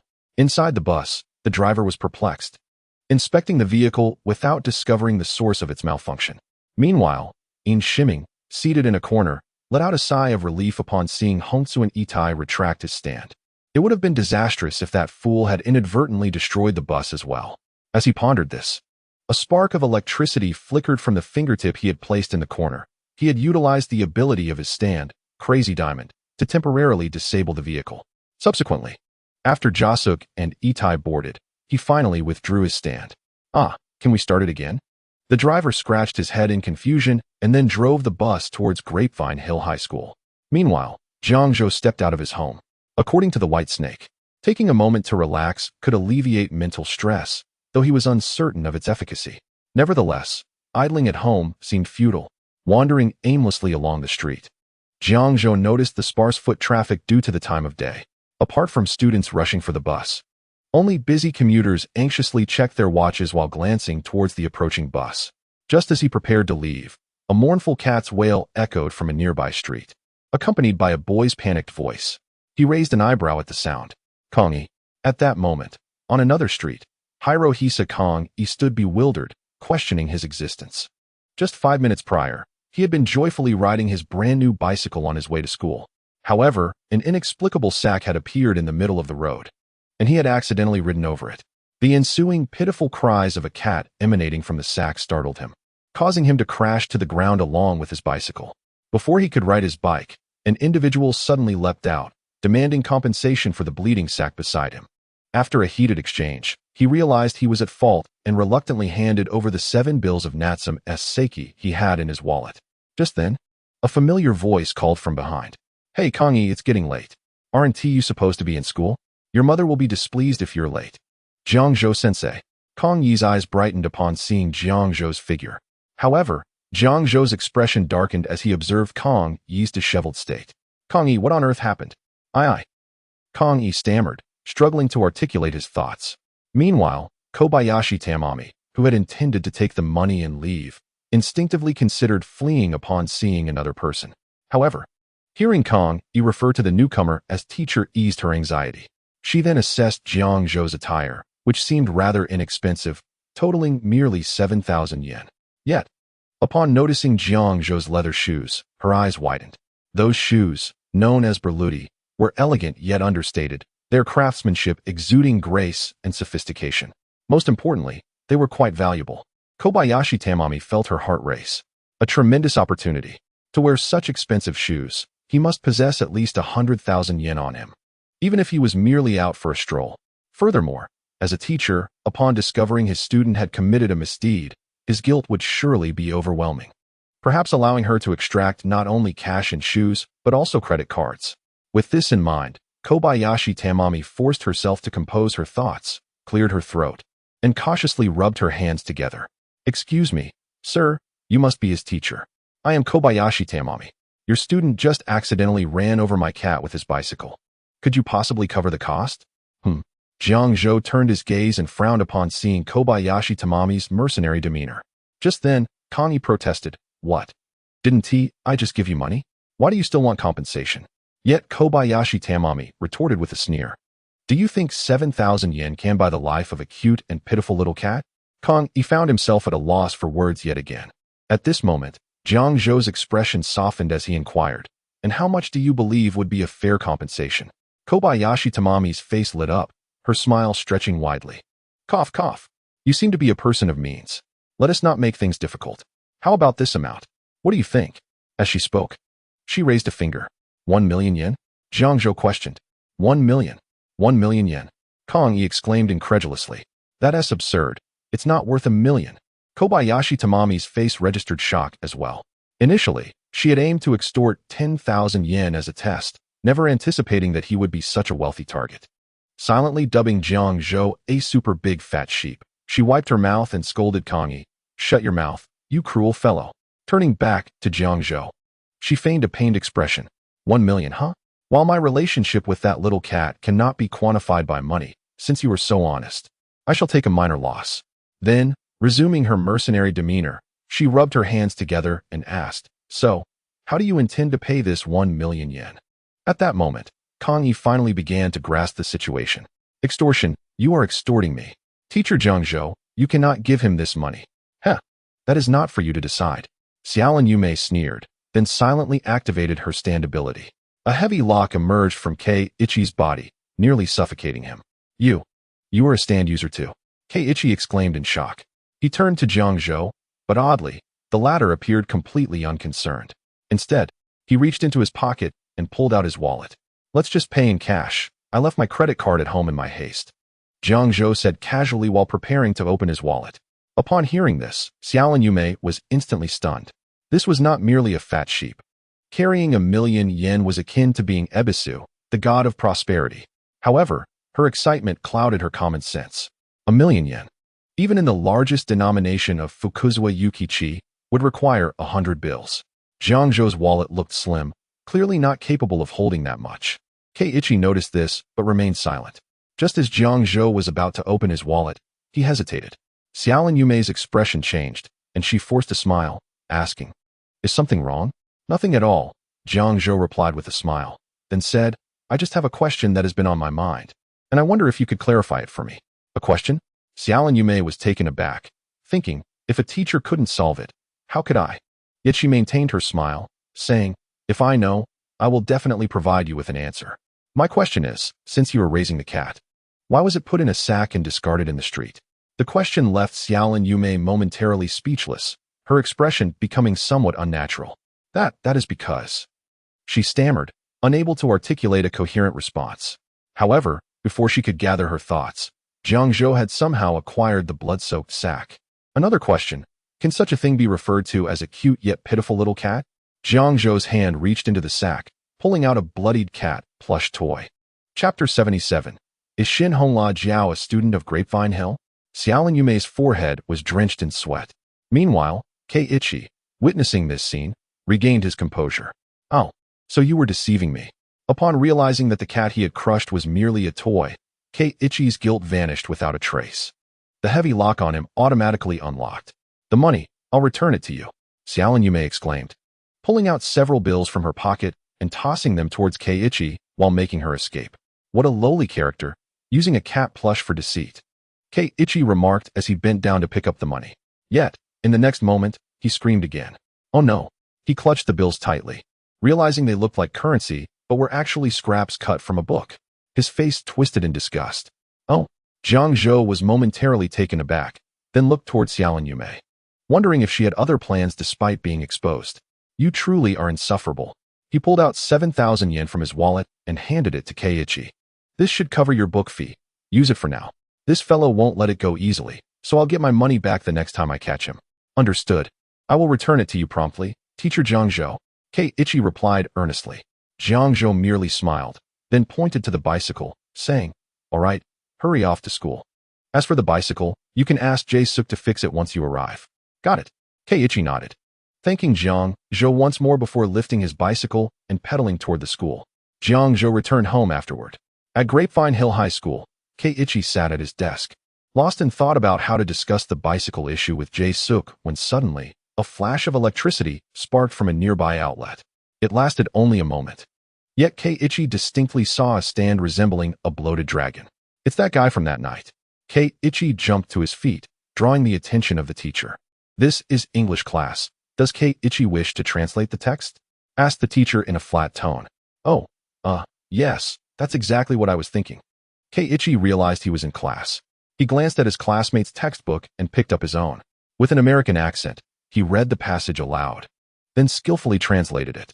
Even the English teacher nodded in approval. Keiichi's translation was quite good. However, next time, please raise your hand if you wish to translate for the class. I understand. Keiichi nodded and returned to his seat, reflecting on how, just months prior, he could never have read the English textbook so fluently or translated it so easily. You truly have been a great help, Teacher Jiang Zhou. Time flew by, and when the bell rang, a tall figure approached Keiichi from behind, patting him on the shoulder. You're doing well. I didn't know your English was this good before. Ah, it's Jae-suk. It's nothing special, really. It's all thanks to Teacher Jiang Zhou, Keiichi said, scratching his head, feeling a bit shy. But in the next moment, he grew serious, looking intently at Jae-suk. I just saw that stand that can turn into electricity. What? Are you serious? Jae-suk's expression shifted. So that guy is also a student in Morio. His face darkened, realizing how close they were to danger. I didn't expect that either. Meanwhile, a pair of eyes watched Keiichi from the crack in the door, filled with tenderness. Keiichi-kun. Beside her, Yuichi was passing by, glancing through the door's gap with a slight smirk. Jae-suk, I believe that with your intellect, you wouldn't be able to drag me out of school without assistance. By then, the task assigned to me by that man will be complete. With a cold smile, Yuichi vanished into the crowd. Time passed, and it was now 4 o'clock. Keiichi rode his fully restored bicycle home. As he reached the door, he parked the bicycle, then looked at the large sleeping dog. He walked over, kicked its rear, and said, I'm back. When it did not respond, he leaned closer and whispered, Are you still alive? The dog lifted its head, glared at Keiichi, then lay back down. Keiichi chuckled, pushed the door open, and entered. I'm home. Just as he was about to change his shoes, he noticed an unfamiliar pair on the floor, and a somewhat familiar voice echoed from inside. Masaka. Recalling what Jiang Zhou had said, Keiichi quickly changed his shoes and rushed into the living room. However, after some contemplation, realizing that the other party was a stand user, he picked up the landline phone in the corridor and dialed Jiang Zhou's number. At Jiang Zhou's residence, the phone rang incessantly, causing him to lift his head from his culinary endeavors in the kitchen. It struck him as odd. Who could be calling at this hour? Despite his curiosity, Jiang Zhou turned off the gas, wiped his hands with a cloth, and made his way to the living room to answer the call. Hello, this is Jiang Zhou. How may I assist you? On the other end, he heard the voice of Koichi Hirose. Teacher Jiang, that guy, the one from earlier today, has come to my house. Could you possibly come over? Before Koichi could finish, Jiang Zhou interjected, I understand. He then recalled something and added, Koichi, based on that guy's performance today, his combat abilities as a stand user should be lacking. The only thing to be wary of is not to develop any sense of guilt towards him. You must remember, even if you leave him battered and bruised, consider it a service to the public. I will be there shortly. Chapter 78. Echo after hanging up. Koichi Hirose visibly sighed in relief, his steps now imbued with newfound confidence. Slipping on his slippers, he approached the living room entrance. Sure enough, he found Kobayashi Tamami, with an ingratiating smile, giving his mother a shoulder massage. Koichi gritted his teeth, his fingers turning pale from the pressure he applied. How dare he brazenly take advantage of his mother? He would not let this slide. At that moment, Koichi's mother noticed him and cheerfully said, Koichi, you're back. This gentleman said he had something to discuss with you. As she spoke, Kobayashi Tamami smiled and approached, pulling out 7,000 yen from his pocket. This 7,000 yen is what you dropped on your way to school. I found it and brought it back for you. Since when did you become so kind-hearted? Koichi questioned, a look of confusion washing over his face. There's no need to be so rude, Koichi, his mother chastised him, while smiling at Kobayashi. You've truly gone out of your way. It's no trouble at all, Kobayashi feigned tears, continuing. It was just that Koichi was riding his bicycle too hastily and knocked me over while I was crossing the road according to traffic rules. This 7,000 yen must have fallen out then. I suppose he was in a hurry for school, as he didn't even stop to apologize. leaving me no choice but to bring the money back to you." Her voice trembled as she spoke. "You scoundrel." Koichi's eyes widened in disbelief. He could hardly believe the lengths to which he would go. His mother would undoubtedly be overwhelmed with guilt upon hearing this. Realizing this, Koichi glanced at his mother. And indeed, the emotional weight of Kobayashi's manipulation had begun to take its toll, tightening around her chest and making her breath shallow. Pointing a trembling finger toward Koichi, she exclaimed, "How could you do this, Koichi? How have I raised you?" "No, that is not true. I didn't hit this guy at all," Koichi protested, panic rising as he glared at Kobayashi. The latter merely chuckled, producing the 7,000 yen again. "What do you have to say about this?" Koichi's mother looked over, and upon seeing the stains on the money, her guilt intensified. It was evident that the money had indeed fallen from Koichi. Overwhelmed, she collapsed to the ground, unable to withstand the emotional burden. Koichi, in turn, felt helpless, left with no choice but to defend himself. "No, that is not how it happened. What is going on? It's so noisy." At the entrance of the living room, his sister, Ayana, leaned against the doorframe, appearing lethargic. "Sister, please help me." But before he could finish, Koichi's eyes widened again as he noticed a lock had appeared on Ayana as well. "What is this?" Kobayashi smirked. "Oh, that?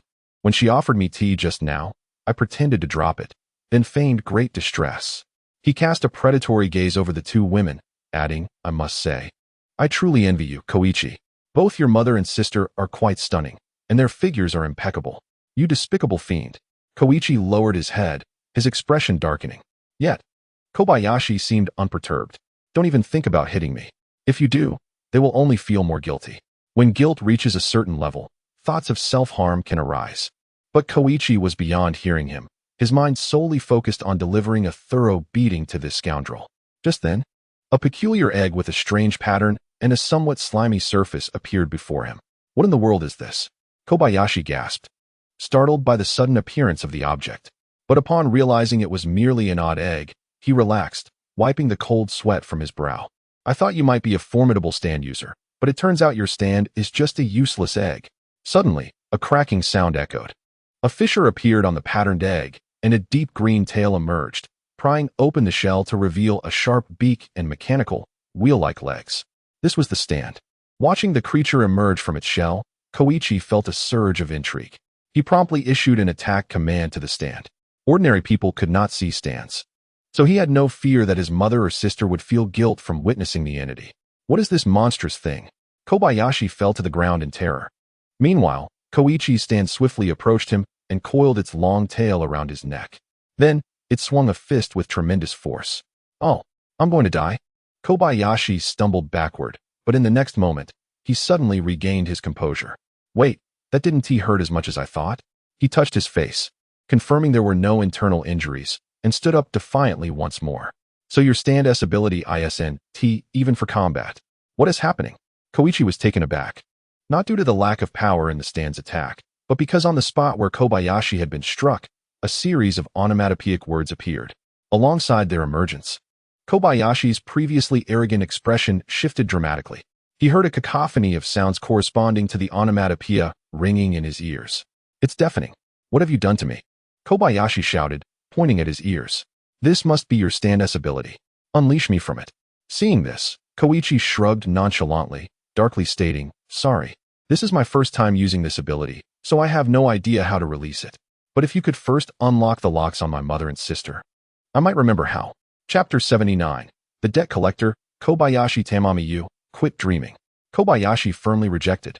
If the powers were to be relinquished now, the adversary would undoubtedly resort to even more ruthless tactics against him.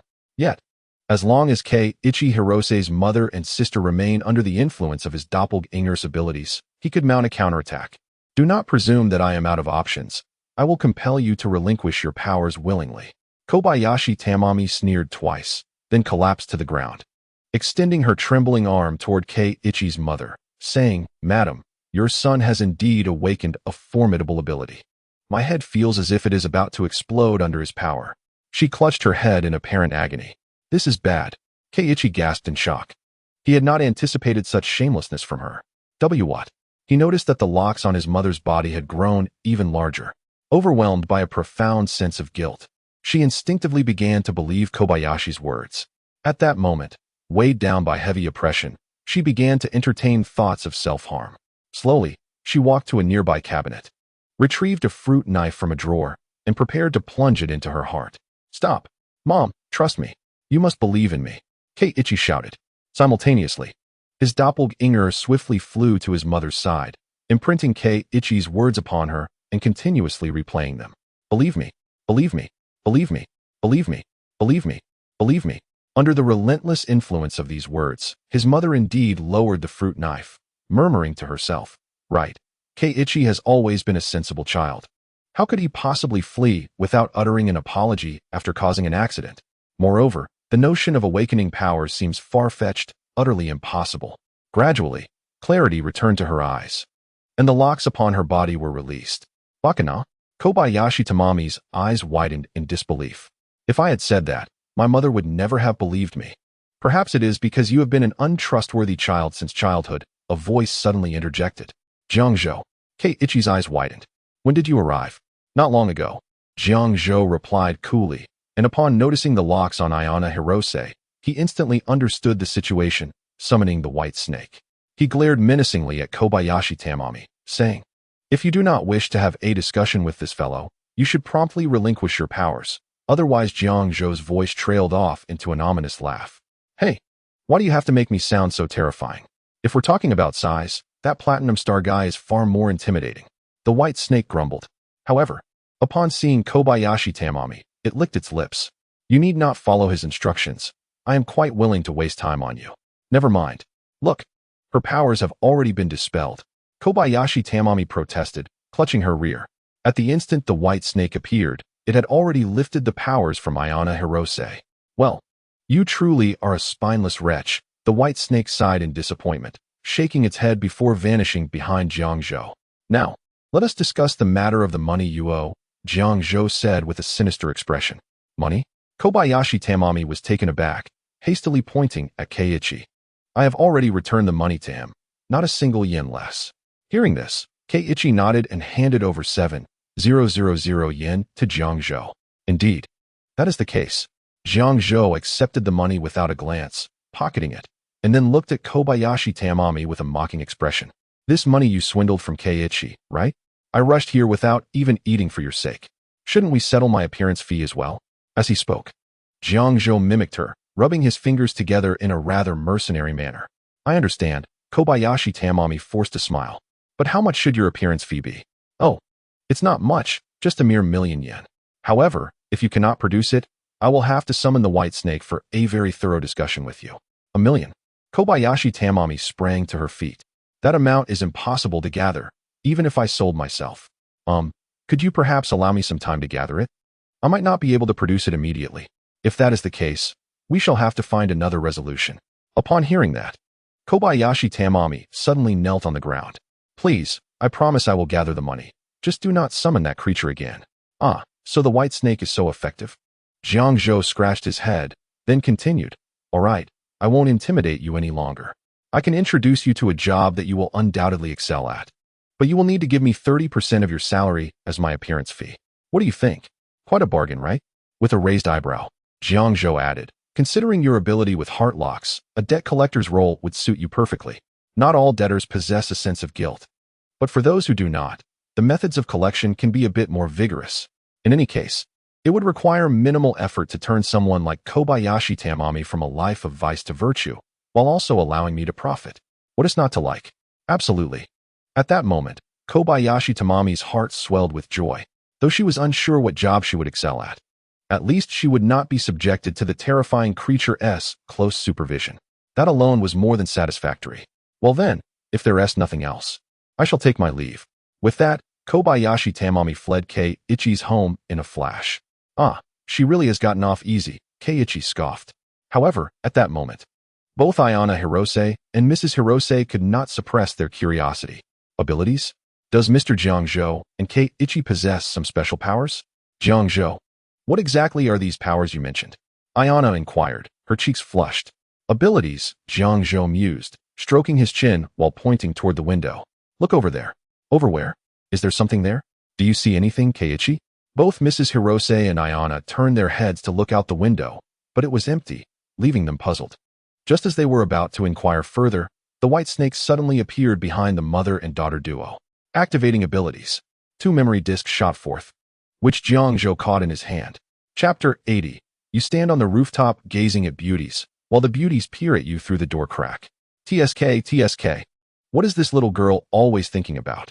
Jiang Zhou shook his head as he examined Ayana's memories, then began to modify them.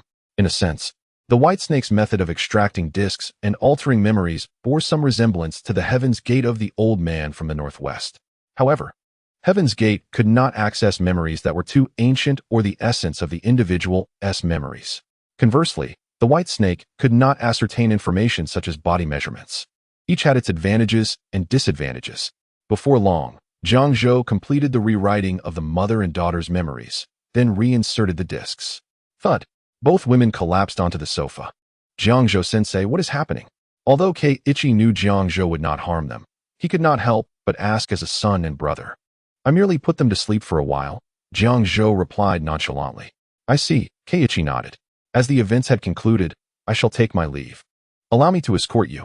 After Jiang Zhou departed, Hirose Koichi returned to the living room, gazing at his mother and sister who were still peacefully asleep. And he fell into contemplation. With both mother and sister still slumbering, who would prepare dinner? The following morning, Kong Iji pedaled to school, as usual. However, upon his arrival, before he could even place his backpack on the ground, a piece of gossip reached his ears. Koichi, did you hear? Yesterday, during the after-school duty, Senior Ida from the 3rd year was taken away by an ambulance. An ambulance? Koichi was momentarily taken aback and inquired, was it due to illness or some misfortune? Yet the classmate who shared the news merely shook his head. Before he could speak further, the voice of Higashikata Jasuk echoed from behind him. It was an electrocution. Oh, you know about this too, Jasuk? Koichi turned around, placing his backpack on the ground. Yes, this incident has spread throughout the school, Jasuk affirmed with a nod. The mention of electrocution triggered a sudden realization in Koichi, his eyes widening. Was it a stand attack? Jasuk completed his sentence, explaining that Senior Ida was electrocuted in the corridor, with the nearest power source being about 15 meters away in the classroom. At the time of the incident, there was not just one senior on duty. Another was in the restroom cleaning the mop, and as he emerged into the corridor, he witnessed Ida rushing out of the classroom in panic. At this point, Jasuk paused, continuing, then, right before his eyes, Ida collapsed from the electric shock. And it was that senior who called the ambulance. Upon hearing this, Koichi nodded in understanding. An unseen attack was likely the work of a stand. Moreover, the mysterious stand user lurking within the school possessed abilities related to electricity, making the connection plausible. The only uncertainty lay in why Ida had been targeted. Furthermore, judging by the senior's description, it was evident that Ida could see stands, indicating he was likely a stand user himself. Meanwhile, as the two conversed animatedly, the classmate who originally shared the gossip stood nearby in confusion. What were they talking about? What is a stand user? Is this some new plot from Araki's manga? But the pink-black boy had barely released half of it. The boy with the bobbed haircut felt both perplexed and intrigued. Suddenly, an idea struck him. Given Araki's professional stature, it was possible he could be dual publishing. Soon, the school bell rang, signaling the end of class, and everyone returned to their seats, organizing their books. Outside, a figure with purple hair flashed by like a ghost. Time swiftly passed, and before long, it was lunchtime.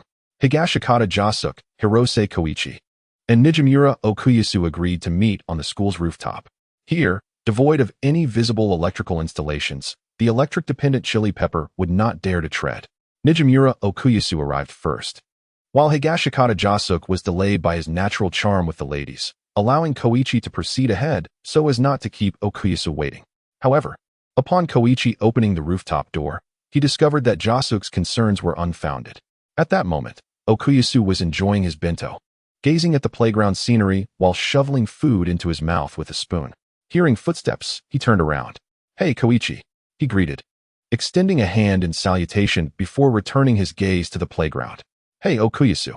Jasuk got caught up with the girls, so he might be a bit late, Koichi remarked while retrieving his own bento box. Then following Okuyasu's gaze, he curiously asked, what are you looking at? At that moment, Okuyasu continued to shovel food into his mouth and casually replied, oh, I'm just looking at girls. Gee, girls. Koichi's eyes widened in surprise. Right. My brother says I'm too immature and not grown up enough. I read that when a man falls in love, He focuses all his thoughts on the other person and begins to think of them in every aspect, thus maturing. Oh, Koichi found this notion somewhat incredulous. He tentatively asked, "So, do you want to fall in love then?" "Not really." Okuyasu shook his head. "I think if my brother were to fall in love, he wouldn't have time to call me immature or say I'm not mature." Cough, cough. Koichi abruptly coughed a few times. "Oh, I see." Okuyasu resumed his gaze towards the playground, adding, "Of course, the fact that no one confesses to me is part of it too. If someone did confess, I'd have no qualms about dating them." Koichi nodded in understanding.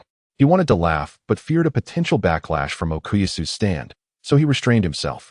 At that moment, Jasuk was still entangled, and Koichi, following Okuyasu's lead, began to eat his bento while gazing toward the playground. However, he remained oblivious to the fact that, while he was focused on the playground, a crack had appeared in the rooftop door behind him. A girl of remarkable beauty was silently fixated on Koichi's back, her cheeks slightly flushed. 15 minutes later, Yamashita Yukako remained entranced behind the door. Suddenly, the sound of footsteps reached her ears. Clomp, clomp, the sound of ascending stairs. Instantly, Yukako became alert. Anyone visiting the rooftop at this hour must be Koichi's friend. Thus, the owner of the footsteps must be Higashikata Jasuk. Upon realizing this, Yukako's hair began to grow wildly, almost instantaneously securing itself to the top of the stairwell as she pressed herself against it. Shortly after, a high school student with hair resembling steak ascended the stairs, pushing open the iron door and striding towards Hirose Koichi. He did not forget to greet him. "Sorry for being late." Jasuk awkwardly scratched his face. "Oh, Jasuk, you're so slow. Okuyasu and I have already finished lunch." Koichi turned to him, a hint of melancholy in his voice. "Well, those girls were a bit too enthusiastic," Jasuk replied. "After all, I am rather popular." He gestured to the strands of hair on his shoulder. "Hair?" Jasuk, puzzled, thought he had tidied himself up before coming. How could there be hair? Yet, as he reached to touch his shoulder, he indeed found a long strand of hair, roughly 70 to 80 centimeters in length. Strange. Do any of those girls have hair that long? Jasuk wondered, but he quickly dismissed it, deciding to focus on the matter at hand. "I want to find the person hidden within the school," Jasuk stated earnestly. "Do you have any leads now?" Koichi inquired with curiosity. Jasuk shrugged. "Not at all." "Then how will we find them?" "Well, it's not that there are completely no clues." Jasuk gazed towards the direction of the hospital, then continued. "If I use my ability to heal that Senior Ida, perhaps we might uncover some leads." Upon hearing this, Koichi immediately exclaimed, "Then what are we waiting for? Let us go now." Allowing such a dangerous individual to roam freely for an extra day could potentially increase the peril faced by their family members. After all, possessing the ability to ensnare someone with electric wires makes it exceedingly simple to eliminate an ordinary person. Yet, to venture out now would be akin to skipping class, which would surely incur the wrath of their elder brother, mused Hongtsu and Itai softly. Guangxian Yang momentarily fell into a stupor. Indeed, skipping class would lead to reproach. However, in such circumstances, could it truly be deemed as truancy? The three sighed in unison. It would be best to wait until after school to proceed. Meanwhile, at Jiang Zhou's residence, he sat cross-legged on his comfortable and soft bed, inhaling deeply. With each breath, his chest swelled slightly, but this indulgence came at a cost. His once fair complexion, tinged with a hint of health, now resembled that of a pig's liver. After a few minutes of this endeavor, he could no longer sustain it and exhaled a long sigh. So, is it indeed futile? Jiang Zhou reclined on the bed, feeling slightly dizzy from lack of oxygen. After a while, as his brain regained its faculties and his limbs ceased to tingle, he sat up. How did humanity develop ripple energy 4,000 years ago? He pondered, scratching his head in disbelief. Indeed, he had been attempting to cultivate ripple energy. Blood transports oxygen from the lungs, and the oxygen within the blood correlates to the cells, which are synonymous with the physical body. Just as throwing a stone into water creates ripples, employing a unique breathing technique can generate ripples within the body, thus unleashing formidable power. This is the essence of ripple energy. However, understanding the principle does not guarantee success. Jiang Zhou had spent an entire afternoon in vain. Progress in ripple energy eluded him, though he had achieved a more stable and prolonged breath, making him a natural for broadcasting. It seemed he would have to wait for the old master to arrive. Shaking his head, Jiang Zhou rose from the bed, slipped on his slippers, and made his way to the kitchen to prepare a bowl of noodles, with the use of a boiling disc. The water in the pot began to emit small bubbles within a breath's time. Observing this, he withdrew the disc and set it aside. One of the essential rules for cooking noodles is not to wait for the water to boil completely before adding the noodles, as this results in uneven heating, leading to a sticky and mushy surface. Another crucial point is to add a suitable amount of olive oil or vegetable oil to the water, ensuring that the noodles do not stick to the pot and enhancing their flavor. Once these conditions are met, the noodles can be stirred clockwise with chopsticks. When the water comes to a boil, a bowl of cold water is added 3 times in succession. Afterward, the noodles are nearly ready to be served. Of course, for those who prioritize aesthetics, a small spoonful of fragrant vinegar can be drizzled into the pot, not only enhancing the visual appeal of the noodles, but also slightly neutralizing the alkalinity of the broth. Before long, the noodles were cooked and drained. Although he had not prepared a soup base in advance, he could still utilize the noodle broth. Jiang Zhou swiftly exchanged the disc for the platinum star. A purple malevolent spirit manifested, grasping a kitchen knife with one hand while the other peeled a boiled egg, which he then sliced in half. Next, he prepared dried bamboo shoots and char siu, neatly arranging them in the bowl, and added a sprinkle of tender green scallions. Finally, he sprinkled some seasoning to impart a hint of flavor to the light broth. Thus, a rather unorthodox bowl of Ichiraku ramen was complete. Carrying the bowl, Jiang Zhou settled into the living room, pulling up a chair to savor the pseudo-Ichiraku ramen he had crafted. The texture of the noodles was somewhat lacking, perhaps due to the absence of cold water, but it sufficed to satiate his hunger. The noodles diminished at a visible pace, and soon only a murky broth remained in the bowl. After a hearty belch, Jiang Zhou gazed intently at the ripples in the broth, lost in thought. Chapter 82. The ripples in the broth drip. A droplet of broth slid down the chopsticks, creating ripples in the bowl. Jiang Zhou sat quietly, observing this phenomenon while adjusting his breathing. Behind him, the platinum star extended its hand into his lung, striving to sense the power of respiration. Closing his eyes, Jiang Zhou envisioned the azure expanse of Lake Baikal, standing at its shores. Suddenly, a gentle breeze swept by, sending ripples across the calm surface of the lake. Simultaneously, his breath began to synchronize with the ripples. Inhale, exhale.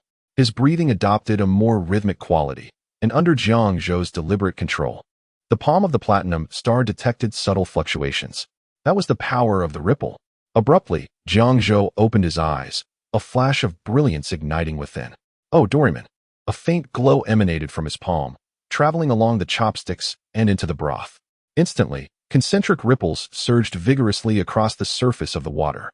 However, this phenomenon was short-lived, as the water soon regained its tranquility, and Jiang Zhou's breath became disordered once more. Is this the power of the ripple?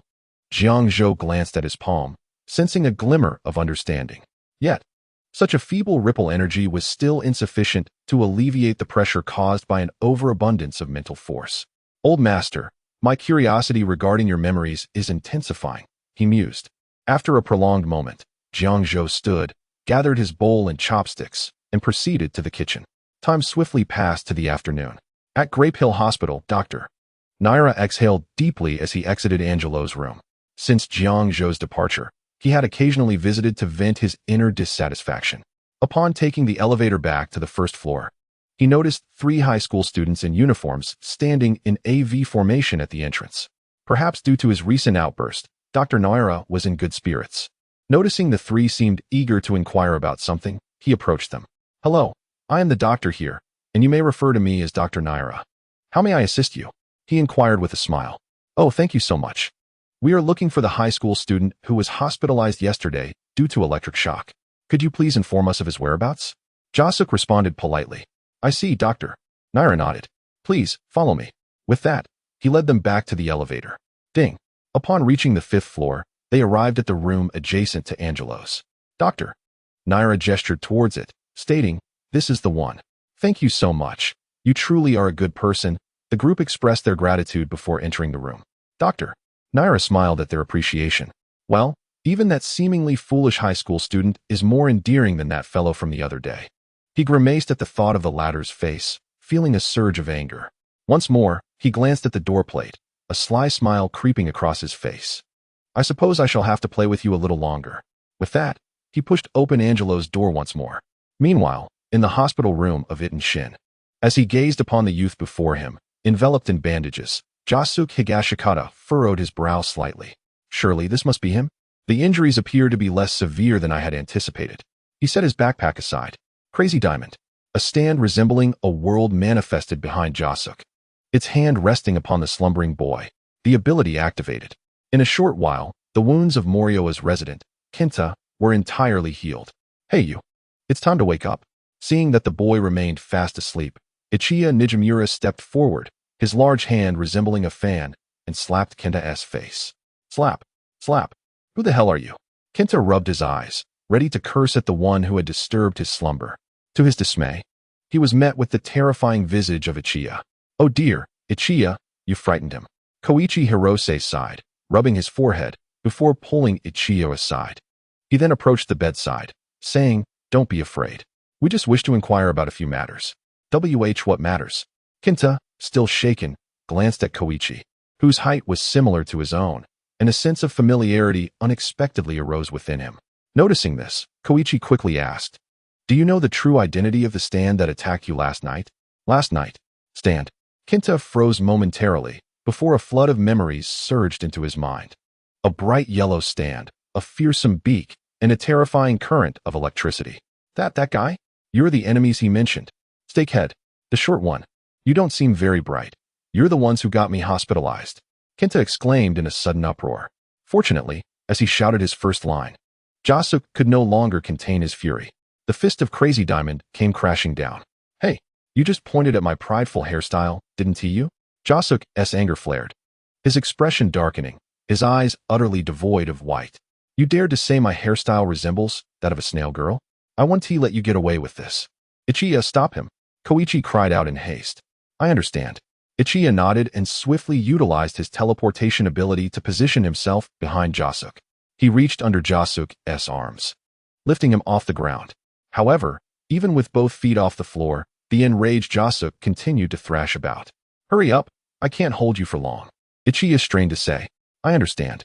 Koichi nodded and hurriedly asked, Hey, while Jasuke is still under control, tell me quickly, why did you say we got you hospitalized? Who is that guy?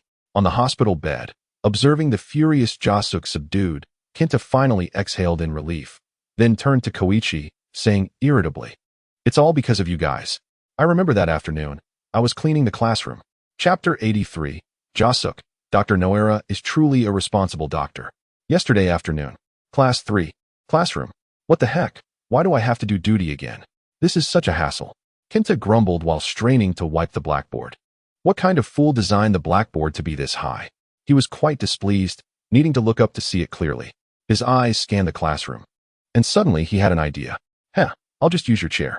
With that thought, Kenta approached the class president's seat, and with a clatter, he moved the chair. He inhaled deeply, as if trying to absorb the lingering scent of the class president into his lungs. I really can't tell if you or Shun from class 3 is older. He chuckled lewdly, positioning the chair beneath the blackboard. He stood atop it, wiping the areas he previously couldn't reach. Yet, after only half of the blackboard, he grew impatient and glanced toward the door. What's taking Akaji so long to fetch the mop? He is not slacking off, is he? With malicious thoughts, Kenta suddenly tossed the rag he was holding out of the window. Then, feigning innocence, he exclaimed, Oh no. The rag accidentally fell outside.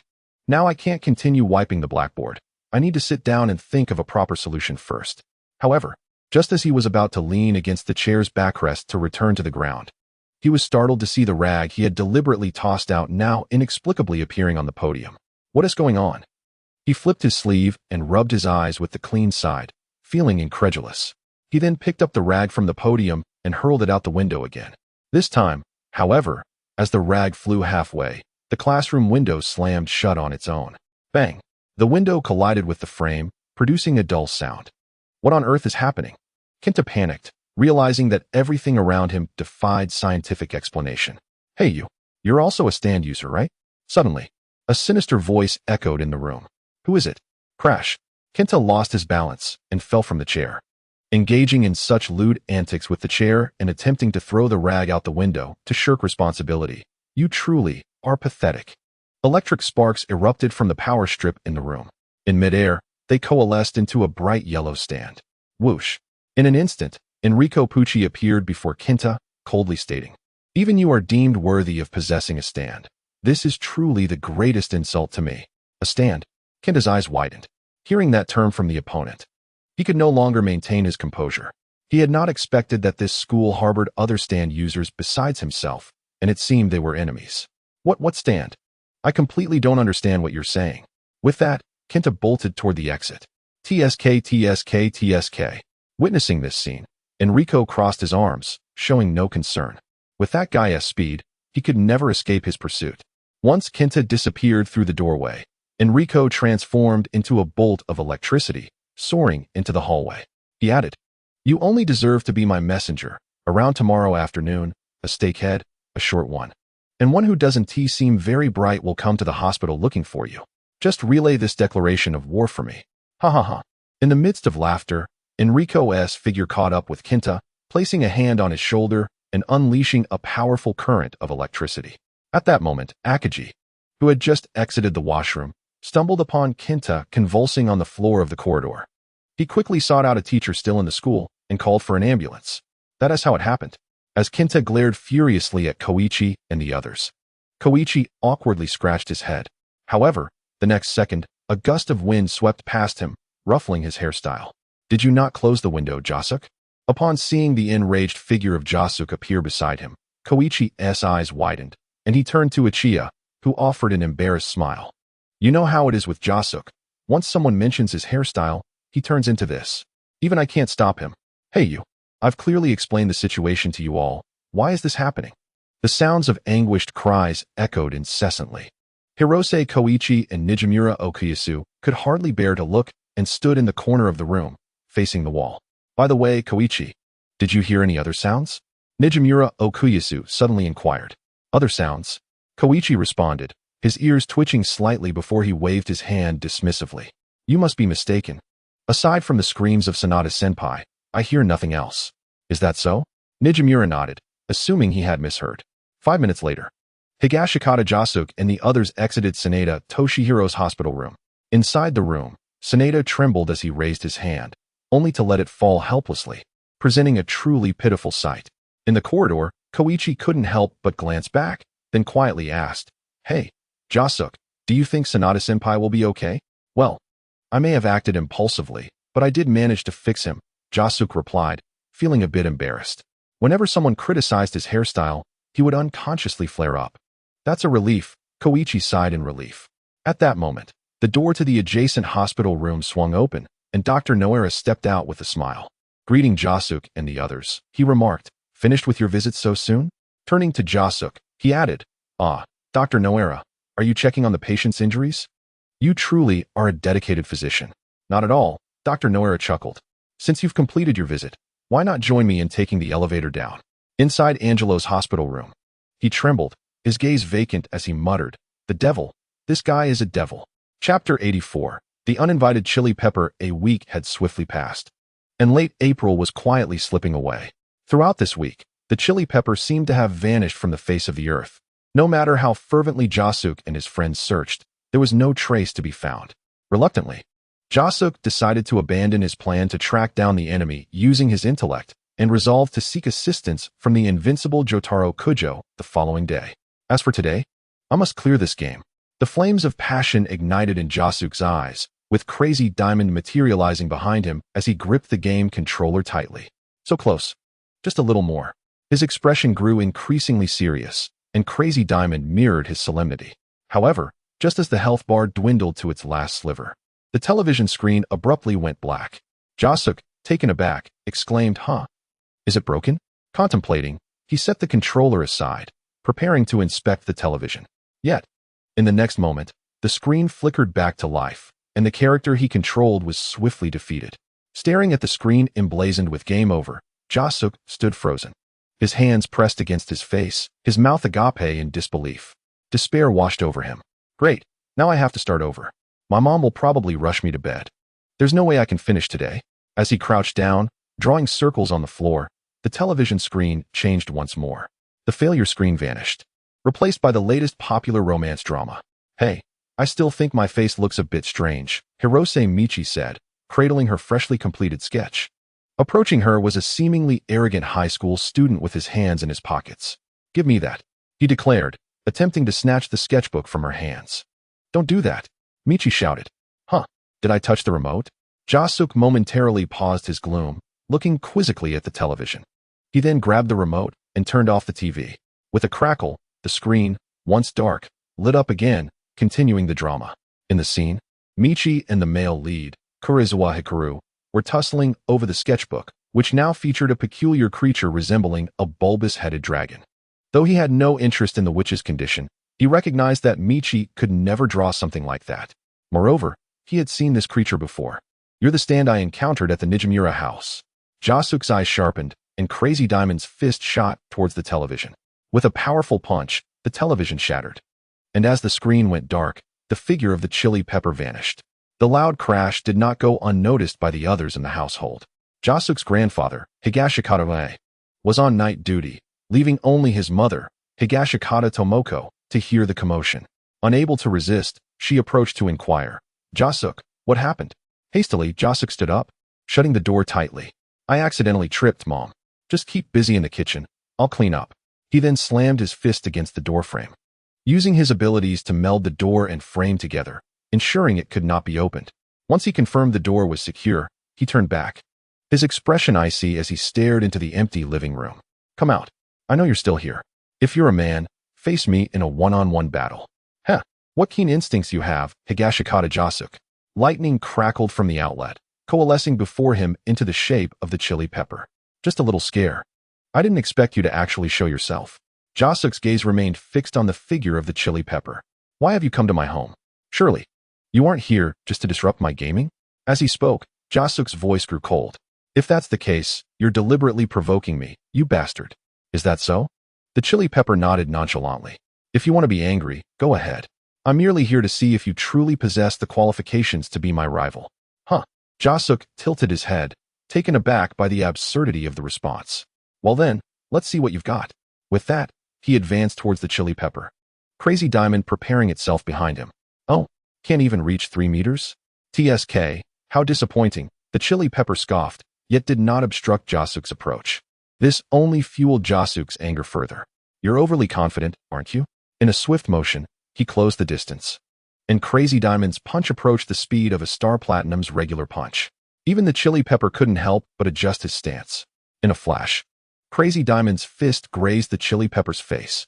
Simultaneously, the chili pepper did not remain idle. As he dodged Crazy Diamond's attack, his own fist connected with Jasuk, sending him crashing into a heap of furniture. This level of force won't stop me, the chili pepper declared, arms crossed, his crimson pupils fixed on Jasuk's fallen form. As if to say, is that all you've got? Cough. You're quite arrogant. Jasuk wiped the blood from the corner of his mouth, slowly rising from the ground. Once again, I turned towards the direction of the fierce red chili. Oh, what is it?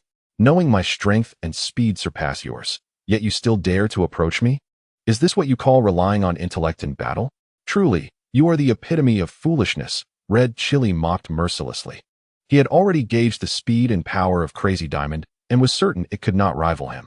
In fact, had it not been for that fellow Jiang Zhou implanting the command of no killing, he could have easily taken the life of Higashikata Jasuk with that last strike. Chapter 85. This is my escape route. If you don't come closer, how am I supposed to smash that ugly face of yours, you bastard? Jasuk's voice was laced with fury, practically a low growl. Yet, Red Chili remained indifferent, asserting that with Crazy Diamond, he stood no chance against him.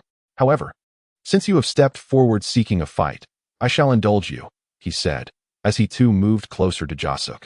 As long as he had a sufficient power source, he was even willing to engage with Star Platinum, not to mention that Crazy Diamond, both in speed and power, was clearly inferior. You scoundrel! Jasuk seemed unable to contain his anger any longer and charged forward. Yet, in Red Chili's eyes, this merely indicated a desire to be struck sooner. Even if I let you attack first, your sluggish punches could not harm me in the slightest. Red Chili waved dismissively, even leaning his face closer. Humph. Go ahead and try my Crazy Diamond's punch speed. Jasuk accelerated further, closing the distance to about a meter. With a swift motion, he unleashed a powerful punch. However, to the already prepared Red Chili, it appeared excruciatingly slow. You aimed for my shoulder, but not my head. How truly gentle of you. Red Chili scoffed. I told you. Such slow punches are effortlessly avoidable. With a flash of electricity, this time, Crazy Diamond's strike posed no threat whatsoever to Red Chili. "Let me teach you a lesson," he said, extending a finger with a glint of malice in his eyes. However, just as he prepared to sever Jasuk's arm, a wave of weakness surged within him. "What is happening?" Red Chili was momentarily stunned. Jasuk's attack had clearly missed. Suddenly realizing something, Red Chili glanced toward Jasuk's fist. He saw that the original plug was now entirely encased in rock and wrapped in dark rubber. At that moment, Jasuk's voice echoed, "You can't leave the power source." "Can you bastard?" Red Chili's eyes widened as he focused. Jasuk was pulling rubber gloves from the drawer beneath the television and using Crazy Diamond's abilities to reassemble the rubber and wall, severing Red Chili's connection to the power source completely. "This is the only power source in the room. You must have lost your strength comparable to Star Platinum by now." Jasuk shouted, "Are you ready to face my wrath?" With that, Jasuk sprang into action, rapidly closing the gap between them. A flurry of punches rained down on Red Chili. "Damn it, without power, I'm losing strength. At this rate, I might actually be seriously injured." The electricity flickered around Red Chili. Soon, he would even lose the energy to maintain his form. "I must think of a way." An idea sparked in his bright red pupils. Coughing, he curled his body, bracing himself to absorb Crazy Diamond's heavy blows. Then, with a voice dripping with disdain, he taunted, "If that's all you've got, it's utterly insufficient. By the way, your hairstyle looks like roadside cow dung. It's absolutely ridiculous." Red Chili's words struck Jasuk like a heavy hammer. Halting the assault, Jasuk lowered his head, his expression darkening. "I initially intended to leave you to Mr. Jotaro, but it seems a creature like you belongs in hell."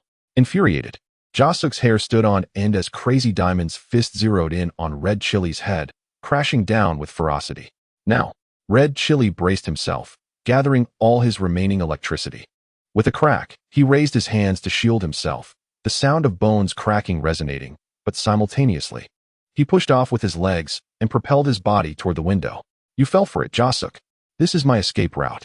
The window shattered as Red Chili, at the last moment, made contact with the streetlight outside. With a surge of electricity, his wounds began to heal. "I've experienced your power.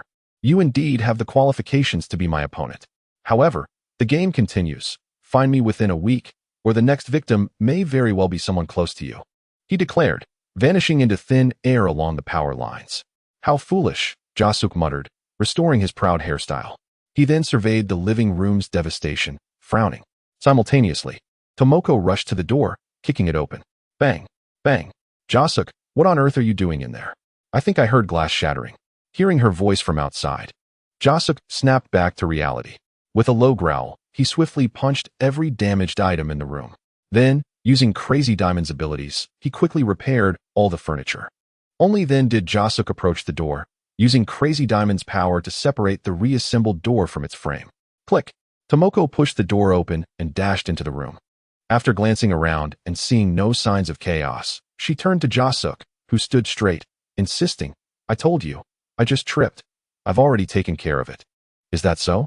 Tomoko remained skeptical, but, after inspecting the floor again and finding nothing amiss, she left the living room. Phew! With his mother gone, Jasuk finally exhaled a sigh of relief and shifted his feet. Beneath him lay the blood he had coughed up after being struck by Red Chili. This was one thing he could not repair, so he had no choice but to step on it. Fortunately, Tomoko had not noticed. Chapter 86. The Hermit Purple. The tranquil night passed without incident, yet Higashikata Jasuk found himself unable to sleep, uncertain if it was due to the unresolved game or the worry of a night raid by Red Chili. The following morning, at the Duwon Hotel, Jotaro Kujo had risen early, seated at a table, diligently writing a paper on starfish. Just then, the landline on the cabinet rang.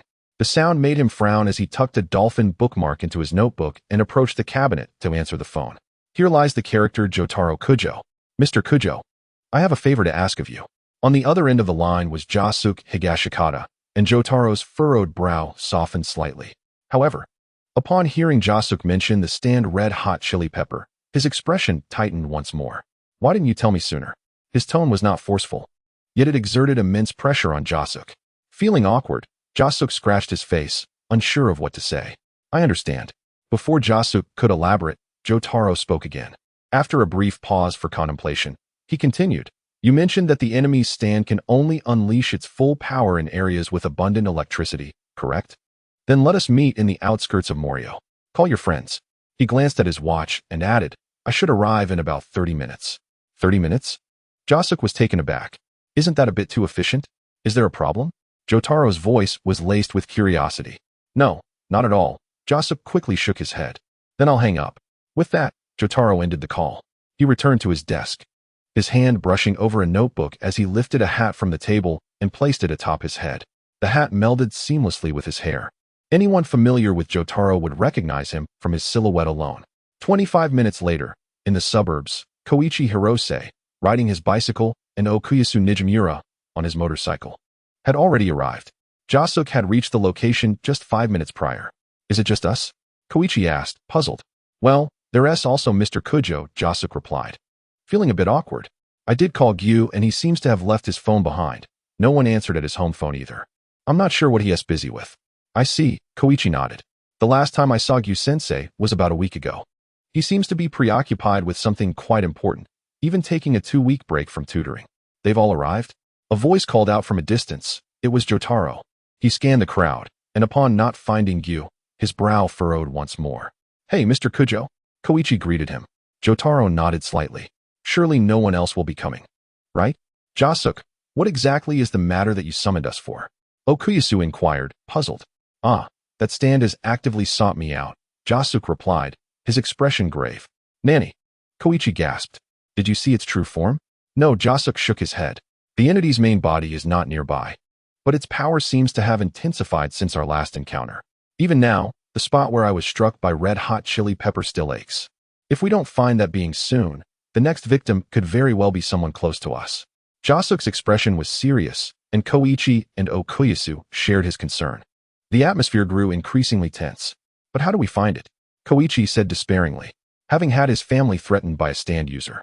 He certainly understood the gravity of the situation. Not long ago, Yamami Kobayashi had used her stand's abilities against his mother and sister. Fortunately, they had not sustained any harm, thanks to Kobayashi's stand not being combat-oriented and Gyu's timely arrival. However, red-hot chili pepper was an entirely different matter. It could easily manipulate electricity to ensnare individuals, posing dangers beyond the scope of a mere heart-locking stand. I don't know, Josuk clenched his fists. The enemy had left no clues behind. Even the previous stand user, Toshiaki, had only revealed his stand without disclosing his true identity. However, Mr. Kujo must have a plan. Josuk glanced at the silent Jotaro. Yes, Jotaro nodded, his gaze lingering on Josuk's face for a moment before he spoke slowly. By tomorrow noon, the individual capable of locating the enemy's main body will arrive at the Morio port. The person who can find the enemy's main body is also a stand user? Josuk asked, intrigued. Someone who can identify the enemy's main body without needing clues. I feel like I've heard this somewhere before, Koichi pondered. Indeed. The stand is called the Hierophant Green. However, its user is quite aged and lacks the physical strength for combat, Jotaro stated matter-of-factly. An elderly individual? Is he a friend of yours? Mr. Kujo? Yes, I am quite familiar with him. We fought side by side in the past when his physique was still robust. Now, however, he has completely deteriorated, unable to stand without assistance. 2 years ago, he had gallbladder surgery, suffers from cataracts, and is burdened with dentures, often lamenting his inability to enjoy a good steak. His mind is also beginning to fade. As Jotaro's description unfolded, an image of a frail old man formed in Josuk's mind. Hey, Mr. Kujo. You don't mean to say he enjoys chatting with mailboxes, do you? Josuk interjected, only to find himself exasperatedly rubbing his forehead. Please spare me. Unperturbed, Jotaro continued. I have come here to protect that old man. If Red Hot Chili Pepper discovers his whereabouts, he would surely eliminate him at once. After all, from your descriptions, it seems this enemy is most fearful of having his main body identified.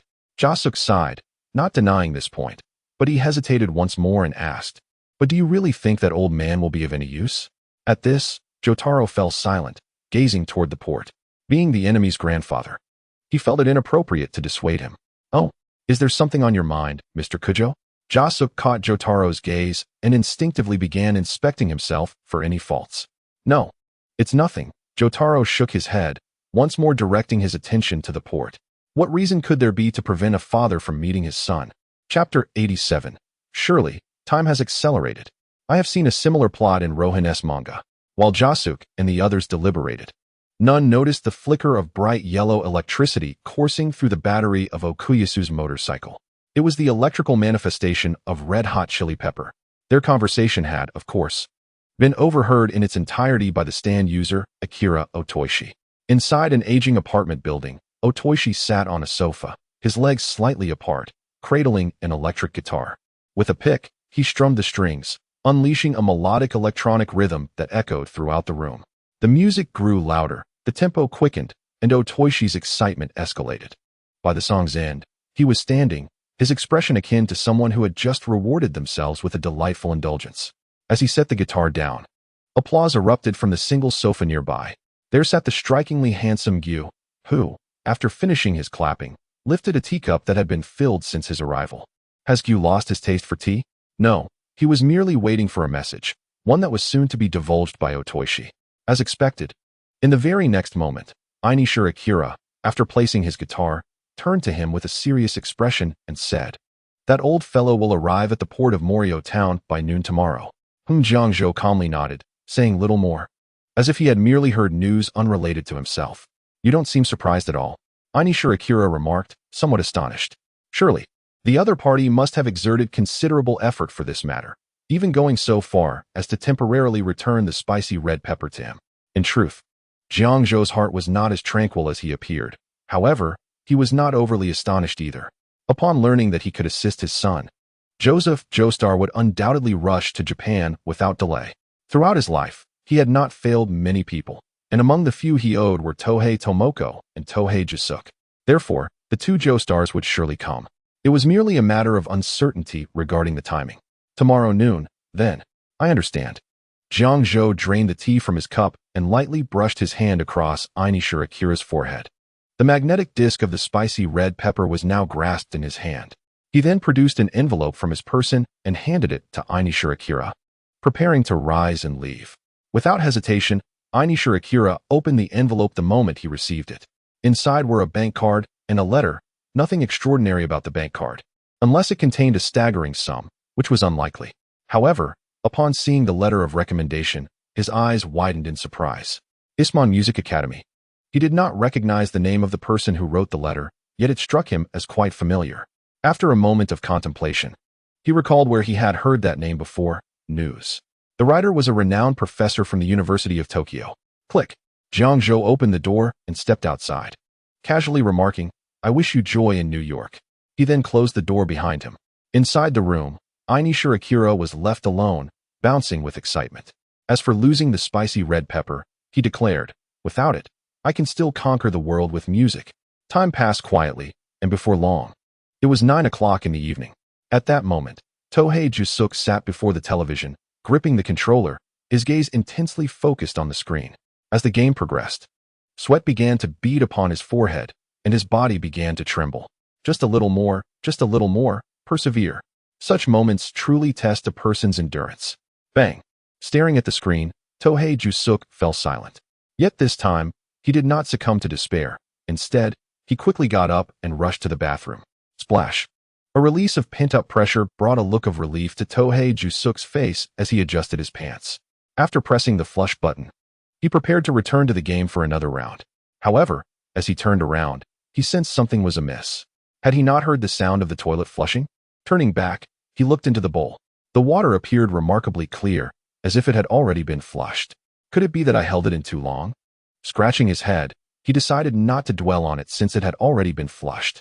Returning to the living room, he sat on the floor, ready to pick up the controller once more. However, a fair arm reached out before him, seizing the controller and disconnecting it from the power source. "What are you doing, Mom?"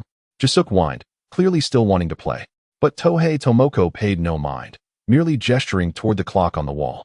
"It's time for bed." "What? It's only 9 o'clock. How can that be?" Jisuke's eyes widened in disbelief as he saw the clock read 10:30. Had he been in the bathroom for an hour and a half? "Are you messing with the clock, Mom?" He looked suspiciously at his mother. Yet, Tomoko merely cast a casual glance before departing. "What's going on?" Tohei Jisuke lay in bed, perplexed. This scene played out in other households throughout Morio town as well. "Get to bed, it's time. Why has time flown by so quickly today? It was just 9 o'clock. Oh no, I forgot to do my homework. Mom, let me explain. It must be the clock's fault, or perhaps time sped up. It must have sped up. I've seen similar scenarios in Rohan Kishibe's manga. However, not every household in Morio experienced this phenomenon. At the far-off Morio Grand Hotel, Jotaro Kujo felt none of it. Stretching, he glanced at the clock on the wall. 9:13. I'll write until 10, then take a break. Lowering the brim of his hat, Jotaro's pen swiftly danced across his notebook, composing an essay on starfish in neat, elegant English. Chapter 88. Joseph Joestar has disappeared. The next day arrived, and Tohei Jusuk groggily rose from his bed. He glanced at the alarm clock on his nightstand, realizing it was already 11:30. Although it was the weekend, he had to join Jotaro and the others to greet the distant stand user. With that thought, Jusuk hurriedly dressed. Mom, I need to step out for a bit. Don't wait for me for lunch. With that, he burst through the door. By the time Tomoko reached the entrance, he had vanished without a trace. That boy, she sighed, shaking her head as she returned to the kitchen. When Tohei Jusuk arrived at the port, he found Jotaro, Hirose Kyuichi, and even Nijimura Kyuichi already waiting. Sorry, I'm late, Jusuk said awkwardly.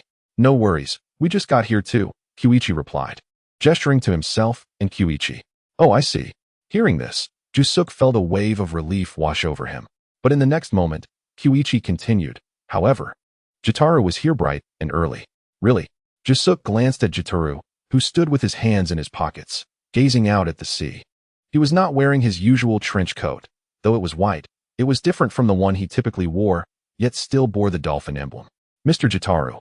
Jusuk began, but was interrupted by the ringing of a phone from Jotaro's pocket. Aring. Seemingly unfazed, Jotaro silently retrieved the phone from his coat pocket and held it to his ear. This is Jotaro Kujo. His tone remained as usual. Yet, Jusuk felt something was off. All right, I understand. Jotaro hung up the phone and turned to Jusuk and the others, an apologetic expression crossing his face. I'm sorry. The stand user I mentioned yesterday cannot make it. What? How is that possible? The three reacted with varying degrees of shock. Jotaro explained. I heard that the old man's speedboat had an accident, so he won't be able to arrive today. I see. Kyuichi nodded, accepting the situation. In that case, let's head back. Agreed, Jusuk said, raising both hands in agreement. He pondered throughout the night why merely spending time in the restroom had consumed an hour and a half. Consequently, he found himself unable to sleep. Now, the prospect of returning to slumber seemed rather fortuitous. Then we shall take our leave, said Jotaro Kujo, waving goodbye to Jusuk Higashikata. However, at that moment, Jotaro was gazing intently at the sea, seemingly lost in thought. Upon hearing Jusuk's words, he turned and replied, Yes. I too must be departing. Once that old man arrives, I shall inform you. Soon, the figures of Jusuk and his companions vanished from the harbor of Morio Town. Yet, just an hour later, Jotaro's silhouette reappeared upon the cobblestones of the port. He had donned his favored white trench coat and wore a hat that seemed to meld with his hair. Glancing at his watch, he noted it was nearly midnight. Had Jusuk and the others not arrived yet? With a furrowed brow, he surveyed his surroundings before finding a spot to sit down. Retrieving a notebook from his pocket to write an essay during his spare time. Not long after he settled, a speedboat docked at the harbor of Morio Town. Oh my, have they arrived so swiftly? Jotaro tucked away his notebook and rose to greet the newly arrived stand user, Joseph Joestar. However, just then, a flurry of voices erupted from the boat, causing Jotaro's brow to knit in concern. Mr. Joestar is missing.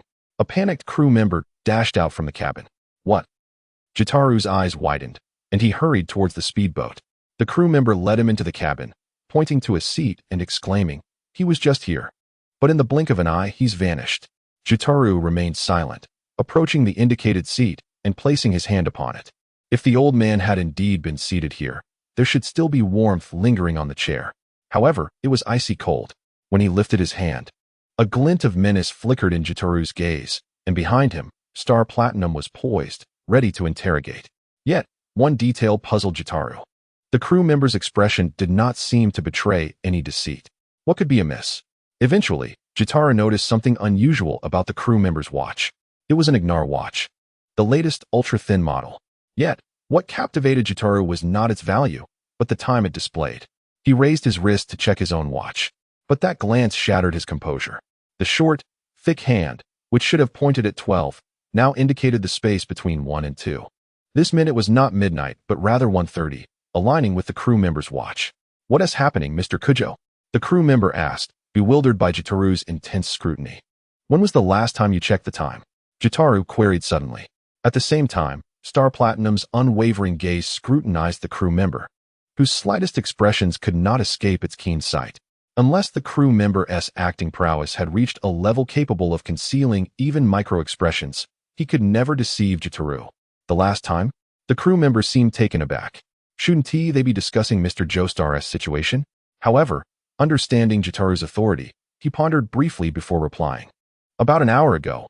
I recall it was 11:03. This is impossible. As he spoke, the crew member instinctively raised his watch to check, only to freeze in shock.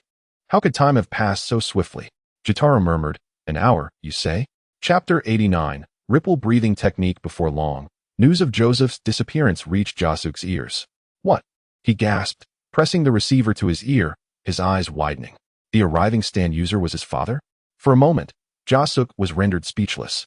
It wasn't until he heard Jitaru's voice again that he regained his composure.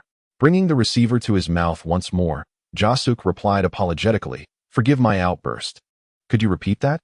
Suddenly, he covered the mouthpiece and glanced back at his mother, Tomoko, who was busy with household chores, ensuring she had not noticed anything amiss. He then whispered into the phone, "You mean Mr. Joestar is missing?" "Indeed," Jitaru affirmed from the rooftop of the Morio Grand Hotel, clutching a pair of binoculars. With Star Platinum materializing behind him, "I sense that the old man is not in immediate danger, yet I cannot ascertain his location, thus I require your assistance." Jasuk fell silent, contemplating for a moment before responding, "What must I do?" Although he was reluctant to confront his father, the news of his disappearance stirred genuine concern within him. Jitaru continued, "The bond of blood between father and son is profound. If you focus your senses, you will surely locate him. However, remember to act with caution. The enemy may possess some form of temporal ability. Once you pinpoint his exact location, notify me via public phone." "Understood." Jasuk ended the call, flames of determination igniting in his eyes. "I will find him, without fail." After hanging up, he concocted a plausible excuse for Tomoko before promptly setting out to search the town. His first destination was the residence of Kakyoin. Of course, he did not suspect Kakyoin as the culprit. Rather, he believed that his assistance might simplify matters, for Kakyoin had always exuded an aura of capability. Knock, knock, knock. The urgent rapping echoed, yet no response emerged from within. Is he not home? Jasuk wondered, hesitating at the door. Just as he turned away, the door creaked open slightly. What is going on? Kakyoin stepped out, weariness etched on his face, dark circles beneath his eyes suggesting he had not slept in quite some time. This sight startled Jasuk. What happened to you? He exclaimed, eyes wide. Kakyoin's condition appeared worse than the current situation, as Jasuk had never seen him so devoid of vitality. Is there something you need? If not, I'm going back to sleep, Kakyoin yawned, looking even more fatigued. And no, it's nothing, Jasuk stammered, shaking his head. Given Kakyoin's current state, it seemed he would not be of much help, so it was best not to burden him with the news. Oh. Kakyoin took a step back and closed the door. Inside Kakyoin's residence, he rubbed his eyes, forcing himself to awaken. The frequent use of his stand had exacerbated his fatigue. For an ordinary person, this would be an ideal situation, as the strength of a stand is linked to one's mental fortitude. Spiritual growth signifies an enhancement in the strength of the stand, yet for Jiang Zhou, it is undoubtedly one of the final straws that could break the camel's back. Fortunately, he has discovered a method to bolster his camel's resilience. Where am I? In the living room, Joseph sits bewildered on the sofa, his cane resting on the table before him. Quietly entering the room, Jiang Zhou takes a seat on the single sofa beside Joseph. Upon noticing the presence of another, Joseph inquires, "Young man, have you seen my cane?" Jiang Zhou remains silent. Joseph, seeing his indifference, shrugs and mutters, "Fine, if you want to help me look. I'll search for it myself."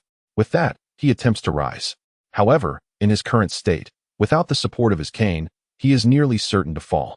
Indeed, as he stands, his body uncontrollably pitches forward. Just then, the white serpent materializes before Jiang Zhou, steadying Joseph in the process. "Thank you, my dear. You look frail. Yet you possess a kind heart," Joseph begins, only to be interrupted by the white serpent, who swiftly sweeps her hand across his forehead. A memory disk is instantly extracted. "I beg of you, white serpent," Jiang Zhou implores, and as his words fade, he collapses backward, seemingly succumbing to slumber. The white serpent, observing this, promptly inserts the disc into Jiang Zhou's mind.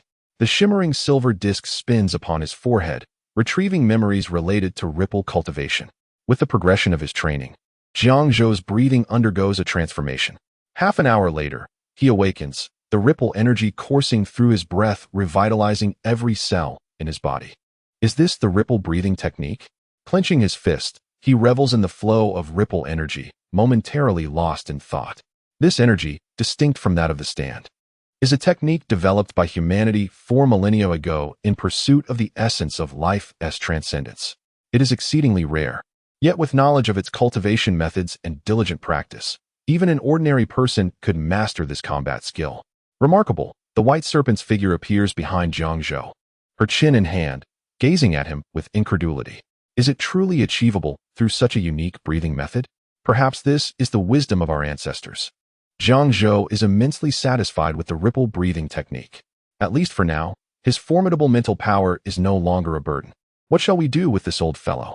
The white serpent gestures toward the slumbering Joseph, who is ensnared by amnesia. Modify his memory and return him, Jiang Zhou states decisively. Yet in the next moment, an idea flits through his mind. Baron Zeppeli could use his finger to prod Joseph's diaphragm, inducing him to utilize ripple breathing to alleviate his pain. Could he not employ a similar method to restore the ripple abilities of the two Jajas, thereby alleviating the symptoms of his senility? Perhaps it is feasible. Jiang Zhou raises an eyebrow and slowly extends his hand toward Joseph. Chapter 90. The ripple breathing technique exclusive to Jiang Zhou. Half an hour later, in the residence of Aini Shiming. Yesterday afternoon, Aini Shiming took the last flight directly to New York, leaving this place deserted. At this moment, the mysteriously vanished Joseph sits perplexed on the sofa. Where am I? How did I end up here?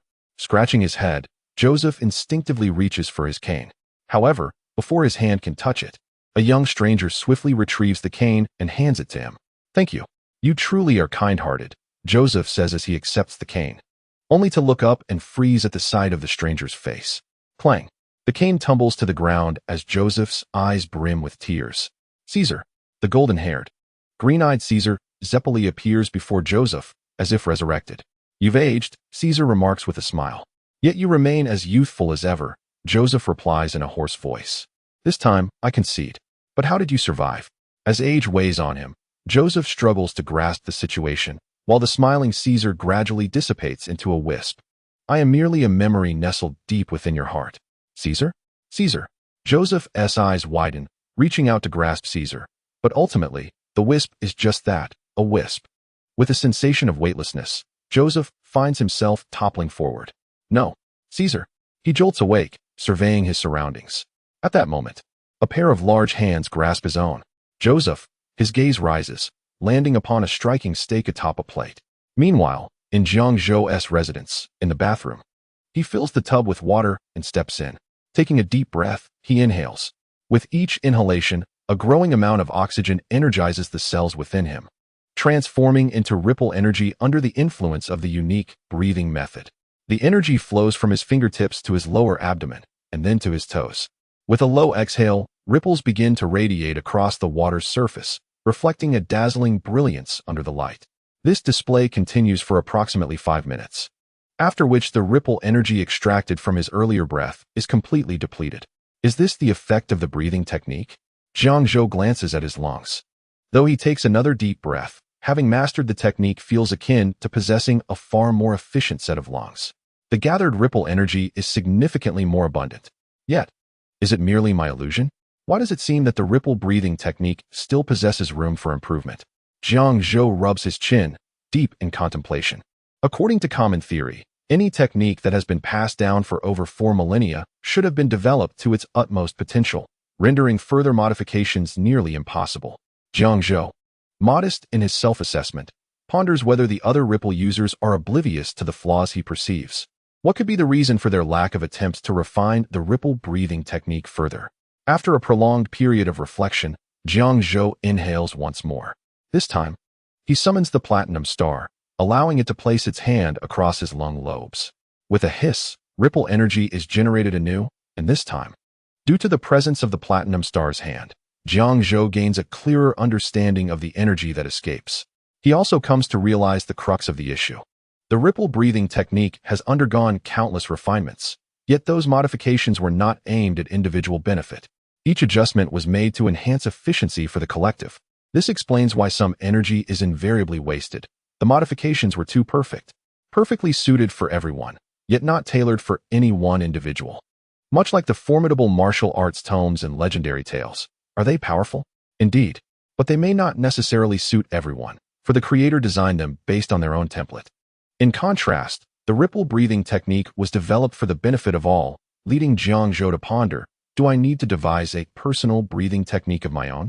He rubs his chin, calculating the potential costs and rewards in his mind.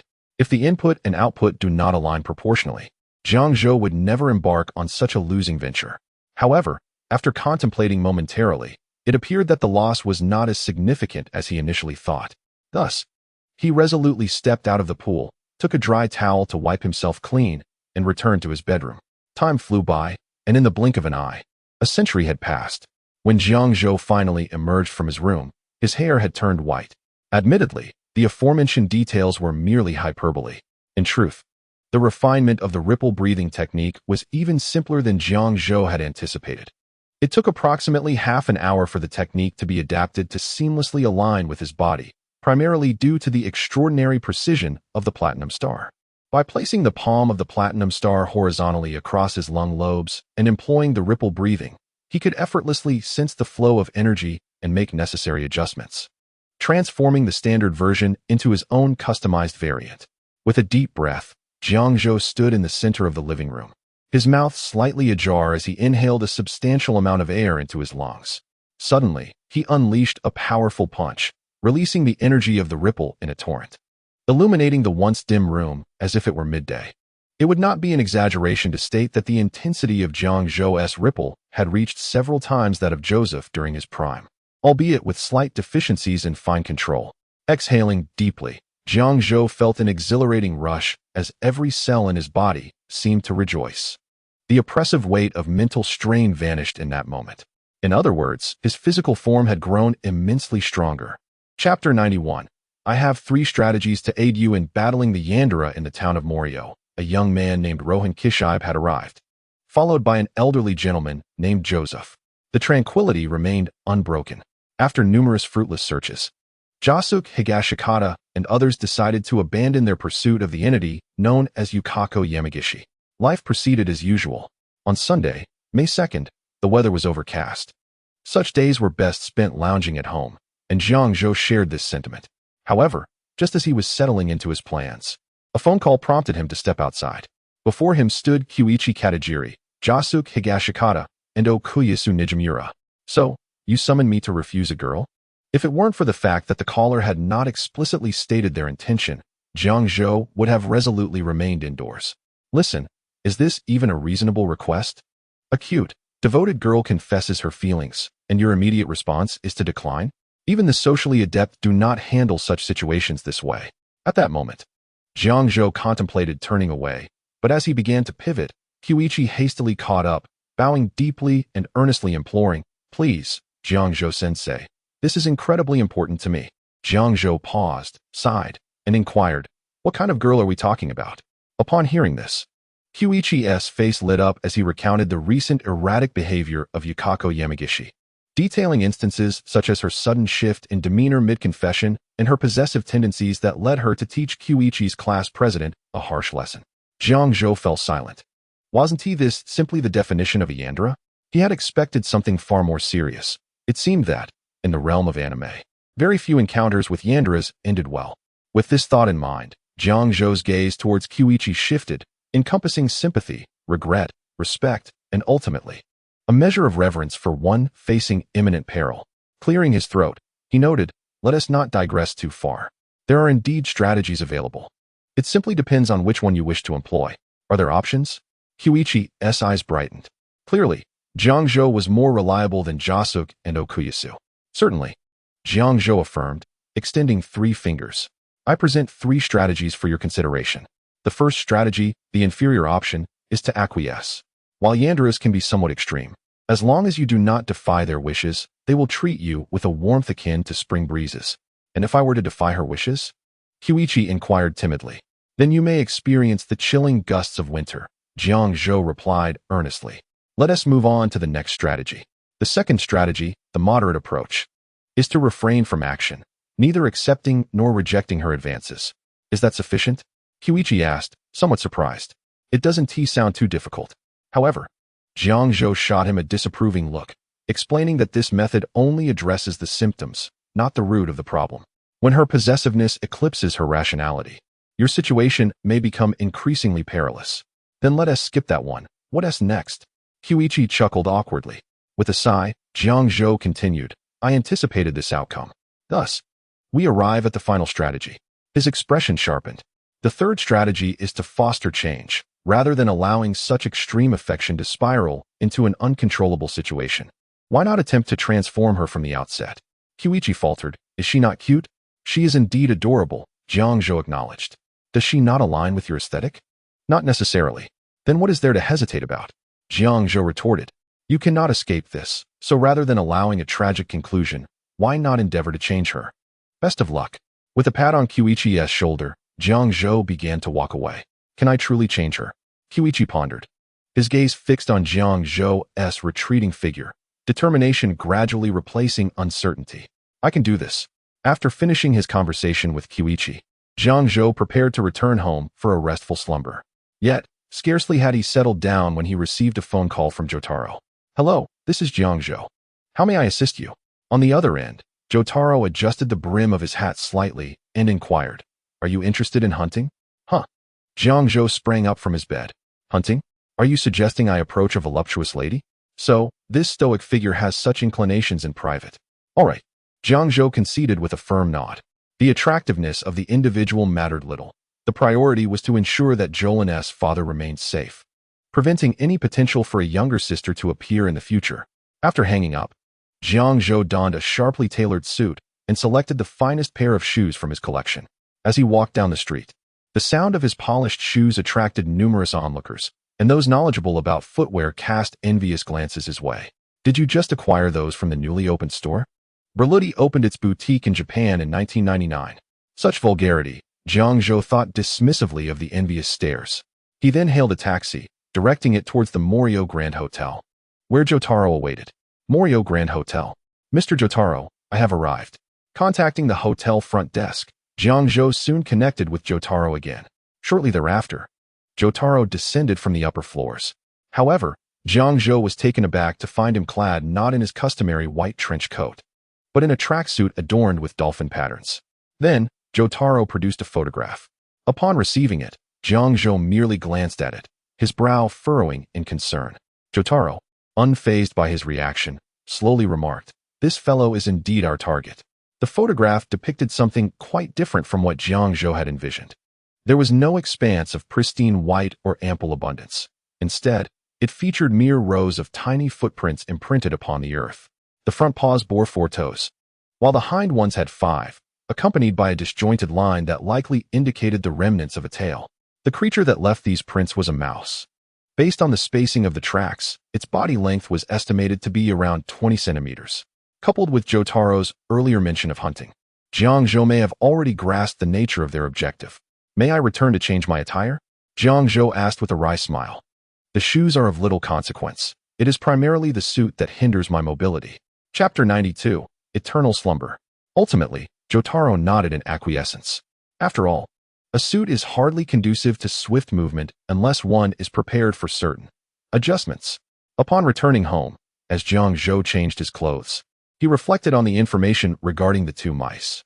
If all went as anticipated, those mice had likely been shot out by Akira Otoshi days prior. With his artillery-style stand, he could fire dissolving needles. Any target struck would gradually melt, and even a robust figure like Jotaro would likely succumb if hit by 5 or 6 needles. Let us resolve this quickly. Dressed appropriately, Jiang Zhou followed the address Jotaro had provided, arriving at a field designated for agricultural irrigation. Upon arrival, he spotted Jotaro crouched nearby, examining something intently. Mr. Jotaro, Jiang Zhou called out as he approached.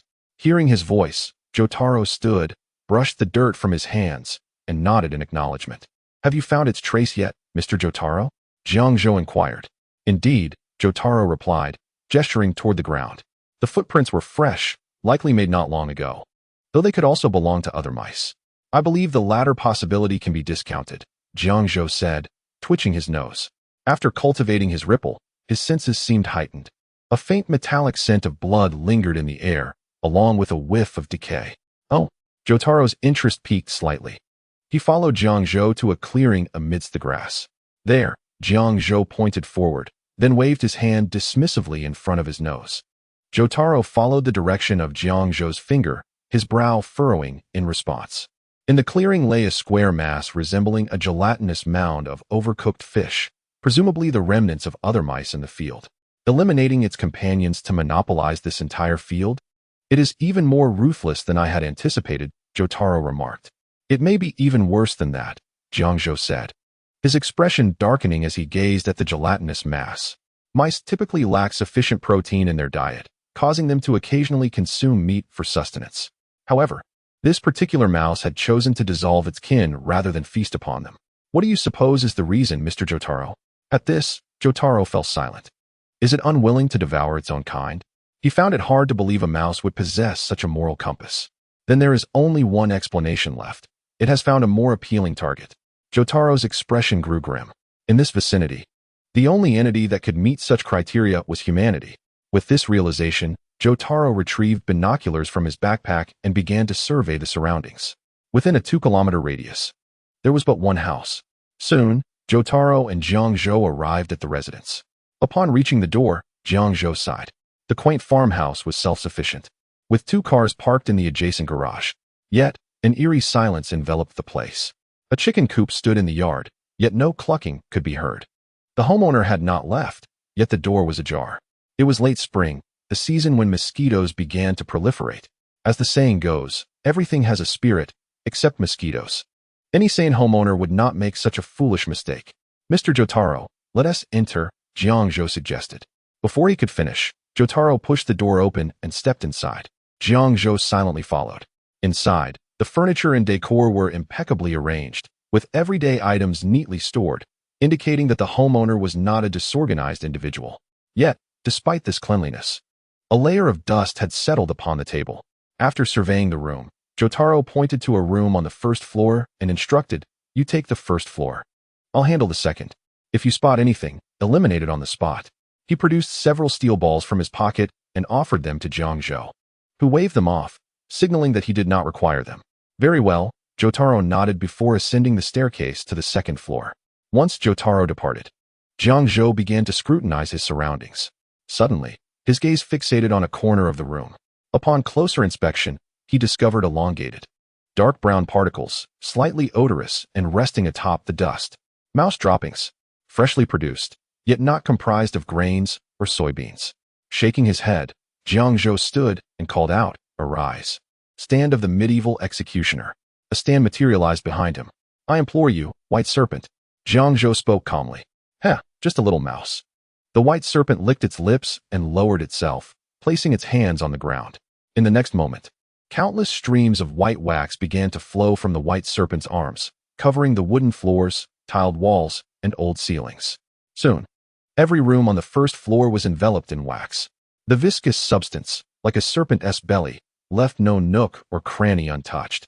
Shortly thereafter, the room echoed with the frantic squeaks of mice. A deep gray rat scurried forth, yet before it could emit more than a few squeaks, it stumbled onto the waxy surface. Its eyelids grew heavy. It seemed that awakened beings with a stand became exceptionally clever. Upon spotting Jiang Zhou, this rat summoned its stand, a diminutive artillery-like entity, its barrel aimed directly at Jiang Zhou's face, ready to unleash its dissolving needle. Clearly, it recognized that the chaos surrounding it was Jiang Zhou's doing. If it could eliminate him, normalcy would be restored. However, it had overestimated its own stamina. Even with its stand awakened, it remained merely a rat. The wax created by the white serpent was insatiable, rapidly draining its energy. It lacked the strength to fire its dissolving needles. With a thud, the rat's legs buckled, collapsing onto the floor, yet it still sought to make one final stand. The awakened mice were not solitary. If it could relay a distress signal, its companions would undoubtedly come to its aid. Yet, as its cries barely escaped, the wax on the ground surged with a life of its own, rushing toward the rat. The first to envelop it was its head. The wax cocooned the rat, silencing its cries and suffocating it of air. Its struggling motions gradually weakened with the waning of its strength. Thus, it welcomed the arrival of death in slumber. Chapter 93. Half-drawn curtains, leaning by the window, listening to the rain. Jiang Zhou gazed as the body of the gopher was slowly consumed by the melting wax. On the ground, only a disc reflecting silver light remained. Jiang Zhou then nonchalantly tucked his hand into his pocket, approached, and bent down to pick it up. The cannon-shaped stand-in flashed across the surface of the disc, ultimately reflecting in Jiang Zhou's eyes. It was hardly worth mentioning. Compared to this stand-in disc, he longed to return home for a proper rest. Otherwise, he would have squandered such dreary weather. Therefore, after handing the disc over to the white snake, Jiang Zhou prepared to ascend the stairs to check on Mr. Jotaro's hunting progress. Perhaps he could seize a trophy from Jotaro's hands. However, as soon as he set foot on the first step, a shrill cry from a mouse echoed. Suddenly, a large gray rat, measuring at least 20 centimeters, tumbled down the stairs. Jiang Zhou, seeing this, swiftly sidestepped to avoid getting splattered with blood. It was only when the rat's corpse landed on the ground floor that he noticed a steel ball embedded in its head, replacing its eyes and creating a fatal wound. Such precision, no wonder Mr. Jotaro was invincible, Jiang Zhou remarked with a smile. Unfazed, Jotaro merely nodded slightly and inquired, "Have you found the farmer of this household?" He had not located the owner of the house on the second floor. Considering the stand-in abilities exhibited by the mouse, it was highly likely that the farmer had encountered misfortune. Upon hearing this, Jiang Zhou's gaze shifted toward the kitchen. Since the moment he entered the house, he had heard sounds emanating from there. These two mice possessed decent intelligence, having learned to preserve food. Although the owner had faced calamity, fortunately, they were not in mortal danger. A visit from Jotaro would suffice. As he spoke, Jiang Zhou flung open the refrigerator door, revealing two elderly individuals, barely alive and resembling jelly. Their appearance was grim, yet their lives were spared. After a moment's thought, Jiang Zhou added, "This refrigerator should still be usable, if they do not mind." Jotaro, observing this, lowered the brim of his hat, the last flicker of his anger dissipating completely.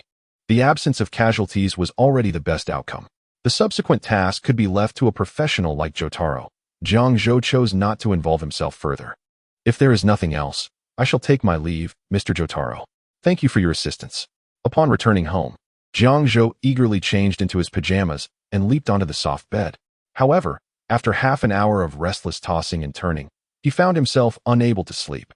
Sighing in resignation, he got up from the bed and headed to the living room to prepare a cup of coffee. "Hey, White Snake." Just as Jiang Zhou spoke, the White Snake, seated on the living room sofa engrossed in a book, tossed a disc in Jiang Zhou's direction. "Thanks."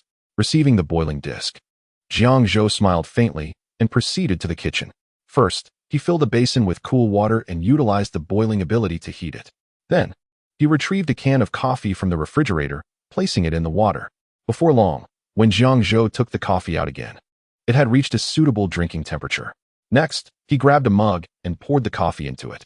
As he sipped the coffee, he approached the White Snake, peering over and inquiring, "Hey, are you not a stand-in? What book are you reading?" "Humph." The White Snake scoffed dismissively.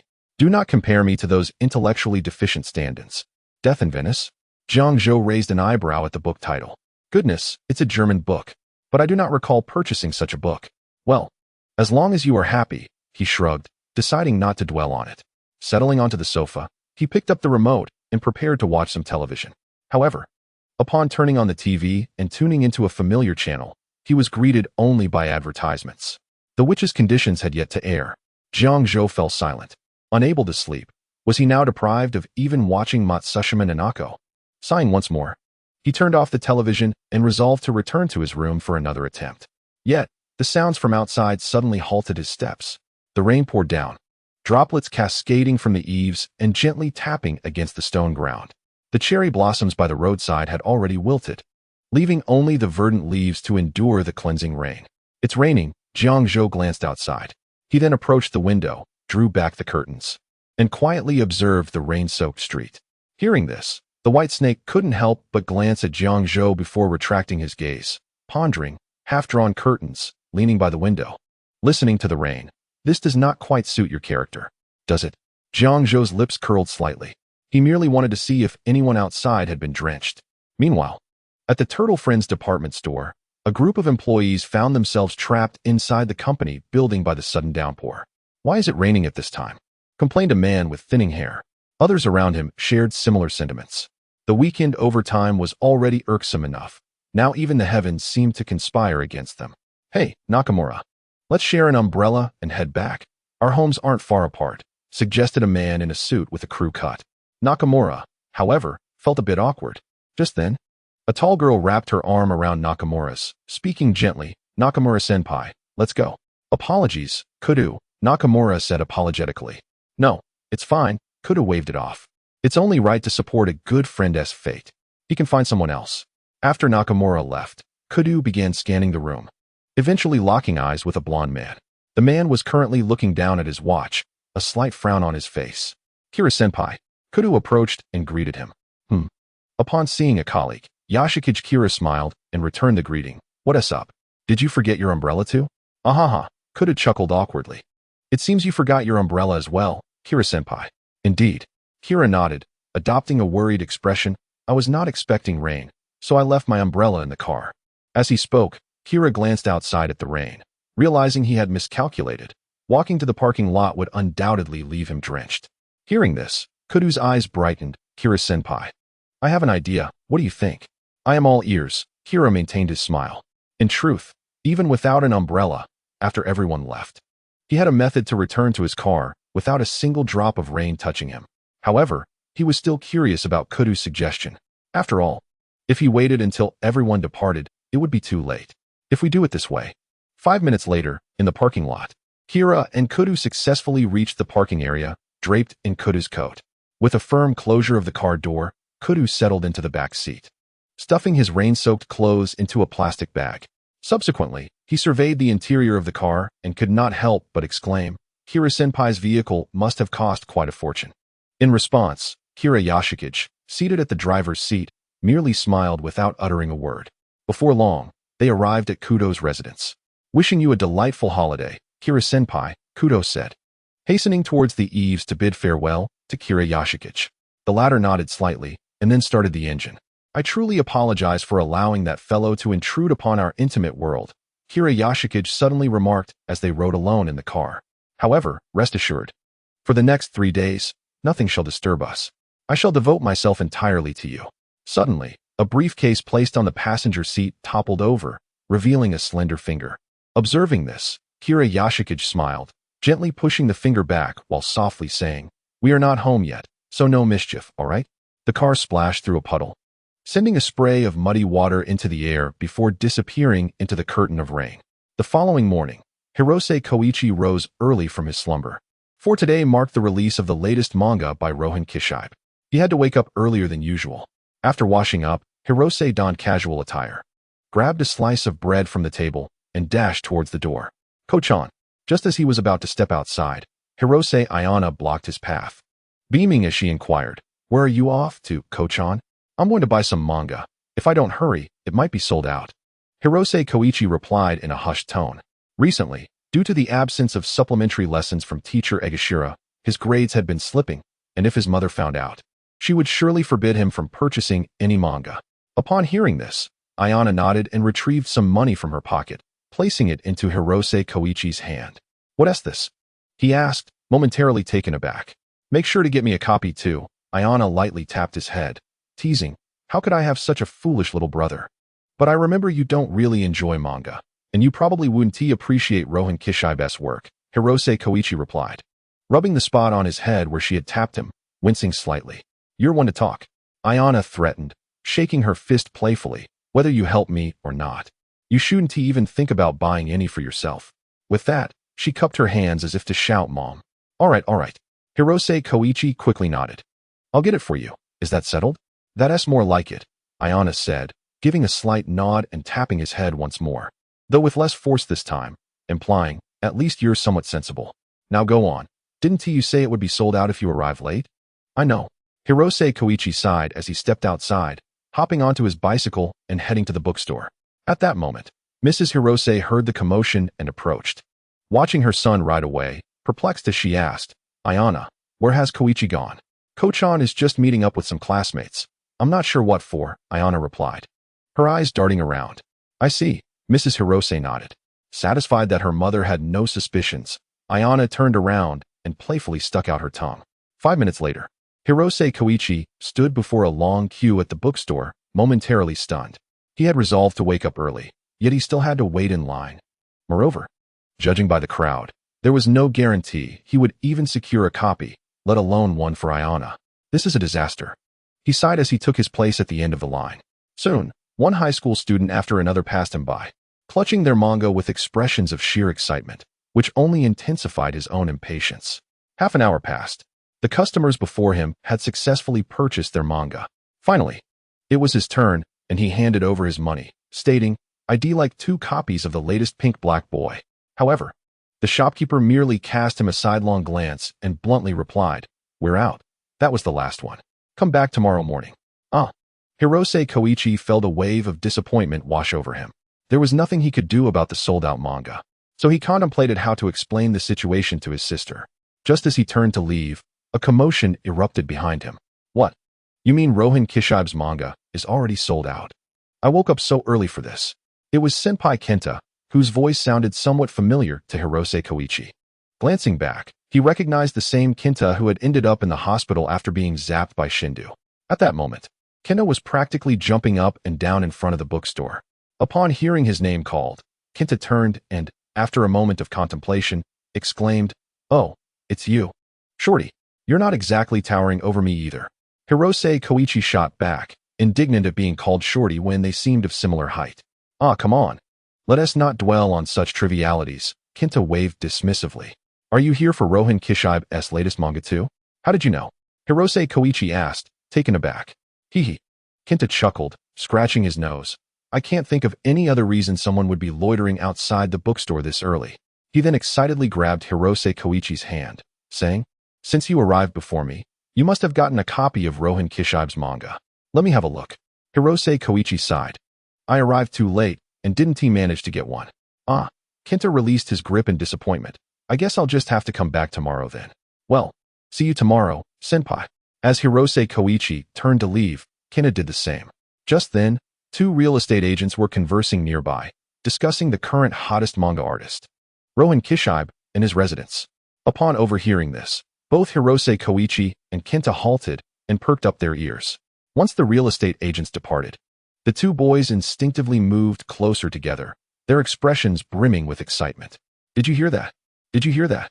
Rohan Kishibe lives right here in Morio," they exclaimed in unison, their enthusiasm palpable. "Let us pay him a visit. Who knows, we might even score a signed copy of his manga." With that, they quickly reached a consensus and headed toward the train station, boarding a bus bound for Rohan Kishibe's neighborhood. 20 minutes later, they arrived in front of a 2-story building, their hearts racing as they read the name Kishibe on the door. It's true. The renowned Rohan Kishibe really resides in Morio. Kenta clenched his fists, visibly struggling to contain his excitement. Beside him, Hirose Koichi gazed at the lavish house, momentarily at a loss for words. It wasn't he until Kenta gave him a light tap on the back that he snapped back to reality. "Hey, Koichi, peeking around like that won't help. Go ring the doorbell." "Me? Ring the bell?" Hirose Koichi was taken aback. "That's right," Kenta replied eagerly, clearing his throat. "This is an order from your upperclassman." "Well, I understand." Hirose Koichi readily agreed and reached out to press the doorbell. Just as his hand was about to touch it, the door suddenly swung open from the inside.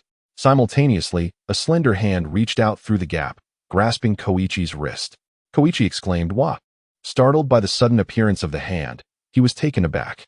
Following that, a darkened face peered through the door. "Who are you two? Is this some new type of prank?" said Rohan Kishibe, his tone unwelcoming. Beside him, Kaneda Toshi was already prepared to flee, but upon seeing Rohan's face, all his actions halted and his expression shifted from fear to admiration. "Rohan Kishibe-sensei," Kaneda shouted. "Nanny." Koichi froze, unable to believe his eyes as he turned to Kaneda, his gaze seemingly asking, "Is this guy really Rohan Kishibe?" "Indeed, it is Rohan Kishibe-sensei," Kaneda replied, regaining his composure. "I've seen his photo on the cover of the New Year special edition. It must be him." At that moment, Rohan Kishibe, having overheard their conversation, was taken aback as well. He glanced around. "Could it be that you are my fans? Has my address been exposed?" "No, we just happened to find out," Kaneda said, feeling a bit embarrassed. I see, Rohan said, visibly relieved. In that case, come in and we can talk. Perhaps our wavelengths will align perfectly. Is that really okay? They exclaimed in unison. Of course. After all, I've finished my work for the day, so it wouldn't hurt to give you a tour of my studio. Rohan said with a smile. Yay. Koichi and Kaneda exchanged a high five. Then we'll intrude, if you don't mind. With that, they followed Rohan into the magnificent residence. Bang! The door closed behind them.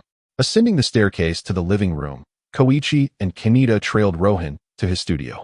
Upon their first glimpse of the workspace, their eyes widened in awe, akin to a blacksmith laying eyes on pristine gold, their gaze flitting from vibrant sketches to the workbench. Rohan observed their reaction with satisfaction, but suddenly his gaze fixated on a specific spot on Kaneda's shoulder. Don't move, he commanded softly, striding over swiftly. What's wrong? Kaneda stammered, freezing in place. Rohan reached behind him and pinched gently, revealing a spider nestled between his fingers. Without pause, Rohan hurried to a nearby bookshelf, extracting an insect guidebook, murmuring, "Aha. So this spider is the ghost spider? I've heard of it. It can be found all over Japan, from urban areas to mountainous regions, spinning circular webs. Though it sometimes weaves a net at dusk. Hey, what do you think Rohan-sensei is doing?" Kaneda whispered to Koichi. "I have no idea. Perhaps he is engaged in something sacred," Koichi replied quietly. Suddenly, Rohan turned back, his keen eyes fixed on the nervous pair. "By the way, do you know how to create interesting comics?" "No, we don't." Koichi and Kaneda shook their heads in unison. It's realism. Realism is the source of life that breathes essence into a work. It is the very core of entertainment. Comics are often perceived as products of imagination or fantasy. But that is not the case. To depict what one has seen, experienced, and deeply felt is what makes it interesting. The two boys, both under 162 meters tall, were utterly confounded by Rohan's words. If Jasuk were there, he would likely exclaim in disbelief. Thus, Uncle's bizarre adventure is, in fact, based on Araki-sensei's own experiences, confirmed. Chapter 96, Rohan Kishibe, Subarashi, Koichi and Kaneda. Did he say too much? Rohan furrowed his brow slightly, then relaxed. After speaking so much, I am a bit thirsty. Would you like something to drink? I'll have a cola, Kaneda responded eagerly. Rohan turned his gaze to Koichi. A glass of plain water for me, please, Koichi replied timidly. Plain water and cola. Noted. Rohan nodded slightly before exiting the studio. Phew. The two finally exhaled in relief. Rohan-sensei is quite intimidating when he gets serious, Kaneda said, patting his chest. Not really, Koichi adapted more swiftly. After all, compared to Jitaro, Rohan-sensei seemed far less frightening. By the way, I've noticed something. Kaneda lowered his voice, pointing to an envelope on the workbench. That should be the comic manuscript drawn by Rohan-sensei, right? Koichi couldn't help but glance over. Upon closer inspection, the envelope contained precisely 19 sheets of Kent paper. So, should we take a peek? Kaneda suggested.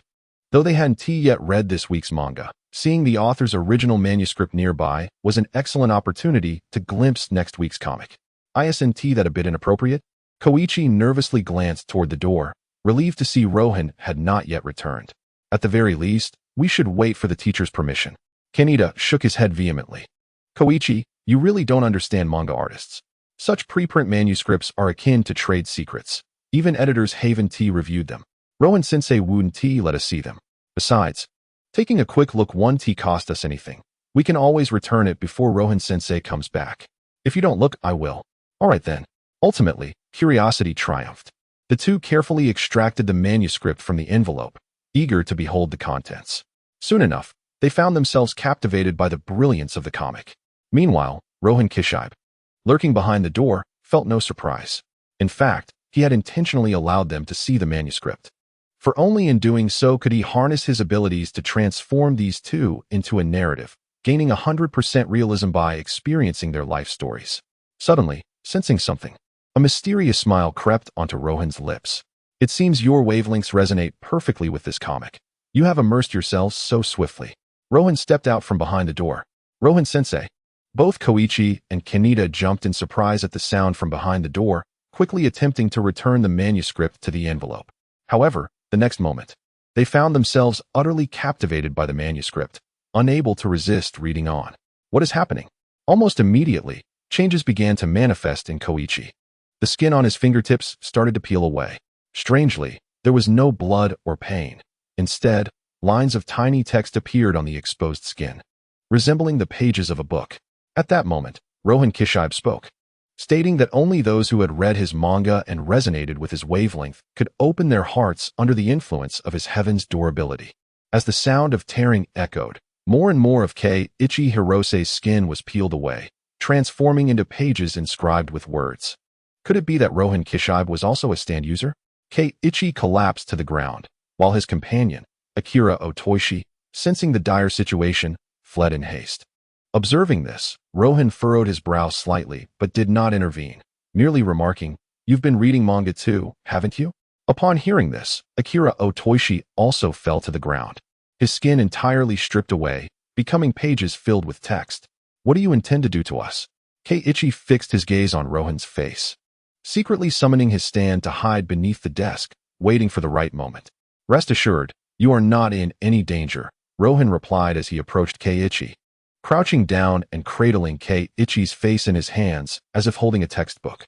"I merely wish to read your life story to provide authentic inspiration for my manga. The human body records various experiences throughout its existence.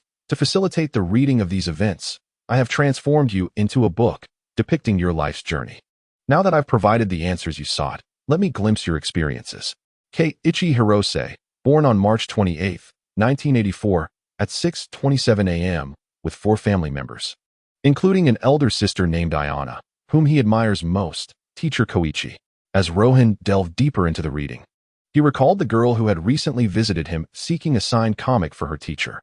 "So it was your sister," he chuckled, finding the coincidences of life rather amusing.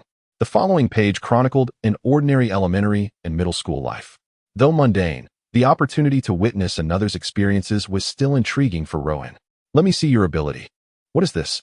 Upon reading the next page, Rohan's brow furrowed. He continued, "A stand user? Did everything begin this April? How fascinating. I had no idea there were others with similar abilities aside from me." His excitement was palpable, and he began to tremble with anticipation, beads of sweat forming on his forehead. For a manga artist, there could be no better subject matter. However, at that moment, Keiichi's serious voice interrupted his thoughts. "Stop what you're doing, Rohan Kishibe. Otherwise, I will attack." Chapter 97, A Desperate Situation, Part 2. "Huh." Rohan turned his head, noting the dark green stand hovering behind him, a smile creeping onto his lips. "If I recall correctly, your ability does not seem suited for combat." Rohan did not consider Keiichi's stand a threat. Nevertheless, it was wise to take precautions. With that thought, Rohan produced a pen and inscribed a directive on the blank page created by Keiichi. Under no circumstances may Keiichi Hirose attack the manga artist Rohan Kishibe. Due to his rapid movements, Keiichi failed to notice Rohan's actions and continued to threaten. "Even if I am not skilled in attack, I can still use my ability to create a deafening sound that will plague you until you cease your ability." "Suit yourself," Rohan replied, now embodying Keiichi's earlier excitement, eager to witness the unfolding of his experiences. "Since that's the case, you leave me no choice." Keiichi's eyes narrowed as he commanded his stand. 1. Attack. The dark green stand obeyed, conjuring a yellow sound effect board and hurling it towards Rohan. This was his only means of attack at present.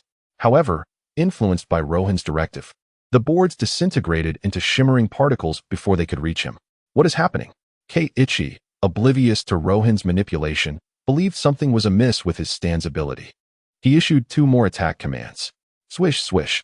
2 additional sound effect boards emerged, one representing a thunderous roar and the other the resounding clang of a gong. In terms of volume, Keiichi could not conceive of any sound more overwhelming than this. "Prepare yourself," Keiichi shouted. Yet, in the next instant, a shattering noise echoed. Crack.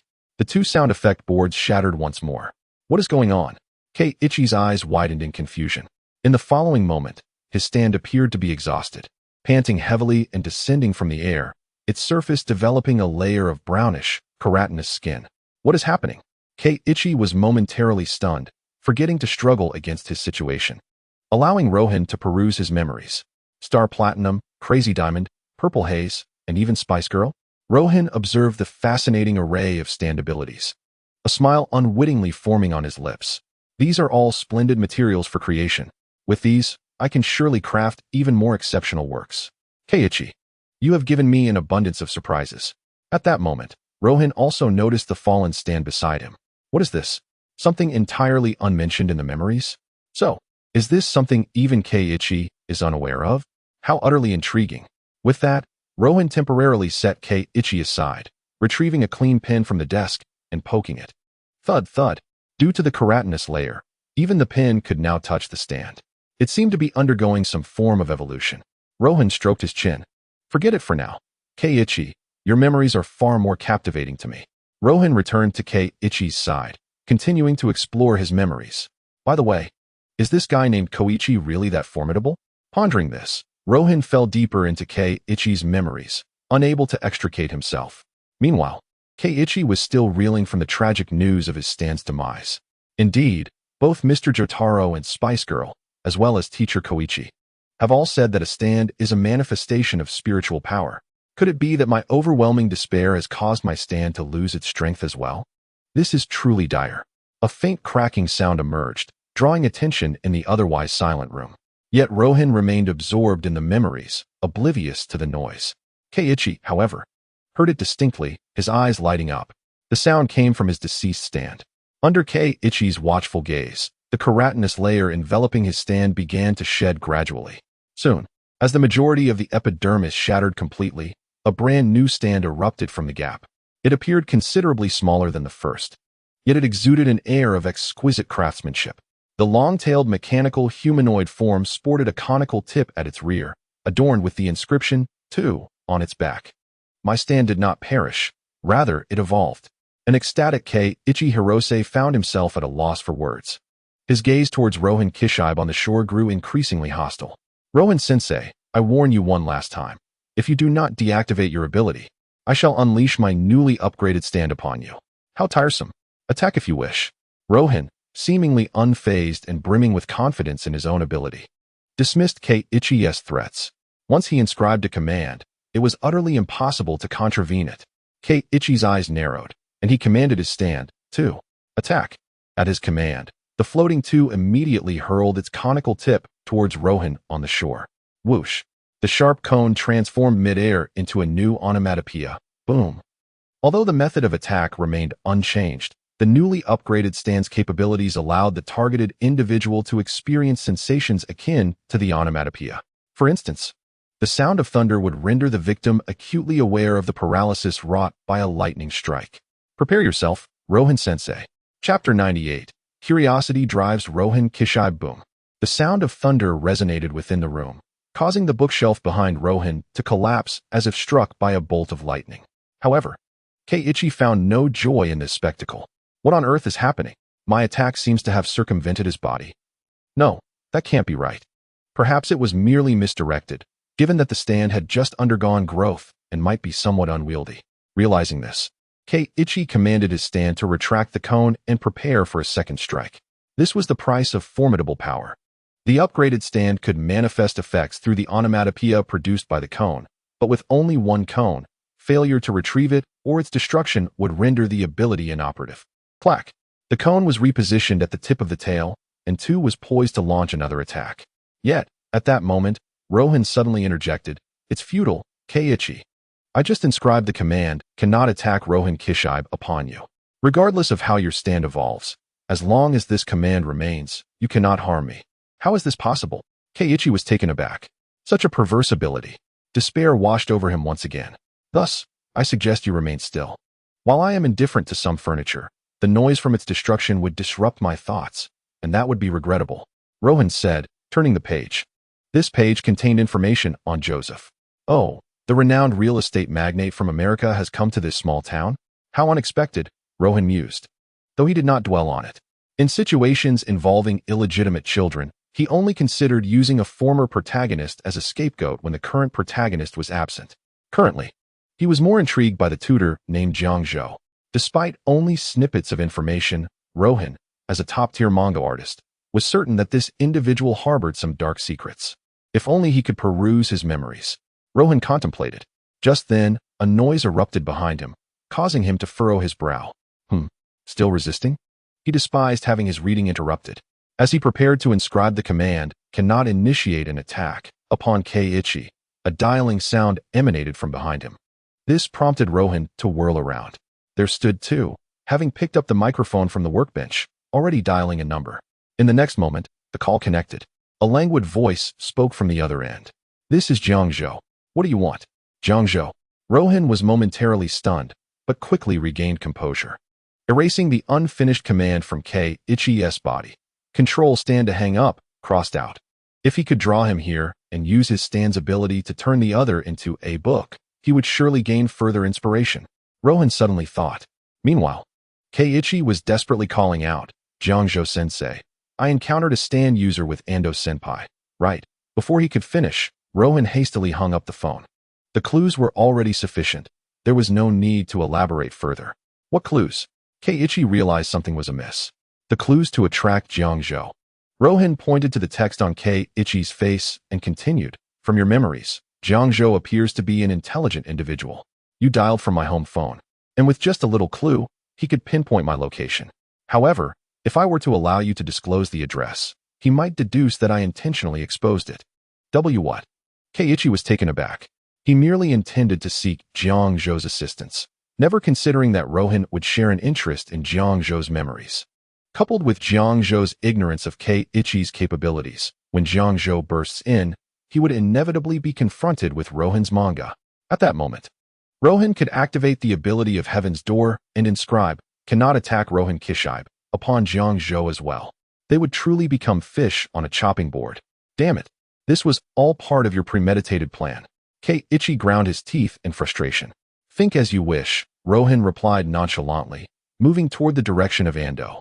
As a stand user, he was equally curious about Ando's memories. However, just as he took a few steps forward, K-Ichi's sinister voice echoed from behind. "Haha. But have you considered another possibility?" "What possibility?" Rohan halted, not sensing any oversight on his part. K-Ichi slowly began, from Jiang Zhou's tone earlier. He must have just been roused from slumber. Based on my understanding of Jiang Zhou, he is likely to perceive this event as a prank. A prank? Rohan pondered. He considered the likelihood of K-Ichi's assertion. In K-Ichi's memories, opinions of Jiang Zhou were polarized. When he was reliable, he was more dependable than anyone else. Yet when the matter was trivial, he acted with utter disregard. Such a person might indeed interpret this phone call as a prank, as K-Ichi suggested. However, within the next moment, a smile crept across Rohan's lips once more. I've got him. It seems Jiang Zhou was right. Manga artists truly think more than others. A normal person would easily detect the flaws in the conversation. How could Jiang Zhou possibly regard a cry for help as a prank? Hurry, Jiang Zhou, while he is still in the dark. This passage has just manifested upon Koichi Hirose, a reflection of his innermost thoughts. Koichi, have I not warned you against whispering in your heart during the activation of my ability? Rohan Kishibe ominously remarked. Upon hearing this, Koichi's expression froze. What are you saying? I don't understand at all. However, as he followed Rohan's gaze, he was suddenly struck by the sight of small words inexplicably appearing on his body. Cold sweat cascading down and saturating his collar. Is it over? Even thoughts spoken in my mind will manifest on my body. Chapter 99. The courage of Koichi Hirose now. Let me take a look at your memories, Rohan stated as he approached Toshiaki Kaneda, crouching down to peruse. It's all my fault. If teacher Ebihara arrives, I fear I will also be reduced to this.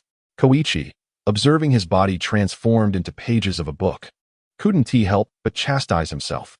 The room was enveloped in silence, save for his self-reproach, the sound of Rohan flipping through the pages, and the beeping of the phone. As for Toshiaki, upon witnessing a certain indescribable part of himself turned into a page, he promptly fainted. In the next moment, a fourth sound resonated within the room. Rohan's voice, reading aloud the text from the pages he turned, a habitual act of his. Occasionally bullying weaker creatures like kittens and birds brings a refreshing sense of satisfaction. He desired to be like the confident students in the third year. Yet his cowardice prevented him from achieving it. With a single page turned, Rohan lost his inclination to continue reading.